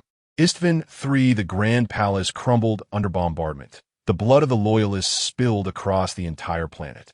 Inside that palace, the desperate Loken knelt on one knee, looking at him with eyes filled with hatred and despair. Father, you have betrayed the Emperor's will. You are destroying everything. You are destroying all of humanity. And he said, No, the Emperor wishes to sacrifice all of humanity. I am the hope for saving humanity. Now, I command you to surrender, my child. Never. Chapter 39. The Siege of Kabrid after the destruction of the Imperial Navy. Kabrid II now faced the firepower of the expedition fleet. Bonner requested another communication, demanding the surrender of Kabrid II. But the only response he received was, We will never surrender, heretics. Bonner frowned and seized control of the communication array from Brigadier Kaga. Kabrid, I will repeat, we did not come for war and slaughter. The will of the great emperor has been twisted over 10,000 years. Now ignorance and madness have become the main theme of the empire. I demand your surrender and that you join our Dawn expedition. The response from Kabrid was simple. The few planetary defense systems on the planet fired back angrily at the Dawn fleet. Bonner's expression twitched. He didn't understand how humanity had become so insane. He remembered when his father unified Terra, those technological barbarians and warlords could negotiate peacefully. Why did it now feel like everyone in the Empire was crazier than those lunatics? But when he thought of the state religion, it seemed more reasonable. Horus was right. The Empire couldn't communicate at all now. The assault began. Unlike the Terra III, which no one cared about, Kabrid had a considerable number of Astra Militarum regiments deployed with a total strength of about 100,000. While the number of Astra Militarum troops seemed large, it was sparse on Kabrid. Only the starport at the equator and the main hive in the northern hemisphere were garrisoned with Astra Militarum forces, with the important main hive housing only about 20,000 troops. After losing the Imperial Navy, various strategic points were completely isolated, with only a few Thunderhawks traversing between them. Once a large troop movement occurred, it would easily be struck by the fleet stationed in orbit. Considering his lack of experience in commanding large regiments, Bonner handed over command to Horus. Horus's plan was simple. Use the fleet's artillery to isolate the Astra Militarum troops in other hives and concentrate all firepower to capture the main hive. After that, we would have plenty of time to deal with the Astra Militarum in other areas. We could grind them down with artillery fire. Under Horus's orders, landing ships began to descend on the surface of Kabrid, nearly 200 kilometers away from the main hive. A large number of Dawn Corps soldiers were deployed. The Dawn Corps soldiers were ordinary human soldiers conscripted from Terra 3, trained by the Astra Militarum of the former 3rd Nord Regiment. Although many tactical manuals were similar, there were significant differences between the two. The Astra Militarum, also known as the Imperial Guard, is the main cornerstone of the human empire, composed of the best warriors from various imperial worlds, usually the most valiant on each planet. While there are some exceptions, they are few. Their numbers are so vast that millions of Astra Militarum soldiers spill their blood on battlefields across the galaxy every day, and even the Department of Military Affairs cannot ascertain their exact numbers. The Emperor did not grant them heavy adamantium armor or robust bodies, but endowed them with tenacious spirits and indomitable souls, while their enemies, from the ferocious Tyranids to the chaotic cultists, fought against powerful foes every moment. They constantly sacrificed themselves to sustain the vast entity of the human empire. Hence the saying that sacrifice is the cornerstone of the human empire. In contrast to the Astra Militarum, the Dawn Corps is a completely different force. Restricted by the small territory of the Thunderhawk Empire, most of their soldiers are conscripts from Terra, and their personnel are complex, unlike the Astra Militarum, which consists of the most resilient humans from their respective planets, under the influence of the Dark Mechanicum and the abominable intelligences. The weapons and equipment used by the Dawn Corps are superior to those of the Astra Militarum, even including some weapons labeled as chaotic due to the Horus heresy. Because Bonner strongly despises the emperor-worshipping cult and the absence of political officers, the Dawn Corps cannot withstand heavy blows like the Astra Militarum. Instead, there is an emphasis on rationality and discipline. Dawn Corps soldiers can be executed on the spot unless clearly corrupted by chaos, infected by biological entities, or severely violating military discipline, with the necessity of execution's justification to be determined by a military tribunal. Although a series of imperial military leaders, represented by General Spire and Colonel Saccott, opposed Bonner's decision, Bonner firmly enforced it. His original words were, "I never saw my father execute anyone for wavering human when we fought on Terra." Now, under Horus's command, the battle unfolded in a manner extremely suited to the Dawn Corps.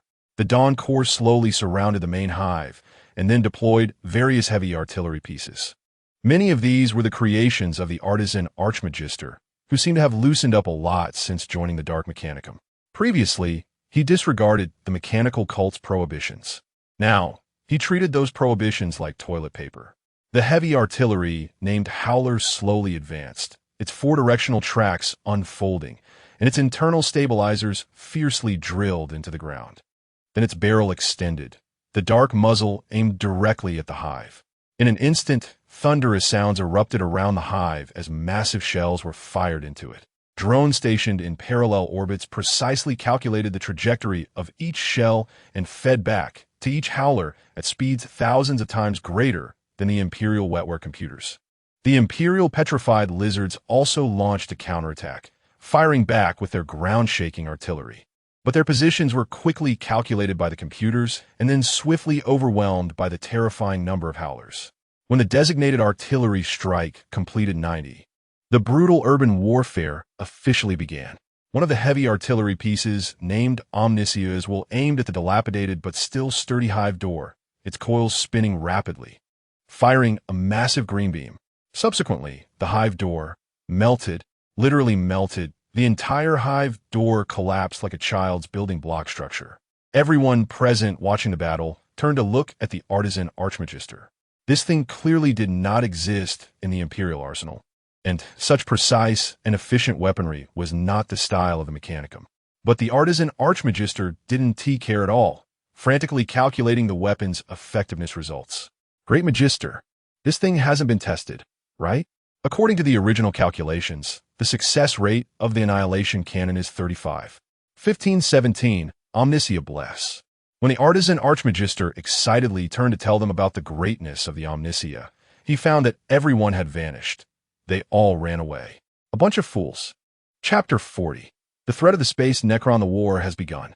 This war can be described as extremely unfair. The Dawn Army has fleet artillery support, stronger firepower than the Astral Army, and the assistance of the Astartes. Not to mention that the commander of the Dawn Army is Horus, the war hero of the Great Crusade 1,000 years ago, a master of battle command. Under his brilliant command, the Astartes launched rapid strikes, paralyzing the command chain of the Astral Army and cutting off their communication. Subsequently, the Dawn Army used drones for reconnaissance, steadily clearing the outer strongholds of the Astral Army and surrounding them. Then came the ruthless bombardment, turning the entrenched Astral Army and their strongholds into rubble. The only weapon the Astral Army possessed was their loyalty to the Emperor and their belief in defending the human empire. After the deafening sound of artillery, Seiko crawled out from the rubble. He was covered in dust, oil, and blood, his ears ringing and the world spinning before his eyes. Someone pulled him up and dragged him to the wall. It was Sergeant Kodrian. He crouched down and patted Seiko's face, and only then did Seiko hear the sergeant shouting, "Get up, the enemy is coming." The sergeant stuffed a laser gun into Seiko's arms, then peeked out to glance at the approaching enemy before quickly pulling back. A Chimera transport vehicle bearing the Lightning Eagle insignia rolled over the shattered merchant buildings, followed by Dawn Army soldiers in full protective gear. The sergeant waved his hand, and the surrounding Dawn Army soldiers quickly spread out and advanced steadily. At that moment, Seiko finally heard the voice clearly. "Astral Army soldiers, your command post has been overrun, and the entire Nest main hub is under our control. There is no need for futile resistance. Your lives are precious, and your families are waiting for you to return. Now, lay down your weapons and join us in restoring the Emperor's will." Seiko leaned out to look. Suddenly, he saw someone stand up from the rubble. He raised a meltagun. Die Heretic.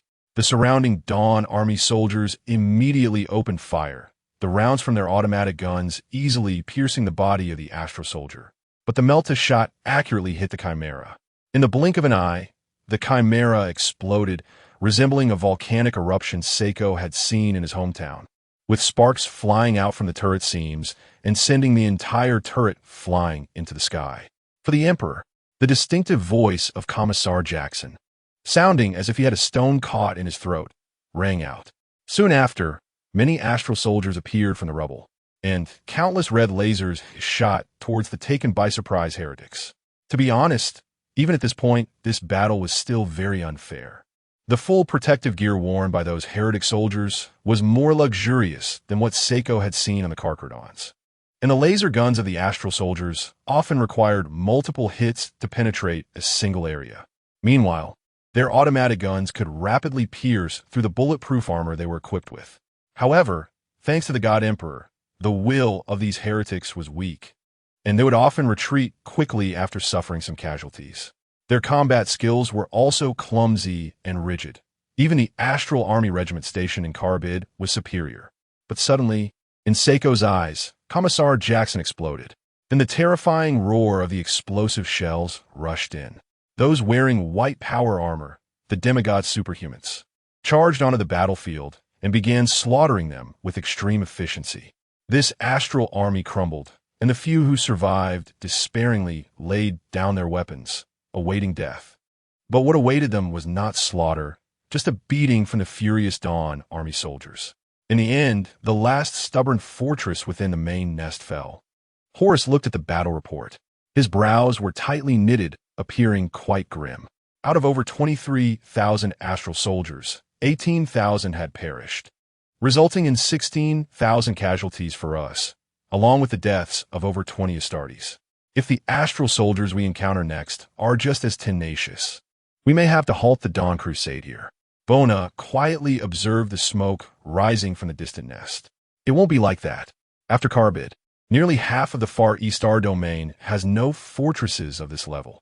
At least the outer star domains of the Far East are under our control. Horus shook his head. If we don't care about the backlash from the Star Sector government, that may be true. The attention of the human empire is currently not on us. Bona handed a scroll of parchment to Horus. Upon receiving it, Horus saw it was filled with orders. The content was very simple. Reinforcements for the extreme star domain. More and more enemies are appearing, and the Empire has withdrawn troops from less important regions. At least for a time, we won't have to worry about threats from the Empire. However, we need to be more concerned about those strange enemies. Horus flipped to the next page.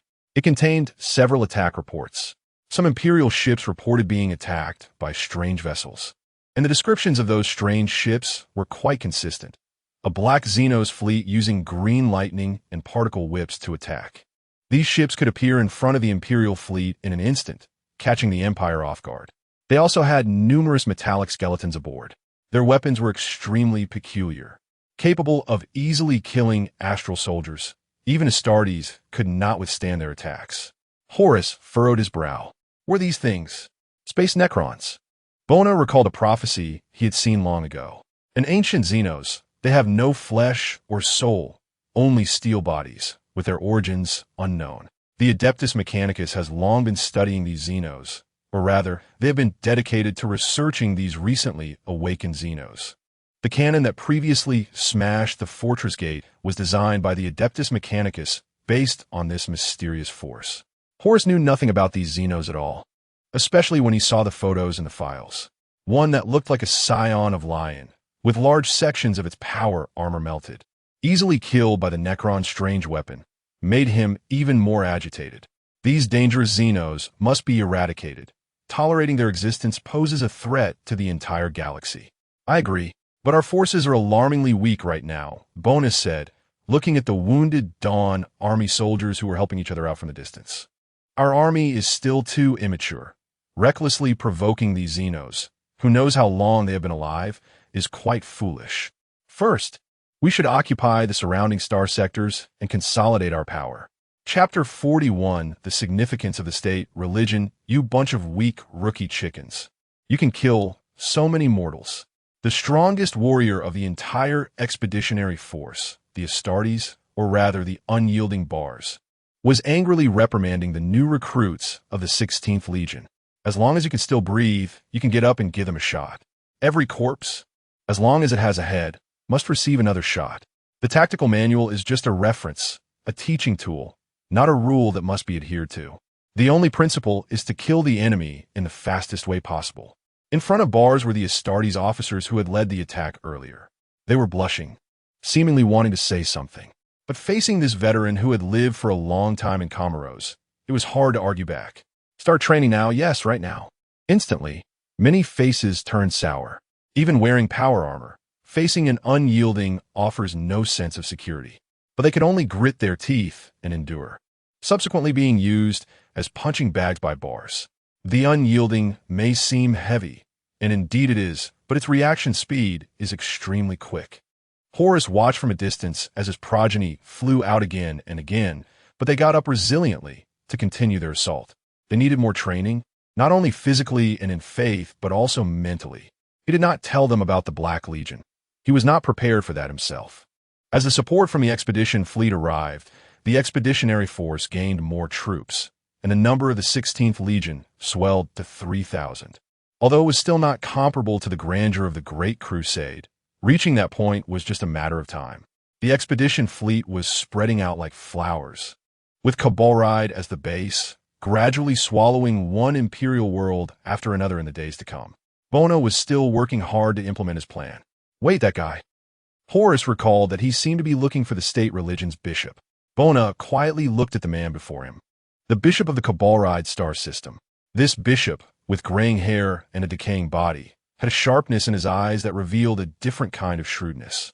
He was very clear that the state religion bishop before him was not afraid of death.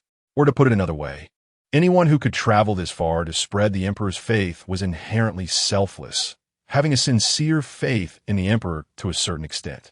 Killing this bishop would be easy, but completely destroying his spirit would be much more difficult, and it would make the reign of the Eagle Empire in Kabalride even more precarious. Bishop, I hope you can cooperate with us.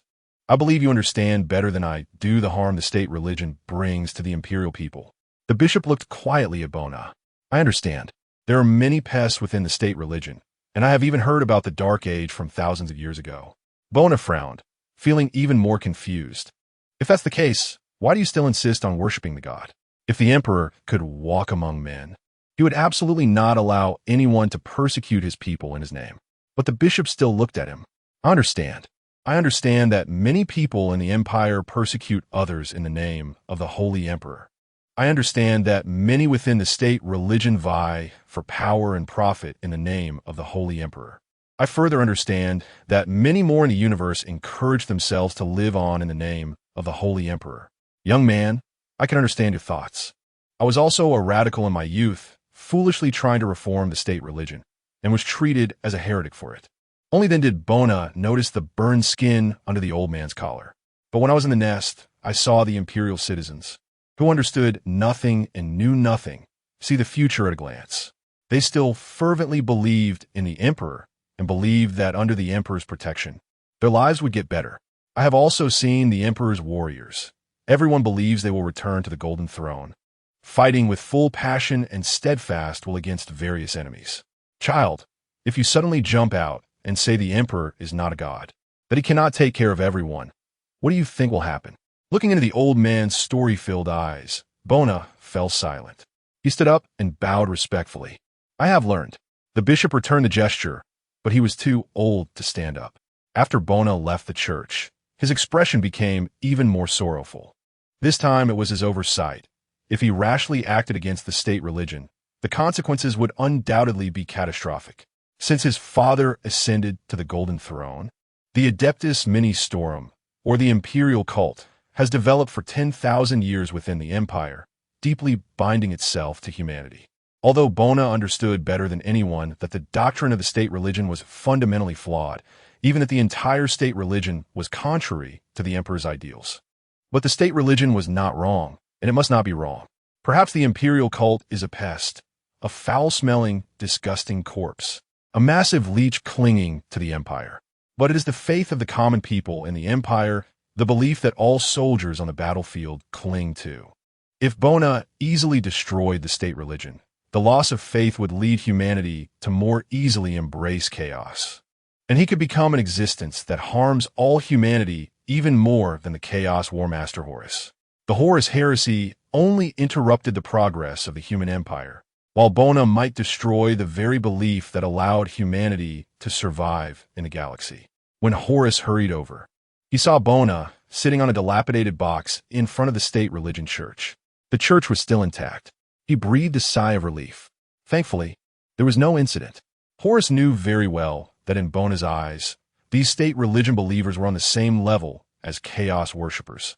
The only difference being that one carved the emperor's sacred words on themselves, while the other carved the eight-pointed star of chaos.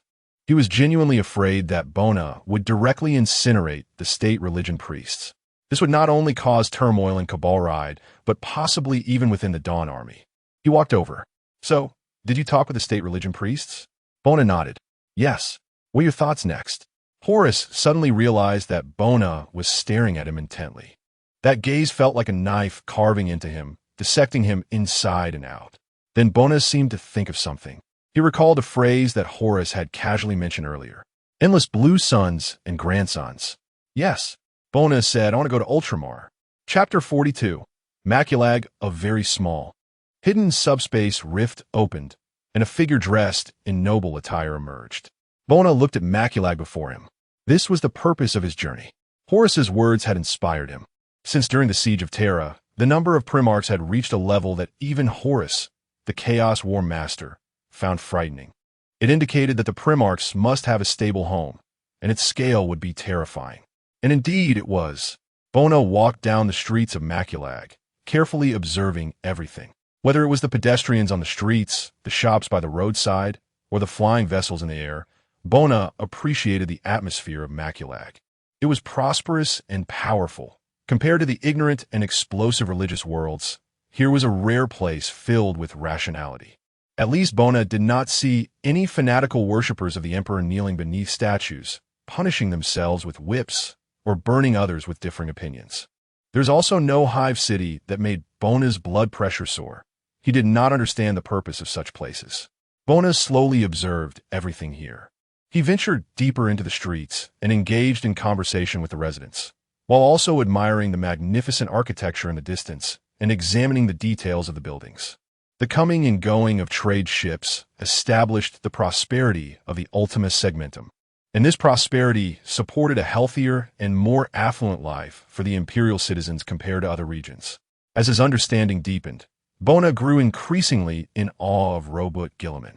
It was hard to imagine that the policies and laws he established 10,000 years ago were still the cornerstones supporting the prosperity of Ultima. Although Bona had heard some rumors about Guilliman from Horus, such as being incompetent and loving to challenge others, nearly costing the entire legion, overall, in Bona's eyes, Guilliman was a remarkable figure. He gained many insights in Maculag, which gave him a clearer understanding of how to change the current situation. Right? He suddenly remembered that he had an agreement with Senec. Thinking of this made Bona feel desperate. At that time, he thought Senec only wanted to target some unlucky individual, like messing with a retired elder from a prominent family. That seemed accurate. Guilliman was indeed a retired elder among the Primarchs now. If he knew who Guilliman was, even if he personally spent hundreds of years cutting through Comoros, he would never agree. Now, there was no choice but to proceed. He gazed at the highest peak in Maculag, where the fortress of Hera stood, the Battle Brothers chapter monastery of the Primarchs. If the folk ballads passed down since ancient times were correct, there should be a sleeping giant within. Bona opened his hands, and then a small wave of subspace unfolded, and in an instant, a staff and a book of all-knowing appeared in his hands. Also summoned was a bewildered Senec maid, Teresa. You've seen that spirit race called Diverine, right? A somewhat confused Teresa quickly reacted and nodded. Good, you'll do as I say in a moment. The book of all-knowing, held in his left hand, rapidly flipped its pages, and ancient, blasphemous incantations began to appear in the air. In Bona's right hand, the gem at the tip of the staff emitted a flash of light. Once the spell was complete, Bona gently waved his hand, and the staff and book vanished. Let us go. The two walked boldly toward the fortress of Hera. The stationed Primarchs and sentry mechanisms at the entrance seemed to ignore them, allowing the two to pass through. To avoid disturbing the guards, Bona did not use psychic probing and could only search slowly within the vast fortress of Hera. Over this lengthy period, no one inside the fortress noticed the presence of Bona and Teresa. Finally, until sunset, they found a location. There, on a throne sat an aged elder, but his gaze was like steel, as if it could tear anything apart. And the two strikingly obvious power fists. The chapter master, think tank director Diglis, just entered Mandeville Point. He is eager to meet you. The current chapter master of the Primarchs, Kargan, nodded. I understand, brother. He can come to see me directly. Bona looked at Kargan and then at the mysterious door behind him before striding directly toward it. Kargan, sitting high on the throne, felt something was off, but he looked around. Besides the honor guards standing like statues, there was nothing else. Strange. Bona and Teresa walked straight past the engraved door and silently passed through the steel door. Beyond the door was a long corridor, adorned with numerous songs in high Gothic and murals depicting the past and achievements of the pre-March Robert Guilliman. The surrounding corridor was lined with worn power armors, silent medals left by the great Primarchs. And that magnificent giant sitting on the throne was Robert Guilliman. He frowned tightly, his expression calm. However, there was a huge, terrifying wound on his throat, from which Bona sensed the emanation of chaos taint. This Primarch now stood on the brink of life and death, his stasis field maintaining his dwindling life. Bona pondered whether to release the stasis field and use the blood from his ring finger to save this Primarch, thus giving humanity a better chance against the impending dark catastrophe. But Nurgle might use this blood to directly corrupt him. After all, a Primarch was worth such an effort from Nurgle. Forget it, Bona could see a part of the future. This guy wouldn't die. someone would come to save him, perhaps even with the help of the spirit race. Although the stasis field blocked physical contact, soul contact from the celestial realm was not something a mere stasis field could obstruct.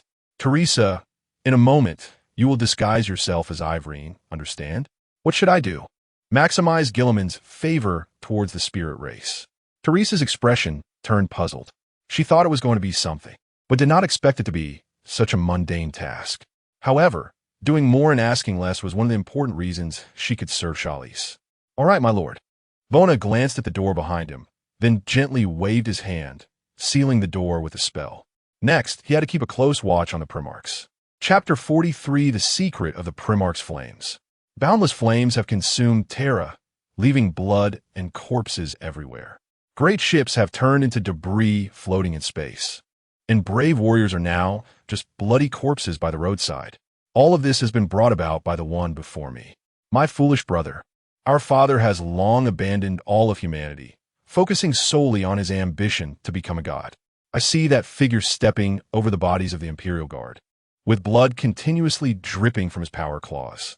His eyes emit a red glow, and an evil, filthy aura incessantly radiates from him. Now join me, and let us together shatter our father's wicked ambition to become a god. Guilliman looks at Horus, and the brothers behind him, Mordorion, Perturabo, Onron, and Fulgrim. Guilliman stumbles to his feet, gripping the Imperial sword tightly. I do not know what father intends to do, but you, Horus, are now shattering the Empire and destroying humanity's future. Horus lets out a cold laugh. Suddenly, his expression changes, turning to one of pain. A blade, unlike anything human, pierces through his chest, and in the blink of an eye, the traitorous Primarchs dissipate into smoke. Eldar warriors appear on the battlefield, beginning to attack the traitor legions.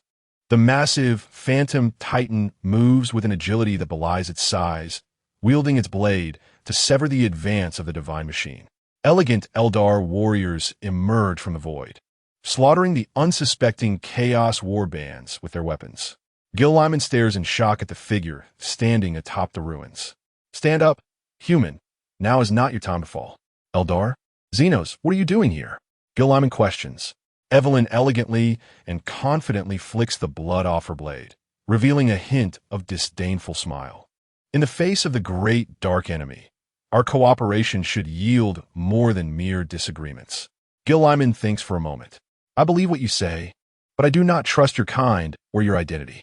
Believe it or not, in the blink of an eye, Evelyn leads her forces into battle. Guilliman hesitates for a moment, then raises the Imperial sword. For the Emperor, purge the heretics. In the real world, Bona withdrew from the connection, sitting on the steps to rest. It was too difficult. Infiltrating the psyche of a Primarch was exceedingly challenging. He had to ensure that every aspect appeared harmonious and aligned with Guilliman's rational thinking. Otherwise, in an instant, Guilliman would see through the dream with his lightning-fast mind, leading to failure. But it was done now. Dealing with someone like Guilliman, who emphasized reason and order, was difficult but not impossible. What Bona feared was encountering a person who was devoid of desires. That would be truly unmanageable. Now Bona had some downtime. According to the plan, Teresa still had some time before completing her objective. On his way, he had seen many secret archives, likely authored during Guilliman's earlier awakening. Coincidentally, he wanted to understand how this one thought. Bona wandered around, relying on his instincts and the distribution of guards. Finally, he arrived at a house that was monitored by dozens of eyes, both overt and covert. With such tight security, it was surely the place he was looking for. After all, given the current state of the Empire, documents from 10,000 years ago signed by the Primarchs must have long been treated as sacred relics. Upon entering, it was indeed a vast archive room. These documents bore lead seals stamped with skulls, seemingly treated with holy oil. To avoid damaging this precious knowledge, Bona decided against using any dubious spells for a quick review, opting instead to manually flip through the documents one by one. As expected, most of them were indeed documents signed by Guilliman or his orders. The majority of the dates focused on the early and late periods of the Great Crusade. The former primarily contained Guilliman's directives for the construction of the 500 worlds of Ultramar, while the latter included emergency deployments during the Horus Heresy. There were also some matters deemed highly confidential by the Ultramarines, which Bona, almost completely in the dark, could not discern, until he opened a top-secret document, and upon seeing its title, the Second Empire, he became even more confused. What the hell is this Second Empire? He felt as if he were reading a piece of top-secret documentation that, if thrown on a Terra, would ignite a civil war between the Empire and Ultramar.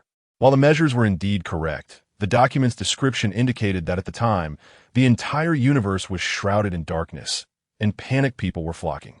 Gilliman's actions also aligned with his character, extremely rational, even if that rationality seemed blasphemous to others. However, it would not stop the Emperor's followers from tearing Ultramar apart. Based on Bona's understanding of the high-ranking clergy, the entire 13th Legion would be crushed into a traitor legion, forcing the Primarchs, who had fought hard for 10,000 years, into rebellion. Just as Bona was quietly reviewing the materials, a figure hurriedly arrived at the Hera fortress. The visitor was the chief librarian of the Ultramarines, Degoris. A librarian is a psyker among space marines who can use their powerful abilities to support their battle brothers, and they can also foresee the future of their chapters. The chief librarian is the highest title among librarians. Valro Degoris and Chapter Master Calgar share a deep bond and used his powerful prophetic abilities to help Ultramar overcome the invasion of the Orcs. His return brings the latest news. Degoris, my brother, what important matter do you have to discuss with me? Calgar, I can foresee the emergence of a great dark enemy, which will bring a huge disaster from Cadia, Degoris said solemnly. Cadia? Yes. Degoris continued. We need to enhance the battle readiness level of the Ultramar system to prepare for the upcoming crisis.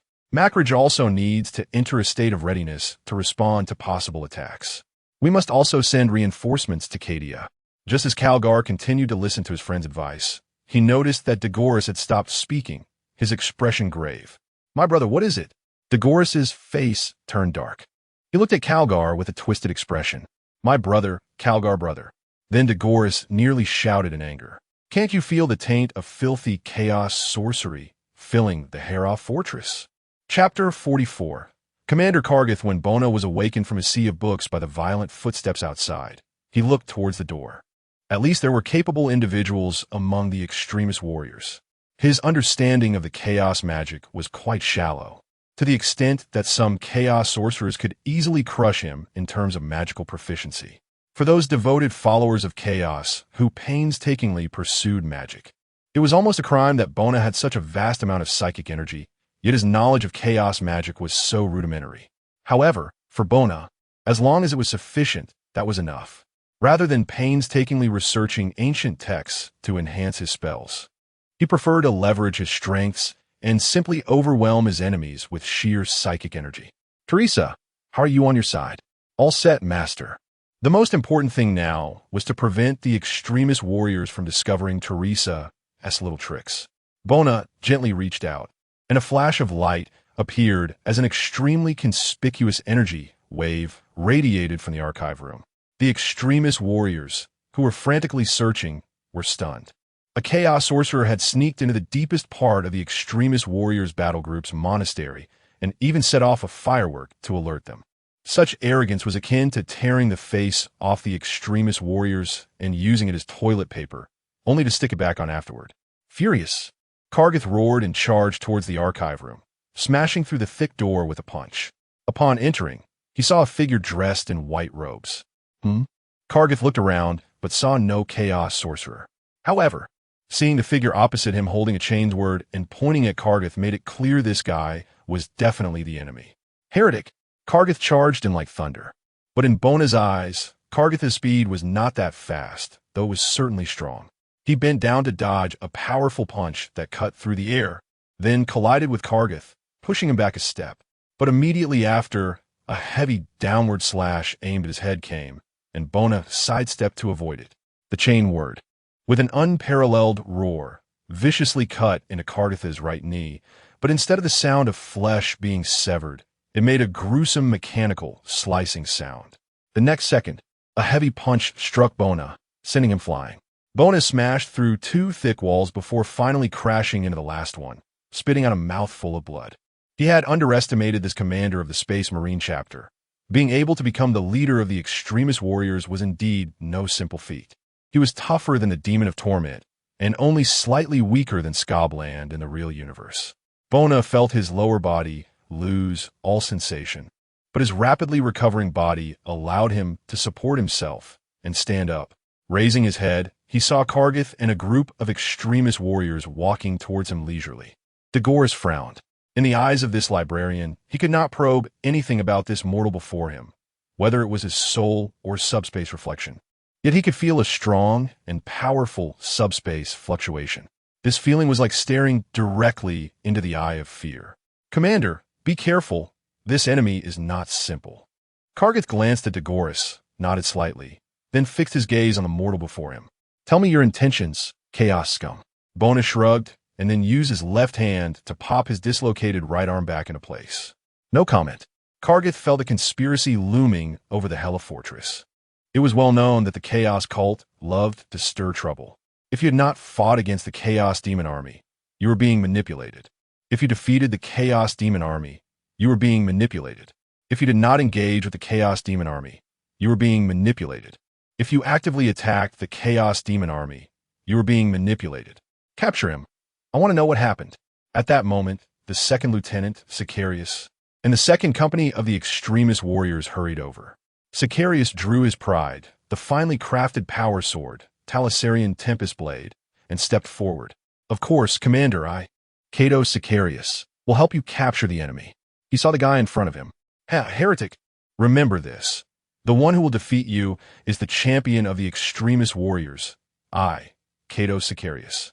I will make you understand the consequences of invading the sacred ground. Remember, the one who will defeat you will be me, Cato Sicarius." Sicarius charged forward at an incredible speed. The brutal roar of the chain word and the unique buzzing of the power sword's energy field resonated together. Sicarius struck like a shuttle, and Bona, currently just a mortal, couldn't even counterattack and could only hurriedly defend himself. However, what Sicarius did not understand was why this seemingly ordinary chains word could withstand so many strikes from the power sword. But all came to an end. Sicarius seized the opponent's weakness, utilizing the quick reflexes of a space marine, and in a very short time, opened a gap, then swiftly severed both of the opponent's arms. He then grabbed him by the neck and slammed him to the ground. Sicarius pressed the tip of his sword against the opponent's throat. "Mortal, you have done well enough, but unfortunately, you are up against me, Cato Sicarius." But Sicarius was pushed aside as Kargath and Degoris approached, looking down at the individual. The mortal's body dissipated, turning into a wisp of illusion. "Damn it, it's a trap," Kargath shouted angrily. Below Crown Mountain, Bona, who had completed the spell, looked at the Hella Fortress, which was swarming with thunder eagles as if it had been poked into a beehive, and the piercing alarm echoed across the fields. He smiled. Teresa, beside him, looked at Bona with curiosity. "How do they fall for your trick? Valiant combat is important, but calm thinking is even more crucial." A subspace teleportation rift opened, and Bona stepped inside. Teresa, pondering something while gazing at the bustling Hella Fortress, followed him in. When Degoris realized he had been played and rushed back here, only slightly charred grass remained, forming the unique twisted flame emblem of chaos. The librarian's expression was grave as he stared at the grass left behind after the teleportation. The situation was dire. It was known that most subspace spells had two methods of implementation. One was to torment and sacrifice a large number of souls. As they drifted into the subspace upon death, it would greatly weaken the barrier between reality and subspace, allowing for easy use of psychic energy. The other was if one's own psychic energy was strong enough that they did not need subspace support to cast spells directly. Unfortunately, the attacker belonged to the latter category. A powerful chaos sorcerer was enough to destroy a world, and Degoris still did not know what the opponent had come to the Hella Fortress for. He had to report this matter to Commander Kargath. Chapter 45. The Helix Defense War. After returning from Maculag, Bonner eagerly threw himself into the construction of the Eagle Empire. The prosperity of Autolama further convinced Bonner that the path he was taking was undeniably correct. After all, the Eye of Fear separated the extreme star domain from Terra, making it a remote area Yet even so, Autolama had become a prosperous world. This showed that if the quality of life for the imperial citizens could be significantly improved, then eradicating rebellion and cults would become very simple. However, if the imperial citizens were already living in hell, they probably wouldn't care whether they believed in the emperor of mankind or the chaos gods. Unlike his father, Bonner would not distribute the vast power of the empire among a few high-ranking individuals and a large number of nobles. Perhaps the High Lord Council was working hard. Perhaps they truly worked themselves to death at their desks for the empire. But the crimes they committed might not be any less than those of the Chaos War Master Abaddon. The inefficiency of the High Lord Council led to an extremely low jurisdiction of the empire over each planet. They only wanted to collect tithes and didn't care at all about what the planetary governors were doing on their worlds. This resulted in the living standards of the vast imperial citizens being entirely dependent on the moral standards of the planetary governors, whose moral standards were determined by the even more inefficient Ministry of Internal Affairs. If the Ministry of Internal Affairs mistakenly miscalculated a decimal point, the entire planet's imperial citizens could starve to death. The inefficiency of the Terra Council had already proven his father's failure, so Bonner decentralized the power of the empire to many mortals. He added 2 points to the currently implemented Human Codex. 1. The tithes collected by the empire cannot be calculated by the Ministry of Internal Affairs, but must be collected as 1/10 of the current planet's output. If the world can supply 10 warships, then 1 warship is to be collected. If it can only supply 10 machetes, then only 1 machete can be collected. 2. Under any circumstances, planetary governors can only serve a 10-year term unless 8/10 of the planet's population agrees to re-elect them. At the same time, Bonner recruited a group of radical state religionists to establish a new state religion. The doctrine was mostly the same as the old state religion, only changing the plea for the Emperor's power to the necessity for humanity to fight for itself.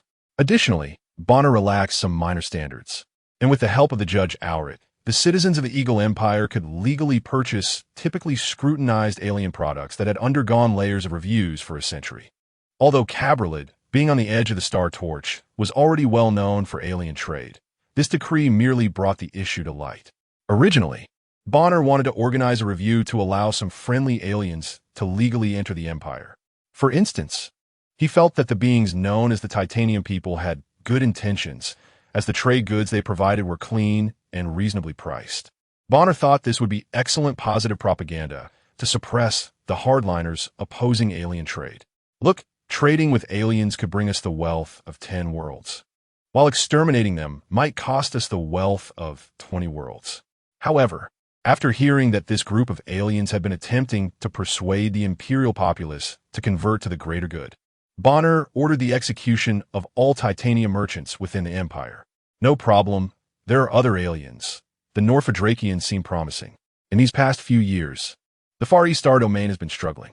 In just a few years, the news of the establishment of the Eagle Empire swept across the entire Far East Star domain and caused a significant shock to the regional governments. Numerous ships bearing the Eagle symbol appeared at an astonishing rate, invading various imperial worlds. The Eagle Empire not only had a fleet far exceeding the Imperial Navy in numbers, but also included many heavy ships like battlecruisers and grand cruisers, putting the Imperial Navy, primarily composed of cruisers, in a position of being passively beaten. The already manpower-scarce Imperial Navy faced a dilemma as the attackers not only included Imperial Standard naval warships, but also strike cruisers manned by Space Marines and mechanized battleships from the Mechanicus. There were even warships used by the forces of chaos.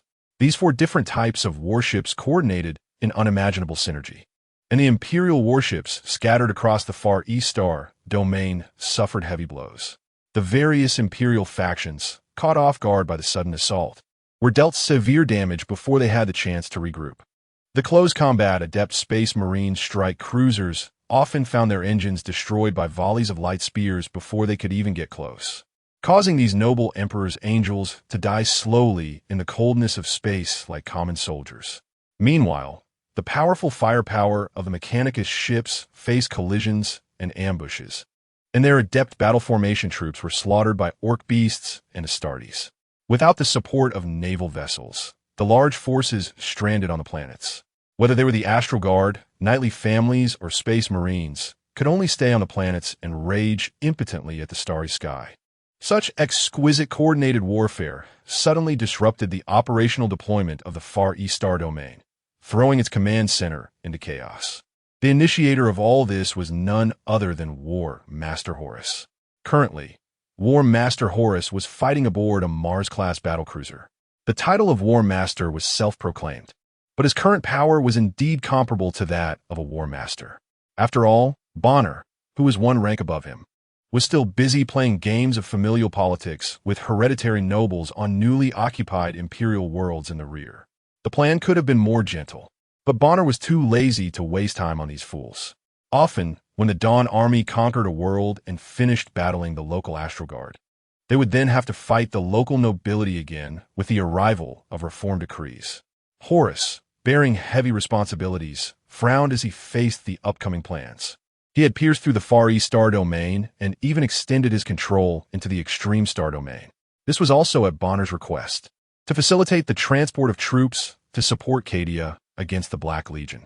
However, currently, the enraged Empire was more concerning than the brewing dark foe. Horus furrowed his brow as he looked at the data on the Imperial counterattack forces. This expedition fleet, initiated from the Extreme Star Domain, was a large legion that included Astral Guards, knightly families, Titan legions, Mechanicus, and the Blood Angels, as well as extreme warriors. His fingertips nervously tapped lightly on the armrest, and his furrowed brow watched the arrow representing the Imperial double-headed eagle on the star map, charging towards Cabrolid. If he wanted to stop this fleet, Horus needed to find a suitable place to ambush the Imperial forces. His gaze fell upon a fortress world named Hyzank. This was the best path for the Imperial fleet heading towards Cabrolid. If they took a detour, they would have to go around the awakening space necromancers. Horus finalized his plan: gather the troops and defend Hyzank. Chapter 46 Deep Space Expedition Heretic Fear. The massive flagship sailed through the void, its golden holy icon emitting a faint light in the emptiness, followed by a vast fleet. Under the divine will of Terra, the Grand Fleet assembled at an incredibly terrifying speed, then surged towards the Far East Star region. Heavy footsteps echoed on the deck as a resolute space marine entered the operations command room. His power armor, filled with scratches and damage, bore marks of glory, and the pure insignia soaked in holy oil fluttered in the wind, with only the laurel mark of a seasoned veteran stamped on his pauldron. In his determined gaze shone the brilliance of a golden nail, representing a century of service to the divine majesty. He walked in, and the people inside turned to look at him. Captain Agaman of the Space Marines saw the newcomer. "Titus, come here." Titus glanced at the people in the command room. The Inquisitor, the Cardinal, the Archmagos of the Mechanicum, the Chapter Master of the Space Marine Legion, and the Imperial Admiral. He simply saluted and walked to Agaman's side. The meeting that had just been interrupted resumed. This is an utterly heretical act. Such a large heretical empire could only be established at a cost to the local sector commander. Cardinal Nashville roared, "We have done our utmost. Over 30% of the ships in the Far East Star region have been destroyed or captured." The local sector commander replied angrily, "That is no excuse." Cardinal Nashville shouted. He slammed his sword against the table, his expression furious. "This damned heretical empire is an absolute act of heresy. The Emperor is the only supreme being for humanity. He is the supreme god, not some damn mortal. I will capture every heretic on the planet, douse their bodies with holy oil, and then burn away their filthy beliefs with the Emperor's wrath." Cough, cough. Inquisitor Achilles lightly cleared his throat twice. "Cardinal, I can understand your intense hatred for heretics. However, before that, we need to decide on our operational strategy. Only then will you have the opportunity to eliminate those heretics." Cardinal Nashville snorted coldly, choosing not to speak further. The Admiral opened the star map. "In this expedition, we first need to clear the rebel fleets wandering in the Extreme Star region to ensure the safety of our rear. Then we need to rescue the Astra Militarum and knightly houses trapped on various planets to join our expedition. Finally, we will attack the enemy's capital, Cabal-Ide, and clear out the heretics and Xenos filth from there." Captain Macdos of the Blood Angels pointed to a point on the star map. "Why is Hexen marked in red?" The Admiral continued, "The traitors have amassed a strong military force there, and are turning Hexen into a fortress world. We have almost no chance to bypass it unless we step into the realm of the Necron dynasty. Agaman looked at the deployment on the star map. He had to admit the enemy's tactics were both exquisite and rapid. If the enemy's speed had been just a bit slower and they hadn't occupied Hexen in time, the rebel empire would have been overwhelmed by the vast expeditionary force like a tide, rather than being blocked at this narrow passage at Hexen. Who was the leader of the traitors? Inquisitor Achilles approached. This is exactly what I want you all to know. He activated the holographic projection. A tall figure draped in wolf fur suddenly appeared in the projection. Except for the Cardinal, the faces of the others were filled with confusion, while the Space Marines had an unsettling premonition. What is this? Captain Agaman asked. The image relayed by the assassins of the Calidus Temple just before their deaths. It is the overall commander of the Rebel Empire's operation. It is the damned heretic. Cardinal Nashville shouted in near hysterical rage. He then trembled and knelt down, bowing to the holy icon of the Emperor on the wall. Great Emperor, Almighty God, please bestow your power and once again vanquish the great dark enemy. Great Emperor, grant the righteous wrath of your Son. Grant the fierce wrath of your Son. Let me be the wind of your Son, scattering your enemies. Captain Agaman's dissatisfaction was nearly overflowing. He had had enough of this mad and irrational cardinal. He suppressed his patience and then asked, "My Lord Inquisitor, we would like to know some more detailed information." Inquisitor Achilles looked at Agaman. The enemy commander is Horus Lupercal, the gene-sire of the Luna Wolves. He was the one who instigated the great heresy 10,000 years ago. Instantly, the entire room fell into shock. The command room was engulfed in panic. The mortal commanders closed their eyes and silently recited prayers, while the Space Marines were deeply shaken, and the Archmagos began to ponder intensely. Captain Agaman began to understand why this expedition was being organized. The scale of this expedition was too enormous for the Imperium, especially with the increasingly frequent activities of the chaos filth within the Eye of Terror. If it were simply to quell some rebellious filth, it would seem foolish and cowardly. But if it was to combat War Master Horus, Agaman felt that the scale of this fleet was actually too small. They needed more support. We need more strength. The current power may not be enough to cope with the upcoming battle, the Imperial Admiral said. Admiral, our mission is not to defeat Horus, but merely to slow his advance, Inquisitor Achilles replied. Currently, the actions of the Luna Wolves are becoming more frequent, and the Imperium is concentrating most of its forces on the Eye of Terror. There isn't enough strength to deal with the decayed situation in the Far East Star region. To deploy this scale of expeditionary fleet, we had to abandon nearly 100 Imperial worlds, allowing those disgusting Tyranids, greenskins, and chaos filth to get their way. Intelligence indicates that Horus is now launching an attack towards the Eye of Terror. If he reunites with the Luna Wolves, it will be the greatest disaster since the Horus heresy 10,000 years ago. Do you understand? The Admiral said nothing, merely performing the Achilles salute. Inquisitor Achilles then looked at the Space Marines. Sons of the Emperor, your mission is to find the Chaos War Master Horus. Captain Makdos of the Blood Angels slammed his fist on the table, creating a huge dent. Please tell me, what does find the Chaos War Master mean? Makdos nearly shouted. Inquisitor Achilles quietly watched him. I cannot disclose that, but I hope you understand that professional warriors will handle this matter. Chapter 47 Invasion. The meeting ended with a rather unsatisfactory atmosphere. The Blood Angels were adamant about not letting this great opportunity slip away. They insisted on completely eliminating Horus to avenge their genetic father. However, the other attendees disagreed with this plan, as launching an attack against the rebel fleet and ground-based artillery would likely cost a significant portion of the expeditionary force for this chance. If the Empire easily sacrificed the expeditionary force like this, Horus might be killed, but the entire eastern fringe and parts of the Ultima Segmentum could very well be lost. In a worst-case scenario, even Ultramar could be engulfed in flames of war. When a fabricator general stated that the probability of success was only 11. 1816. Captain Makdos of the Blood Angels left the meeting in a foul mood. He went back to rally support, gathering as many descendants of Saint Gilliam as he could, determined to kill Horus even if it meant losing them all. Meanwhile, Titus silently followed Captain Ageman of the Primaris Space Marines back. Dimitri and Titus, the former second-in-command of the Primaris, had many great historical achievements. However, due to certain reasons, he was taken away for investigation by the tribunal, and this time he was temporarily restored to his normal status by the judge Achilles. Also temporarily summoned were many tribunal talents with questionable identities, who, like Titus, were brought to participate in this deep space expedition. After all, compared to the perhaps slightly problematic Titus and various other characters, Horus, who obviously had much bigger issues, was more deserving of the tribunal's attention.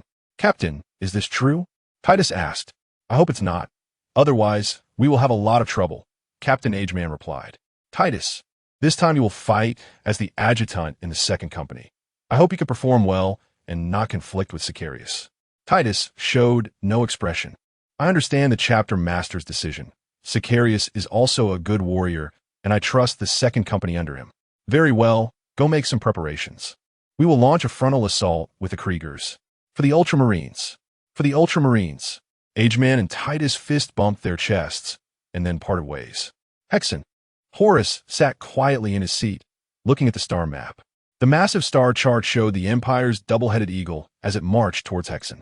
If all went as expected, the first shell would strike Hexen's soil in half a month. To be honest, Horus didn't like to play defensively.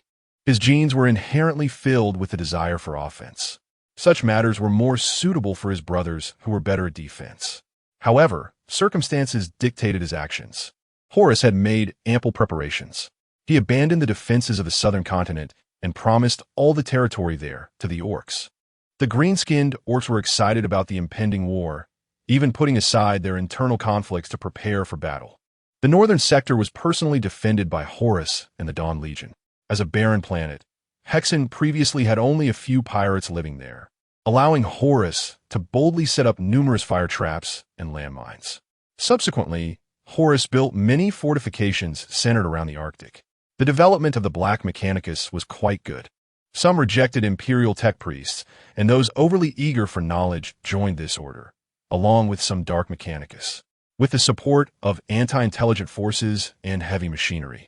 Hexen was rapidly constructed at an unimaginable pace for the Empire. The entire northern hemisphere was covered by a massive firepower net, and the ground-based artillery on the continent made even battleships hesitant to approach. Simultaneously, numerous railways were established to connect the various fortresses. The unstable Dawn Legion, unlike the Imperial forces, did not have super-heavy equipment such as knight suits and god machines, thus relying heavily on new weapons manufactured by the Archmagister. Although anyone with sight could tell they were Xeno's weapons. These layers of defensive measures turned Hexen into a spiky ball, where anyone approaching would be bloodied. Everything Horus did was to wait for the new fleet led by Bonner to arrive, which would thwart the Empire's deep space expedition. Finally, after Hexen's 257th rotation, the Imperial Expeditionary Force surged into the Hexen system. Unlike the previous encounters with scattered Imperial forces, this time various Imperial powers gathered under the banner of the expedition, showcasing superb command from the outset. The first batch of Imperial vessels to leave the Mandeville Point was struck by the Hellfire lance cannons from Chaos warships, and the few escort ships at the forefront of the fleet instantly became brilliant sparks in the dark void. Following that, the Mechanicus vessels, equipped with powerful firepower, launched a counterattack, and the Imperial fleet increased its power, breaking out of the Mandeville Point. However, they unfortunately ran into space mines. These small black dots in the starry sky detonated after a short delay, exploding right in the midsection of the warships. Heavier Imperial vessels sustained damage, while smaller escort ships and light cruisers were obliterated. The second batch of arriving ships unhesitatingly pushed through the wreckage of the forward fleet, unleashing vengeful fire upon the Dawn fleet. In an instant, the dark void was filled with the fiery jets of warship plasma engines and the bright trails of cannon shells in flight. Occasionally, a light spear appeared, as if the gods had drawn a line of light between two warships, leaving scorch marks on one of them. Both sides' fighter and torpedo squadrons clashed in the air, but the visible advantage lay with the Dawn Legion, as their aircraft were all controlled by anti-intelligent forces, significantly outnumbering their opponents. However, in terms of naval vessels, the Dawn fleet was utterly defeated. Crews composed of recruits and pirates clearly could not withstand the iron and blood of the Imperial Navy. Admiral Spire stood on the bridge, watching warships explode in the void, turning into burning wreckage. He saw a starfire cannon from an Imperial Mechanicus cruiser fire at extreme range, reducing a Dawn ship without a void shield to scrap metal, with the fiery debris tracing a line of fire in space. He was well aware of where his fleet's advantages lay. The Dawn Fleet's ships were more automated than the Imperial Navy, with a significant number of automated machines enabling the Dawn Fleet to reload their macro cannons faster than the Imperial Navy. However, the fewer crew members and lack of steadfast combat will doom the Dawn Fleet to struggle in this fight. First battle line, retreat to the designated area. Second cruiser assault force, launch torpedoes to cover the retreat of the battle line. Heavy artillery formation, commence bombardment. Under Admiral Spire's clever maneuvering, the Dawn Fleet fought while retreating, striving to ensure that every ship could withdraw. Finally, when they retreated to the asteroid belt, the automated turrets deployed on the asteroids opened fire, allowing the battered Dawn Fleet to escape. Before the Empire lay the barren wilderness of Hexen. Chapter 48. Landing battle. Titus walked up to the landing pod and picked up his tactical helmet. Next to him was his superior officer, Captain Cato Sicarius, the commander of the second company. Don't worry, Senior. I, Cato Sicarius, will lead the company to victory. Titus nodded lightly and checked his equipment one last time. The lights nearby flashed rapidly in red, and then a group of battle brothers boarded the landing pod. Prepare for airdrop, the machine servitor announced in an emotionless voice. Thick safety straps lowered and secured the shoulders of the Space Marines. The hatch then closed, followed by an endless darkness. The landing pod shook. An array of light pierced into the dark interior. Titus saw the curved surface of the planet, the surface of Hexus, and, in the distance, the remains of the moon fortress at the North Pole. The airdrop pod slowly descended, entering the atmosphere. The entire pod began to shake violently. And Titus saw a flame starting outside the viewport. At this moment, he could see the anti-aircraft artillery on the ground, with fire serpents shooting into the sky, hitting unfortunate aircraft and landing pods. The air forces on both sides were fiercely engaged in battle in the atmosphere, with Imperial aircraft and Dawn forces flying machines nearly identical, along with Orc fighters spewing large plumes of black smoke. Titus saw a massive fireball plummet downwards. An Imperial Thunderhawk, engulfed in flames, crashed down and was then hit by a barrage of anti-aircraft fire, exploding in midair. 20 seconds to touchdown. The landing pod's thrusters began to activate, and with a strong sense of acceleration, Titus felt himself pressed firmly into the seat by tremendous force. If a mortal were in this landing pod, they might have been crushed to pieces, but the Astartes felt nothing. Finally, Titus could make out the details on the ground. The traitors' armored forces were charging across the fields, and a massive amount of artillery fire shot into the sky, forming a net of fire. 10 seconds to touchdown. The landing pod entered its final sprint phase, the thrusters firing at full power. The Dawn Forces Armored Company watched in terror as the landing pods descended towards them, quickly adjusting the cannons of their Hydra anti-air vehicles. But it was too late. The massive weight crashed down hard, flattening several nearby Dawn soldiers. Dust immediately swept in, enveloping the ground. The surrounding Dawn soldiers were still in shock, only seeing pairs of red eyes glowing in the dust, accompanied by flashes of fire and the sounds of heavy firearms firing. Several explosive rounds precisely killed the unresponsive Dawn soldiers. Their armor, capable of withstanding shots from the Star Realm military's laser guns, felt as fragile as paper against the explosive rounds. Chimera's rapid-fire autocannons swept toward the extreme warriors, but a shield-bearing soldier charged forward, braving the Chimera's fire. His power sword glowed with a ghostly light and accurately severed multiple barrels of the autocannon. The shield-bearing soldier then jumped aside, and a heat round finished off the Chimera. Titus gazed at the battlefield filled with artillery fire in the distance, frowning as he looked at his bird servitor.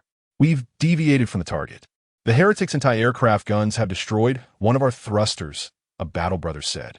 Titus opened the comms, and after some noisy interference, he finally heard Sicarius's voice. Lieutenant, your landing position has shifted. Copy that. We're on our way, Titus responded. No, you're 50 kilometers south of your intended position. Team Terra is under attack from enemy armored units and has suffered heavy losses. They need your support. Copy that. Titus closed the comms and looked at his battle brothers. Grab enough anti-material weapons, brothers. We are going to support Team Terra. The number of armored vehicles of the Dawn forces exceeded pre-battle estimates, causing significant losses for the Astartes and the Cadia forces assigned as the first wave of assault troops. Even the enemy's basic combat units carried heavy laser cannons, capable of killing an Astartes from a considerable distance. Additionally, there were numerous armored units and automata. However, this was expected resistance for the Imperial Expeditionary Force. A massive fortress descended from the sky, crashing to the ground like a giant rock. With a heavy and resonant sound of horns, the drawbridge lowered, kicking up dust as huge night mechs emerged from the landing pod. These towering bipedal mechs changed the tide of battle as soon as they entered the fray, turning the previously passive assault troops into active combatants. Equipped with ion shields that could deflect most attacks, their thermal cannon and plasma weaponry easily dispatched various armor vehicles that appeared to be modified by Leman Russ. Purge the heretics, sisters. Let them taste the Emperor's wrath. The Battle Sisters also joined the fray. These daughters of the Emperor viewed loyalty as life itself and feared not death, believing instead that after death, they would return to the Emperor's side. These most loyal and valiant mortals of the Imperium, supported by the firepower of the night mechs, successfully tore through the Dawn Force's counterattack, firmly securing a larger landing zone.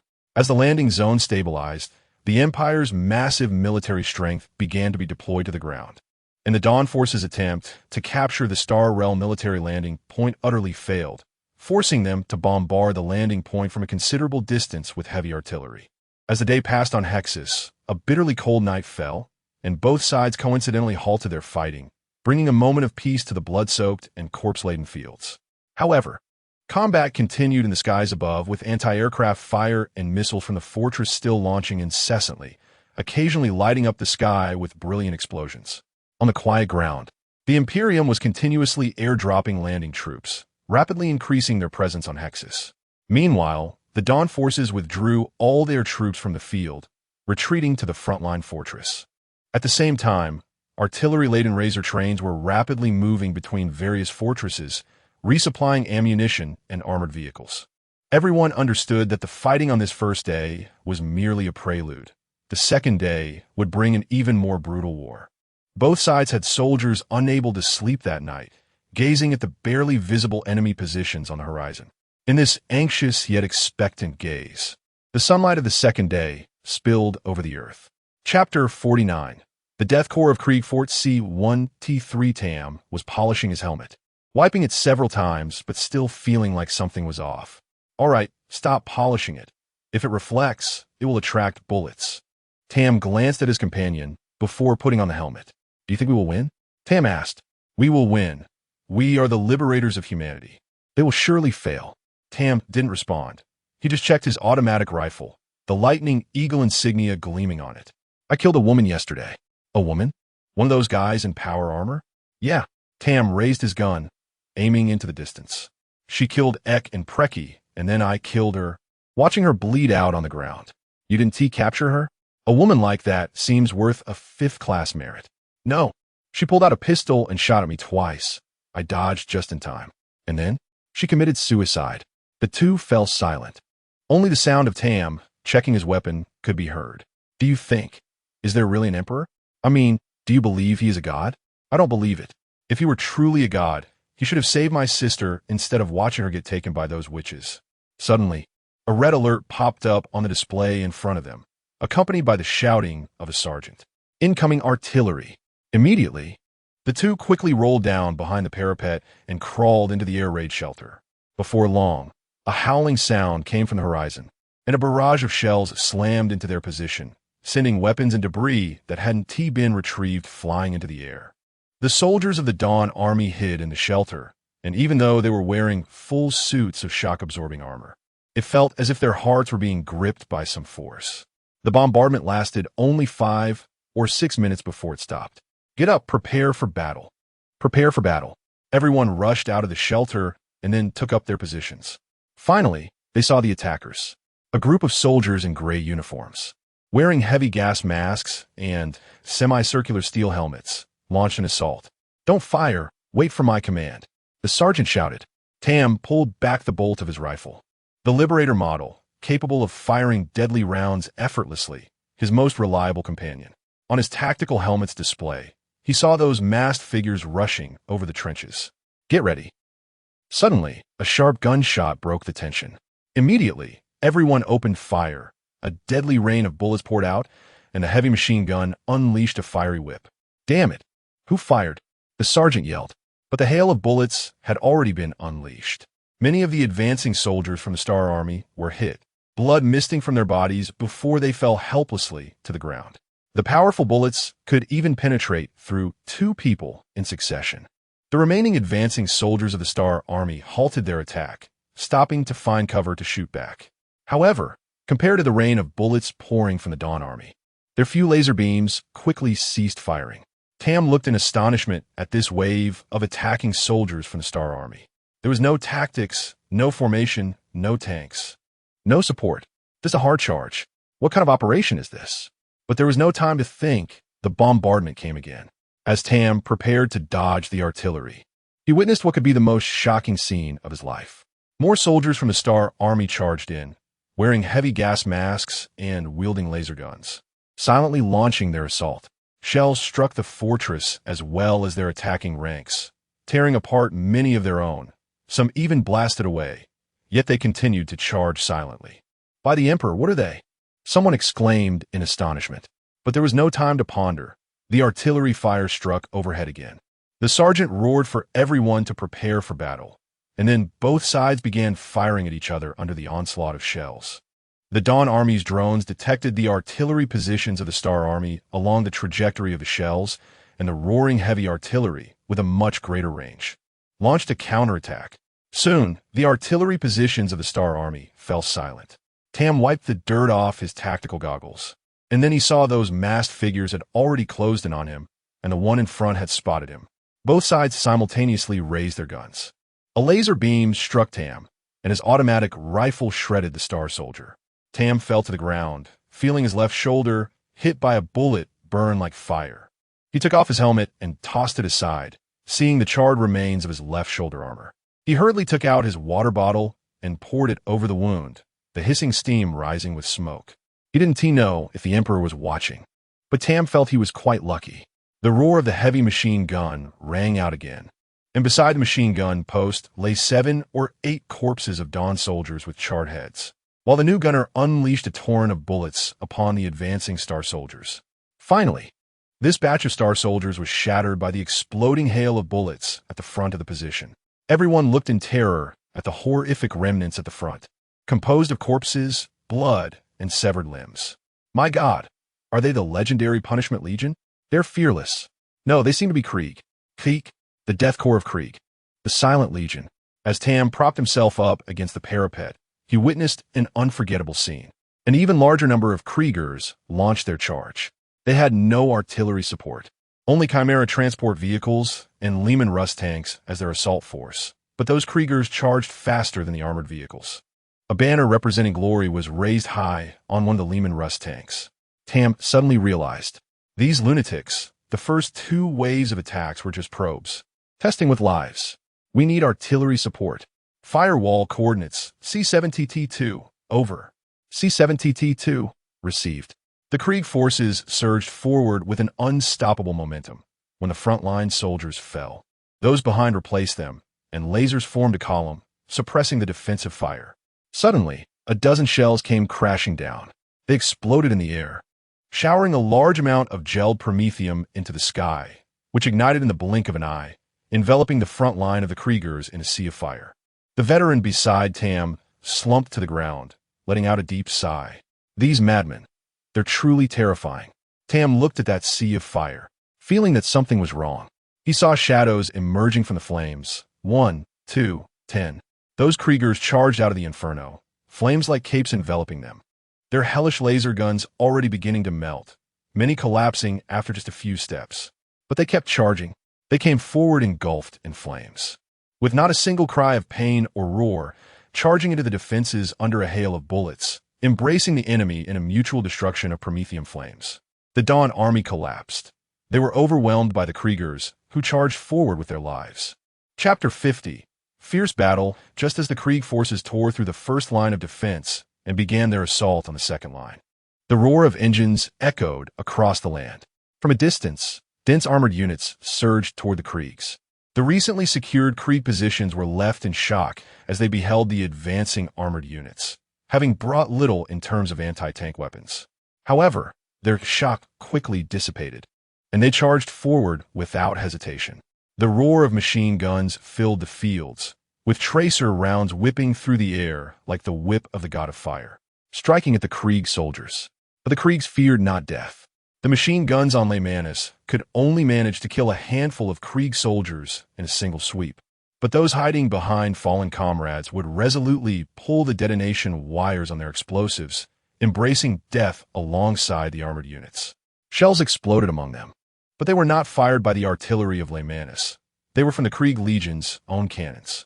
However, the bloodthirsty Dawn army did not cease their assault, trampling through the trenches and wiping out the charging Krieg soldiers, pushing aside the remains of their comrades, and then opening fire on the second wave of knight families. The noble knights, piloting their mechs, slaughtered the armored clusters like giants. However, the ion shields began to buckle under the intense firepower, ultimately collapsing. The noble knights were destroyed amidst the artillery fire, but they had bought enough time. Gunships marked with a large U arrived on the battlefield, raining down death from above, abruptly halting the advance of the armored units. And then came, "Face me, heretical scum." A massive icebox descended from the sky, crushing a Lemanus tank beneath it. The fearless mech, with an awkward agility, jumped down from the crushed Lemanus and swung its power claws, smashing into the oncoming armored vehicle. A large hole was torn into the front of the immense Chimera vehicle, sending the entire chassis flying and flipping over. The fearless mech strode forward like a war god, firing its melta cannon at the charging armored vehicles, while shells and searing lasers struck the fearless mech. Support for the fearless was provided as extremist warriors jumped down from the Thunderhawk, aiding the rampaging fearless mechs suddenly. Another type of explosive sound emerged on the battlefield. Several unprepared battle brothers were knocked to the ground. When the extremist warriors looked over, they saw another group of Astartes, clad in power armor primarily white with black accents. Adorned with the emblem of a crescent moon wolf, they were unmistakably the 16th Legion. Titus frowned slightly.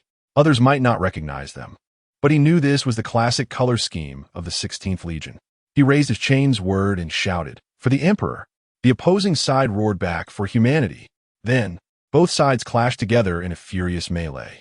Chain's words sparked violently against each other, accompanied by the sounds of explosive rounds, as warriors from both sides enacted their beliefs with the blood of their enemies.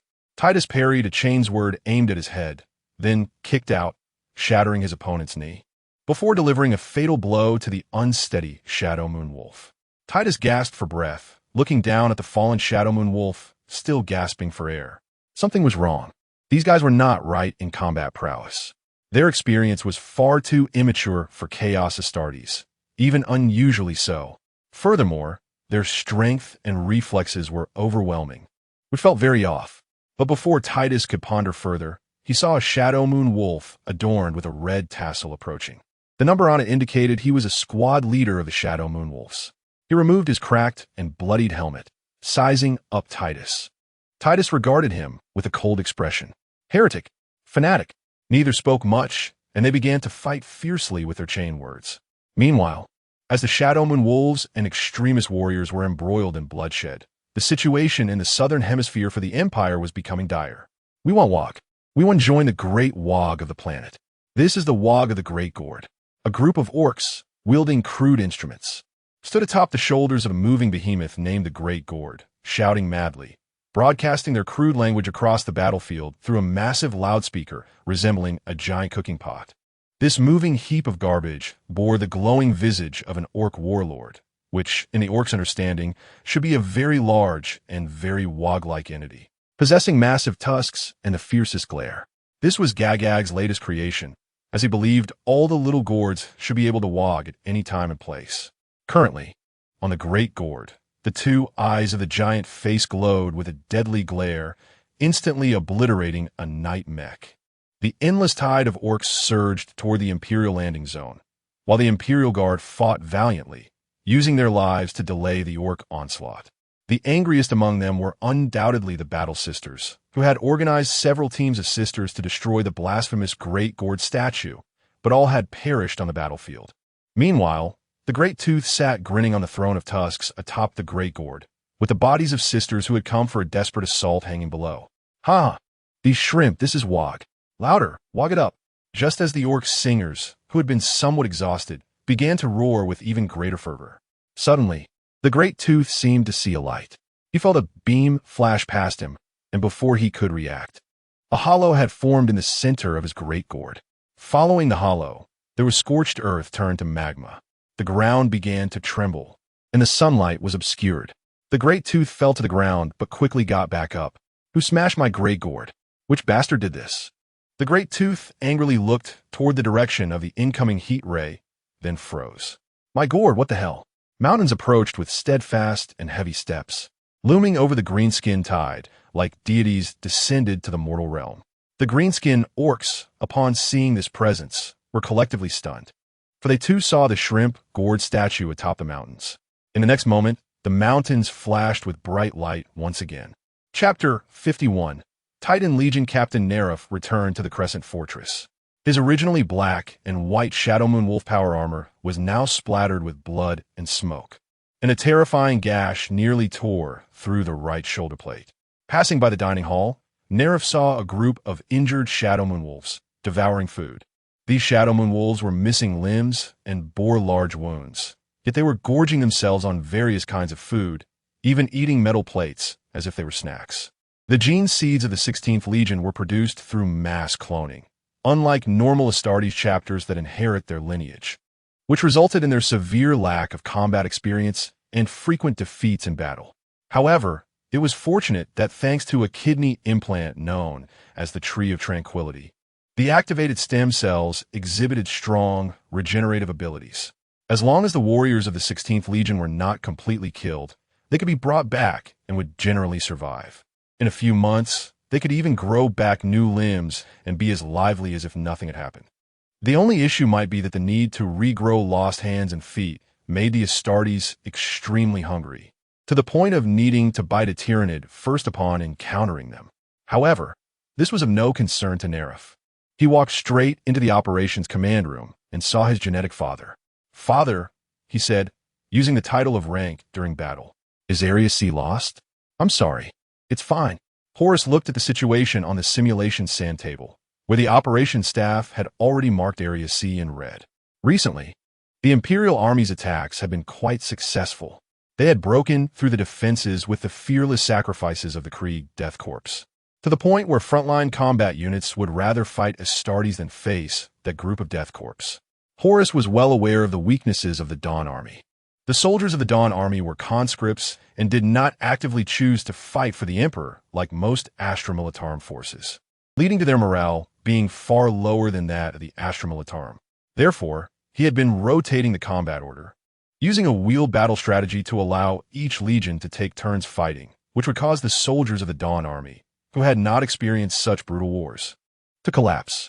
However, even so, the Dawn Army was slowly losing one fortress after another, and they had now been pushed back to the Arctic Circle. Meanwhile, the corpses of the Imperial Army were almost scattered across the continent, but these losses were acceptable to the Imperial Army.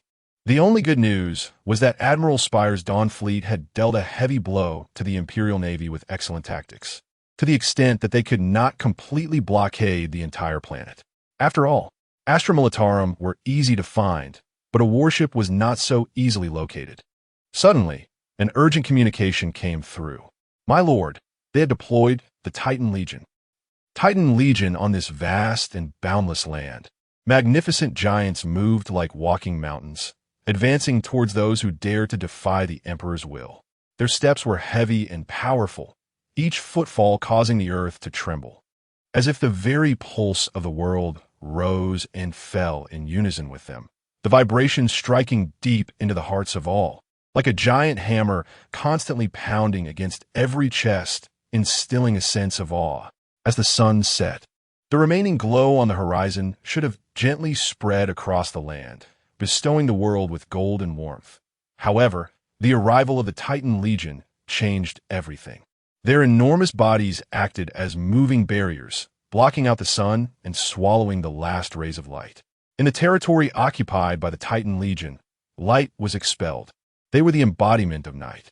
As one of the most powerful ground forces of the Imperium, the Titan Legion, composed of Titan Mechanicus, was undoubtedly a presence that struck fear into the hearts of all Imperial enemies. Titans were equipped with weapons like volcano cannons and heavy laser cannons, typically found only within the Navy, and were also paired with powerful void shields. However, Titans did not act alone due to their formidable firepower. They typically operated as a collective in the Titan Legion, crushing the Emperor's enemies like mountains.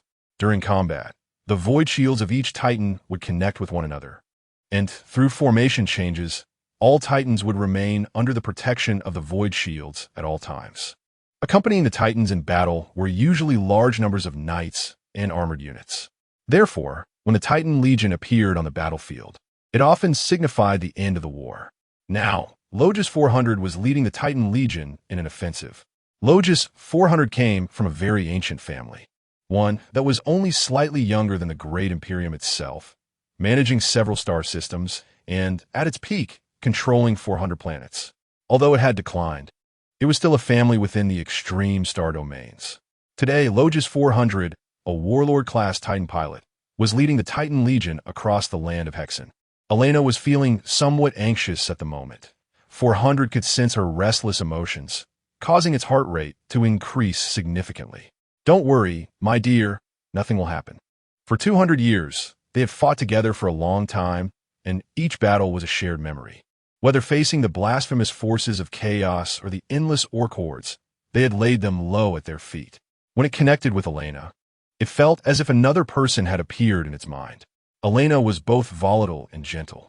Her entire being was so beautiful, her racing heart pumping strong power, delivering energy to every corner.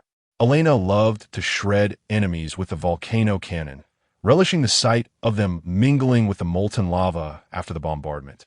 In those moments, her restless heart would find a little peace. Every time 400 entered Elena's system, she would show some resistance, requiring a certain amount of soothing and ritual blessings to recognize itself and become slightly gentler. When it successfully merged with Elena, the sensation changed instantly. Hard steel composed its body, and at that moment, the glory of Omnicia blessed them. It was like a great mountain. The rushing river turned into a gentle stream. Towering mountains became rolling hills, and the galaxy flowed above its head, while the enemies became mere ants. With every step, 400 had to be careful not to accidentally step on its fellow beings. The Astra Militarum would look at it with respectful eyes, while the tech priests praised the glory of Omnicia loudly. In that moment, 400 always felt like an exalted deity with thousands of lives in its hands. But 400 did not consider itself a god, for it knew that Elena was the true deity, the glorious manifestation of the great machine god, descended to the mortal realm. Having reached the combat position, weapons were warming up, and the weapon systems reported their status. 400 no longer suppressed Elena's restless and fervent desire to fire. "Go, my dear, bring the glory of Omnicia to our enemies. Crush the heretics to dust. Only death can soothe your only him." Thus, Elena happily responded to 400. In an instant, the world darkened, and even the sun's light dimmed. The brilliance of the volcano cannon became the only sun in the heavens and the earth. Chapter 52. The Wrath of O.M. Messiah, How Beautiful. Praise the Sage of Dorkison. Ahead, the defensive formation of the Dawn Army had turned into a sea of flames, with only those who ran fast managing to evade the Titan strikes.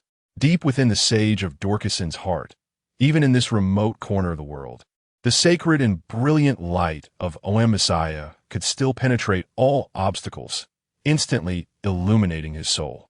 This experience was not merely a spiritual shock for him, but rather a profound awakening in the depths of his faith. He seemed to hear the distant and solemn footsteps, each step firmly planted on the solid ground, yet stirring ripples in the lake of his heart.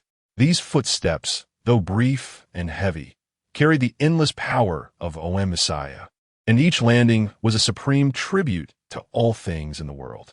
For the sage of Dorcasson, this was not just an auditory perception, but a resonance of the spirit, with each vibration deeply connecting with the faith within him. However, the sage of Dorcasson did not fully agree with this sentiment at the moment. The divine mechanism Titan was indeed magnificent, a tribute to Messiah. Yet compared to the secret project being conducted by their black mechanical cult, he felt that the current divine mechanism Titan was merely one of Messiah's humble servants, with some annoying wet components that needed to be removed. And the sage of Dorcasson was determined to eliminate those annoying wet components. At this moment, a massive vehicle next to the sage of Dorcasson unveiled itself. A colossal entity stood silently, as if challenging the laws of nature and subverting conventional notions of size. Its enormous and broad tracks, like the footsteps of giants from ancient myths, steadily supported this awe-inspiring creation. Even the terrifying war machines of the Emperor's poison blade seemed small by comparison, like toys in the hands of a child, insignificant. The appearance of this creation exuded an indescribable majesty and power, with its dark launching rings resembling the eyes of an abyss, quietly gazing at everything around it, revealing an evil yet captivating beauty. It was an existence that transcended worldly aesthetics, a perfect fusion of power and fear, evoking both awe and fascination. Behind it, the engines mounted on the creation roared like a furious beast, seemingly exuding endless surging power, each breath trembling the entire space. This power was enough to turn any enemy standing in its way into dust, an unmatched source of destruction on the battlefield. Even more astonishing were the 4 tower-like energy storage facilities standing behind this creation. They stood like guardian spirits, silently providing a continuous supply of energy support to this colossal entity. These storage facilities not only symbolized endless power, but also represented the crystallization of wisdom and technology, elevating the combat capability of this creation to an unprecedented height. The Wrath of Messiah. This was their latest work. If it weren't for the urgent situation on the Hexen front, this great creation would not have lowered itself to be commanded by him. The sage of Dorcasson knelt on the ground and then called out, "Immortal God of machines, hear our prayers. We are your children, scholars on the mechanical path. We receive the protection of steel, guarded by your war divine messengers. We toil tirelessly to reclaim your lost gifts. Sound the great bell once. Push the lever. Start the pistons and pumps. Sound the great bell twice. Press the button, ignite the engine, infuse life. Sound the great bell 3 times. Sing, in unison. Praise the God of all machines." The heavy machinery slowly powered up, the roar of the engine driving the heartbeat. Amidst the incense and the hymns of the mechanical priests, the Wrath of Messiah slowly raised its cannon. The sage of Dorcasson personally pushed the operating lever, and the circular heat dissipation belt above the cannon began to spin rapidly. The cannon started emitting an intense light, the surrounding air warping due to the high temperature, as the illuminated circular units on the energy towers extinguished one by one. In the name of the great Messiah, let your wrath descend upon the world. Fire. A powerful green sphere of light tore through the sky, accompanied by a thunderous force as it shot toward the Titan Legion. The void shield was overloaded in an instant, and the destructive sphere struck the leading Hound-class reconnaissance Titan, resulting in a brilliant explosion. Then it vanished. It was as if the Supreme Creator gently scooped a spoonful from the land of Hexen. Whether it was the divine mechanism Titan, the night mech, the preaching army below, or the land of Hexen itself, everything had disappeared. The last military Titan could only watch in shock as the front cleared, and then it stepped into a hemispherical pit.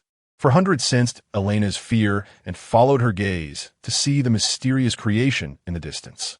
But 400 was in a state of shock, unable to comprehend why the massive Titan Legion before him had vanished, leaving him alone.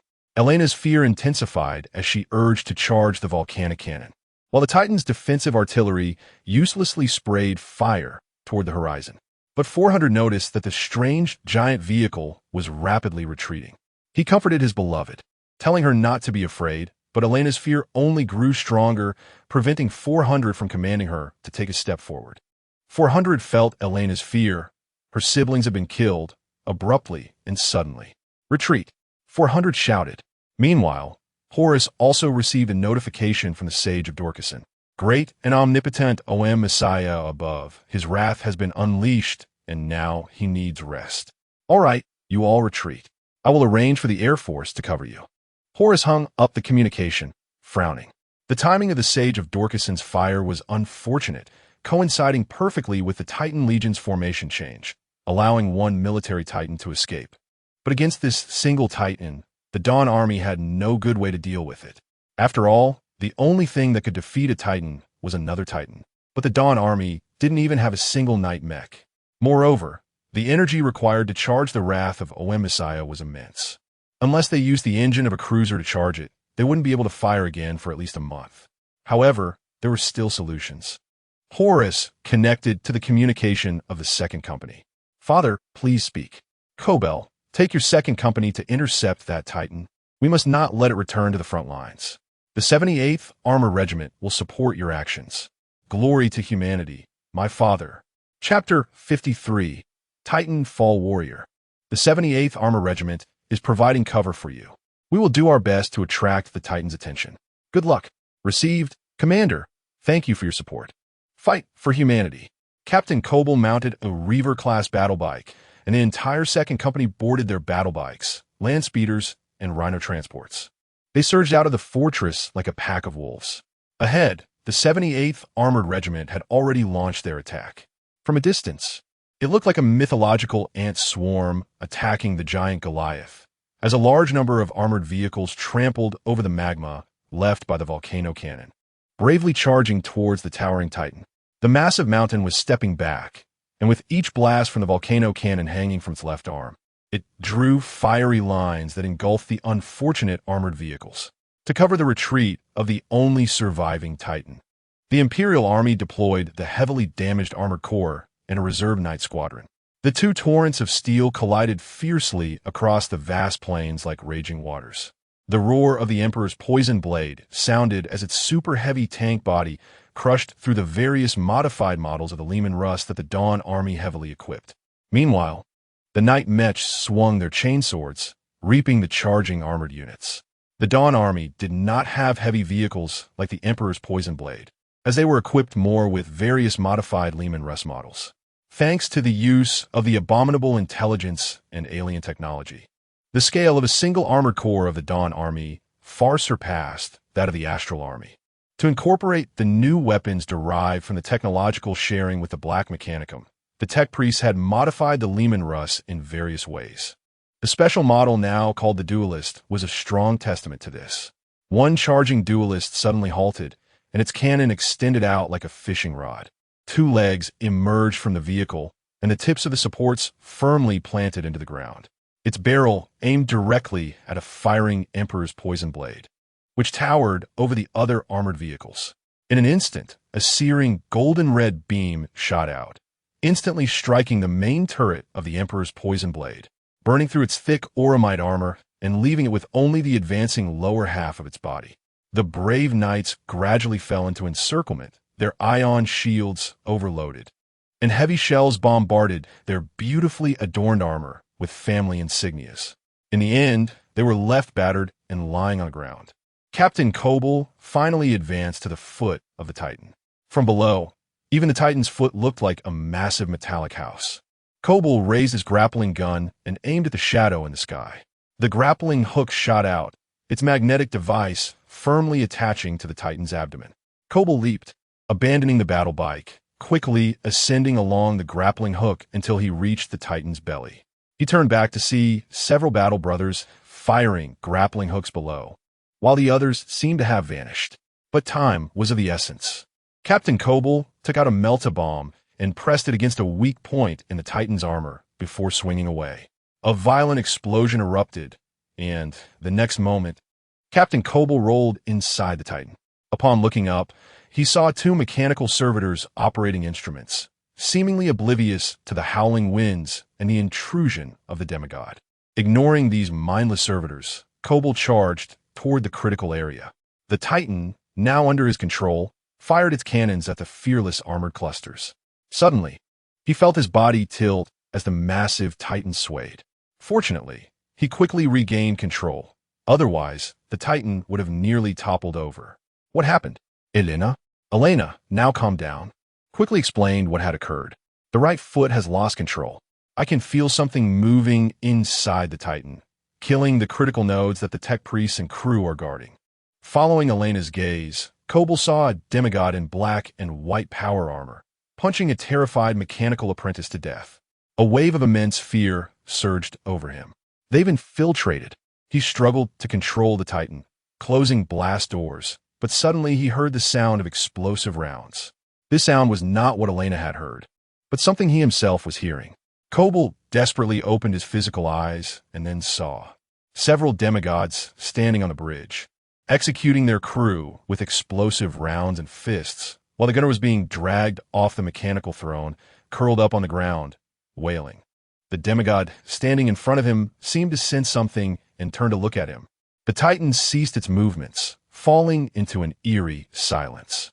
It neither attacked nor moved, just stood there dazed, as various metal storms raged against its void shields. Soon, everyone realized the situation. The Astartes had successfully infiltrated. In an instant, the tide of battle changed. The Dawn army, which had just been desperately attacking the Titan, began to protect it, while the Imperial army frantically turned to attack the Titan. The massive Titan stood still, like a tall peak, watching the armored vehicles below engage in mutual slaughter. The Imperial army command fell into silence. We must increase our forces. We cannot let the glory of Omnicia fall into the hands of those heretics. The tech priest sage said with rare anger, "Sage, this is not a wise choice. We should be clear that we have permanently lost the Titan. The vanished alien artillery may have completed its charge by the time we regain control of the Titan," the Astral Army Lord General said. "This is a desecration of Omnicia. If you are unwilling to take back the Titan, I will have to retrieve the servants of Omnicia from various fronts to reclaim the Titan. No, that way our forces will lose the already scarce heavy fire support. The frontline Astral Army cannot bear the heavy fire from the enemy any longer. Necessary sacrifices are unavoidable." Bang, bang, bang. The judge tapped the table. Everyone looked over to see the judge respectfully step aside, followed by another judge. The mysterious Black Hammer judge approached. His cold gaze swept over everyone present, and then he revealed a secret order. "From now on, you will all follow my command. My orders are simple. Launch a direct assault on the main fortress." The Astral Army Lord General wanted to protest, but the Black Hammer judge's icy gaze made him swallow his words. "No matter the cost, we will proceed as decided." Chapter 54. The Grey Knights, my lord. They have broken through our lines. Horus looked at the simulated sand table with confusion. The Imperial forces, which had just been fighting in an orderly fashion, suddenly went berserk, concentrating most of their elite forces to launch a desperate assault. Night Mechs, Battle Sisters, Kazakh assault teams, and Space Marines, these elite forces tore through the last line of defense and charged into the remnant moon fortress. Horus did not understand the significance of the Imperial forces' actions. If they were trying to create a situation where the center blossomed and everything exploded, that would be naive. Horus had not even deployed the reserves. He only needed to mobilize the armored units and the Shadow Moon Wolves to block the breach they had created, and that entire force would be obliterated. In fact, other fronts could push back the Dawn forces because they had lost this strength. It was truly incomprehensible. Horus completely did not understand them. Suddenly, a look of realization appeared on Horus's face. "Oh, so they are coming for him.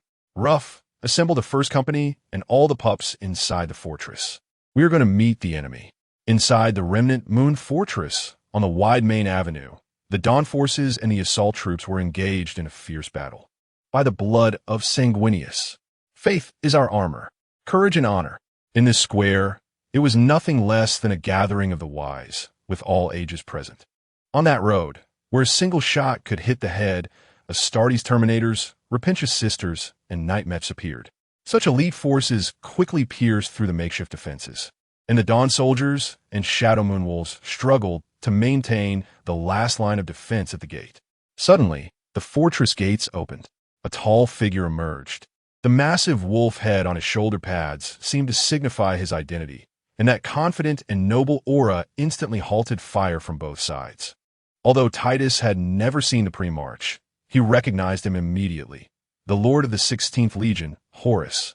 Oh, what a risky decision. Didn't Gilliman's Codex tell you that such actions could doom the entire expedition? Horus said. The captain of the 5th Company of the Blood Angels, McTavish, immediately flushed with anger. To be precise, the entire 5th Company of the Blood Angels, along with a group of Blood Angels subunits, collectively turned red with fury. Evil filth, you will atone for the atrocities of 10,000 years ago. In the name of Sanguinius. The Blood Angels surged forward. Horus clicked his tongue in displeasure. You are not the ones to repay the blood debt. The Legion Master charged forward like thunder, with the Shadow Moon Wolves following the Gene Father into battle. For the War Master. For mankind, the Imperial forces immediately launched their charge. In the distant Eastern Star Domain, this might be the first large-scale battle between Astartes since the Great Crusade. Both sides fired everything they had at each other on the level ground, with continuous casualties, and then they clashed with chains, words, and blades. The combat effectiveness of the Shadow Moon Wolves was clearly inferior to that of the Imperial Astartes. Despite having a numerical advantage, they fought in a disorganized manner. However, thanks to the Gene Father's leadership and the hormones released by the Bone of War, they gradually overpowered the Loyalist warriors. Titus fiercely cleaved through 2 chains words before him, and in the blink of an eye, he saw another dark muzzle aimed at him. He quickly twisted his body, using his thick shoulder pad to block in front, and a barrage of bullets sparked against his armor. Titus seemed to hear the sound of bones cracking, but the sound of the chain's word howled toward him, and Titus hastily blocked it, but was kicked down to the ground. Just as the enemy was about to finish him off, a power sword swiftly severed the enemy's arm, and then pierced through his chest at lightning speed. Oh, it's me, Cato Sicarius, saving you. The second-in-command extended his hand to Titus, who pulled him up and stood. He looked ahead at the Shadow Moon Wolves, who outnumbered even the extreme warriors, and frowned. We are heading toward failure, Titus said. Sicarius looked at the tall figure. Horus's speed was so fast that he could barely see it. He first kicked a Terminator flying, then swung his lightning claws to slice a Repentia in half. Inspired by the Gene Father, the Shadow Moon Wolves fought even more bravely. Damn it, we're going to lose. Suddenly, something flew toward Horus at high speed. Horus reacted quickly, swatting the projectile away. He looked toward the attacker and saw the golden-armored warriors standing majestically, their red tassels waving in the wind. Beside them stood a group of individuals clad in silver Terminator armor, their heads wrapped in books. The Imperial forces saw reinforcements and incredulously cheered. The Custodians. And who are those guys in all Terminator armor? The frontmost Custodian spoke. Chaos War Master. Your evil expedition will end here. Heh, you aren't worthy, Horus mocked. The Custodians? He and Bona had already killed quite a few. But then, a silver Terminator, radiating lightning, stepped forward. Psyker Astartes? The Grey Knight's Justicar held a book that began to flip rapidly, psychic lightning coursing through him, the Emperor's radiance shining upon him. The Justicar launched his attack, using powers from the Empyrean to deliver a devastating blow against the demon pre-march. Horus Lupercal, the voice boomed, echoing through the square, resonating with the Justicar's roar. In an instant, the square was left with only distant gunfire. Horus looked at the strange figure, confusion filling his expression. The Grey Knight's Justicar was a bit dazed. He looked down at the contents of the book again, then shouted loudly, Horus Lupercal, Beast, Giant, Slayer, Inquitus. Horus's name from his gang life. In an instant, both sides were stunned. The Imperial forces were puzzled, wondering if this Psyker Astartes was making fun of Horus. The Shadow Moon Wolves fell into collective silence. Only the Grey Knights were dumbfounded. The demon names they had mastered could significantly weaken the enemy's combat effectiveness when shouted against demon princes and demon primarchs, commonly known as box strike. But why did it seem that this Chaos War Master was unaffected? Did the box fail? Meanwhile, Horus was panting heavily, his expression furious, his face filled with rage at being mocked in public. I will turn you all into mincemeat. Chapter 55 Reinforcements. It was clear that the actions of the Grey Knights had enraged Horus. He smashed the Astartes that obstructed him into pieces and charged straight at the Grey Knights. The Imperial Guard, blocking the way, joined the battle, wielding their sentinel spears and attacking in a manner that the Astartes could hardly see, quickly suppressing Horus. The Shadow Moon Wolves roared in anger, trying to aid their Gene Father. However, the layered encirclement of the Imperial forces left them powerless, and any warrior who managed to break through the encirclement would be slain by the Imperial Guard in the blink of an eye. The Grey Knights also launched psychic attacks, unleashing psychic spells to complement the assaults of the Imperial Guard, hurling various spells at their enemies. Then, it was of no use. He discarded the lightning claw that had been twisted into sludge by the spells and swiftly dragged a sentinel spear across, piercing through its owner. Immediately, 3 or 4 spears struck at Horus in a nanosecond, but he quickly swatted them aside. He then grabbed a Grey Knight who had charged forward and threw him like a bowling ball, creating a bloody alleyway. Following that, Horus quickly jumped back to create some distance. In that brief moment, the ground was littered with the bodies of the Imperial Guard and the Grey Knights. The front line, the sons of Sanguinius, suffered heavy casualties, with the leading officer, Mechanicus, even lying unconscious on the ground. Horus seemed to have heard something. He pressed his left hand against the communicator and nodded. He looked smugly at the Imperial forces. "Foolish ones, I allow you to leave here. This is not my mercy, but because we have a more important enemy to deal with. If you don't want Terra to explode, you better get out of here." The Imperial forces present were stunned, and soon the Emperor's daughters sent friendly blessings to Horus, sincerely offering suggestions about his mental and material state. Then came another bloody clash, as the soldiers on both sides once again fought furiously. However, Horus clearly had no desire to continue clashing with them. He released all the automata within the fortress to hinder the enemy and then retreated. The most furious were the Blood Angels, especially the now lifeless Mechanicus, who had been hacked into a pulp. "Coward, come back. Let us fight to the death." But the remaining Imperial forces received new orders, the tone quite hasty. All units began an emergency retreat. Enemy reinforcements had arrived. Titus looked in disbelief at this order. "This is a desecration of honor and loyalty. We will not retreat." Scarius was the first to respond angrily. "This is an order from the Expeditionary Command." Not only the elite warriors, but the other factions also looked incredulously at this command. But at this moment, the situation did not allow them to delay any further. The Imperial Air Force dispatched an entire fleet of transport ships to forcibly penetrate the fortress, barely managing to withdraw after sacrificing 2 whole fighter squadrons, and they didn't even have time to collect the gene seeds. It was only upon flying into the void that Titus understood why the Imperial forces had ordered such a hasty retreat. In the high skies, more and more warships emerged from the Mandeville Point, launching an attack on the Imperial fleet. A multitude of light spears and macro cannons tore through the void, with warships exploding intermittently. The warship formations that had been blocking the enemy reinforcements were already torn apart, and more Dawn forces began their assault deeper within. The Imperial fleet, which had barely managed to confront Admiral Spire, now faced such a massive fleet and began to show signs of retreat. The terrifying number of warships almost occupied half a star system, with Imperial warships falling to enemy bombardments every second. The members of the Imperial Expeditionary Council aboard the flagship looked bitterly as the tide of warships overwhelmed them, and they had no choice but to begin their withdrawal.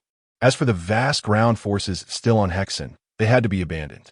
To withdraw the elite forces from the remnant Moon Bastion, they had already lost a battlecruiser squadron. On other battlefields, they could only hastily evacuate the more important night matches, while Mechanicus directly abandoned a multitude of line-filling missionary troops. An Imperial fleet was ordered to execute a suicide attack, bravely charging towards the Dawn fleet, only to be burned to molten iron by hundreds of light spears. Meanwhile, Bonner stood on the flagship, connecting to Horus's communicator. "It seems I did not arrive too late." "I don't think so. I was almost surrounded and killed by the Imperial Guard." Bonner frowned. Can the Imperial Guard take down a Gene Primarch? But it was Horus who spoke first. "Where did you get so many fleets?" "The crew is halved, barely able to operate the newly launched warships. I bet the Imperial fleet was scared off and didn't dare to engage." "Haha, you truly are a genius. I'm liking you more and more." As the Dawn fleet drove the Imperial fleet out of the Hexen system, the battle was already over. The ground forces abandoned on the planet's surface were in despair. Aside from the steadfast battle sisters, and special entities like the Space Marines, most of the morale began to collapse. The commissars had to start executing soldiers who were inciting unrest, and some of the less disciplined Astra Militarum units even shot their commissars, loudly broadcasting requests for the favor of the Chaos Lords. They were then rewarded with bombardments of light spears, erasing the entire unit. Bonner had a considerable appreciation for these ground forces. After all, despite their firepower being significantly weaker than that of the Dawn forces, they almost managed to take Hexen relying on the Emperor's faith. If they could be absorbed into the Dawn forces, it would be a nice boost. However, he was unwilling to take in those who were opportunistic. Faced with the Astra Militarum units on the ground that began to regroup, determined to demonstrate their loyalty to the Emperor through death, it would be easy to deal with them. After all, he had wasted some time on the way, capturing a few Chaos demons eager to contribute. Although they may not be willing, it was of no concern. Tens of thousands of special shells were bombarded into the planet's surface, but the resulting shockwave was not the flames and explosions one would imagine. The intense subspace energy rapidly engulfed Hexen, and the demonic energy within the shells sent the Imperial forces affected into a state of unconsciousness. Even the demigod Astartes could not escape. Even the Dawn forces were affected, falling directly into unconsciousness. The only ones who likely escaped were the orcs in the southern hemisphere, who were still shouting angrily, cursing the Imperial forces for fleeing without permission, calling them a bunch of cowardly shrimp-like creatures. Chapter 56, The End of War. Currently, we have captured around 5 million Star Realm military troops, and we have separated the officers, political commissars, and rank-and-file soldiers Colonel Sackett introduced. Well, good. I will send priests from the New State Church later to try and persuade them. Those who are willing to join the Dawn Army will be promptly appointed after inspection. I also agree with this plan, but our troops still lack the presence of political commissars. Our troop morale is low, and we will face significant problems if we encounter chaos and aliens. I will find a way to solve it. Thinking of the group of political commissars, Bana felt a headache. He hoped the political commissars could join the Dawn Army, but so far, all captured political commissars have refused and sent friendly greetings to the Eagle Empire. Oh, right, there's another group of delusional individuals. Bana walked to the detention area where the battle nuns were held. The battle nuns, stripped of their power armor, wore simple robes and were currently gathered together, training under the Emperor's will. Immortal Emperor, please have mercy on our trivial suffering. Master of the Galaxy, please bless your flock trapped among the aliens. Bright Guardian, please guide us through our dark path with your radiance. We are your warriors. We are your servants. Just looking at the group of nuns praying together made Bana's head spin. If there was still a glimmer of hope for persuading the political commissars, there was absolutely no chance with these nuns from the state church. In conversations with Teresa, the nuns had even become notorious among the Slaneshi demons, who were very eager to capture nuns and use every means to tempt them into the embrace of the god of pleasure. Send them to Cabalet and Talent. Aren't they short on people there? Since these nuns are so fond of worshipping the god emperor, I want to see which human empire was forged by the frontline workers and soldiers, and which was forged by the distant state church deities.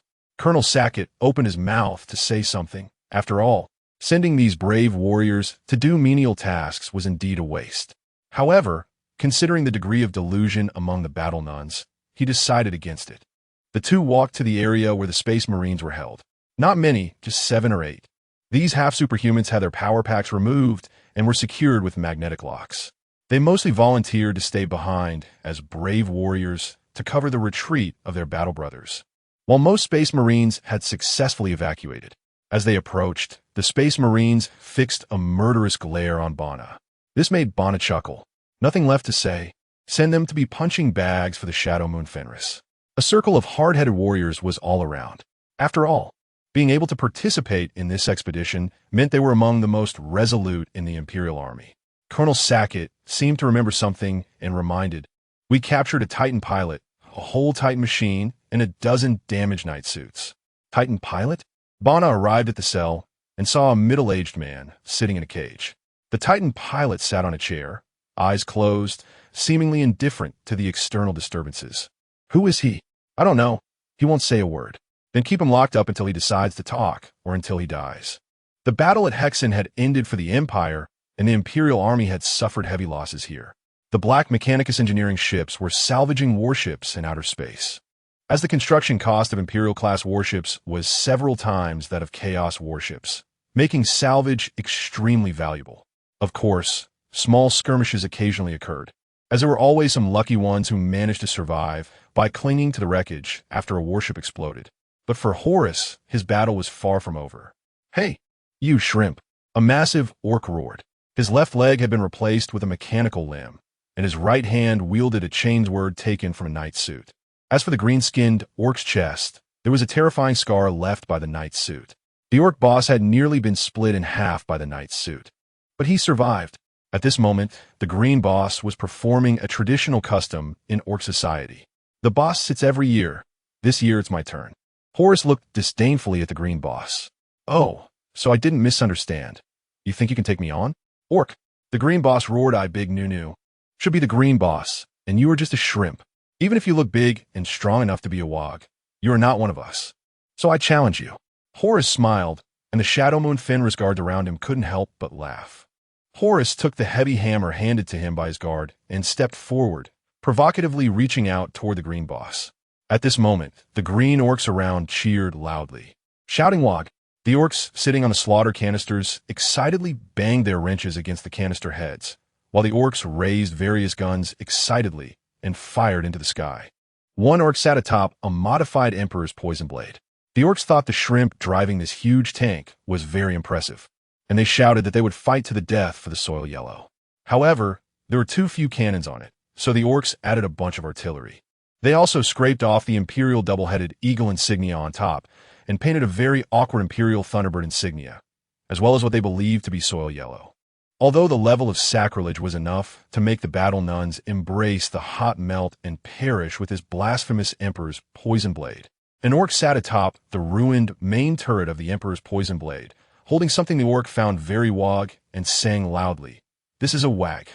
The wog of Big Nunu and Shrimp Boss. A great ball wog after wag." Then the green boss roared and charged at Horus. The orcs cheered wog, watching the green boss, bigger than those super canisters called Oster, charge forward. Then Horus waved his hand. The green boss's head was smashed into his chest with a single blow. The green boss died with a gasp. The orcs, who had just been excited, were stunned. "You pathetic creature, you dare challenge me with such little skill," Horus taunted. He then looked at the other greens. "Anyone else? You weak little chickens who almost made me fall asleep." The green orcs blinked then. "Boring, not interesting. I'm leaving." Horus sneered. These green orcs needed to be dealt with firmly enough. Chapter 57, The 13th Black Crusade, M41, 999, The Era of the End, the Cadia System. An imperial fortress world located before the Eye of Terror. The people living here have been unable to look up at the starry sky since birth. For above them lies the terrifying warp vortex. The warriors here are the most resilient and valiant of the Imperium, having garrisoned this place for a considerable length of time, defending the human empire with their blood and loyalty. Now, the shadow of the Black Fleet begins to loom over the entire Cadia sector, and the Chaos warlords have been plotting for 10,000 years. It is time to reap the harvest. Around the Cadia sector, the plague zombies continuously pour out from their nests, and the plague god Typhus has spread the virus across world after world. The brave Imperial defenders fight to the death but are still overwhelmed by the tide, losing their strength before the plague fleet arrives. The Midnight Lords are also conducting their bloody slaughter in the Scarus sector, these masters of assassination weaving through the shadows, torturing every innocent Imperial citizen with extreme cruelty. The flames of war begin to spread across the nebulous starfields as countless Chaos cultists welcome their masters. On those planets are the vile Chaos sacrifice rituals constructed by the Harbingers. Thousands of lives are brutally slaughtered as the Harbingers use their powerful Chaos sorcery to sacrifice vast numbers of innocent captives, and then use the violent fluctuations of their dying moments to shatter the thick barriers between reality and the warp. The warp has thus descended upon the Cadia sector, and a fierce warp storm sweeps across Cadia. From the Eye of Terror, a mighty Chaos fleet emerges. Even the Imperium's most powerful naval fleet, the Gothic fleet, appears powerless in the face of such a vast scale of Chaos fleet. Among the countless warships, a massive Gloriana-class battleship emerges an ancient vessel long lost to manufacturing technology, which is the flagship of Horus's sons, the vengeful spirit. This flagship, inherited from 10,000 years ago, has witnessed too many wars, and now finds itself in the largest conflict since the Great Crusade, the 13th Black Crusade. Abaddon stands on the deck of the vengeful spirit, watching the approaching Cadia in the distance. For this moment, he has labored for 10,000 years. Humanity is a naturally warp-sensitive species. Even the so-called Good Emperor's favored Eldari cannot match humanity's powerful affinity for the warp. And that foolish corpse emperor, in pursuit of his own deification, has placed humanity under his decaying, chaotic, and filthy imperial rule, hindering humanity from truly receiving the embrace of the gods. 10,000 years ago, his father, Horus, failed. He was betrayed by the gods, killed by the false gods, and thus humanity's path to ascension was delayed by a full 10,000 years. That is 10,000 years. For 10,000 years, humanity has been slaughtered like pigs and dogs by alien beings, and the humans under the decaying empire are even more foolish than in the Age of Dusk. Now, the largest legion since the Great Crusade has united at his feet. The great power of the Chaos Gods has once again descended upon the world, and humanity's hope has returned. And he, Abaddon, is about to inherit his father's will, to complete the unfinished business of the past 10,000 years. Father, do you see? Your wish is about to be fulfilled. Abaddon raised the Draconian in his hand, the sword that once gravely wounded the corpse emperor, and gave his command. Destroy the foolish Cadia, let the world tremble. The mighty Blackstone fortress, the eternal will, slowly moves into attack orbit, crashing through the molten debris of the Imperial Navy's wreckage, slowly heading towards Cadia. This 8-pointed star warship, crafted by the ancient Eldari, is one of the most powerful ships in Abaddon's possession, capable of drawing power from the Empyrean and unleashing the might of the warp upon Cadia. With just one strike, it could shatter this hard stone lodged in its throat into pieces. As a dazzling light appears, accompanied by a brilliantly colorful radiance, the roar from the Blackstone fortress crashes down upon Cadia. But suddenly, the already inactive planetary shield of Cadia reactivates, functioning at far beyond normal levels, blocking this terrifying strike. The warriors of the God Emperor of Cadia let out a frenzied roar, grateful for the Emperor's gift. An enraged Abaddon raised the Draconian. Deploy the landing forces. Tear apart those corpse Emperor's lackeys. Countless landing craft and drop pods fell from the skies like raindrops as the Imperial Army's anti-aircraft artillery tore through the sky. The Imperial Air Force fulfilled their mission in the blink of an eye, as a massive number of demon engines fell from the sky. These war machines containing demons easily crushed the Imperial Air Force. On the ground, the Chaos Army roared as they charged towards the fortifications held by the Imperial Army. For Cadia, for the Emperor, we will not retreat an inch. The political officer roared to boost morale. But in the blink of an eye was blown apart by a blast, his blood-soaked officer cap falling to the ground. Looking out, the Chaos Army charged across the fields. The sounds of explosions and chainsaws mixed with the inhuman screams of demons ringing in their ears. The massive Skulltaker trampled over the fragile defenses of the Cadia people, its blood cannon in the abdomen vaporizing large swathes of the Imperial Army with a single shot. Mortal warriors faced the Chaos forces, torn apart like paper. With few choices in the face of such a terrifying Chaos Army. Stand and take up arms, facing the Chaos enemy until the last moment. Or turn and run, dying on the road like a lost dog. Numerous Chaos Astartes poured into the fortress, slaughtering indiscriminately within. The Battle Sisters and Black Templars retaliated with furious zeal. The Croflin fortress suffered under the assault of shells and flames. It was riddled with wounds. It swayed precariously, yet it stood firm. If one Chaos Astartes could kill 100 Cadia warriors, then 100 warriors would rush forward to block his path with their blood and loyalty, followed by the 101st warrior who would embrace the heat of death with him.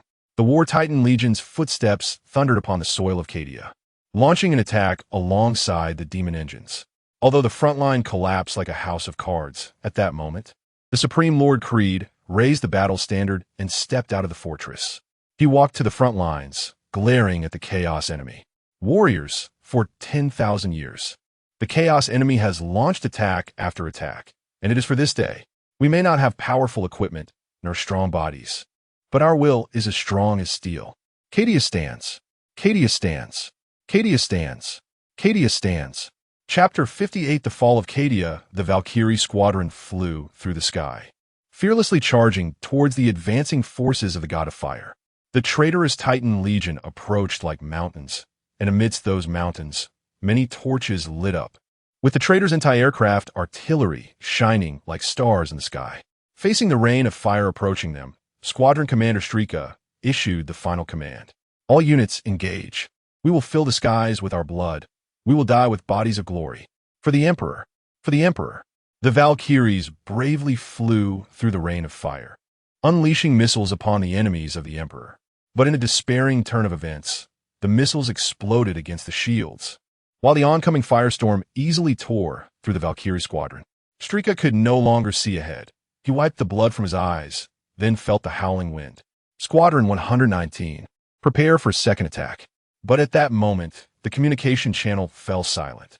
Strika chuckled softly, looking down at the Titan machines that loomed like mountains, then lowered the control stick. For the Emperor, the Valkyrie bombers, engulfed in flames and on the verge of collapse, began their dive, crashing fiercely into the cursed device in the terrified eyes of the chaotic traitors. A massive green flame erupted from the back of the Warlord-class Titan, and then the colossal machine took 2 steps forward before coming to a halt. The Imperial forces cheered, and then unleashed a barrage of heavy artillery upon the Titan Legion. But in an instant, the immense god machine began to move again. The hope that had just risen in the Imperial army was extinguished in a blink of an eye. Even more terrifying was the chaotic army that had breached the fortress. Blood for the blood god. The terrifying roar of the chaos demon prince Eucantor echoed, as the branch of the blood god worshippers, the dogs of Abaddon, surged in like a tide. For the Emperor, the warriors of Cadia bravely charged forward, engaging in brutal combat with the followers of the blood god. Unlike the glorious duels before, the interior of the Krork fortress now resembled hell, with chainsaw axes sweeping through, leaving behind dismembered bodies of the Astra Militarum soldiers, only for more Imperial warriors to fill the gaps within moments. The explosive light of molten blasts and the bright blue plasma rounds clashed, but it was often the fearless followers of the blood god that surged through. With the spilling of blood, the blood god bestowed his power upon his devotees, making the already ferocious worshippers even stronger. Eucantor swung his chainsaw axe, slaying several advancing Cadian warriors, grinning wickedly. Every inch of the Krork fortress was engulfed in battle, blood nearly saturating the entire ground. Yet their defensive line continued to retreat step by step. Meanwhile, the surviving Astartes formed mixed units, stationed at the gates, using their loyalty to fend off wave after wave of the blood god's onslaught. But Marshal Almerich of the Black Templars looked at the increasingly powerful demon prince in the distance, his eyes filled with despair. "O Emperor, please save your people." Suddenly, a golden light illuminated the dark enemy, dispelling the oppressive black shroud. A warrior clad in golden armor, radiating dazzling light, appeared above the battlefield. Her visage shone with divine radiance, and holy wings sprouted from her back. In an instant, the raging tide of demons began to wane, with some weaker demons even starting to be scorched by the flames. The Astra Militarum soldiers on the battlefield all simultaneously recalled that name, the living saint, Saint Celestine. People began to fervently praise and cheer, some even kneeling in loud adoration for the miracle's arrival, as the bells of the remaining abbey within Krork fortress rang in unison. The living saint, with eyes glowing with holy light, gazed at the blasphemous entity atop the city walls. "No, the dog of the corpse emperor. Eucantor roared. Your time has come, filth." Then Celestine plummeted like a meteor, her holy blade piercing Eucantor's heart. The massive demon prince let out a wail as he fell from the burning city walls. The Imperial defenders, who had been on the brink of collapse, suddenly felt a surge of morale, grabbing their weapons and launching a counterattack. For the Emperor, the forces of chaos began to crumble, and soon they were driven out of Krork fortress by the army led by the living saint. The banner of Cadia once again flew atop the walls of Krork fortress. Beneath it lay the corpses of the Astra Militarum and Chaos forces, as the cheers of the Imperial defenders drowned out the blasphemous roars of the Chaos army. At that moment, an extremely bright light suddenly erupted in space. The Imperial and Chaos forces still engaged in fierce battle on the ground abruptly realized that the Blackstone Fortress, resembling a monument of chaos, had exploded. The brilliant light of its explosion covered most of the Chaos fleet in an instant, the intense subspace energy nearly shredding everything apart. On the other side, a massive object even obscured the sunlight over Cadia, clearly displaying the mark of the Imperial fist. The flagship of the 7th Legion, the Mountaineer. It had appeared in Cadia at some unknown time, but now it shone like a sun illuminating the stars. The Chaos fleet swarmed it like ants, but they were all torn to shreds by the Mountaineer's powerful firepower. Seeing the Blackstone Fortress turn into a massive wreck, the injured warlord Abaddon let out a furious roar. "Bring that thing down." In the astonished eyes of the Imperial Navy, one by one, the Chaos warships charged forward, crashing into the Eternal Will, then engaging their engines at full power. Realizing the Chaos forces' intentions, the Imperial Navy abandoned all combat and recklessly charged to attack the Chaos fleet. Both sides exchanged fire at extremely close range, with massive shells piercing through one ship and immediately hitting a second. But the Blackstone Fortress continued to slowly descend towards Cadia. The Imperial Navy went mad. Many brave souls crashed into the Blackstone Fortress from the opposite direction, trying to thwart Abaddon's dark plan. Even the Mountaineer, despite its recent battle wounds, rushed in at close range to bombard the Chaos fleet. But it was all too late. The Blackstone Fortress broke through Cadia's atmosphere, engulfed in flames, and crashed violently onto Cadia. Logically, a Blackstone Fortress smaller than Krork Fortress should not cause any significant damage upon impact. However, in a bizarre turn of events, the continental crust of Cadia began to crack, and magma erupted from the ground. The planet's core began to shatter, and the entire structure of Cadia underwent violent changes. In the midst of astonished gazes, Cadia shattered. Chapter 59 Alpha Legion Extreme, Star Domain, Hexen Fortress World. We have lost contact with the fleet again. A heavy atmosphere began to spread in the control tower, bringing a hint of despair. General Spire said, "Send out the 7th Fleet. We must clear the passage." "No need." Bonner interrupted the next action. "We have already sent enough people to their deaths. Further action is meaningless." He helplessly looked at the star map, where Cadia was shrouded in darkness. Since the emergence of the subspace storm, they had been sending fleets to Cadia, hoping to find a passage there. But a full 7 fleets had vanished into the turbulent sea of souls, unable to send any information. At this moment, Bonner deeply understood what the god of wisdom meant by fate. The sudden emergence of this subspace storm was as if it had fallen from the sky, quickly covering the Cadia star system. To be precise, it was not just the Dawn Legion. Even the Imperial forces surrounding Cadia had sent many fleets attempting to break into Cadia, but all had failed without exception. According to Horus, they had not encountered such a strong subspace storm during the Great Crusade. As for whether the 4 gods were pushing things along behind this subspace storm, yes, but how much strength they used, Bonner could not know. Suddenly, communications were urgently connected, and General Spire walked over. It was a communication from the star speaker. "The sky. The sky is wailing." "What are you saying, esteemed one?" "The earth is burning. The world is shattering. Boundless darkness envelopes the stars. That holy light has dimmed. We have been lost in the darkness, surrounded by fierce and cunning beasts."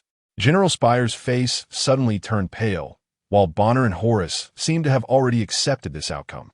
"In my name, cease combat with the Imperial forces. Do not actively attack Imperial troops. All star systems enter a state of readiness. Open heavy weaponry to the militias and PDF. Organize the fleet. We are going to support the extreme star domain."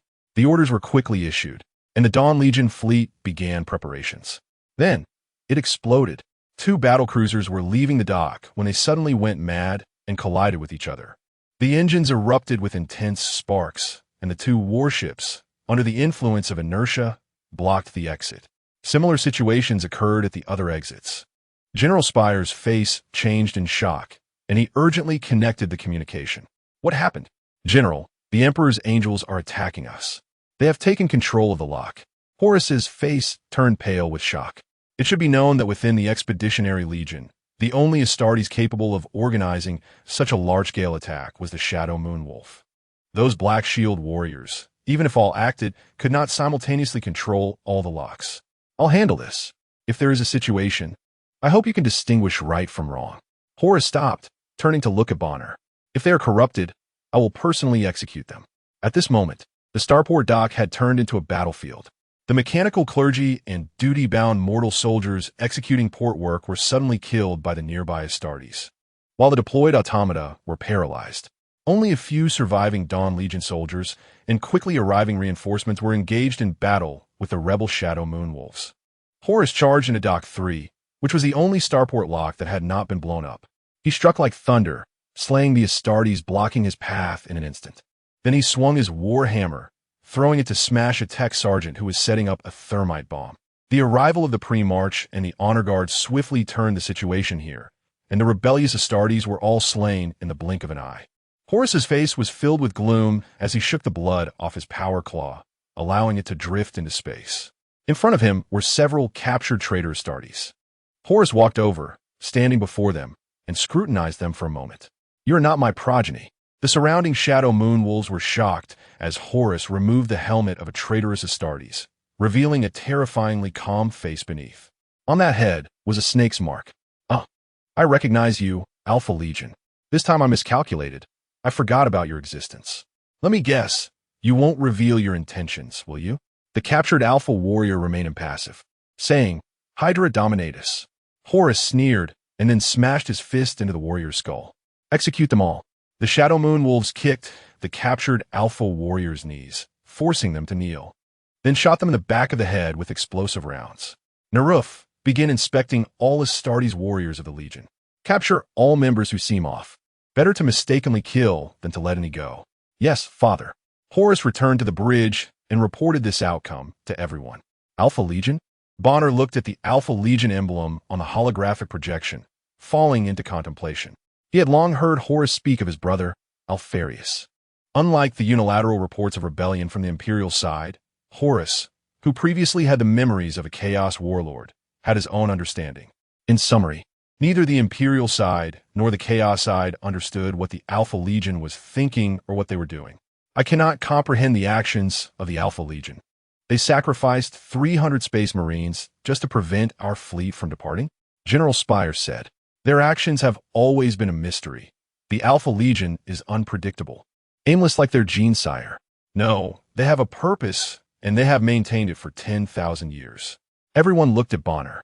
Bonner stood and walked beside the holographic projection. He wrote down several names: Horus Heresy, Beast Wars, Age of Apostasy, Gothic War, Badab War, Black Crusade, the Battle of Cadia. This is their purpose. Captain Dakin was confused. These wars all have their shadows. I don't understand. Bonner turned to look at Dakin. Their purpose is to plunge the Empire into endless internal strife and war, leaving no time for other matters. I don't think so. If they fully supported the Black Legion, the Empire would have long been in total war, said Judge Achilles. No, their goal is not to destroy the Empire. Bonner looked at everyone. Alpharius's goal has always been simple: to make the Emperor a god. Chapter 60, Resurrection. Horus was the first to understand. I see now that Alpharius wants the Imperium to remain in chaos and war, providing a stable fuel for the Golden Throne. Whether it is a powerful empire or one that has fallen to chaos, neither can provide fuel for the Golden Throne. Whenever either the Imperium or chaos gains an advantage, they immediately assist the other side. This is why these scum keep the Imperium in chaos and war. Captain Dakin said angrily. I don't understand, General Spire said. He glanced at the Inquisitor and Colonel Sakat beside him.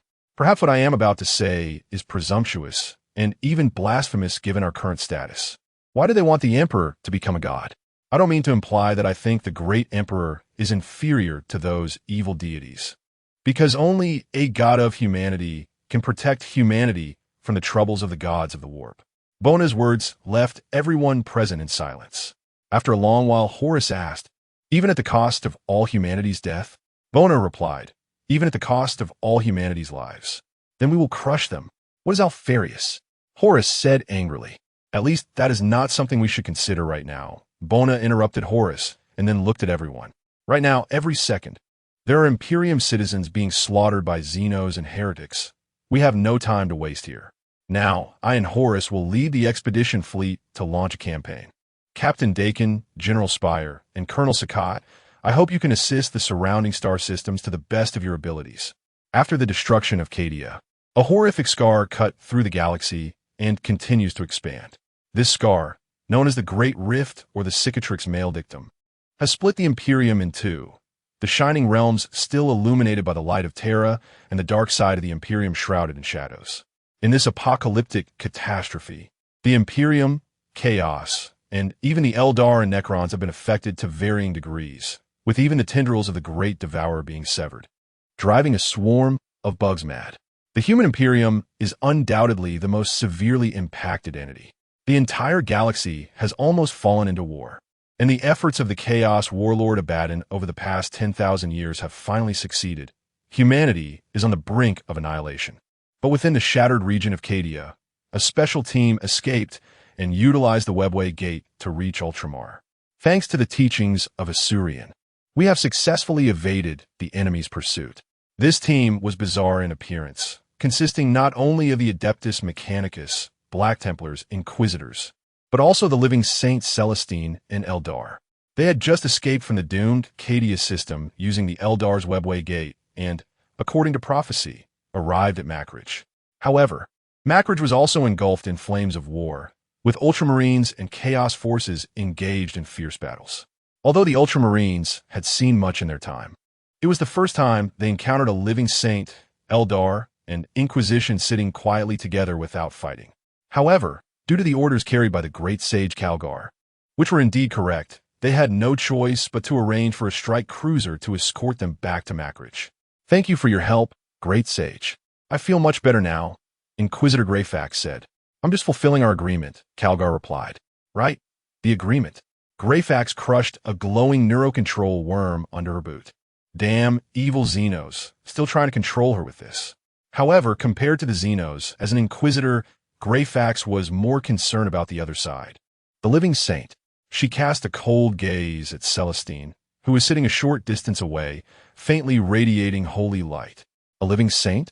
Heh, or perhaps a heretic. Greyfax whispered. One must know that due to the persistent trouble caused by the traitor, it is not uncommon for a living saint to suddenly descend upon a battlefield, wreaking havoc and then quietly corrupt the entire world after victory.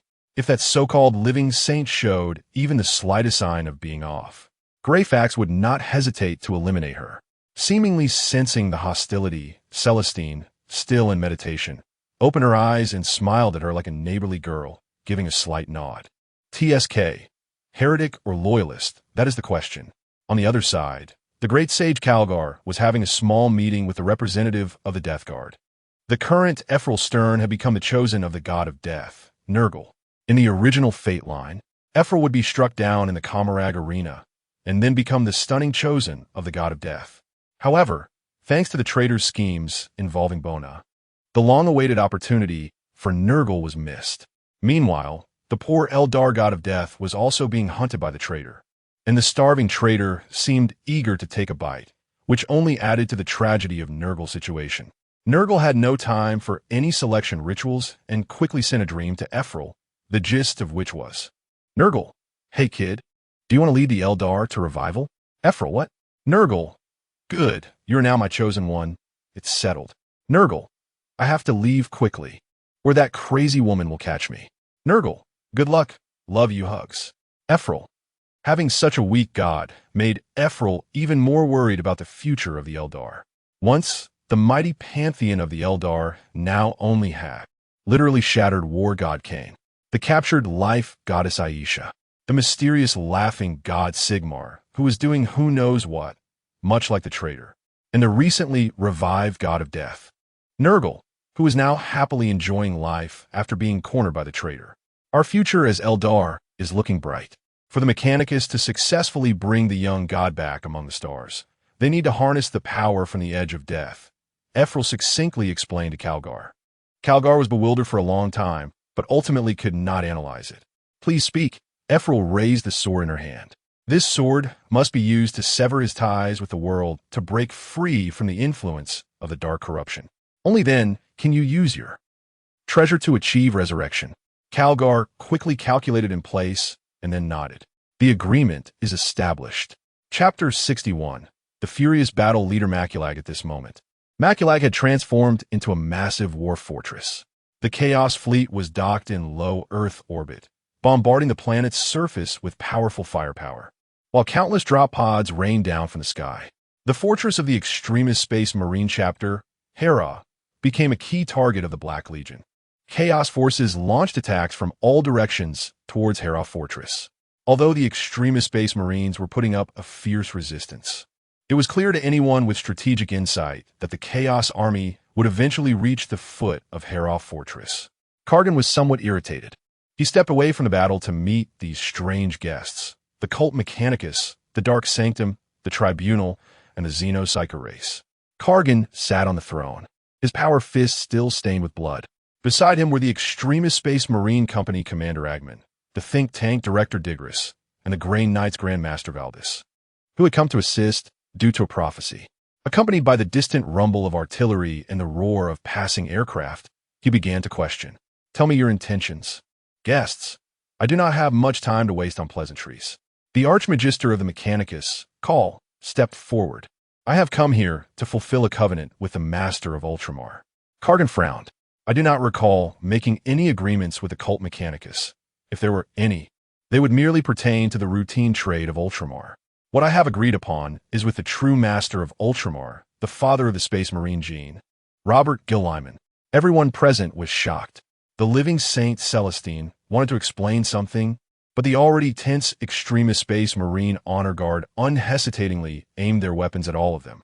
While the extremist Space Marines were known for their rationality, their gene father had always been a taboo subject, not to mention that a few years ago, Terra Fortress had been invaded, making the extremist Space Marines even more sensitive. "Battle leader, throw these strange beings into prison and execute these two Eldari. We will deal with the Chaos Traders first, and then slowly handle them," Company Commander Agman said. "Slow down, my brother Agman," think tank Director Digris stepped forward. "I have already gathered many prophetic visions regarding their arrival. Now that the great enemy of chaos has come, hope is imminent, my brother Kargan. I am willing to guarantee with my life, my identity, and my loyalty that the actions of these strange visitors are necessary." Kargan furrowed his brow, staring sharply at Digris. "Even if your guarantees involve Xenos?" There was a long silence as everyone awaited Kargan's response. Then he stood up. "Follow me. Agman, the command of the battlefield is now in your hands. We cannot allow chaos filth to breach Terra Fortress." Agman pounded his right fist against his chest. "I will not fail this duty. Notify Sicarius to bring troops for reinforcement." Kargan glanced at the two Eldari. "Bring your strange gadgets with you, and I will keep an eye on both of you." The group, under the strict surveillance of the extremist Space Marines, made their way to the Temple of the Premarch. The hall was as calm as ever, exuding a sense of historical weight and sanctity. After passing through the long memorial corridor, they arrived at the throne where the gene Premarch lay in slumber. Upon seeing the figure on the throne, Evrini was shocked, and her heart began to race. It was identical to the tall figure she had seen in her dreams, radiating holiness, wisdom, and immense power. However, why did she always feel the faint presence of the god of desire? Kargan stood at the lowest step of the Primarch's throne, bowed his head in greeting, and then turned to block the way of the others. "Archmagister Call, I wish to understand what kind of covenant you have made with our father." Call's mechanical voice crackled through the speaker. 10,000 years ago, Robert Gilliman foresaw the threat of his impending death and asked me to find a way to resurrect him. For this, I have traveled for millennia, searching for countless technologies from Xenos to find a way to save him. Praise the Omniscia. I have now crafted the artifact that can heal the Emperor's progeny, the Armor of Fate. I have come to fulfill the ancient covenant of resurrection for Robert Gilliman. Instantly, all the extremist Space Marines were plunged into shock. Soon, most of them became excited, with some even beginning to express gratitude for the Emperor's gift. But a single statement from the Death God's envoy, Evrini, immediately caused the extremist Space Marines to aim their explosive weapons at Call and his group. In order to save the young god from the chaotic poison of the dark gods, I must act on behalf of the dead and the whispering god to execute his functions in the real world. Thus, I will use the power of the death god to rescue him from that painful hell, personally severing his ties to life. Only then can the dead be reborn. Kargan went mad. He raised his fist and chambered a round in his weapon. He then roared, as long as even one extremist space marine remains, I will never let a Xenos sorcerer come near our great Gene Father. The suspicious Judge Greyfax and the Grand Marshal of the Dark Sanctum, who had been doubtful all along, unhesitatingly pointed their weapons at Call and Celestine. Cunning heretic, you cannot deceive us, Greyfax said, pressing his gun against Celestine's chest. The latter showed a helpless expression and tightened her grip on her flame sword. But suddenly, Digger stood beside Call and his group, looking directly at his brother with eyes filled with psychic power. Calm down, Brother Kargan. Digris, you damn traitor. Kargan pointed a fist at him. Battle leader. You need to understand that this is a necessary action, Call explained. All things are arranged by the Emperor. This is all his will, Celestine argued. But the frenzied extremist space marines completely ignored them. Kargan was even more convinced of his judgment. Stupid heretical filth, you burned our library not long ago. That was our foolishness and laziness. But this time, it will never happen again. I swear by my name, Manius Augustus Kargan, that unless I fall otherwise. Just as Kargan was swearing his oath, a chaos warship still hammering drop pods from above the planet perhaps caught a demon's whim, or the button malfunctioned. A shell lost its aim and inexplicably struck a Thunderhawk. The Thunderhawk then careened toward the Hall of Truth, and the anti-aircraft fire network of Heroth Fortress failed to hit the aircraft even once. Subsequently, the Thunderhawk crashed through the ceiling of the Hall of Truth, which theoretically could withstand volcanic cannon fire, and directly smashed into the battle leader who was swearing his oath. Kargan will never. Pong. Kargan was smashed into the ground by the Thunderhawk, and then many refreshed monsters fell from the ceiling. They raised their chain axes. Blood for the Blood God. Skulls for the Skull Throne. Chapter 62, The Return of the Pre-March. The furious space marines quickly opened fire on the Chaos Traders. But more and more blasphemous warriors surged into the Primarchus Temple. A teleport beacon was planted on the ground, and in an instant, accompanied by a flash of lightning, a horde of Chaos Terminators appeared in the hall, unleashing a torrent of firepower. The Honor Guard and a squad of Terminators clashed with the Chaos Traders, and the hall was soon filled with the sounds of battle. Except for the four in the middle of the battlefield. The Reaper chosen, Yufrin, the Grand Sage, Kalgar, the Living Saint, Celestrin, and the director of the think tank, Digris. The four stood in the center of the battlefield, mere feet away from the combatants. Yet everyone seemed blind to their presence. The path to the Primarch's throne lay wide open, with no one blocking the way. They exchanged glances and quickly dragged the massive iron box containing the Fate armor, stepping over the debris of Thunderhawks, and rushed forward. Kalgar roared as he lifted a Thunderhawk and threw it aside, crushing several Black Legion soldiers. I will kill you all. The chapter master charged into the fray, his power fist, with the force of 500,000 horsepower, smashing enemies into pulp. Outside, the second company rushed in, but more and more Black Legion soldiers jumped in through the leaking ceiling. The once holy hall had turned into a bloody battlefield, with everyone engaged in close combat. Taking cover and tending to his wounds, the Judicator, Greyfax, looked up and was stunned by the scene before him. Kalgar's massive, strange machine was starting up, wrapping around Gilliman, who was in a stasis field. How did they get past? Just as Greyfax tried to rush over to stop them, two Terminators suddenly unleashed heavy explosive rounds toward her, pushing her back behind cover. Meanwhile, the Eldar had already raised the sword of the Crone high. The helpless Judicator could only shout at Kalgar, who was still battling the Terminators. Kalgar, the throne.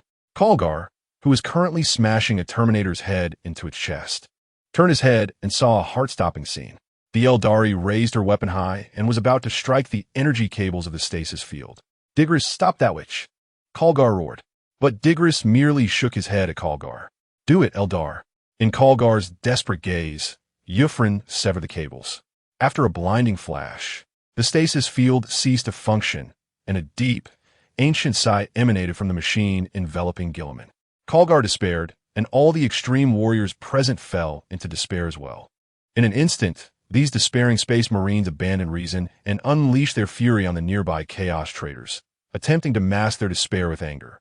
The Chaos Warriors seemed to sense something, erupting in frenzy and launching a larger-scale attack. Even a cruiser approached the Hera fortress, braving the fire to drop a batch of supply pods. Loyal soldiers began to fall one after another.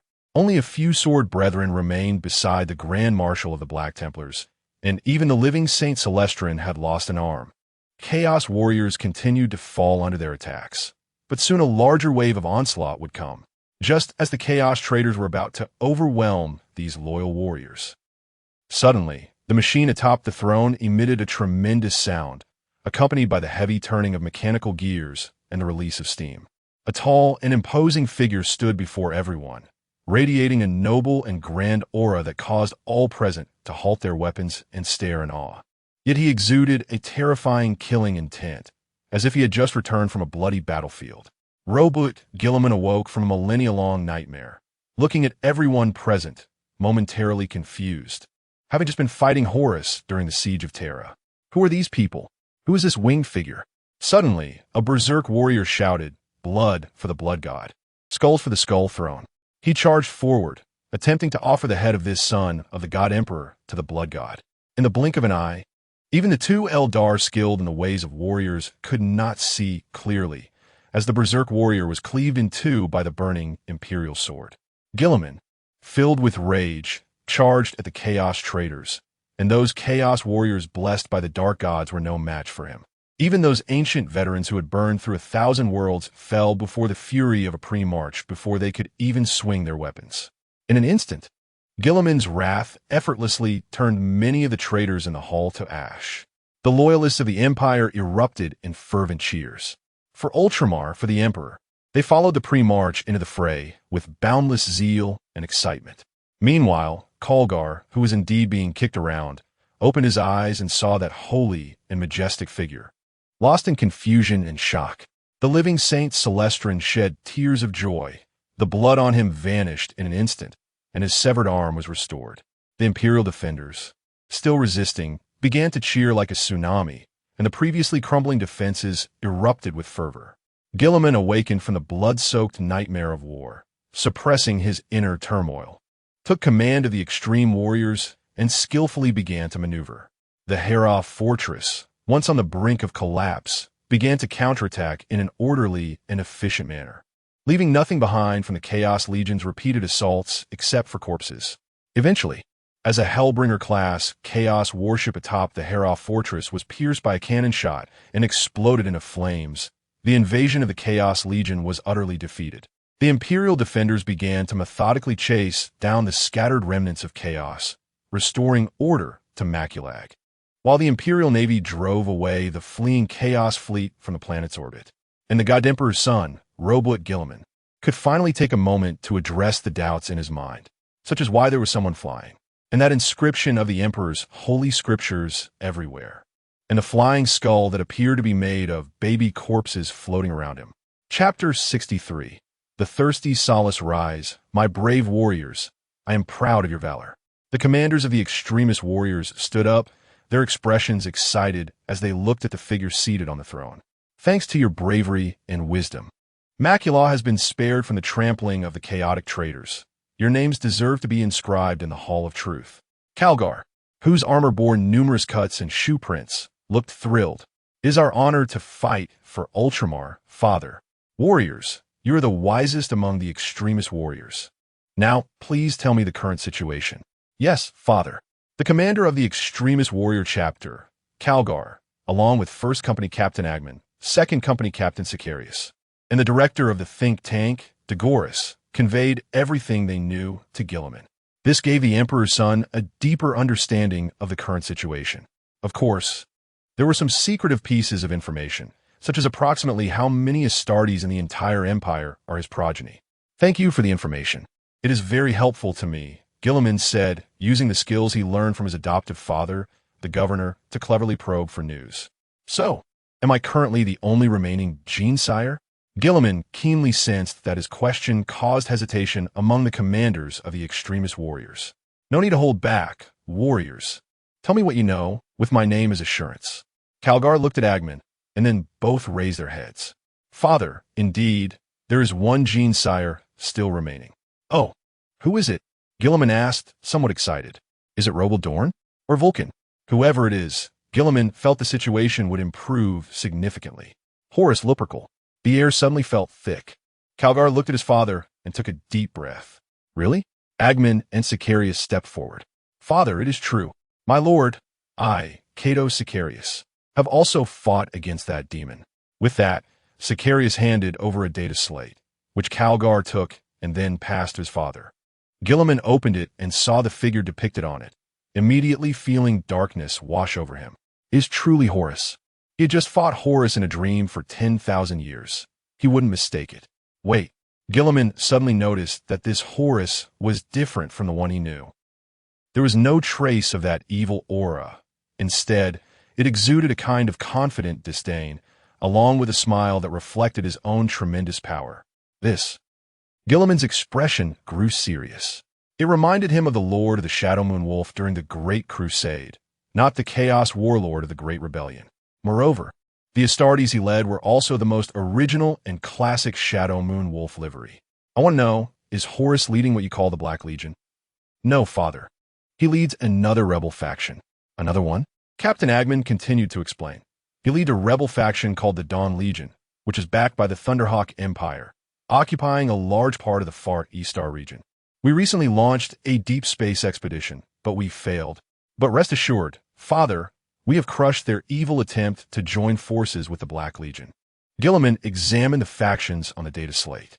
Although his expression remained resolute, his beautiful blue eyes were calm, but he was quite shocked inside. If he hadn't seen it for himself, Gilliman would even suspect that this so-called deep space expedition was a conflict between the 40K human empire and the 30K human empire. The heretical doctrines they promoted largely coincided with the truths of the empire back then, and even their disdain for religion was strikingly similar. Gilliman felt his mind was a bit chaotic, but he was still busy meeting others. Go now, my powerful extremist warriors. I am proud of you.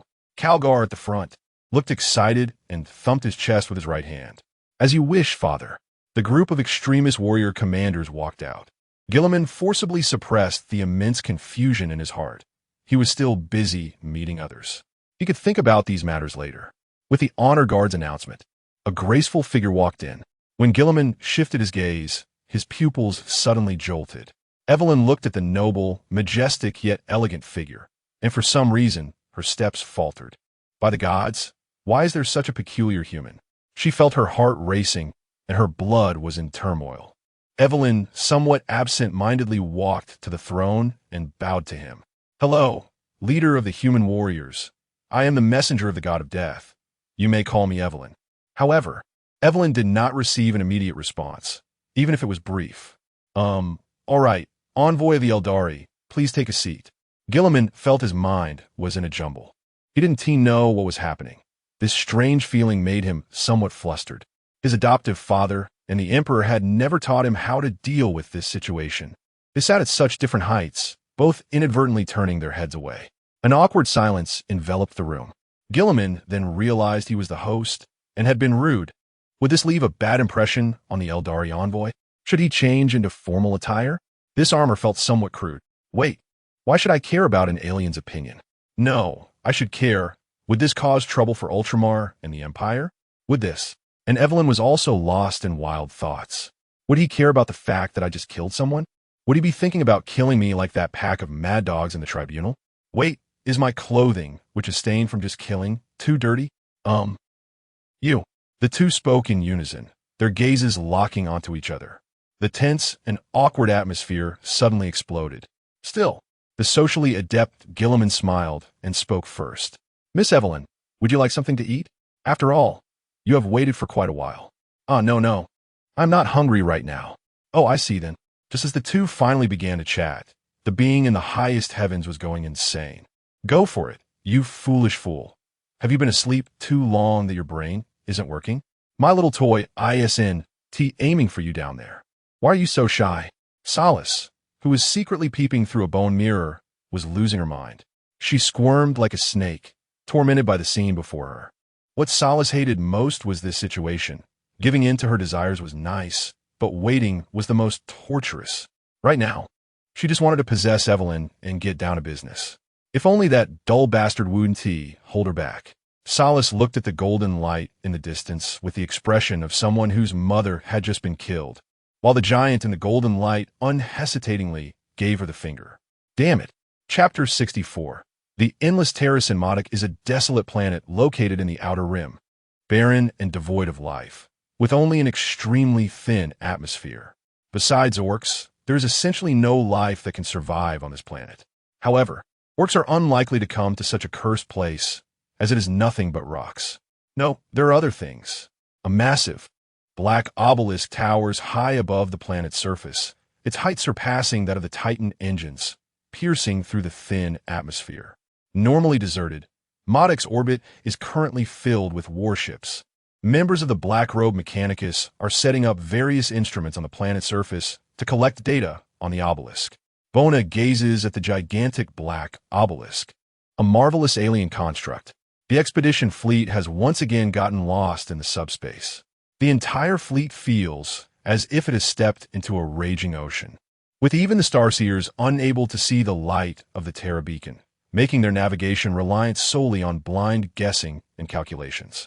However, the Modic system is surprisingly calm, like a massive stone standing in a river, splitting the violent currents in half, leaving a slightly tranquil patch of water.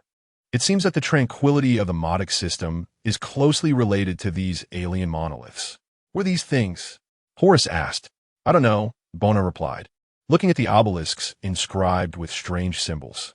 These alien constructs are fascinating. They can smooth over the scars left by the raging sea of souls, preventing the power of the Almighty from manifesting in this world. Just looking at them makes me uncomfortable. Horus observed the black-robed figures moving back and forth in the distance, with the leading sage, Anduin, clearly ecstatic as he frantically gathered data. Ever since this sage had joined them, it was as if he had opened a Pandora's box, acting without restraint. If it weren't for the fact that the Arbiter Auret was certain that he had not crossed any boundaries, Horus would have thought he was engaged in unspeakable work. If we can make good use of this alien technology, it will be very beneficial for us, Horus said. At least we won't be stumbling around in subspace like a bunch of blind men. Agreed, Bonus said, looking at the many warships still undergoing repairs overhead. I hope we can catch up. Through the layers of mist, Bona and Horus had already foreseen the disaster facing the Imperium of Man. The Empire had become a tangled mess after the Great Rift appeared, with both chaos and aliens taking advantage of the chaos. The only way to save the Empire is whether Robert Gilliman can return to Terra in time to inject a glimmer of hope into this decaying and aging Empire.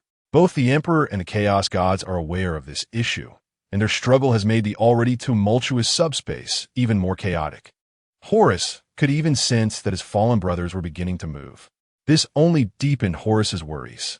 It should be known that among the 18 Primarchs, Robert Gilliman may not be the weakest, but he is certainly the one most inclined to give up. I'll go call Sage Anduin and the others to hurry up. We can study these stones when we come back. Just as Horus was about to leave, he noticed Bona staring intently at a spot. He keenly sensed something was off, and saw Bona lightly gesture with his right hand, and Horus understood. He looked over at a nearby squad leader, and Narav also understood his father's intent. The Shadow Moon Wolves patrolled as if nothing was amiss, then cleverly surrounded a mechanical priest who was studying a data panel. The mechanical priest looked around and saw the Shadow Moon Wolves aiming their explosive rifles at him. What are you doing? Murdering a mechanical priest without permission is unforgivable. Even a dying being has its soul's fire burning, albeit faintly. Bona walked over, his gaze fixed on the priest. But you, I cannot sense your presence. The mechanical priest paused, then emitted a voice entirely different from before. How interesting. I didn't expect to be discovered this way. Its voice was hoarse, not something the Mechanicus's audio systems could produce, sounding like metal clashing together. In the blink of an eye, the black robe fell away, its form twisting, accompanied by a flash of green ghostly light. A tall steel skeleton appeared before everyone. It waved its hand lightly, and a scepter appeared in its grasp. The surrounding Shadow Moon Wolves aimed to fire, but were halted by Horus's gesture. Alien, state your intentions. Interesting, the steel skeleton said, its eyes glowing with green light as it looked at the two. I am the Lord of the Undead, the endless Terrasin. I have been collecting some interesting historical events. However, it seems this time I have failed. Bona looked at the suddenly appearing space undead, his expression unperturbed. Perhaps due to the obelisk, Bona felt a sense of calm in his thoughts. Anyone would feel strange seeing a stone awkwardly pretending to be a living thing. Very interesting, but quite a vivid metaphor. Terra approached step by step, while the Shadow Moon Wolves attempted to obstruct it, but were all stopped by Horus's hand. It stood before Horus, curiously examining him. I have seen many Horus, but this one feels very different. A most collectible specimen. Horus looked at it with disdain. If you can try. Oh, never mind. Especially with someone next to me, who might explode easier than a star god. Terra turned to Bona, and the two exchanged emotionless gazes. So, do space undead enjoy stalking? That depends on who the target is. For example, someone who has killed a third of the Camaro could be worth following. Bona frowned, drew his explosive rifle, and shot the space undead in the knee. Terra knelt on the ground, and the next moment was decapitated by a chain's word. But the undead's head continued to speak. Being overly violent is not a good thing, especially for an individual who should suppress their emotions. Bona walked over and picked up the head. You think I can't threaten you?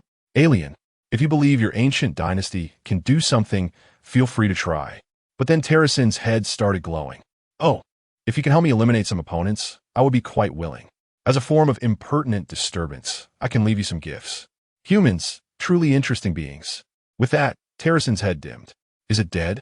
Horus asked. Bona threw the head to the watching sage Anduin.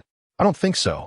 Chapter 65. This is a trap on a gigantic warship in the universe. A massive crescent-shaped battleship floated silently in space, emitting a ghostly green glow as it sailed through the void. Suddenly, an immortal standing quietly beside the throne began to tremble, and in the blink of an eye, reshaped itself. The living metal quickly transformed into the likeness of Terrasen. In the next moment, several Gauss beams shot over, blasting Terrasen into fragments. You are still so brutal. My friend, Terrasen's mocking voice echoed. I welcome friends, but I am not so friendly to a thief.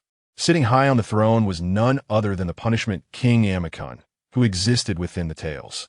Data streams flowed rapidly within Amicon's computational center, and in an instant, the deathly guards surrounded the daring intruder. Relax, we always have some topics we can talk about. We have nothing to talk about. Amicon roared angrily, striking the ground with the staff in his hand. The Gauss cannons in the deathly guard's hands began to charge, ready to crush the intruder at any moment. Even the control of the Dark Throne, Terrasen realized that the Punishment King was intrigued, and the Gauss cannons in the hands of the deathly guards ceased charging. The Dark Throne? You can pay such a high price. That's not your style, Amicon said. Of course, because what I will gain will be much greater. With a wave of his hand, Terrasen conjured a holographic projection on the ground, revealing Bonner. As long as you can capture this guy, I will personally hand over the control codes for the Dark Throne. For such a dangerous individual, after much thought, Terrasen concluded that only the Punishment King Amicon, who had earned great military merit even within the deathly dynasty in space, would be suitable. A flash crossed Amicon's eyes as countless data streams flowed through his mind. All right, but a written agreement. Terrasen paused for a moment. There's no need to be so ruthless, my old friend. Do we need to maintain our friendship this way? We do, because this way, if you breach the contract, I can more easily hunt you down across the galaxy. Terrasen, then I would not dare to violate the Punishment King's agreement. Maculag, the massive warship, hung in the void, the golden eagle at the bow of the Queen of Glory-class battleship radiating dazzling light. This 26-kilometer-long giant warship was the flagship of the 13th Legion, the Glory of Maculag. A vast expeditionary force had been assembled, comprising many Imperial soldiers. Their target was Terra, to save the human empire, which was now in a precarious state, and prevent the birth of a second Eternal Night era. Guilliman must return to Terra to oversee the situation. Accompanying him were his own second-in-command, Sicarius, the Grey Knight's Grand Master Voldus, the Emperor's champion of the Black Templars, Amalrich, the Inquisitor Greyfax, the Archmagister Call, and the living Saint Celestine. As for the Eldar Reaper troops, they were busy returning to save their kin. Whenever he thought of that graceful figure, Guilliman always felt a disturbance in his heart. Of course, there was also his brother Horus. Gilliman had instructed Calgar and the other heroes to adopt a defensive stance against the Raven Guard until he returned. Now, the Terra Expeditionary Force was in difficulty. As intense subspace storms relentlessly tormented them, occasionally blowing one or two ships away from the fleet. "My lord, we have exited subspace." A shout roused Gilliman from his thoughts. And when he looked outside, he saw a group of ships that had just emerged from subspace engulfed in flames, with fresh wreckage of warships drifting in space. The attackers were the Thousand Suns Legion ahead. "Welcome, my brother, Robert Gilliman." Gilliman immediately recognized the voice. "Magnus," Gilliman said fiercely. "We have been waiting here for quite some time. The Lord of Wisdom has led me here precisely for you. Then I will crush your evil schemes." "Heh, foolish mortal." Gilliman saw the distant Thousand Suns ships beginning to emit brilliant light, with the Tower of Broken Wisdom shining brightly. In an instant, the already unstable star system began to tremble, and the barrier between reality and subspace began to tear apart. The entire expedition fleet was enveloped by subspace rifts and was thrown back into subspace in the blink of an eye. This time, they found themselves inside the Great Maw Galaxy.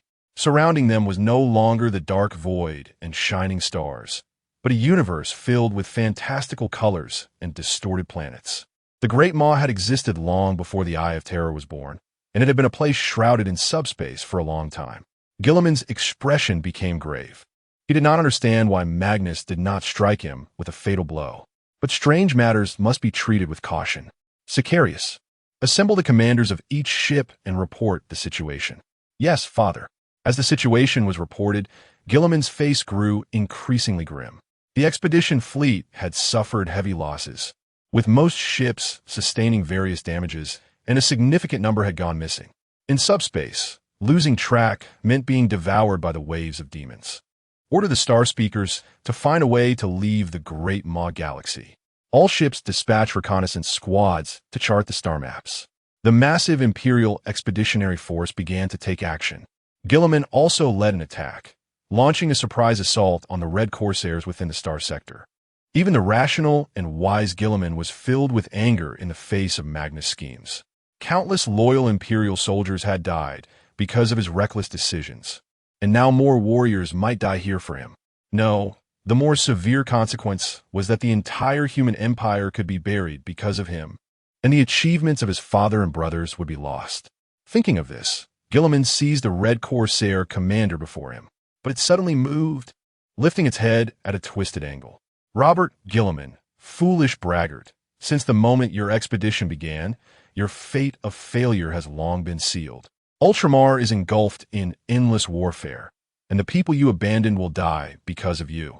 "Ha ha!" Gilliman's face twisted as he snapped the neck of the Red Corsair before him, throwing it aside like garbage. "This is the treacherous demon Carlos," Celestine said beside him. Gilliman glanced at Celestine. "We're being targeted. May the light of the Emperor shine upon you and dispel the wicked." Antarctic Research Station 745322537 Chapter 66 The Return of the Warlord. The expeditionary force slowly arrived at a star field near the Great Maelstrom. The fleet size had diminished significantly compared to before, and it bore many scars. The spirits of nearly everyone were tightly wound, like the strings of a taut instrument, with many succumbing to madness in the face of the encroaching subspace. The belief that sustained the expeditionary force was the presence of their emperor's son, Robert Gilliman. Orders from Gilliman himself inspired everyone, reminding them that he had not fallen. But only Gilliman knew that ever since he encountered the Chaos Demon Carlos, he was haunted by terrifying illusions. Macridge burned before his eyes, and the Chaos Fleet continuously dropped bombs. Chapter Master Calgar and his battle brothers retreated to the Sanctum of Truth, only to be met by the terrifying demon, the Dreadnought. But Gilliman knew all of this was an illusion, and he held firm with his powerful consciousness and rational bastion. However, it should be coming to an end soon. "Father." Enemy warships appeared on the Auspex, and when Gilliman looked, he saw a large number of red pirate ships emerging from hiding, attacking the expeditionary force from all directions. "Form defensive formations. Be wary of enemy torpedo bombardments," Gilliman quickly commanded. The expedition fleet dispersed rapidly, forming a guerrilla defense formation. At that moment, a blinding light appeared. A Primaris Space Marine let out a painful wail, collapsing to the ground as the holes in his face emitted a myriad of lights. Then, under the influence of subspace, he exploded with such force that it toppled a dreadnought. As the subspace mist cleared, a powerful figure appeared on the bridge. "Robot Gilliman, your path ends here," Carlos said. A large number of Chaos Demons and Red Corsair warriors emerged from the rift, charging at Gilliman. Meanwhile, Sergeant Sicarius raised his power sword. For Ultramar, for Gilliman. The loyal soldiers of the Imperium immediately clashed with the forces of chaos, explosives and psychic orbs illuminating the scene. Accompanied by the explosive roar of chainsaws as loyal warriors fell or demons were banished. The Chaos Demon Carlos wielded the Staff of Tomorrow, unleashing the might of subspace upon the burning Macridge, causing loyal Imperial soldiers to die from the blasphemous chaos spells. Gilliman furrowed his brow and gripped the Emperor's sword tightly. This enemy could only be defeated by him. "Carlos!" Gilliman roared, breaking free from the Honor Guard's protection and charging forward. The burning Emperor's sword swung swiftly, crushing any Chaos Demon or Red Corsair Astartes in its path. Gilliman was unstoppable, like the will of the Emperor, and in the blink of an eye, he reached Carlos. The two-headed Carlos wore a strange smile that represented the future. Just as the Emperor's sword was about to strike down, Carlos's Staff of Tomorrow suddenly radiated a brilliant light, and beams of blue energy struck Gilliman. Nearby, the Chaos Demons began to chant blasphemous spells. Gilliman, holding the Emperor's sword high, stopped his movements and let out a painful scream. The power of chaos emanated from him, so overwhelming that Gilliman found himself unable to control his body. Kneeling on one knee, "Father, my lord." The Imperial forces went mad, charging heedlessly into battle, trying to rescue the Emperor's son, but were blocked by endless chaos warriors. The living Saint Celestrin attempted to reach Gilliman to save him, but was grabbed by several demons and thrown to the ground. "You will not defeat me," Gilliman roared as he stood up, trembling as he raised the hand of Dominion and shot at Carlos, tearing through a large portion of his flesh. But Carlos seemed unconcerned, his two heads radiating the might of subspace. "Fate, you are unstoppable." Carlos swung the chains once more, and Robert Gilliman's eyes began to lose their light. Bombs that had been suppressed within him exploded. He saw his father lying on the vengeful spirit, looking at him with a sorrowful expression. "My son, why have you betrayed me?" In an instant, the scene twisted, transforming into the cold, emotionless expression of the Iron Hands leader, Ferrus Manus. "Gilliman, I have long known you are a traitor." The scene shifted to Macridge, where he saw the burning fortress of Hera. The blasphemous Chaos Army stood atop the fortress, cheering like victors, while his battle brother Calgar was hanged at the gates. "Help! Lord Robert Gilliman, where are you? Save us!" Under the snarling grin of the Master of Whisperers, Erebus, the people of Ultramar were slaughtered like cattle, their tortured souls crying out to Robert Gilliman. The final image froze on holy Terra. The light of Terra began to fade, flames engulfing the entire planet, and in the blink of an eye, the continent crumbled, with flowing magma forming a blasphemous pattern of the eight-pointed star of chaos beneath the crust. "It is all your fault." Carlos's distant, echoing voice came. "Robert Gilliman, you have doomed everything. You are the greatest sinner of the human Imperium, and all of this is because of you." Gilliman's expression was dazed as he knelt on the ground. "No, no." As Carlos saw Gilliman defeated by the carefully prepared spell, he smiled. The chains made of pain, regret, and despair firmly bound Gilliman, the powerful Primarch defeated by his own hands. He hung the Staff of Tomorrow between Gilliman's neck. "Stop your foolishness, foolish mortals, or the being you revere will become history today." The Imperial troops, who had just been charging madly, halted, looking despairingly at the motionless Gilliman. Even the living Saint Celestrin stopped. Just as everyone was ready to give up resisting, a violent wave of subspace suddenly erupted. Gilliman cried out in pain and awakened from the illusion.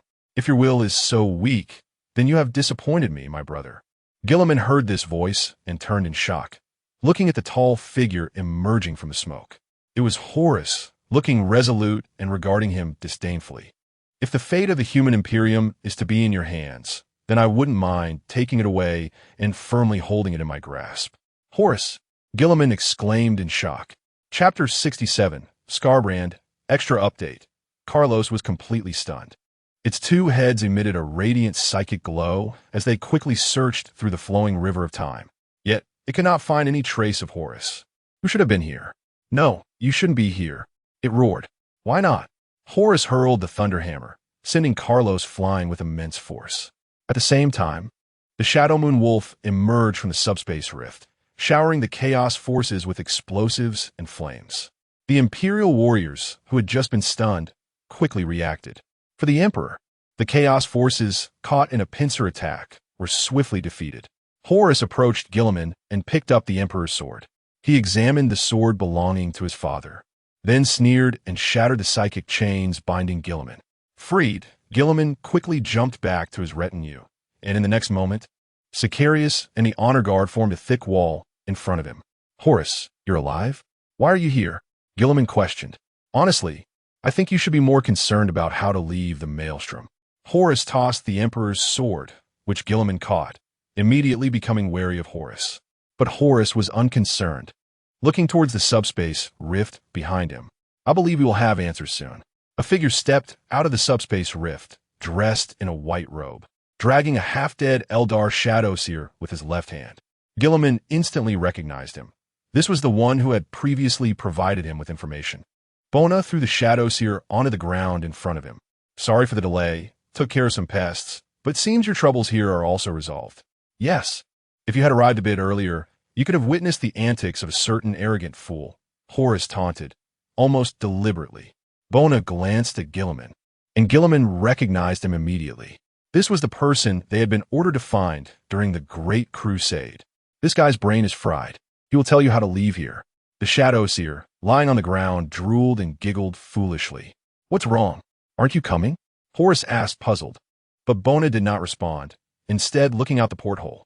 Guilliman followed his gaze and saw a blood-red meteor streaking through the sky, heading straight for them.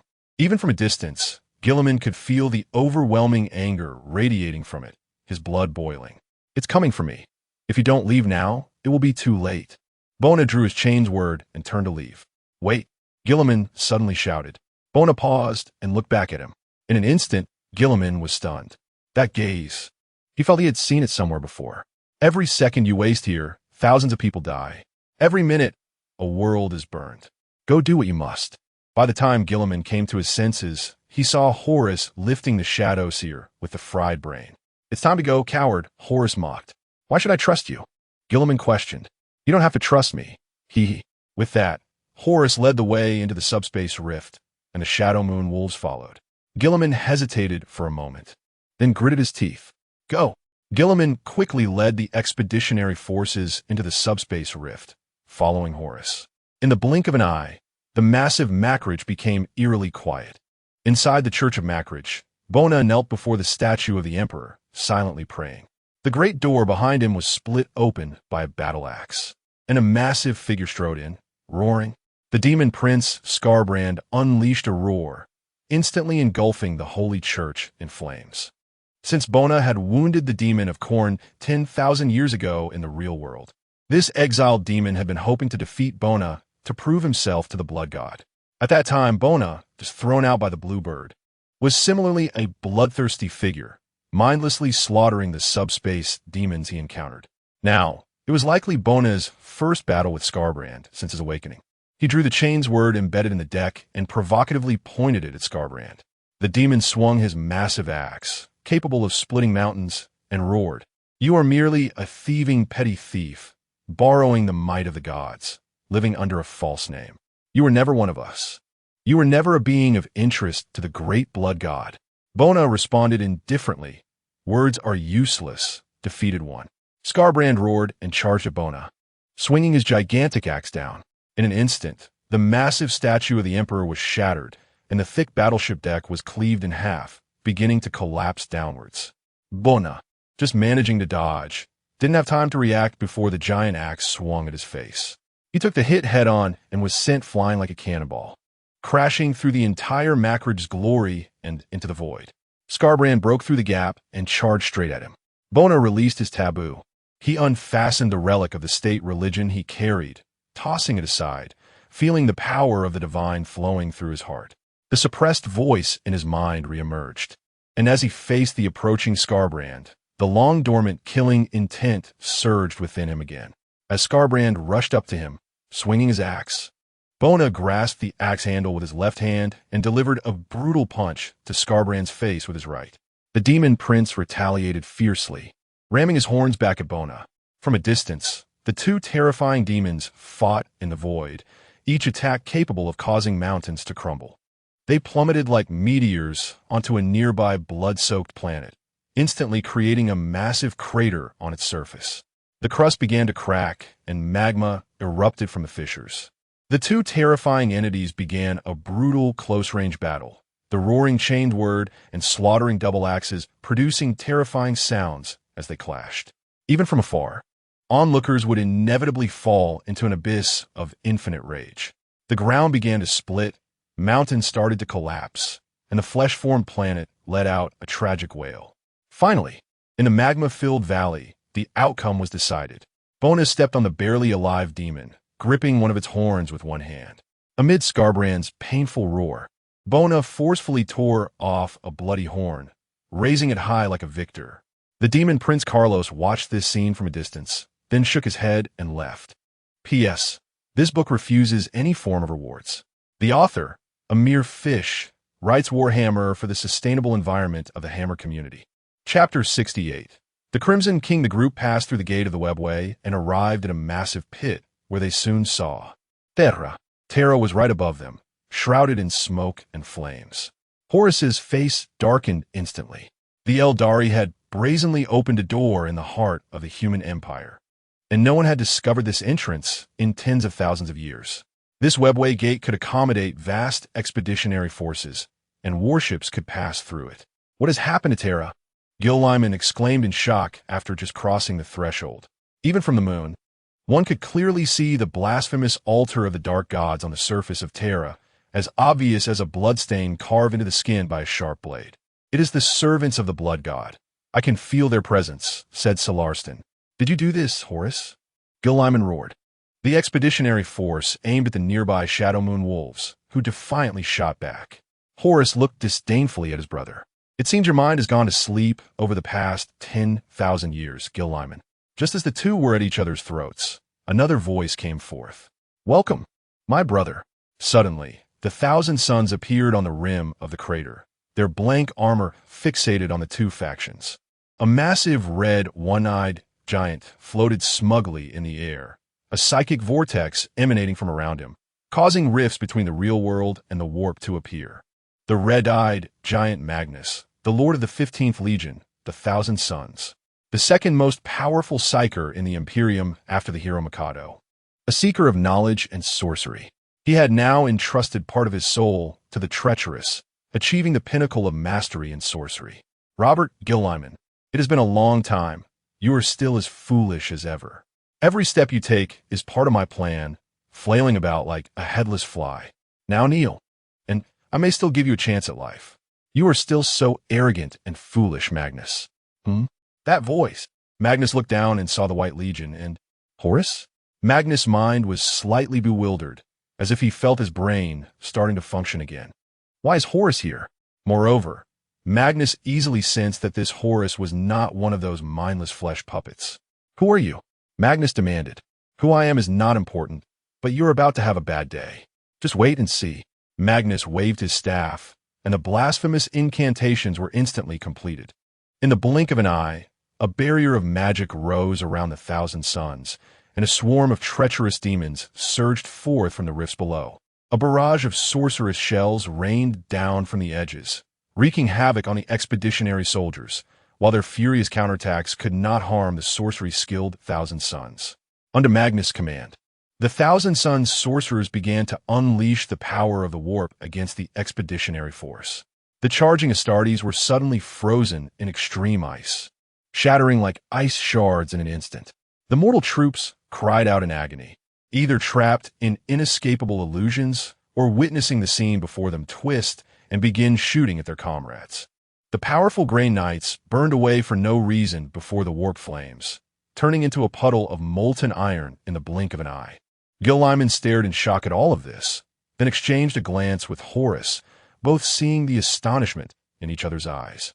Magnus' current power was already so terrifying. "I suggest we put aside our disputes for now," Horus said. "Agreed. Only another pre-march can contend with a pre-march," and then the two charged forward with thunderous might. Magnus looked disdainfully at the two. "Foolish." With a light wave of his staff, a multitude of lightnings struck from his palm, hitting Gil-Lyman and sending him flying. Immediately afterward, a power claw struck fiercely toward Magnus' neck, but could not descend another inch. Magnus mockingly looked at Horus. "Oh, it seems our war master wants to whitewash his filthy history. At least that's better than some fool who cried and messed everything up," Horus shot back. "Foolish." A psychic explosion blasted Horus apart, and Magnus swiftly blocked the Emperor's sword that came from the side, punching Gil-Lyman away even faster. "You are still so weak and ignorant.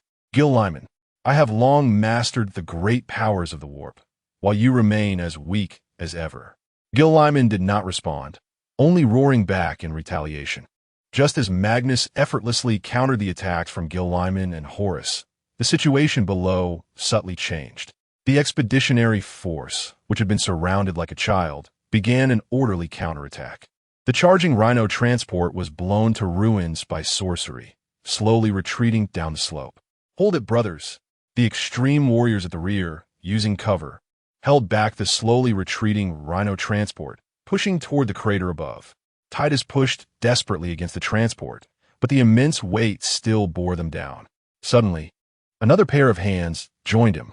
Titus looked over to see it was the sergeant of the Shadow Moon Wolves, Ruff. The two exchanged glances and began to push with all their might. Push! The already destroyed Rhino transport began to shove through the barrage of magical explosives, then burst out of the lunar crater.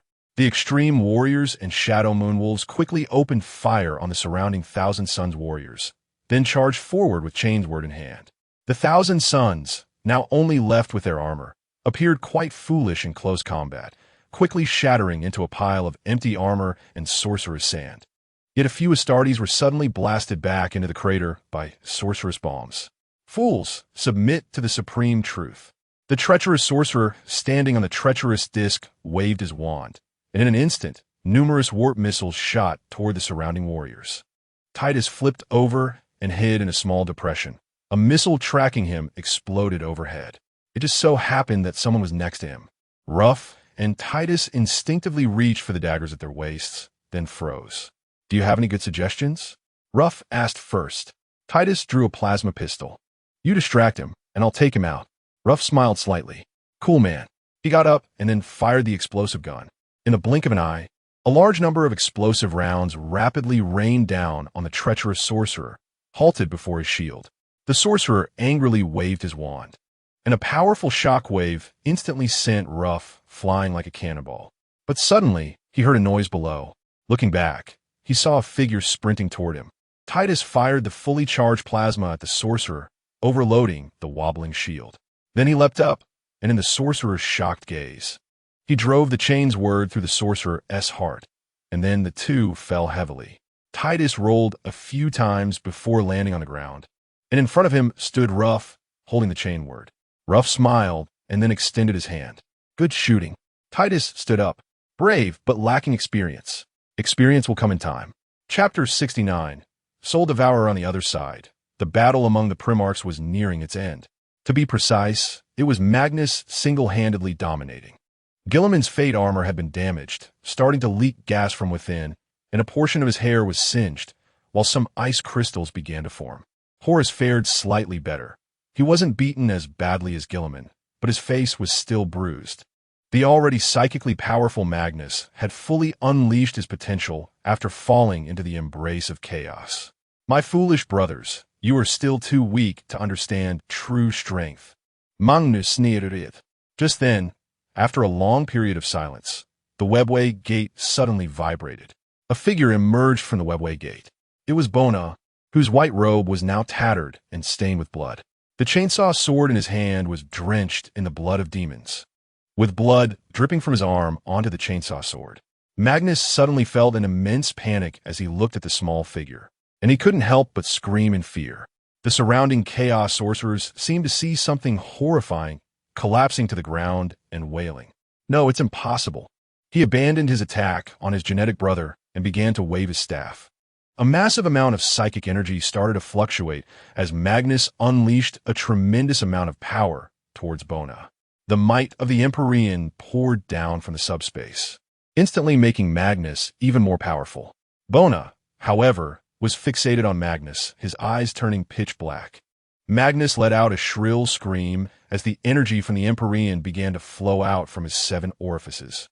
Just as Guilliman and Horus were unsure of what was happening, they suddenly felt the ground shaking, followed by the surface of the moon trembling. Huge fissures began to appear on the ground and rapidly expanded into a massive chasm. The remaining magma was exposed to everyone's sight, and the unfortunate souls who couldn't escape, along with some armored vehicles, fell into the chasm of the planet. The moon began to crack. A whole section of its shell shattered, slowly peeling away from the moon. At this moment, Magnus, who had transformed into a massive source of psychic energy, radiated with countless lights. Then, his size suddenly shrank, and he collapsed to the ground, no longer moving. The 1,000 suns, who were just fighting, suddenly ceased their actions, and the soulless warriors erupted with chaotic magical light from their armor before exploding. The remaining chaos sorcerers, still flesh and blood, let out painful wails as their psychic energy began to dissipate, subsequently being banished back to subspace. Even the Grey Knights within the Imperial Expeditionary Force let out cries of agony, with a few burning to ashes on the spot, but surprisingly, their armor showed no signs of damage. Bona staggered forward 2 steps before collapsing to the ground. Horus approached, kicked Magnus twice, and seeing he had no response, he grabbed his feet and dragged him towards the webway gate. The survivors hadn't had time to rejoice when a strange atmosphere spread among the warriors who had just fought side by side. The Shadow Moon Fenris wolves and the Expeditionary Force silently distanced themselves from each other, aiming their weapons at one another, while only the apothecaries hurriedly rescued the wounded and recovered gene seeds. However, the Shadow Moon Fenris wolves were clearly more direct, as even dying soldiers were not rescued, but quickly shoved into transport vehicles. Horus picked up Bona and placed him on his shoulder. "You can't leave?" Horus, Guilliman said. Horus turned around to see Guilliman holding the Emperor's sword, along with the expeditionary soldiers surrounding them silently. "So, do you think you can keep us here?" "Although I don't know what happened, or why you're still alive," Guilliman said, then subtly signaled Sicarius to lead a group to cut off access to the webway gate. "But if I'm not mistaken, that person is the one Father ordered us to search for during the Great Crusade." Guilliman extended his hand. "Hand him over to me." Horus seemed to hear the greatest joke, his expression barely containing a smile. "So, you want to present him to Father?" "Exactly. Huh. We are to meet Father, the Emperor, not the God Emperor." Guilliman looked puzzled. "What do you mean?" Horus glanced at Sicarius. "You'll understand." Ignoring Guilliman, Horus took Bona and dragged Magnus into the webway gate. The people around looked at Guilliman, seemingly waiting for some command. But Guilliman did not respond, merely allowing the 16th Legion to leave. The guarding Shadow Moon Fenris Wolves' first company retreated, their explosive rifles still aimed at the distant Expeditionary Force, who also guardedly watched them, until the Imperial Guard and the Imperial Fist defense units arrived on Terra. Guilliman remained deep in thought. If Horus was normal right now, he didn't think Horus would be the type to fear death, even if that order might come from Father. On the contrary, if possible, Horus would likely be eager to meet Father rather than avoid something. But seeing the golden-armored giant descending, Guilliman decided to address the issues on Terra first. "Hello, Imperial Guard. I am Roblut Guilliman, the 13th son of the Emperor." The leading Imperial Guard Centurion looked at Guilliman, and he indeed resembled the legendary Guilliman, the Emperor's son, truly a miracle of the Emperor. "Can you tell me what has happened on Terra?" "The vile blood god has attacked Terra, and now we can only control the Imperial Palace of Terra. But the minions of the Chaos God are expected to launch an attack on the palace soon." Guilliman furrowed his brow. The once holy site of the human empire, Terra, was now engulfed in total war, with only the area around the Imperial Palace maintaining a relative peace. We have lost contact with the outer forces. Only a few loyal legions are holding the crucial routes, Guilliman nodded. I will handle the riots here as quickly as possible. Just as he was about to leave, he suddenly remembered something. Guilliman cast a sharp gaze at the bodies lying on the ground. Not only the corpses of the Expeditionary Force soldiers, but also a few remains of the Shadow Moon Fenris wolves that had only managed to retrieve gene seeds. Kale, these Astartes are strange. Gather some bodies for research. I am detecting that these Astartes exhibit some abnormalities which have research value. Subsequently, Guilliman first made his way with the Grey Knights, the Imperial Guard, and the Living Saint onto the shuttle, preparing to return to Terra. As Guilliman looked at Sicarius, whose wings emitted a faint holy light, he suddenly recalled what Horus had just said. We are to meet Father, the Emperor, not the God Emperor. Guilliman realized something. Chapter 70. The God Emperor Magnus looked at the black water before him. The sky was a silent black, and beneath his feet lay a lifeless pool of black water. Arms made of black water reached out, attempting to grasp Magnus. You filthy creatures, stay away from me. Magnus swung his wand, smashing a large area of psychic energy explosive onto them. But the energy that once could shatter mountains now merely splashed like water thrown into a pond. And the immense power of the original entity did not come into play at this moment. As these hands began to wrap around him, Magnus realized what they were made of. No, you can't do this. More and more hands climbed onto Magnus, dragging him alive into the black water. No, no. Magnus strained to keep his head above water, but ultimately he was submerged in the black water. The feeling of suffocation hit him, and, as his lungs burst open, gasping for fresh air, he saw blinding lights. Wait, why do I still need to breathe? His recovering ears began to adapt to the environment, and waves of alarm sounds flooded his mind.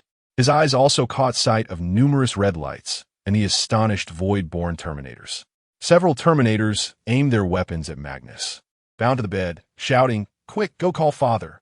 When Horus arrived, he found Magnus restrained on the bed, surrounded by the soulless wielding staves. At that moment, Magnus appeared completely different from his previous mad state, devoid of terrifying demonic marks, looking more like he did before the Great Crusade. Oh, of course, it would look even more like it if that I were still there. So, do you need me to slap you awake? Horus said mockingly. You bastard, let me go. Magnus ruwariet. Who knows if you'll get up and hit me with some strange sorcery. After all, your madness is well known. The irony of those words coming from the battle commander Horus was palpable. Horus frowned, sensing something was off. Magnus, have you broken free from your shackles? Magnus sneered it, unsure if he was mocking Horus or himself. What I saw is far more than what you did. Talos Guilliman arrived at a secret chamber, where even the Imperial Guard outside did not approach. Lying on the bed was the near-death Grey Knight Grandmaster, Voldus.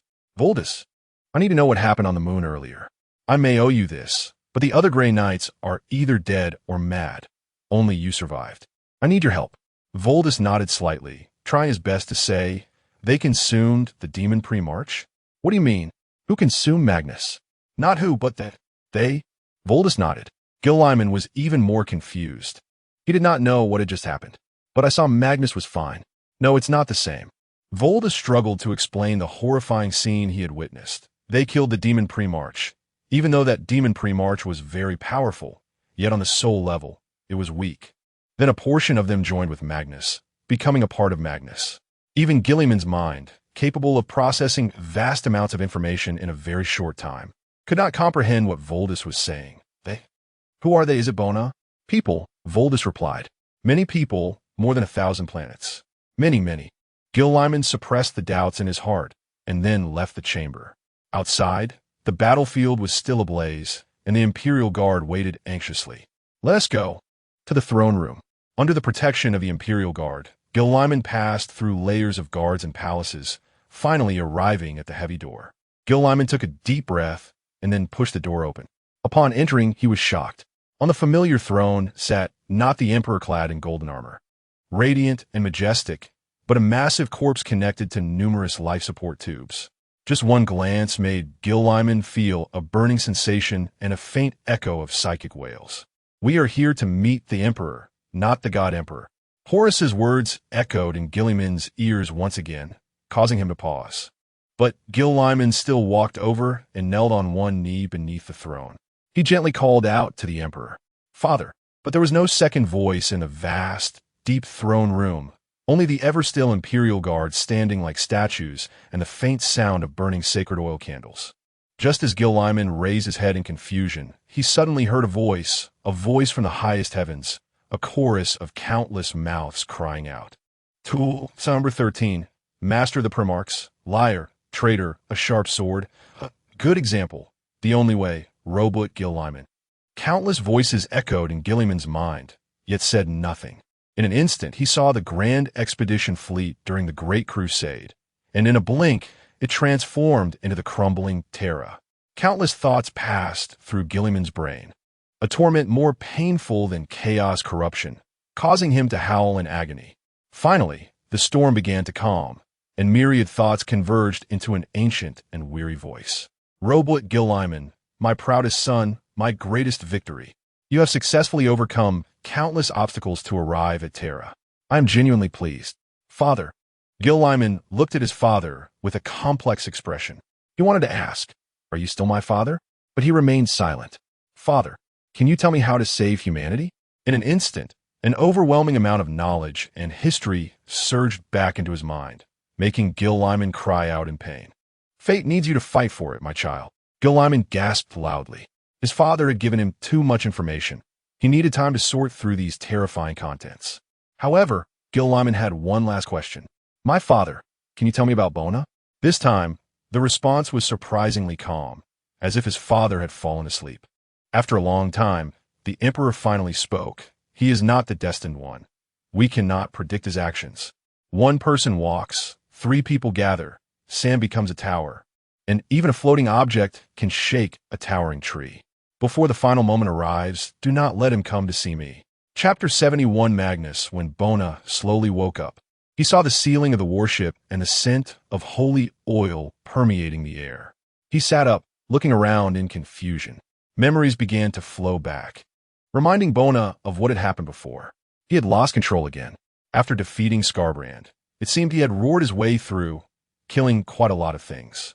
Skarbrand had challenged him time and again, trying to seize the position of the Demon Primarch, but Bona really didn't have the mood to argue with it.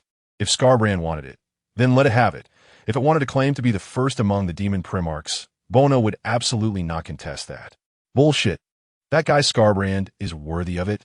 But I think Skarbrand is quite brave. It was that annoying voice again. "I swear one day I will pluck every single feather from your bird, one by one." Bona picked up the Imperial relic placed on the table and strapped it to his back. The chaotic voices in his head disappeared. Good. Bona walked out, leaving his room. He went to the mess hall and asked for some food, but the nearby officers' mess hall had been depleted due to aiding many during the expedition, leaving only ant beetle canned food. The quartermaster seemed to be looking for something edible, but Bona didn't mind and directly opened the ant beetle can, only to be pierced in the arm by the creature inside. The severed arm holding the can dropped to the ground. The atmosphere in the entire mess hall froze, and the officers dining there were instantly dumbfounded. The quartermaster broke out in a cold sweat, especially when a political officer at the table looked over. He felt like he had one foot in the grave. If Bona hadn't expressionlessly picked up his severed arm and indicated forgiveness, that quartermaster might have been executed by the harsh naval discipline. When Bona arrived at the bridge, he saw Horus deep in thought. What's wrong? Thinking about Magnus? That Cyclopean giant? He has woken up. Bona had heard Horus tell the story of Magnus, the most powerful psyker among the Emperor's progeny, a poor fool deceived by Tsench. What is his attitude like? I suggest you go take a look. The group arrived at the holding chamber. Outside, several large shields made from the corpses of the soulless were hung, and a black stone was hung at the entrance. Upon entering, they saw a giant locked in thick chains, bound at hands and feet.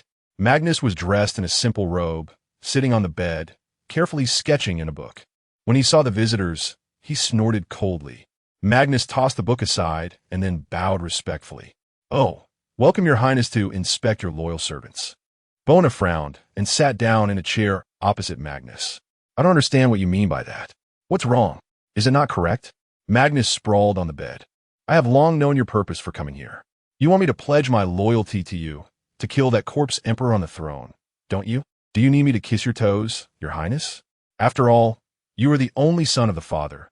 We genetic monstrosities should serve you respectfully. Bona siga deeply. He then swiftly punched Magnus in the abdomen, causing him to double over in pain. Bona pressed down on Magnus' head and smashed the bed frame. Listen, I didn't save you to play these silly tricks with you.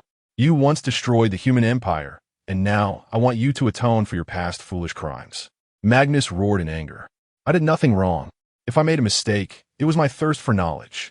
My foolish father always tried to conceal the existence of the Omnisia, treating it as his own secret treasure. Huh, I know exactly what you are. You can't deceive me. I never intended to deceive you, you fool. Bona dragged Magnus' head out of the confinement chamber. He then brought him to a shuttle bay, opened the shuttle door, and presented the fantastical sights of the warp before his eyes. The demons lurking outside, seeing someone foolishly open the door, were excitedly preparing to rush in, but upon realizing who stood at the entrance, they fled in terror. The scene outside quickly transformed into an ever-changing labyrinth of Tsench, and the Tsienchen labyrinth rapidly shifted shape, revealing a massive figure inside. It was Magnus, but in his demon form, painfully wandering through the endless maze. See, this is our clever Magnus. You pride yourself on being the smartest, yet you stepped into a glaring trap. In the blink of an eye, the image changed, and a gigantic golden throne appeared before them. Because of your foolishness, the father suffers torment sitting atop that damned cage, while you, coward, evade your responsibilities like a timid little bug. You should be the one sitting there. No, Magnus faute d'Angeli. He is just a cold-blooded killer. He is not my father. I know he wanted to kill me, but he failed. Haha, I knew it. Ever since he killed our two brothers, I no longer believed he was our father. No, you are wrong. Horus approached with a gloomy expression. 10,000 years ago, the order given by our father was to capture you, not to erase you. Magnus was struck as if by lightning. No, this is a lie. This is not the truth. And Bona didn't waste words. He simply used his power to seek the truth on the river of time, pinpointing the scene from 10,000 years ago. The emperor and Mikado hurried to the throne room. My lord, are you really going to sit on that throne? For humanity, I must do so. Magnus can take it. The emperor shook his head. This is my destiny, not his. He is my son. Bring him back. Without his legion, our work against the demons will be very difficult. The image in the warp began to shatter, gradually turning into fragments of shadows. Magnus stood frozen in place like a statue. Bona ignored him and turned to leave. Horus shook his head and followed. As soon as they left the shuttle bay, Bona weakly knelt on one knee on the ground, a buzzing sound ringing in his head. Are you okay? I'm fine. Bona stood up unsteadily, holding his head. It's just that using such a large-scale divination spell for the first time is a bit overwhelming. Suddenly, Admiral Spire approached. My lord, we just received news that the world of Zardek has been destroyed by the Eldari. Not a soul survived. Chapter 72, the Carol Arc World. Bona seemed not to hear, his expression unchanged. The spirit race destroyed the Zardek planet? How did they destroy it? They detonated the planet's crust, causing the entire core of the Zardek planet to explode, General Spire said quietly. The Zardek planet was destroyed, and only the crew of one ship escaped the spirit race's pursuit and got away. Bona's expression remained unchanged. He took out a dagger and then grasped the blade with his left hand. General Spire, please step back. Spire did not know what Bona intended to do, so he saluted and left, sealing off that section of the cabin. Suddenly, a crystal-clear crystal ball appeared on the ground, and decaying vines suddenly shot up, supporting the crystal ball as it rose. Many eyes and blue crystals grew on the vines. Horus pressed down on Bona's right hand. What are you doing? I just want to know what happened, Bona said emotionlessly, staring at Horus. Horus wanted to persuade him, but saw Bona draw the dagger. The blade tore through the skin, spilling blood onto the crystal ball. In an instant, the scene inside the crystal ball began to change, as if endless ink was swirling inside. before turning into a clear image. A massive spirit race ark was suspended in the void, surrounded by stars like planets orbiting the moon. And not far away was the shattered Zodek world. Several spirit race prophets stood on the deck. The guidance of fate has led us astray. There is no gift from the god of the dead here. Evelyn was merely lucky to succeed, but we destroyed another world for the artifact. It doesn't matter. Only some mankind died. The prophets glanced at the humans dying painfully in the void and then piloted their warships away. The image ended. The scene froze for a moment. Horus showed no reaction, as the spirit race doing such things for a holy artifact was common. He had seen much of it during the Great Expedition. But one person did not think so. We returned to Kabbalite. Gather all available warships and soldiers. We will find that Ark world, Bonus said quietly. This action is unwise. We can take our revenge later. Our current strength is still somewhat inadequate to take down an Ark world, Horus said. But Bona glared back fiercely. I will handle this matter. Now, please plan the tactics. With a flash of light, Bona disappeared from the spot. Horus could only sigh. When Bona reappeared in the crystal maze, the Master of Change showed no surprise. Oh look, revenge has brought you back to me, the Master of Change said without surprise. Bona glared at it, saying nothing. You think I did it? I don't know who did it, so I think it was you. Oh, such reasoning is as foolish as those who still believe I am locking the technology of the human empire. The Master of Change lightly drew a line with a quill on a book, and then a paper floated down into Bona's hand. The address of the Carol Ark world. You should understand the rules between us. Bona looked at the result on the paper, put it away, and then watched the figure of the middle-aged doctor. Speak. Since the lever of fate has begun to be pried open, why not add some chips on it? Those bugs are annoying. They have even organized a dedicated hive fleet to hunt demons, which has limited my actions in some areas. According to my observations, their shadows converge here. Bona looked at the star map composed of the floating characters, which ultimately converged in one place. The Min-Syro channel. That should be the front hub of the Great Devourer. If we take it out, the Great Devourer will lose control over all the bugs in the galaxy. Once successful, there will be no way to extend power into the galaxy for 100 years. Bona looked at the nearly black Min-Syro channel on the star map, frowning. Why don't you go? The Master of Change smiled slightly and turned his head, pushing up the glasses on his nose. There are 5 gods, but only one of their followers exists in the real world. The Carol Ark world. Prophet Finlich furrowed his brow, his face full of pain. Since not long ago, the prophecies had become chaotic, filled with the mocking laughter of the Master of Change. This powerful interference had caused Prophet Finlich to completely lose his grasp on the future, and even several prophets sensed unease. Then a shadow covered them, as if claws were tearing at the souls of the prophets, and some spirit race compatriots could not help but scream. Not long ago, the subspace rift suddenly appeared near the Ark, and a bewildered hive subfleet was thrown out, colliding with the advancing Carol Arkansas. Now the world cannon of the Carol Ark world roared. An immense spiritual energy turned the massive Tyran fleet to ash. But more biological warships, recklessly charged, clashing with the fleet of the Carol Ark world. In an instant, the starry sky was filled with the blood of the Tyran and the brilliant flames from the explosions of the Carol warships. The Carol Ark had long been patrolling the outskirts of the galaxy, its fleet valiant and fierce, plundering like interstellar pirates. This Tyran subfleet was not enough to defeat them, but had severely wounded the Carol pirate fleet. Now, the Prophet Council of Carol was debating this bizarre action of the Master of Change. After all, the Master of Change couldn't possibly be throwing a Tyran high fleet at them for no reason. Could he? ASU, Yen is here. We should seek help from the companions of the God of Death. The dark enemy is trying to strike at us, Prophet Mani said. Those children of the storm? We will never seek help from that bunch of fools, another prophet retorted.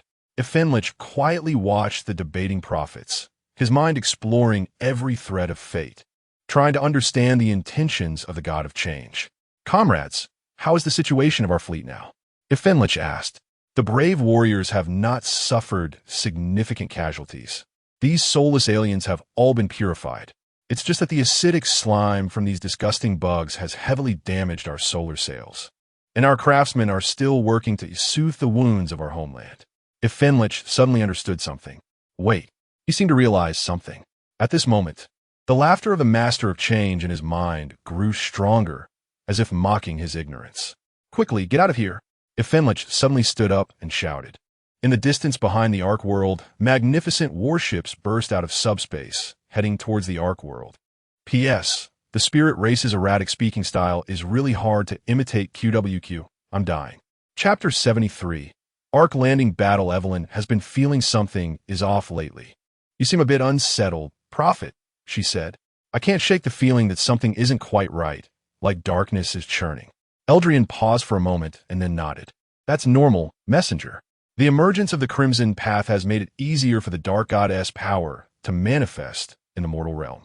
More importantly, we should focus on the search for the artifacts. After all, others have begun searching for them as well." Evelyn was somewhat puzzled. Ever since she became the chosen of the God of Death, she had been dedicated to collecting the 6 artifacts in transit. Once gathered, they could awaken the spirit race's God of Death, Enad, and completely eliminate the color sin. Although Evelyn had many questions, one truth she understood better than many in the spirit race was that the Lady of Joy was essentially a deity of their kind. Whether God of Death, Enad, could truly kill the color sin was also in doubt. After all, the increasingly weakened Ida spirit race didn't have a vast number of followers like the human empire. Their souls might not be able to provide the same powerful energy as the Emperor, but there was no choice but to proceed. As God of Death, Enad was currently the only hope for the spirit race. "Which of our kin has also begun searching for the artifacts?" Evelyn asked curiously. "Among the vast starry sky, the most active is the son of the hunt, Carol." Carol? Evelyn knew that the Ark of Carol was the most adventurous among the Ark worlds, with more than half of the pirate spirit race in the galaxy originating from Carol. Well, that's not surprising. "Wait, Prophet, where has the Ark of Carol been recently?" Evelyn quickly asked. "Carol's descendants have recently gone to the far Eastar domain. They found that the human world there is radiating an unusual brilliance." Evelyn was stunned, and an overwhelming fear surged within her. "No, tell them to leave immediately. Do not harm those humans." Eldrian looked at Evelyn in confusion. "Messenger, while I know you have a good relationship with humans, but you don't understand what will happen." Evelyn hurriedly walked away. The Ark of Carol, the spirit race's warships, looked like fish swimming in the void, with streamlined bodies reflecting starlight and beautiful solar sails resembling fish tails.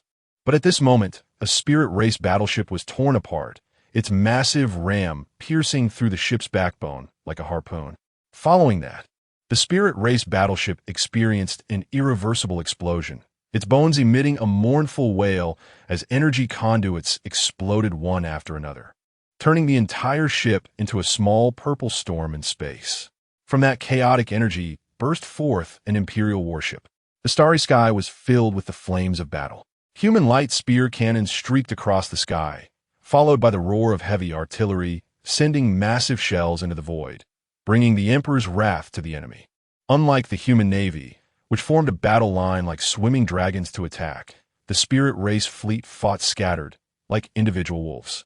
The pirate-spirited Carol fleet would charge at high speed towards the Imperial fleet, bombarding with pulse cannons, launching a round of torpedoes, then using spirit bones to chant, turning to accelerate away, waiting for the spirit bones to recharge before launching another attack.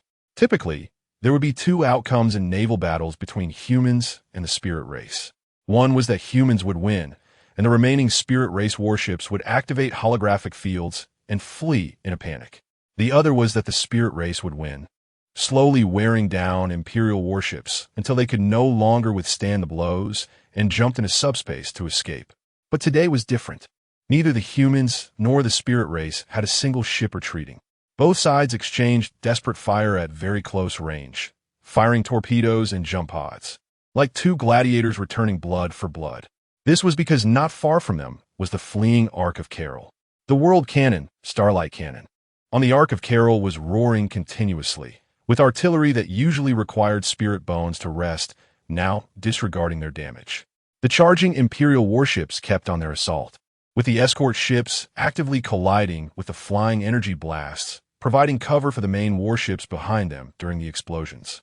Gradually, the fiercely resisting spirit race fleet's fire began to lessen, with more and more Imperial Navy ships rushing towards the massive Ark world. It was like the ancient Terra sharks hunting the gigantic blue whale, with the shark's attacks causing the massive whale to shed large chunks of flesh. The jump pod operations had already begun. The Starship Strike cruisers charged directly towards the massive ark, then broke through the outer shell, embedding themselves like cannonballs. Filled with rage, the Astartes burst out through the melted hull of the strike cruisers. In the name of the great Emperor and humanity, exterminate the aliens. Avenge the 50 billion compatriots of Zadok. Blood to blood. The Emperor's angels killed everyone in sight, whether they were the hastily arriving guardians or unarmed spirit race civilians. Every spirit race civilian would receive some military training. They were not warriors by nature, but in times of crisis for their homeland. They would wear war masks in the Cain Temple and fight to defend their home. At this moment, the guardians, led by the dispatched warriors, launched a counterattack against the invaders. In the name of the blood-handed Cain, drive away these barbaric monkeys. The Shadow Moon Howlers bravely charged, but one by one fell under the sweeping fire of star darts. But they were not fighting alone. As the shield system of the Ark world was detonated by the long-range Commander Neru, the furious fire of the Dawn Navy finally descended upon the Ark of Carol. A large number of drop pods were also smashed down, landing in exquisite gardens and bustling markets, then bursting forth with more mortal soldiers and Astartes. Human warriors rushed out of the drop pods, responding to the spirit race's star darts with their bullets. The Imperial warships also began to endure the fierce fire net on the ground, charging to very close range, unleashing their fire upon the enemy, before being destroyed and exploding into debris in space. Meanwhile, in the distance, Bona and his group coldly watched the massive whale being torn apart by a swarm of sharks. The now gray-haired Colonel Sakkot approached to report the situation. We have only occupied the 2 designated demolition points. The aliens' resistance is very fierce. Can we blow up the Ark? Admiral Spire asked.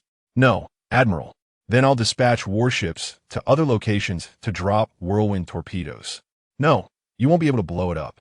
Bona quietly watched the giant ship. I can feel its anger igniting.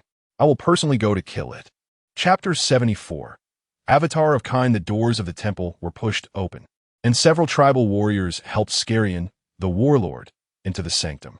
At this moment, the once powerful warlord appeared quite disheveled. His left arm had vanished. More than half of his armor was melted, and his war mask had long since fallen off. Skarion knelt on one knee, coughing up blood, while the surrounding tribal warriors held their weapons at the ready, vigilantly scanning their surroundings. From the temple, one could see in the distance the massive Revenant Guard letting out a desperate roar. After delivering a final blow that shattered several Astartes, it collapsed helplessly to the ground. Meanwhile, the spirit race's defense was crumbling at an increasingly rapid pace. Despite their valiant warriors, even ordinary guardians could easily defeat human soldiers, and those who had taken the path of vengeance could rival the Astartes. However, faced with the tide of human forces, the spirits felt an overwhelming sense of powerlessness. Under the command of the abominable intelligence and the war sage, the human army executed various commands with the precision of a tyrannid swarm. The massive war machines ruthlessly crushing line after line of defense. Perhaps tyrannids were terrifying, but the humans fighting for their lives were even more fearsome. Skarion glanced at the approaching army in the distance. Let us go. We head to the Temple of Kind. When Skarion arrived at the Temple of Kind, he found a gathering of spirit race prophets and the elite guard of the Council of Prophets waiting there. However, they were not the main focus. Instead, they surrounded a young female spirit sitting beneath the statue of Kind. Prophet Afenlich looked at Skarion, who simply nodded in response. He stood up. Children of the god, our homeland is now under the primal and brutal threat of the fierce beast. Our kin are being slaughtered. Our home is ablaze. And the wails of the dead can be heard among the stars. It is time. All the prophets turned to the young spirit at the center of the circle. Young king, the emissary of Kind, the faithful symbol of the immortal spirit race. From the moment of her birth, she had been called by the god of war. Now her fate was sealed, and it was time for the song of spirit bones to be sung. The prophets all stood up and began chanting ancient hymns. In the ancient battlefield, as dust and smoke rise, god of war Kind, standing like a peak, indomitable in spirit. Your sword light cuts through the heavens, shining brightly. Your wisdom is as brilliant as the stars. Your arrows, precise and merciless, pierce the darkness, opening the path for light, guiding the way of hope. In your heart burns the eternal fire of victory, like a flame in the abyss, igniting an indomitable will. The prophets gathered around, removing the garments that symbolized the mortal realm from the young king, leaving her pure white form exposed. Pure water, drawn from the stars, was poured over her head, and the prophets used ancient instruments to carve war runes on her back. Blood flowed down her back, gliding along her slender waist, and then into the chalice of Creel. Subsequently, the young king began to chant an ancient ballad, a song that had accompanied her since birth. When the last war rune was inscribed, Skarion, with only one arm, raised a long-sealed wailing doom high and knelt before her on one knee. The young king took the blade and then accepted the golden chalice of communion handed to her by Prophet Fenlich. I will bring his wrath upon his people. The young king drank her own blood and then entered the shrine of Kine with the blade. After the young king entered the shrine, the others stood up. Fenlich picked up his weapon. Now is our time of glory. In the distant garden battlefield, the war had already reached a fever pitch. Even the spirit guardians, who were not adept at close combat, took up their blades to fight against the marauding apes. Lynx-class war chariots floated above the ground, continuously firing their high-energy pulse cannons, obliterating the relentless waves of Limanus. Each lynx could destroy 8 Limanus, but the 9th would destroy the lynx itself, only for the 10th tank to roll over its remains. New assault vehicles from the Black Mechanicus appeared on the battlefield, the heavily armored Punishers, which had terrifying firepower and frightening accuracy. Even the heavily armored Revenant guards dared not engage them. But reinforcements had finally arrived. Marauding apes, you will pay a heavy price for your atrocities. The Supreme Prophet of Fenlich charged onto the battlefield accompanied by lightning and thunder. As the pinnacle of the spirit race's prophetic path, he wielded his staff, summoning massive thunder from the void, shattering a charging armored unit into pieces. The prophet, relying on his prophecies, commanded the army with pinpoint accuracy to defend. The spirit army, which had been on the brink of collapse, began to stabilize their lines under the command of Supreme Prophet of Fenlich, even starting to push back. The fallen kin had not abandoned their comrades. Some revenant constructs were activated in haste.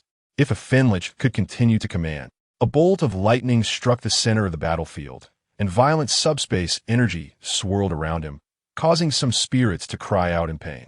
The Crimson King, with his single eye glowing with psychic energy, fixed his gaze on Fenlich. Your time has come, spirit race. Magnus wielded his powerful psychic energy and skillful treacherous spells, directly flinging some revenant constructs into subspace. Following that, waves of stasis spells and psychic storms erupted upon the Ark, causing the Ark forces, who relied heavily on psychic energy, to become inefficient, with some weaker individuals even being blinded by it. Fenlich saw the red giant and had already foreseen his fate, but he charged forward without hesitation. Young god, your opponent is me. Fool. In the distance, Horus raised an eyebrow. Magnus, this fool actually chose to intervene. Horus had been considering allowing the Black Mechanicus to deploy demon engines or launch orc drop pods, but now it seemed unnecessary. Suddenly, Horus felt the ark beneath him trembling violently, accompanied by intense shaking.